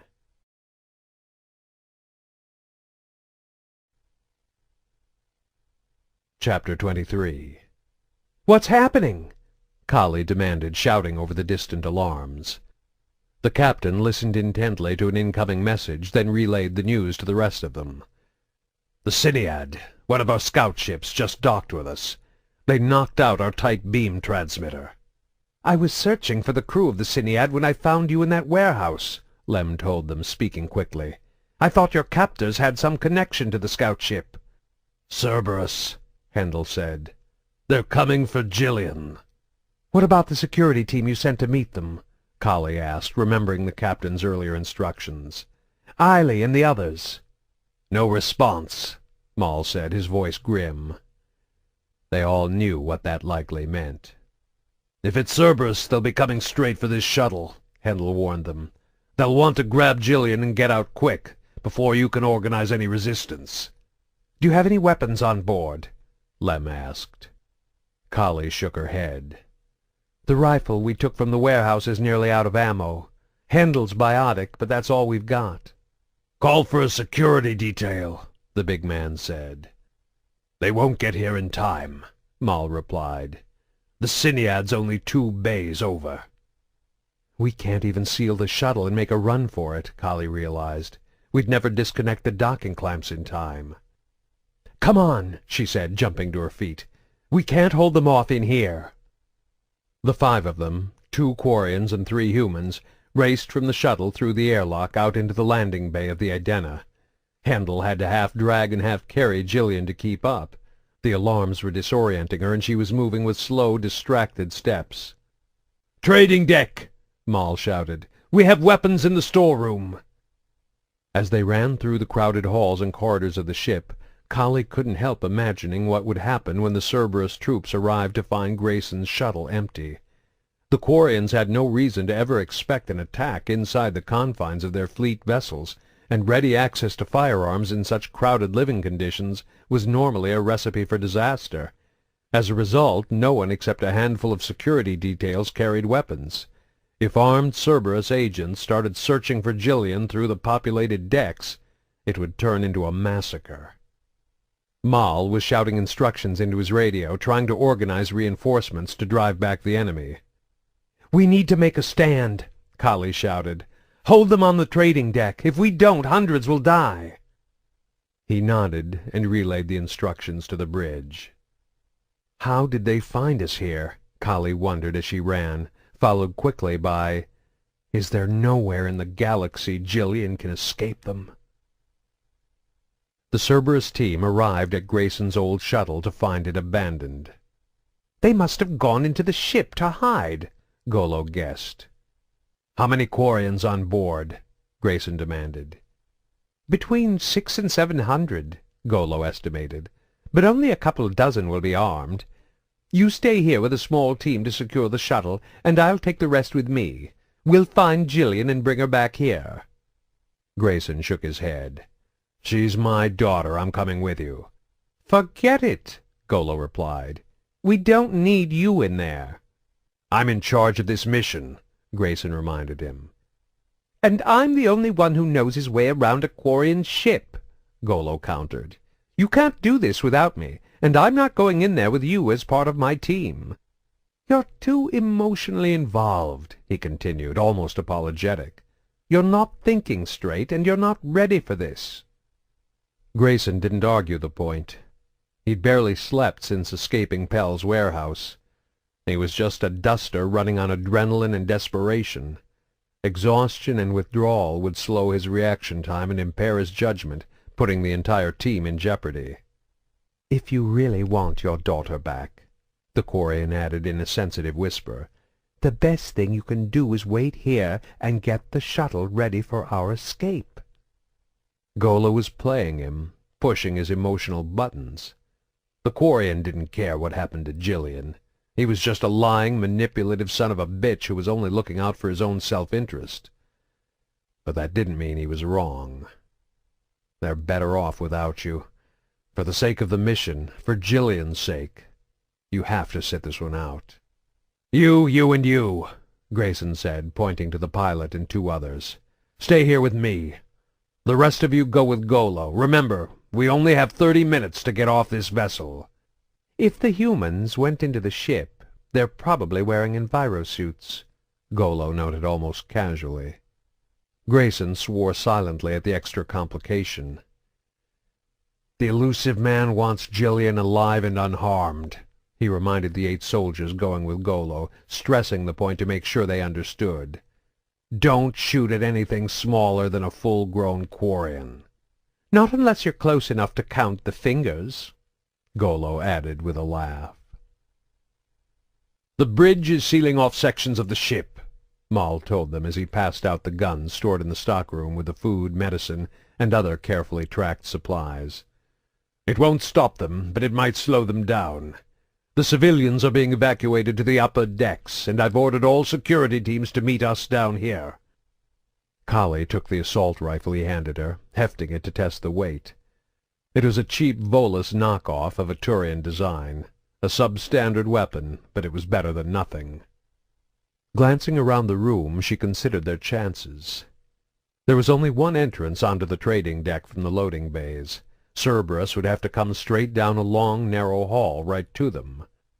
But if they got past that first door, they would find plenty of cover among the oversized crates and bins used to store merchandise that were scattered all about the room. A well-organized strike team would have no problem spreading out and trying to flank Maul's people. And if they had to fall back, there was only one place to go, up to the heavily populated living quarters of the deck above. 2 Quarian security teams were already on the trading deck. By the time Maul had finished passing out weapons to Kahlee, Lem, and Hendel, 4 more security teams had arrived from the decks above. "Everyone spread out and find cover," the captain ordered.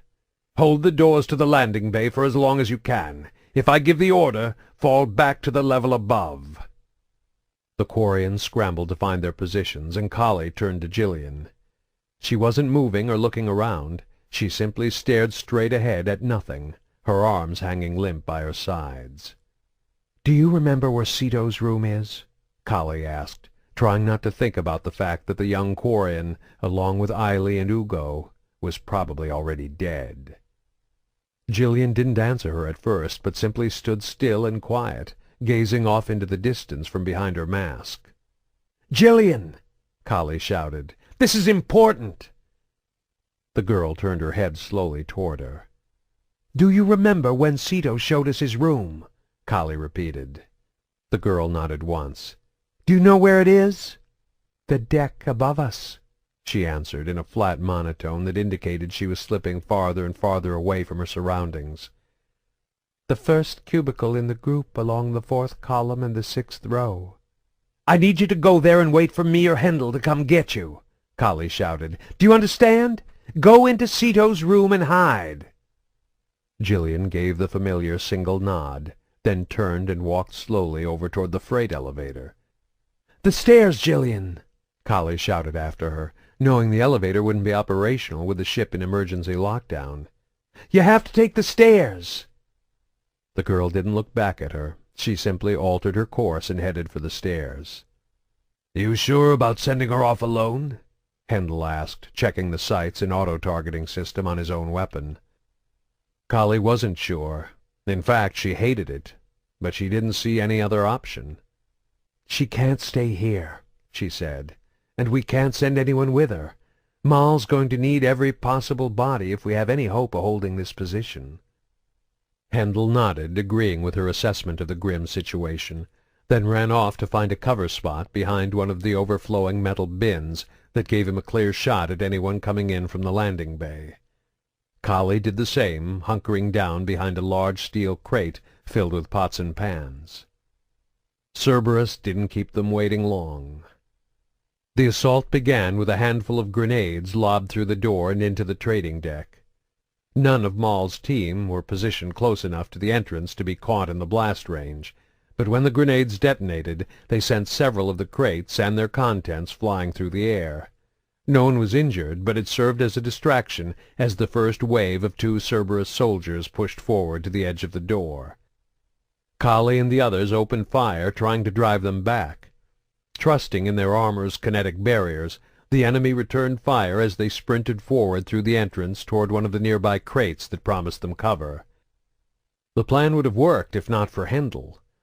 While Kahlee and the Quarians were unloading round after ineffective round into the enemy shields, the biotic had been gathering his strength. Just as the Cerberus soldiers ducked behind the crate they assumed would give them shelter, Hendel lifted it high into the air, exposing them to another barrage of concentrated assault rifle fire. Their shields, still depleted from their initial charge through the door, couldn't save them from a second hail of bullets. Both men were torn to shreds, and Kahlee felt a burst of triumphant exultation. Her euphoria was short-lived.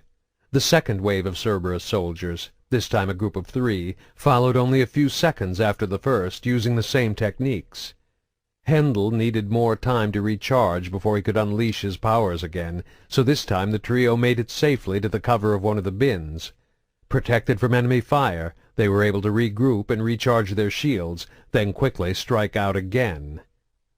They burst from their cover at the same time, all 3 moving in different directions as they scattered to and fro among the maze of crates and containers. Kahlee focused on the nearest enemy, losing track of the other 2. She tried to take him down with well-aimed bursts as he moved from cover point to cover point, but he knew the limits of his shields, and he always managed to duck out of the line of fire just before they were completely drained. She saw he was trying to work around to the far side of the room, attempting to get to a position where he could sneak up on the defenders from behind. From the corner of her eye, Kahlee saw one of the Quarians step out from the crate he was hiding behind to try and cut him off, only to get mowed down by the weapons of the third wave of 4 Cerberus troops charging through the door. It was then that Kahlee realized how hopeless the situation was. Despite having a 2 or 3 to 1 edge in numbers, the tactical and technological advantages of the Cerberus agents were too much to overcome. They had better weapons, better armor, and better training. Half of Maul's team, including Lem, the captain, Hendel, and Kahlee herself, weren't even wearing body armor. And Cerberus had grenades. As if on cue, she heard a loud boom over on the far side of the deck. Whipping her head around, she saw the smoke from the explosion clearing to reveal the burned and lifeless bodies of 2 Quarians who had been caught in the deadly blast. At least they had Hendel on their side. The big man poked his head out from behind his crate and unleashed another biotic attack, this one hurling 2 Cerberus soldiers backward from their hiding places, sending them both crashing against a nearby wall. One landed hard, quickly scrambling to her feet and making it safely back behind cover. Kahlee squeezed the trigger of her weapon and made sure the other one didn't. An instant later, however, Hendel was the one flying backward through the air. Cerberus apparently had a biotic on their team, too. He shouted out in surprise, then slammed hard against the wall behind the desk outside the stockroom where they had grabbed their guns. He crumpled to the ground and didn't rise. "Hendel!" she cried out, fighting against the suicidal urge to leap up and rush over to check on him. Instead, she turned her attention back on the enemy, drawing on her years of Alliance training to stay focused. Soldiers went down in combat, even friends. Usually there wasn't anything you could do to help them until the enemy was neutralized. She held her position, picking her targets carefully. She saw 1 more Cerberus soldier go down. By her count, that left 5, including the biotic. But all around her she could hear the screams of Maul's people. When the Cerberus biotic launched another attack, batting aside the bin shielding a Quarian armed with a sniper rifle so she could be gunned down, the captain finally gave the order Kahlee had known was coming. "Fall back!" he shouted. "Fall back!" She didn't want to leave Hendel behind, but attempting to reach him now would almost guarantee her getting shot. Blinking away the harsh tears in her eyes, she lay down a line of cover fire as she began to make her retreat. Gillian wandered back and forth along the grid of cubicles, silently counting until she reached the one blocked by the bright orange curtain. Far away she could hear the sharp retorts and ricochets of sounds she couldn't, or didn't want to, consciously identify. She knew something was wrong, and she knew it was somehow her fault. But though she fought to piece together what was going on, the truth eluded her. Shocked into a trance-like state by the stress of the situation, all her fractured mind could latch onto were disconnected bits and pieces. For example, she realized that there should have been more people around. She had hazy, incomplete memories of crowds moving in and among the cubicles. She could recall the buzz of chatter. It had circled around her head like a swarm of angry bees. Now, however, the cubicles were empty. Everything was still and silent. Again, she knew this was wrong. She just couldn't quite figure out why. Kahlee said hide in Ceto's room, she thought, as she reached out and pulled the curtain aside. The room didn't look as she remembered it. The sleeping mat had been moved 1/2 a foot to the side of where it had originally been placed, and someone had turned the cooking stove 90 degrees since the last time she was here. Gillian knew that people moved things around sometimes, but she didn't like it. Things should always be put back in the same place. "I don't like it here. I want to go back to the shuttle." She let the curtain fall from her hand and turned away from the cubicle. Walking with slow, uncertain steps, she began to make her way back through the crisscrossing aisles toward the stairs leading to the deck below, taking a long, meandering route far different from the one that had brought her here originally. Kahlee fell back up the stairs, knowing all hell would break loose when Cerberus followed them and the fight spilled over into the cubicle grids. Even with all the civilians cleared out, the battle would become a run-and-gun skirmish up and down the crisscrossing aisles. giving Cerberus and their superior weaponry an even greater advantage. While several of Maul's people took up positions around the corners of cubicles near the staircase, aiming their weapons at the door Cerberus would have to come through, Kahlee made her way straight to Ceto's room to grab Gillian. By the time she got there, she could already hear steady bursts of gunfire being thrown back and forth. She knew she didn't have long. As easy as it had been for Cerberus to break through the Quarian defenses on the lower deck, it would be even harder to hold position up here. There were simply too many options.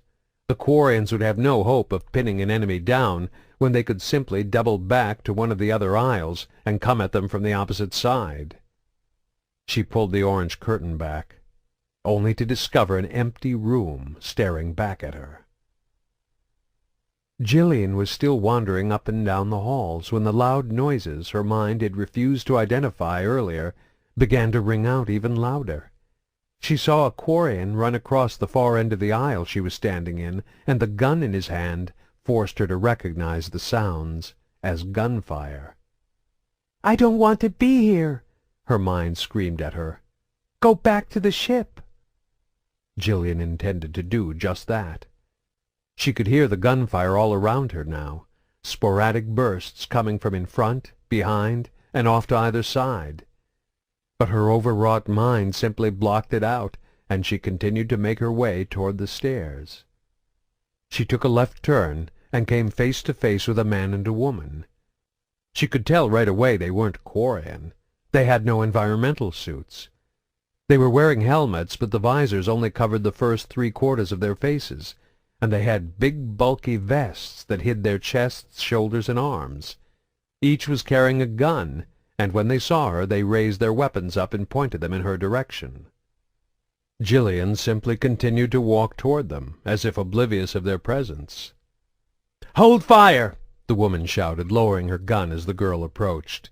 "It's her! Grayson's daughter!" The man lowered his weapon and rushed forward, reaching out to grab her. Without even thinking about it, Gillian made a fist and snapped her hand out, just like Hendel had taught her.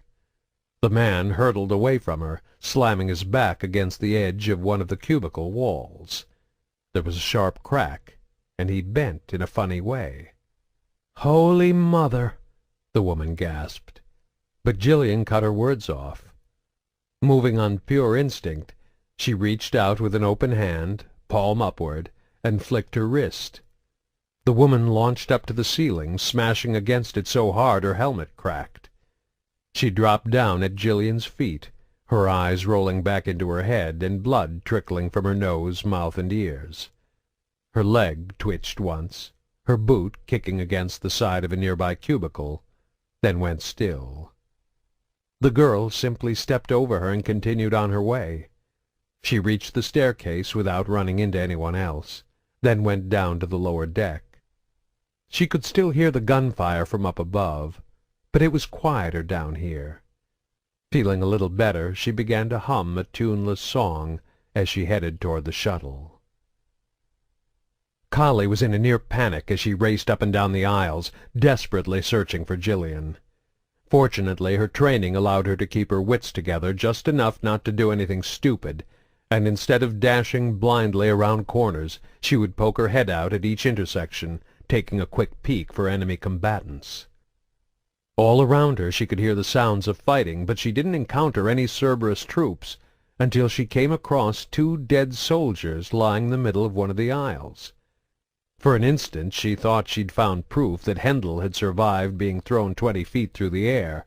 It was obvious the soldiers had been killed by a biotic attack. Then another thought occurred to her. Gillian. Since coming to the Idena, Hendel had worked closely with the girl, teaching her to develop and control her biotic abilities. But despite the remarkable improvement in her condition over the past few weeks, she was still an emotionally fragile, easily disturbed little girl. Something had set her off in the cafeteria back at the academy, unleashing a storm of biotic powers. Now Kahlee had clear evidence that the storm had been unleashed yet again. She's scared, Kahlee thought to herself. Confused. She's going to want to go somewhere she feels safe. An instant later she had it. She's heading back to the shuttle. Leaving the two dead soldiers where they lay, Kahlee continued to work her way carefully through the aisles, back toward the stairs. Golo was thoroughly enjoying the battle against his former people. While he hadn't been a crew member of the Idena, he had no trouble imagining the Quarians he gunned down as being the ones who'd banished him from the Usella, his old ship. Heavily armed and armored, he had already notched 6 kills during the battle, 2 on the trading deck, and 4 more hunting through the cubicles up above. Given the superior weaponry Cerberus had provided him, it wasn't even a fair fight, which was exactly how Golo liked it.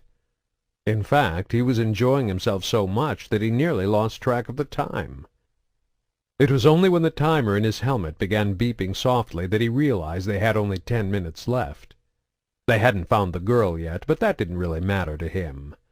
It was time to head back to Grayson's shuttle and get off the Idena. He knew the rest of the team would keep fighting and searching for Gillian for another 5 minutes before pulling back, but he didn't like cutting it that close. With a sigh of regret, he abandoned his hunt among the cubicle maze and made his way quickly and cautiously back toward the stairs leading to the deck below. Inside the passenger cabin of the nameless shuttle that had been stolen from him on Omega, Grayson paced anxiously. Checking his watch, he realized they were down to just under 10 minutes. "You and you," he said, pointing at 2 of the 3 soldiers left behind to help him secure the shuttle. "Get out there and find the controls to release the docking clamps." He intended to wait to the last possible second before leaving, but that didn't mean he couldn't have everything ready beforehand. The 2 soldiers rushed out to the airlock, while Grayson and the other man, the pilot who had flown the Quarian vessel in, waited in silence. He heard a loud, heavy thump coming from outside the ship. Curious, he made his way cautiously toward the airlock and saw a small female figure covered head to toe in an envirosuit standing in the center of the landing bay. "Daddy?" the figure said. Though the voice was partially obscured by the mask and breathing apparatus, he recognized it instantly. "Gigi," he said, dropping to one knee and holding out his hand to her. She approached him in her familiar stiff-legged walk until she was close enough for him to touch. Knowing her condition well, he dropped his hand without making contact. And then, to his great surprise, she lurched forward another step and hugged him. Only when he was clasping his daughter to his chest did he notice the 2 soldiers he'd sent out only moments before. They were pinned beneath an overturned forklift the Quarians would have used to load and unload cargo vessels. It looked as if the 6-ton vehicle had somehow been picked up and dropped on them, crushing them like ants and killing them instantly. Their private reunion was broken an instant later when he heard the co-pilot speaking behind him. "Sir?"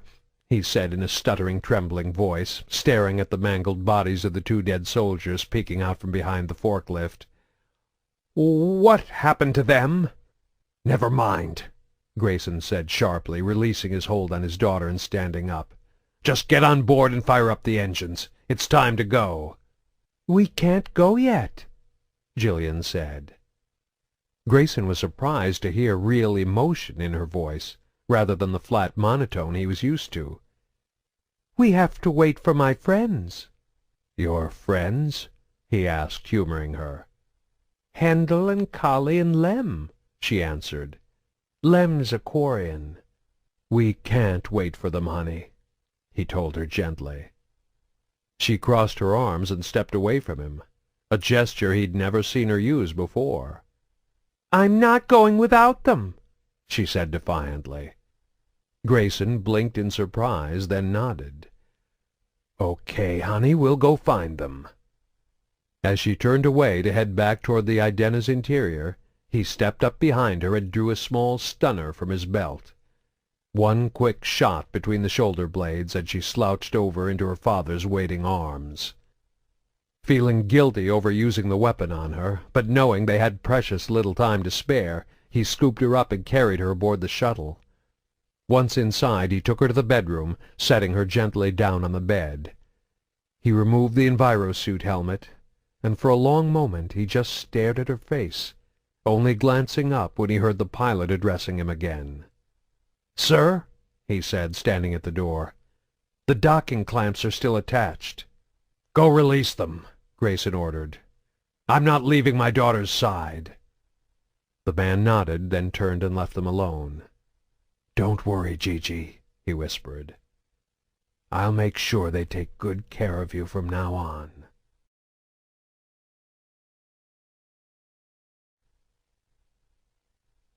Chapter 24. Kahlee ran through the deserted trading deck, heading for the shuttle Gillian now thought of as her home.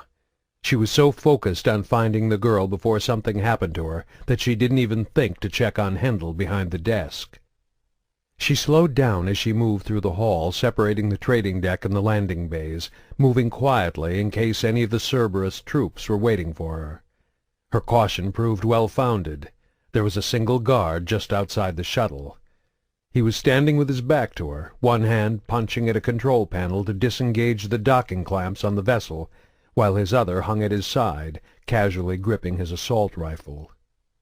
Gunfire might alert anyone else nearby, but that didn't mean she couldn't use her assault rifle as a weapon. She knew his armor was equipped with kinetic barriers, but they were programmed to respond specifically to speed. If you sat down or slapped someone on the back, they didn't activate. It took a high-velocity round to trigger them. A sharp, incoming blow to the head wouldn't be fast enough to set them off. Moving quickly, Kahlee crept up behind him, wrapping her arms around the end of the barrel and holding the gun like a baseball bat. As soon as she got within range, she took 3 quick running steps to build up momentum, then swung her makeshift club as hard as she could. The sound of her feet clanging against the metal floor of the landing bay during her quick charge gave the soldier just enough warning to react. He half-turned toward her, bringing one arm up and ducking his head so that the blow landed on his shoulder rather than the side of his helmet. The force of the impact knocked his assault rifle from his grasp, and it clattered to the floor as he was knocked sideways, staggering to keep his balance. Kahlee swung again, but she was in too close to get the leverage she needed. The blow struck him on the side of his helmet, but not hard enough to knock him out. Dazed, the soldier stumbled away from her, his hands fumbling for the pistol on his hip. Spinning the assault rifle in her hands, Kahlee repositioned her grip so that she could jab forward with the heavy butt of the gun. She came in low, just beneath the edge of the 3/4 visor, smashing in the front teeth of his lower jaw. His head snapped back and he fell over. Kahlee leaped on top of him, driving the butt of the rifle down on his head with both hands. Even his helmet couldn't protect him from the savage force of repeated impacts. After 6 consecutive blows, Kahlee was certain he would never get up again. She gave him 2 more shots just to make sure. Rising to her feet, she saw the assault rifle had been bent out of alignment by the attack. Useless piece of Volus crap, she thought as she grabbed the pistol from the dead soldier's belt. With her enemy down, she took a quick glance around the rest of the landing bay. When she saw the bodies of the 2 Cerberus troopers beneath the forklift, she knew the girl had been by. She crept into the shuttle, moving as quietly as possible. The passenger cabin was empty, so she headed up to the cockpit, only to discover it was deserted as well. When she made her way to the sleeping quarters in the back, she was only mildly surprised to find Gillian lying on the bed, her father protectively sitting over her. Raising the soldier's pistol, she pointed it at Grayson. "Get away from her, you son of a bitch." He glanced up at the sound of her voice, and his eyes widened in shock. It took him a moment to recognize her behind the envirosuit and mask. "Kahlee?" he muttered. She nodded and gestured with the pistol, and Grayson slowly stood up and backed away from the bed. Kahlee glanced down at Gillian and realized she was unconscious. "What did you do, drug her again?" she demanded. "Stun her," Grayson whispered. And Kahlee thought he actually sounded ashamed of himself. She realized that despite everything he had done, he truly cared for his daughter. Somehow it made his devotion to Cerberus seem both more terrifying and more pathetic. Then she felt the hard jab of a pistol digging into the side of her ribs. "Drop the gun," a voice from behind her said. For a split second Kahlee considered shooting Grayson. But killing her father wouldn't save Gillian, and it would almost certainly get Kahlee killed. Instead, she let the pistol fall from her hands. "Lay face down on the ground, hands behind your head," the voice ordered, jabbing her again with the pistol. She did as ordered, and then she heard the sound of her unknown assailant walking past her over toward the bed. "Don't touch her, Golo," Grayson warned, the cold anger in his voice causing the footsteps to stop. Flat on her belly, Kahlee dared to tilt her head to look up. She was stunned to see he was speaking with a Quarian. The world came back to Hendel in a wave of pain. Every bone and muscle in his body ached from being slammed into the wall, and as consciousness slowly returned he just lay there trying to get his bearings. After a few seconds it all started to come back to him. He was on the trading deck, where the Quarians had been battling Cerberus. He could still hear gunfire, but it was coming from far away. The fight moved to the deck above. Ignoring his protesting muscles, he forced himself to stand up. There were a few seconds of vertigo before he steadied himself. Looking around, he located his assault rifle where it had fallen on the floor and picked it up. "Gotta go help Kahlee and the others."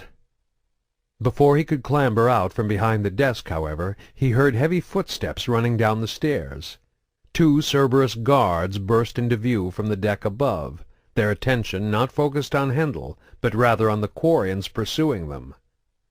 "They're retreating," Hendel realized. "We've won." Biotics were out of the question. His head was still spinning slightly from being thrown, and he suspected he had a mild concussion. But he was feeling well enough to use his assault rifle. Relying on the weapon's auto-targeting systems to overcome any lingering unsteadiness he might be feeling, he lined up the nearest Cerberus soldier and opened fire.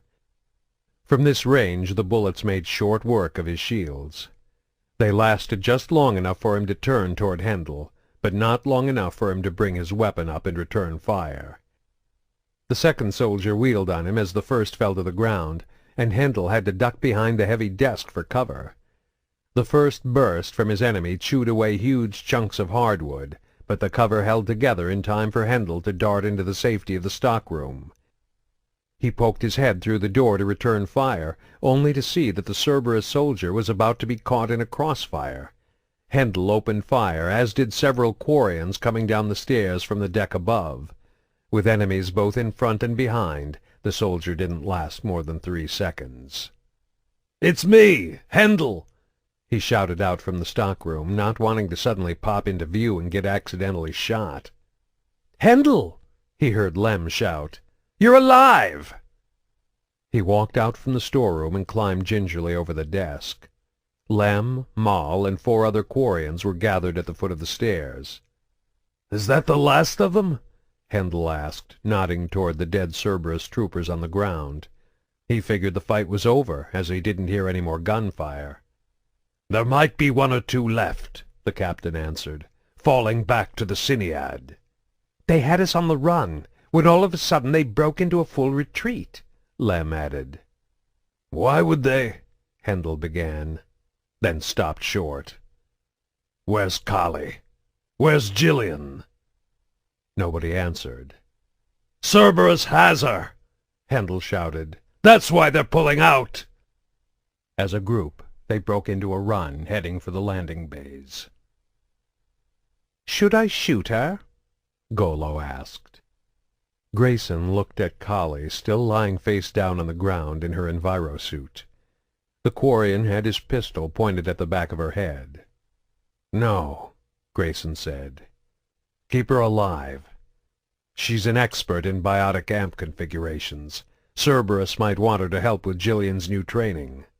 "I'll never help you with your sick experiments," Kahlee spat out from the floor. "Quiet!" Golo warned, kicking her hard in the ribs. Grayson winced. Kahlee grunted and rolled over onto her back, her hands clutching at her side. "Gillian will hate you for this," she gasped, trying to catch her breath. "She'll never forgive you." The Quarian hauled off and kicked her again, causing her to pull her knees up into a fetal position to try and protect herself. "Enough!" Grayson snapped. "How can you let them do this to your own daughter?" Kahlee asked through gritted teeth, still balled up from the pain. "Did you see that forklift out there?" Grayson demanded. "Do you see what Gillian is capable of? That's because of what Cerberus did." "They want to make her into a weapon," Kahlee countered, panting behind her mask. Grayson guessed several of her ribs were broken. "They're turning her into some kind of monster." "They're transforming her into a savior of the human race," he countered. "We don't have time for this," Golo warned. "They're destroying her," Kahlee snarled, her words filled with pain and anger. "Those drugs made her condition worse. Without them she has a chance to be almost normal." Unbidden, the memory of Gillian actually hugging him outside the airlock filled Grayson's mind.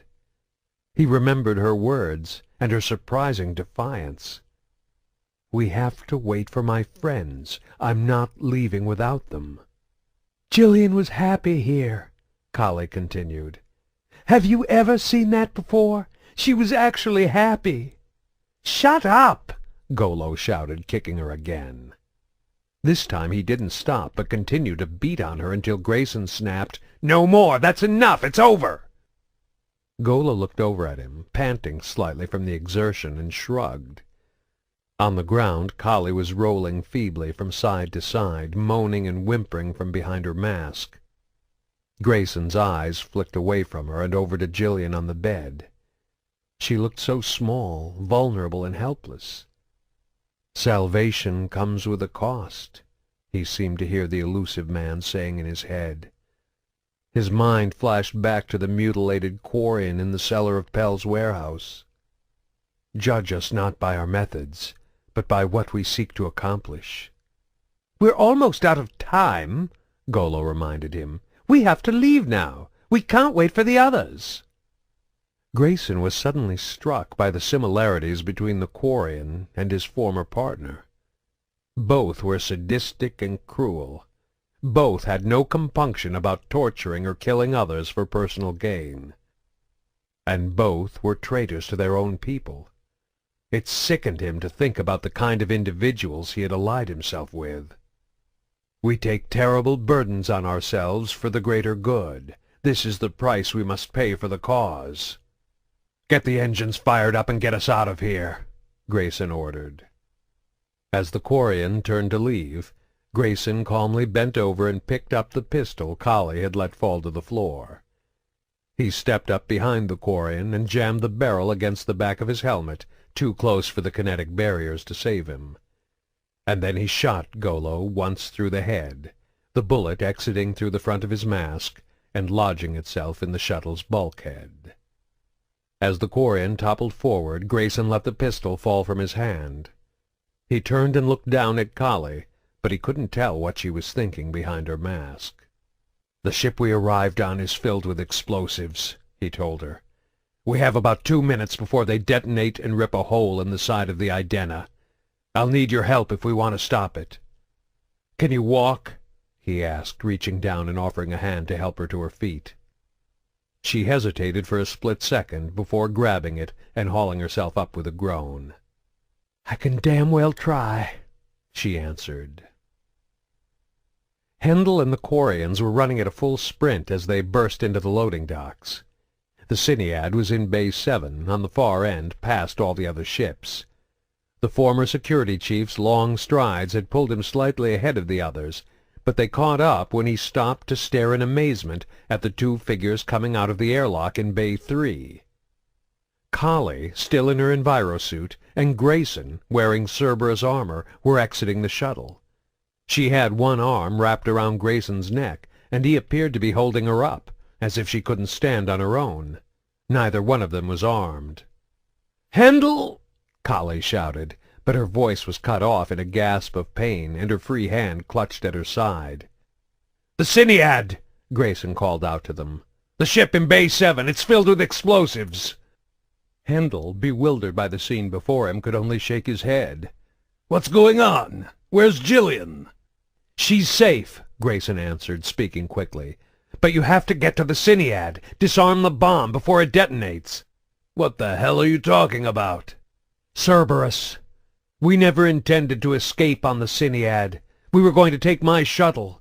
The Siniad is filled with explosives and set to go off on a timer to provide a distraction as we escaped." "How many explosives and how much time?" Hendel demanded. 2 minutes and enough to rip a hole in the Idenna's hull. "Watch him," Hendel said, pointing at Grayson as he turned to go. "Wait!" Grayson shouted, freezing him in his tracks. "It's a dual-sync arming system. You'll need 2 people to enter the code simultaneously or it'll detonate." "What's the code?" Maul demanded. 623212. "Everyone else evacuate the loading bays," the captain ordered, then turned to Hendel. "Let's go."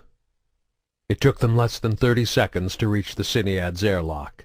The bodies of Eiley, Sito, and Ugo lay just beyond it. The airlock itself had been sealed. "Wait," Maul said, grabbing Hendel by the arm. "What if it's a trap?" The security chief had been thinking the same thing. "That's a chance we'll have to take." They opened the airlock and raced up into the Quarian shuttle. The cargo hold was filled with enough explosives to blow apart a small asteroid.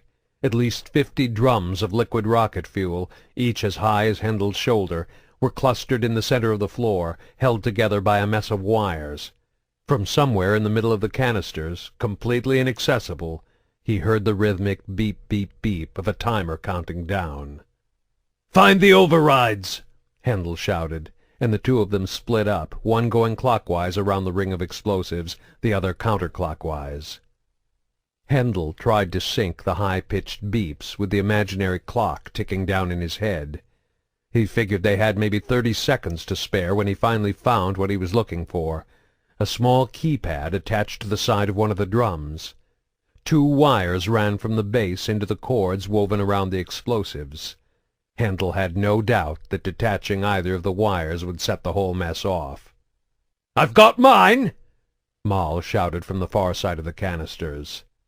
"Me too," Hendel called back. "Enter the code on 3. Ready? 1, 2, 3. He punched in the numbers, knowing there was a lag of only a couple seconds for Maul to do the same. If they weren't in sync, if either one of them hesitated or made a mistake, they'd both be instantly vaporized. The steady beep of the timer suddenly changed to a single, long, shrill whistle. Hendel instinctively closed his eyes as he braced himself for the boom. And nothing happened. The shrill whistle slowly faded away, and Hendel reached up to wipe the sweat from his brow, only to have his gloved hand bump against the mask of his envirosuit. "Hell of an all-clear signal," he muttered to himself, and then he began to laugh.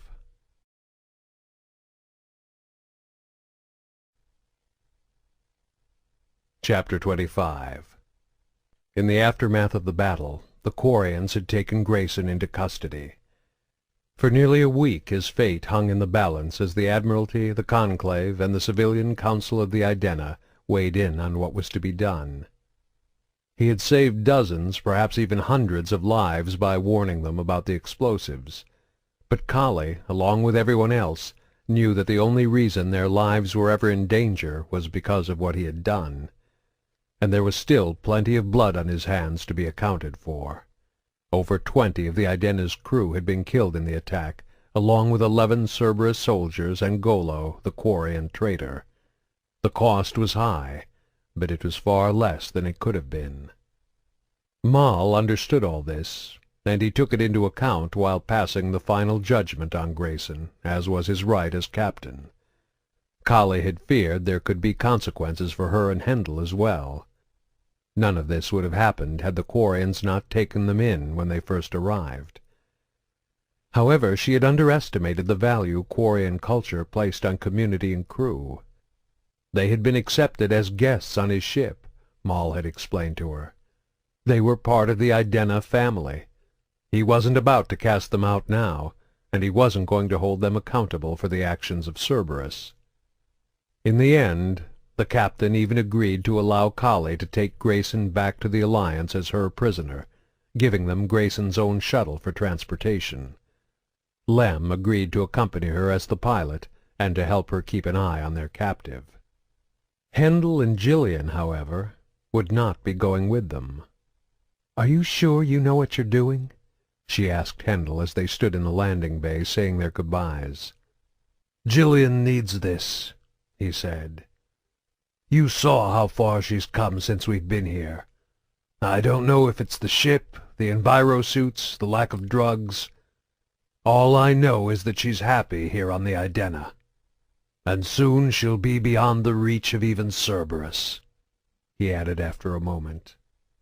Kahlee nodded, accepting the fact that she couldn't change his mind. The news of an enemy force infiltrating the migrant fleet had shaken the Quarian society to its very core. Faced with a shocking realization that they were vulnerable even within the flotilla, many of the ship captains had changed their views on the idea of sending exploratory vessels out into the depths of space on extended missions. The conclave had fiercely debated the matter, but in the end those who favored the exploratory missions, like Maul, were the majority. The Admiralty could have overturned the conclave's ruling, but they too seemed to have had a change of heart. They acquiesced to the decision, though they did impose strict rules and restrictions on how many vessels could go and when they could leave. Not surprisingly, the Idena was chosen to be the first of those vessels. In 3 weeks it would set off through a recently activated mass relay in an uninhabited system, heading into parts unknown. Even now it was being refitted with new technology to allow it to survive on its own for up to 5 years without any outside contact or resources. To make such a journey feasible, however, the crew would have to drop from its current population of nearly 700 to just over 50, all hand-picked by Maul himself. The captain had already given Hendel and Gillian permission to go. "Do you really think Cerberus will stop looking for her after 5 years?" Kahlee asked. Hendel shrugged. "I don't know, but at least it'll give her a chance to grow up some before she has to deal with them again." He glanced over at the shuttle, where Gillian was inside saying a last private goodbye to her father.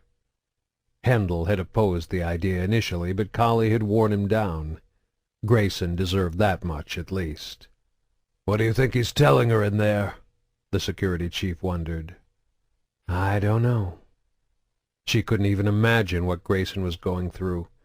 Everything he had done in his adult life, every action, every decision he had made, had been in the service of Cerberus and their so-called great and glorious cause. But in the end he had finally chosen his daughter over these nebulous ideals. Unfortunately, that choice meant it was impossible for her to stay with him.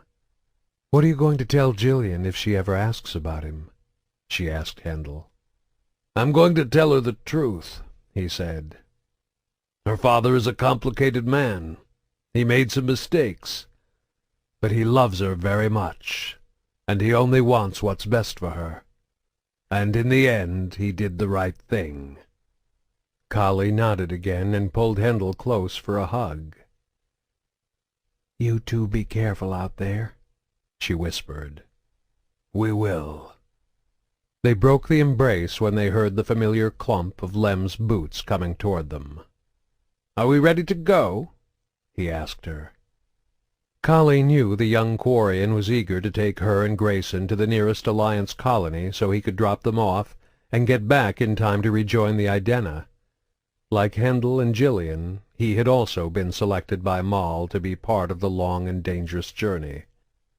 She'd already said her goodbyes to Gillian, and as much as she hated to take Grayson away from his daughter, it was time for them to go. "I'm ready," she said.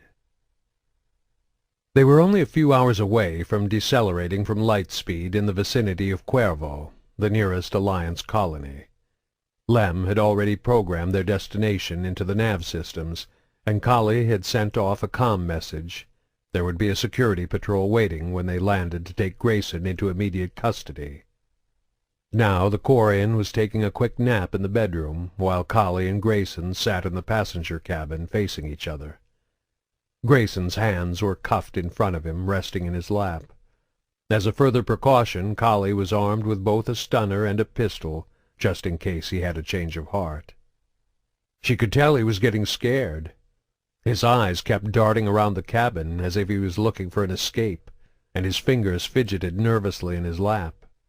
"You realize this is a death sentence for me," Grayson told her. "The Alliance will protect you," Kahlee assured him. "You have valuable information on Cerberus. They'll want to keep you around." "They can't protect me," Grayson answered, shaking his head. "It might take a month or maybe even a year, but sooner or later one of their agents inside the Alliance will get to me." "What do you expect me to do?" Kahlee asked him. "I can't let you go." "No," he said softly. "No, I suppose you can't." "You had to know this was going to happen," she told him. "But you helped us anyway." "I think you wanted to atone for your past." "I'd like to think I can atone without dying," he said with a grim smirk. "Remember why you're doing this," Kahlee said, hoping to improve his mood. "It's for Gillian." The mention of his daughter brought a forlorn smile to the thin man's lips. "You were right," he said.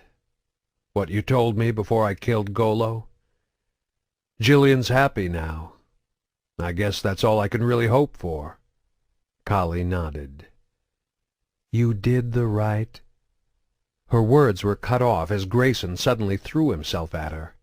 He moved quick as a snake, throwing his head forward to strike at her unprotected nose. Kahlee ducked to the side at the last possible instant, and he butted her in the shoulder. His weight was bearing down on her, pinning her in her seat. His cuffed hands were trying to grab at her, until she jabbed her fingers, held flat and stiff, sharply into his windpipe. Gasping and choking, he fell away from the seat, then curled up in a ball on the floor. Kahlee leaped out of her chair and stood over him, her muscles coiled in case he lunged at her a second time. "Try that again and I'll shoot you," she warned. But there was no real venom in her threat. Her heart was pounding and her blood was racing with adrenaline, but he hadn't actually hurt her. She'd been expecting something like this for some time now. He was getting desperate. If anyone was to blame, it was her for not recognizing he was still dangerous. "Come on," she said in a softer voice, taking a step back from him. "I didn't hurt you that bad. Get up." He rolled onto his side, and Kahlee realized he had something clenched between the fingers of his still cuffed hands. It took her a second to realize it was a stunner. He must have torn it from her hip during the scuffle. She tried to shout out a warning to Lem, but Grayson fired, and everything went black. When she woke, Lem was standing over her, looking concerned. She realized she was in the shuttle's bed, but the effects of the stunner had left her feeling disoriented and confused. "Where are we?" she asked, struggling to sit up. "Delion," Lem answered. "A small Volus colony." "I thought we were supposed to land on Cuervo," she said, her foggy mind still putting the pieces together. Lem shrugged. "All I know is that somebody knocked me out with a stunner. When I came to, we were sitting here at the Dalion spaceport." "Where's Grayson? What happened to Grayson?" "Gone," Lem replied. "We could search for him if you want. It's possible he might still be here on Dalion."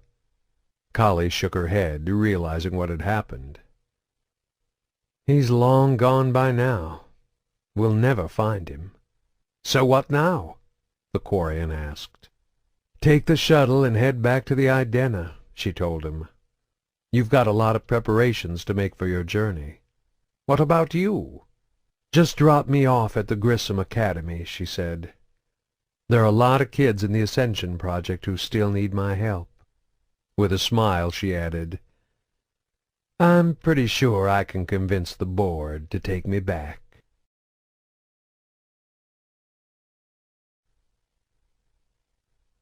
Epilogue. The vidscreen beeped to indicate an incoming message. The elusive man looked up from the report he was studying at his desk and noted the call was coming over a secure line. "Answer," he said, and an image of Paul Grayson flickered into view. The elusive man blinked in mild surprise. He had assumed the mission to infiltrate the Quarian flotilla was a failure, simply because 2 weeks had passed and he hadn't heard anything. With most Cerberus assignments he could get general updates by watching the news vids, but with no media coverage of what went on in the confines of the migrant fleet, it had rendered him as clueless and ignorant as any ordinary average citizen. "Paul," he said with a slight tilt of his head, "has the asset been recovered?" "Her name is Gillian," the man answered. The hostility in his tone was unmistakable. "Gillian, then," the elusive man conceded, his voice cold. "What happened on the mission? The team's dead, all of them. Golo, everyone. Except you." "I'm as good as dead," Grayson replied. "I'm a ghost now. You'll never find me." "What about your daughter?" the elusive man asked. "How long will she be able to survive as a fugitive? A life on the run is no life for her. Bring her in, Paul, and we can talk about what's best for Gillian." Grayson laughed. "She's not even with me. She's on a Quarian deep space exploration vessel out in the middle of some uncharted system beyond the edge of the galaxy. You'll never find her." The elusive man's jaw clenched ever so slightly as he realized the girl was beyond his reach. The fact that Grayson was willing to taunt him with the information was clear evidence of how impossible it would be to track her down. He relied on a network of Cerberus informants throughout Council space and the Terminus systems to supply him with a constant flow of information. Out beyond that network he was literally blind. "I thought you were loyal to the cause, Paul." "I was," Grayson answered. "Then I saw the kind of people who share your vision, and I had a change of heart." The elusive man sneered at the screen. "I'm in the business of saving lives, Paul. Human lives. You used to understand that. Now it seems you're suddenly trying to save your soul." "I think my soul is too far gone to save." "Then why are you calling?" the elusive man demanded, the smallest hint of frustration creeping into his voice. "I'm giving you a warning," the man on the other end of the vidscreen answered. "Stay away from Kahlee Sanders. If you come after her, I go to the Alliance with everything I know." The elusive man studied the image on the vidscreen carefully. He noticed the familiar signs of Grayson's red sand use, the bloodshot pupils, the faintly luminous sheen on his teeth, were missing. And he realized the man wasn't bluffing. "Why is she worth so much to you? Does it matter?" Grayson countered. "She's hardly worth anything to you, not compared to all the dirty little secrets I have. I figure my silence in exchange for her safety is a bargain." "We'll find you, Paul," the elusive man promised in a menacing whisper. "Maybe," Grayson admitted. "But that's not why I called. Kahlee Sanders. Do we have a deal?" After taking a moment to weigh the offer, the elusive man nodded his acceptance. Gillian's loss would set their biotic research back a full decade, but Cerberus had too many other projects on the go to risk them all for this. On the screen, Grayson smiled. An instant later, the image went blank as the call was disconnected. He didn't bother trying to trace the call. Grayson was too smart to slip up on something that simple. Instead, the elusive man just stared at the blank screen for a long, long time, slowly clenching and unclenching his jaw. This concludes Mass Effect Ascension. Please visit our website, www.tantor.com, for more information on our growing library of unabridged audiobooks, and to take advantage of special offers, or call toll-free 877-7-TANTOR to request a catalog.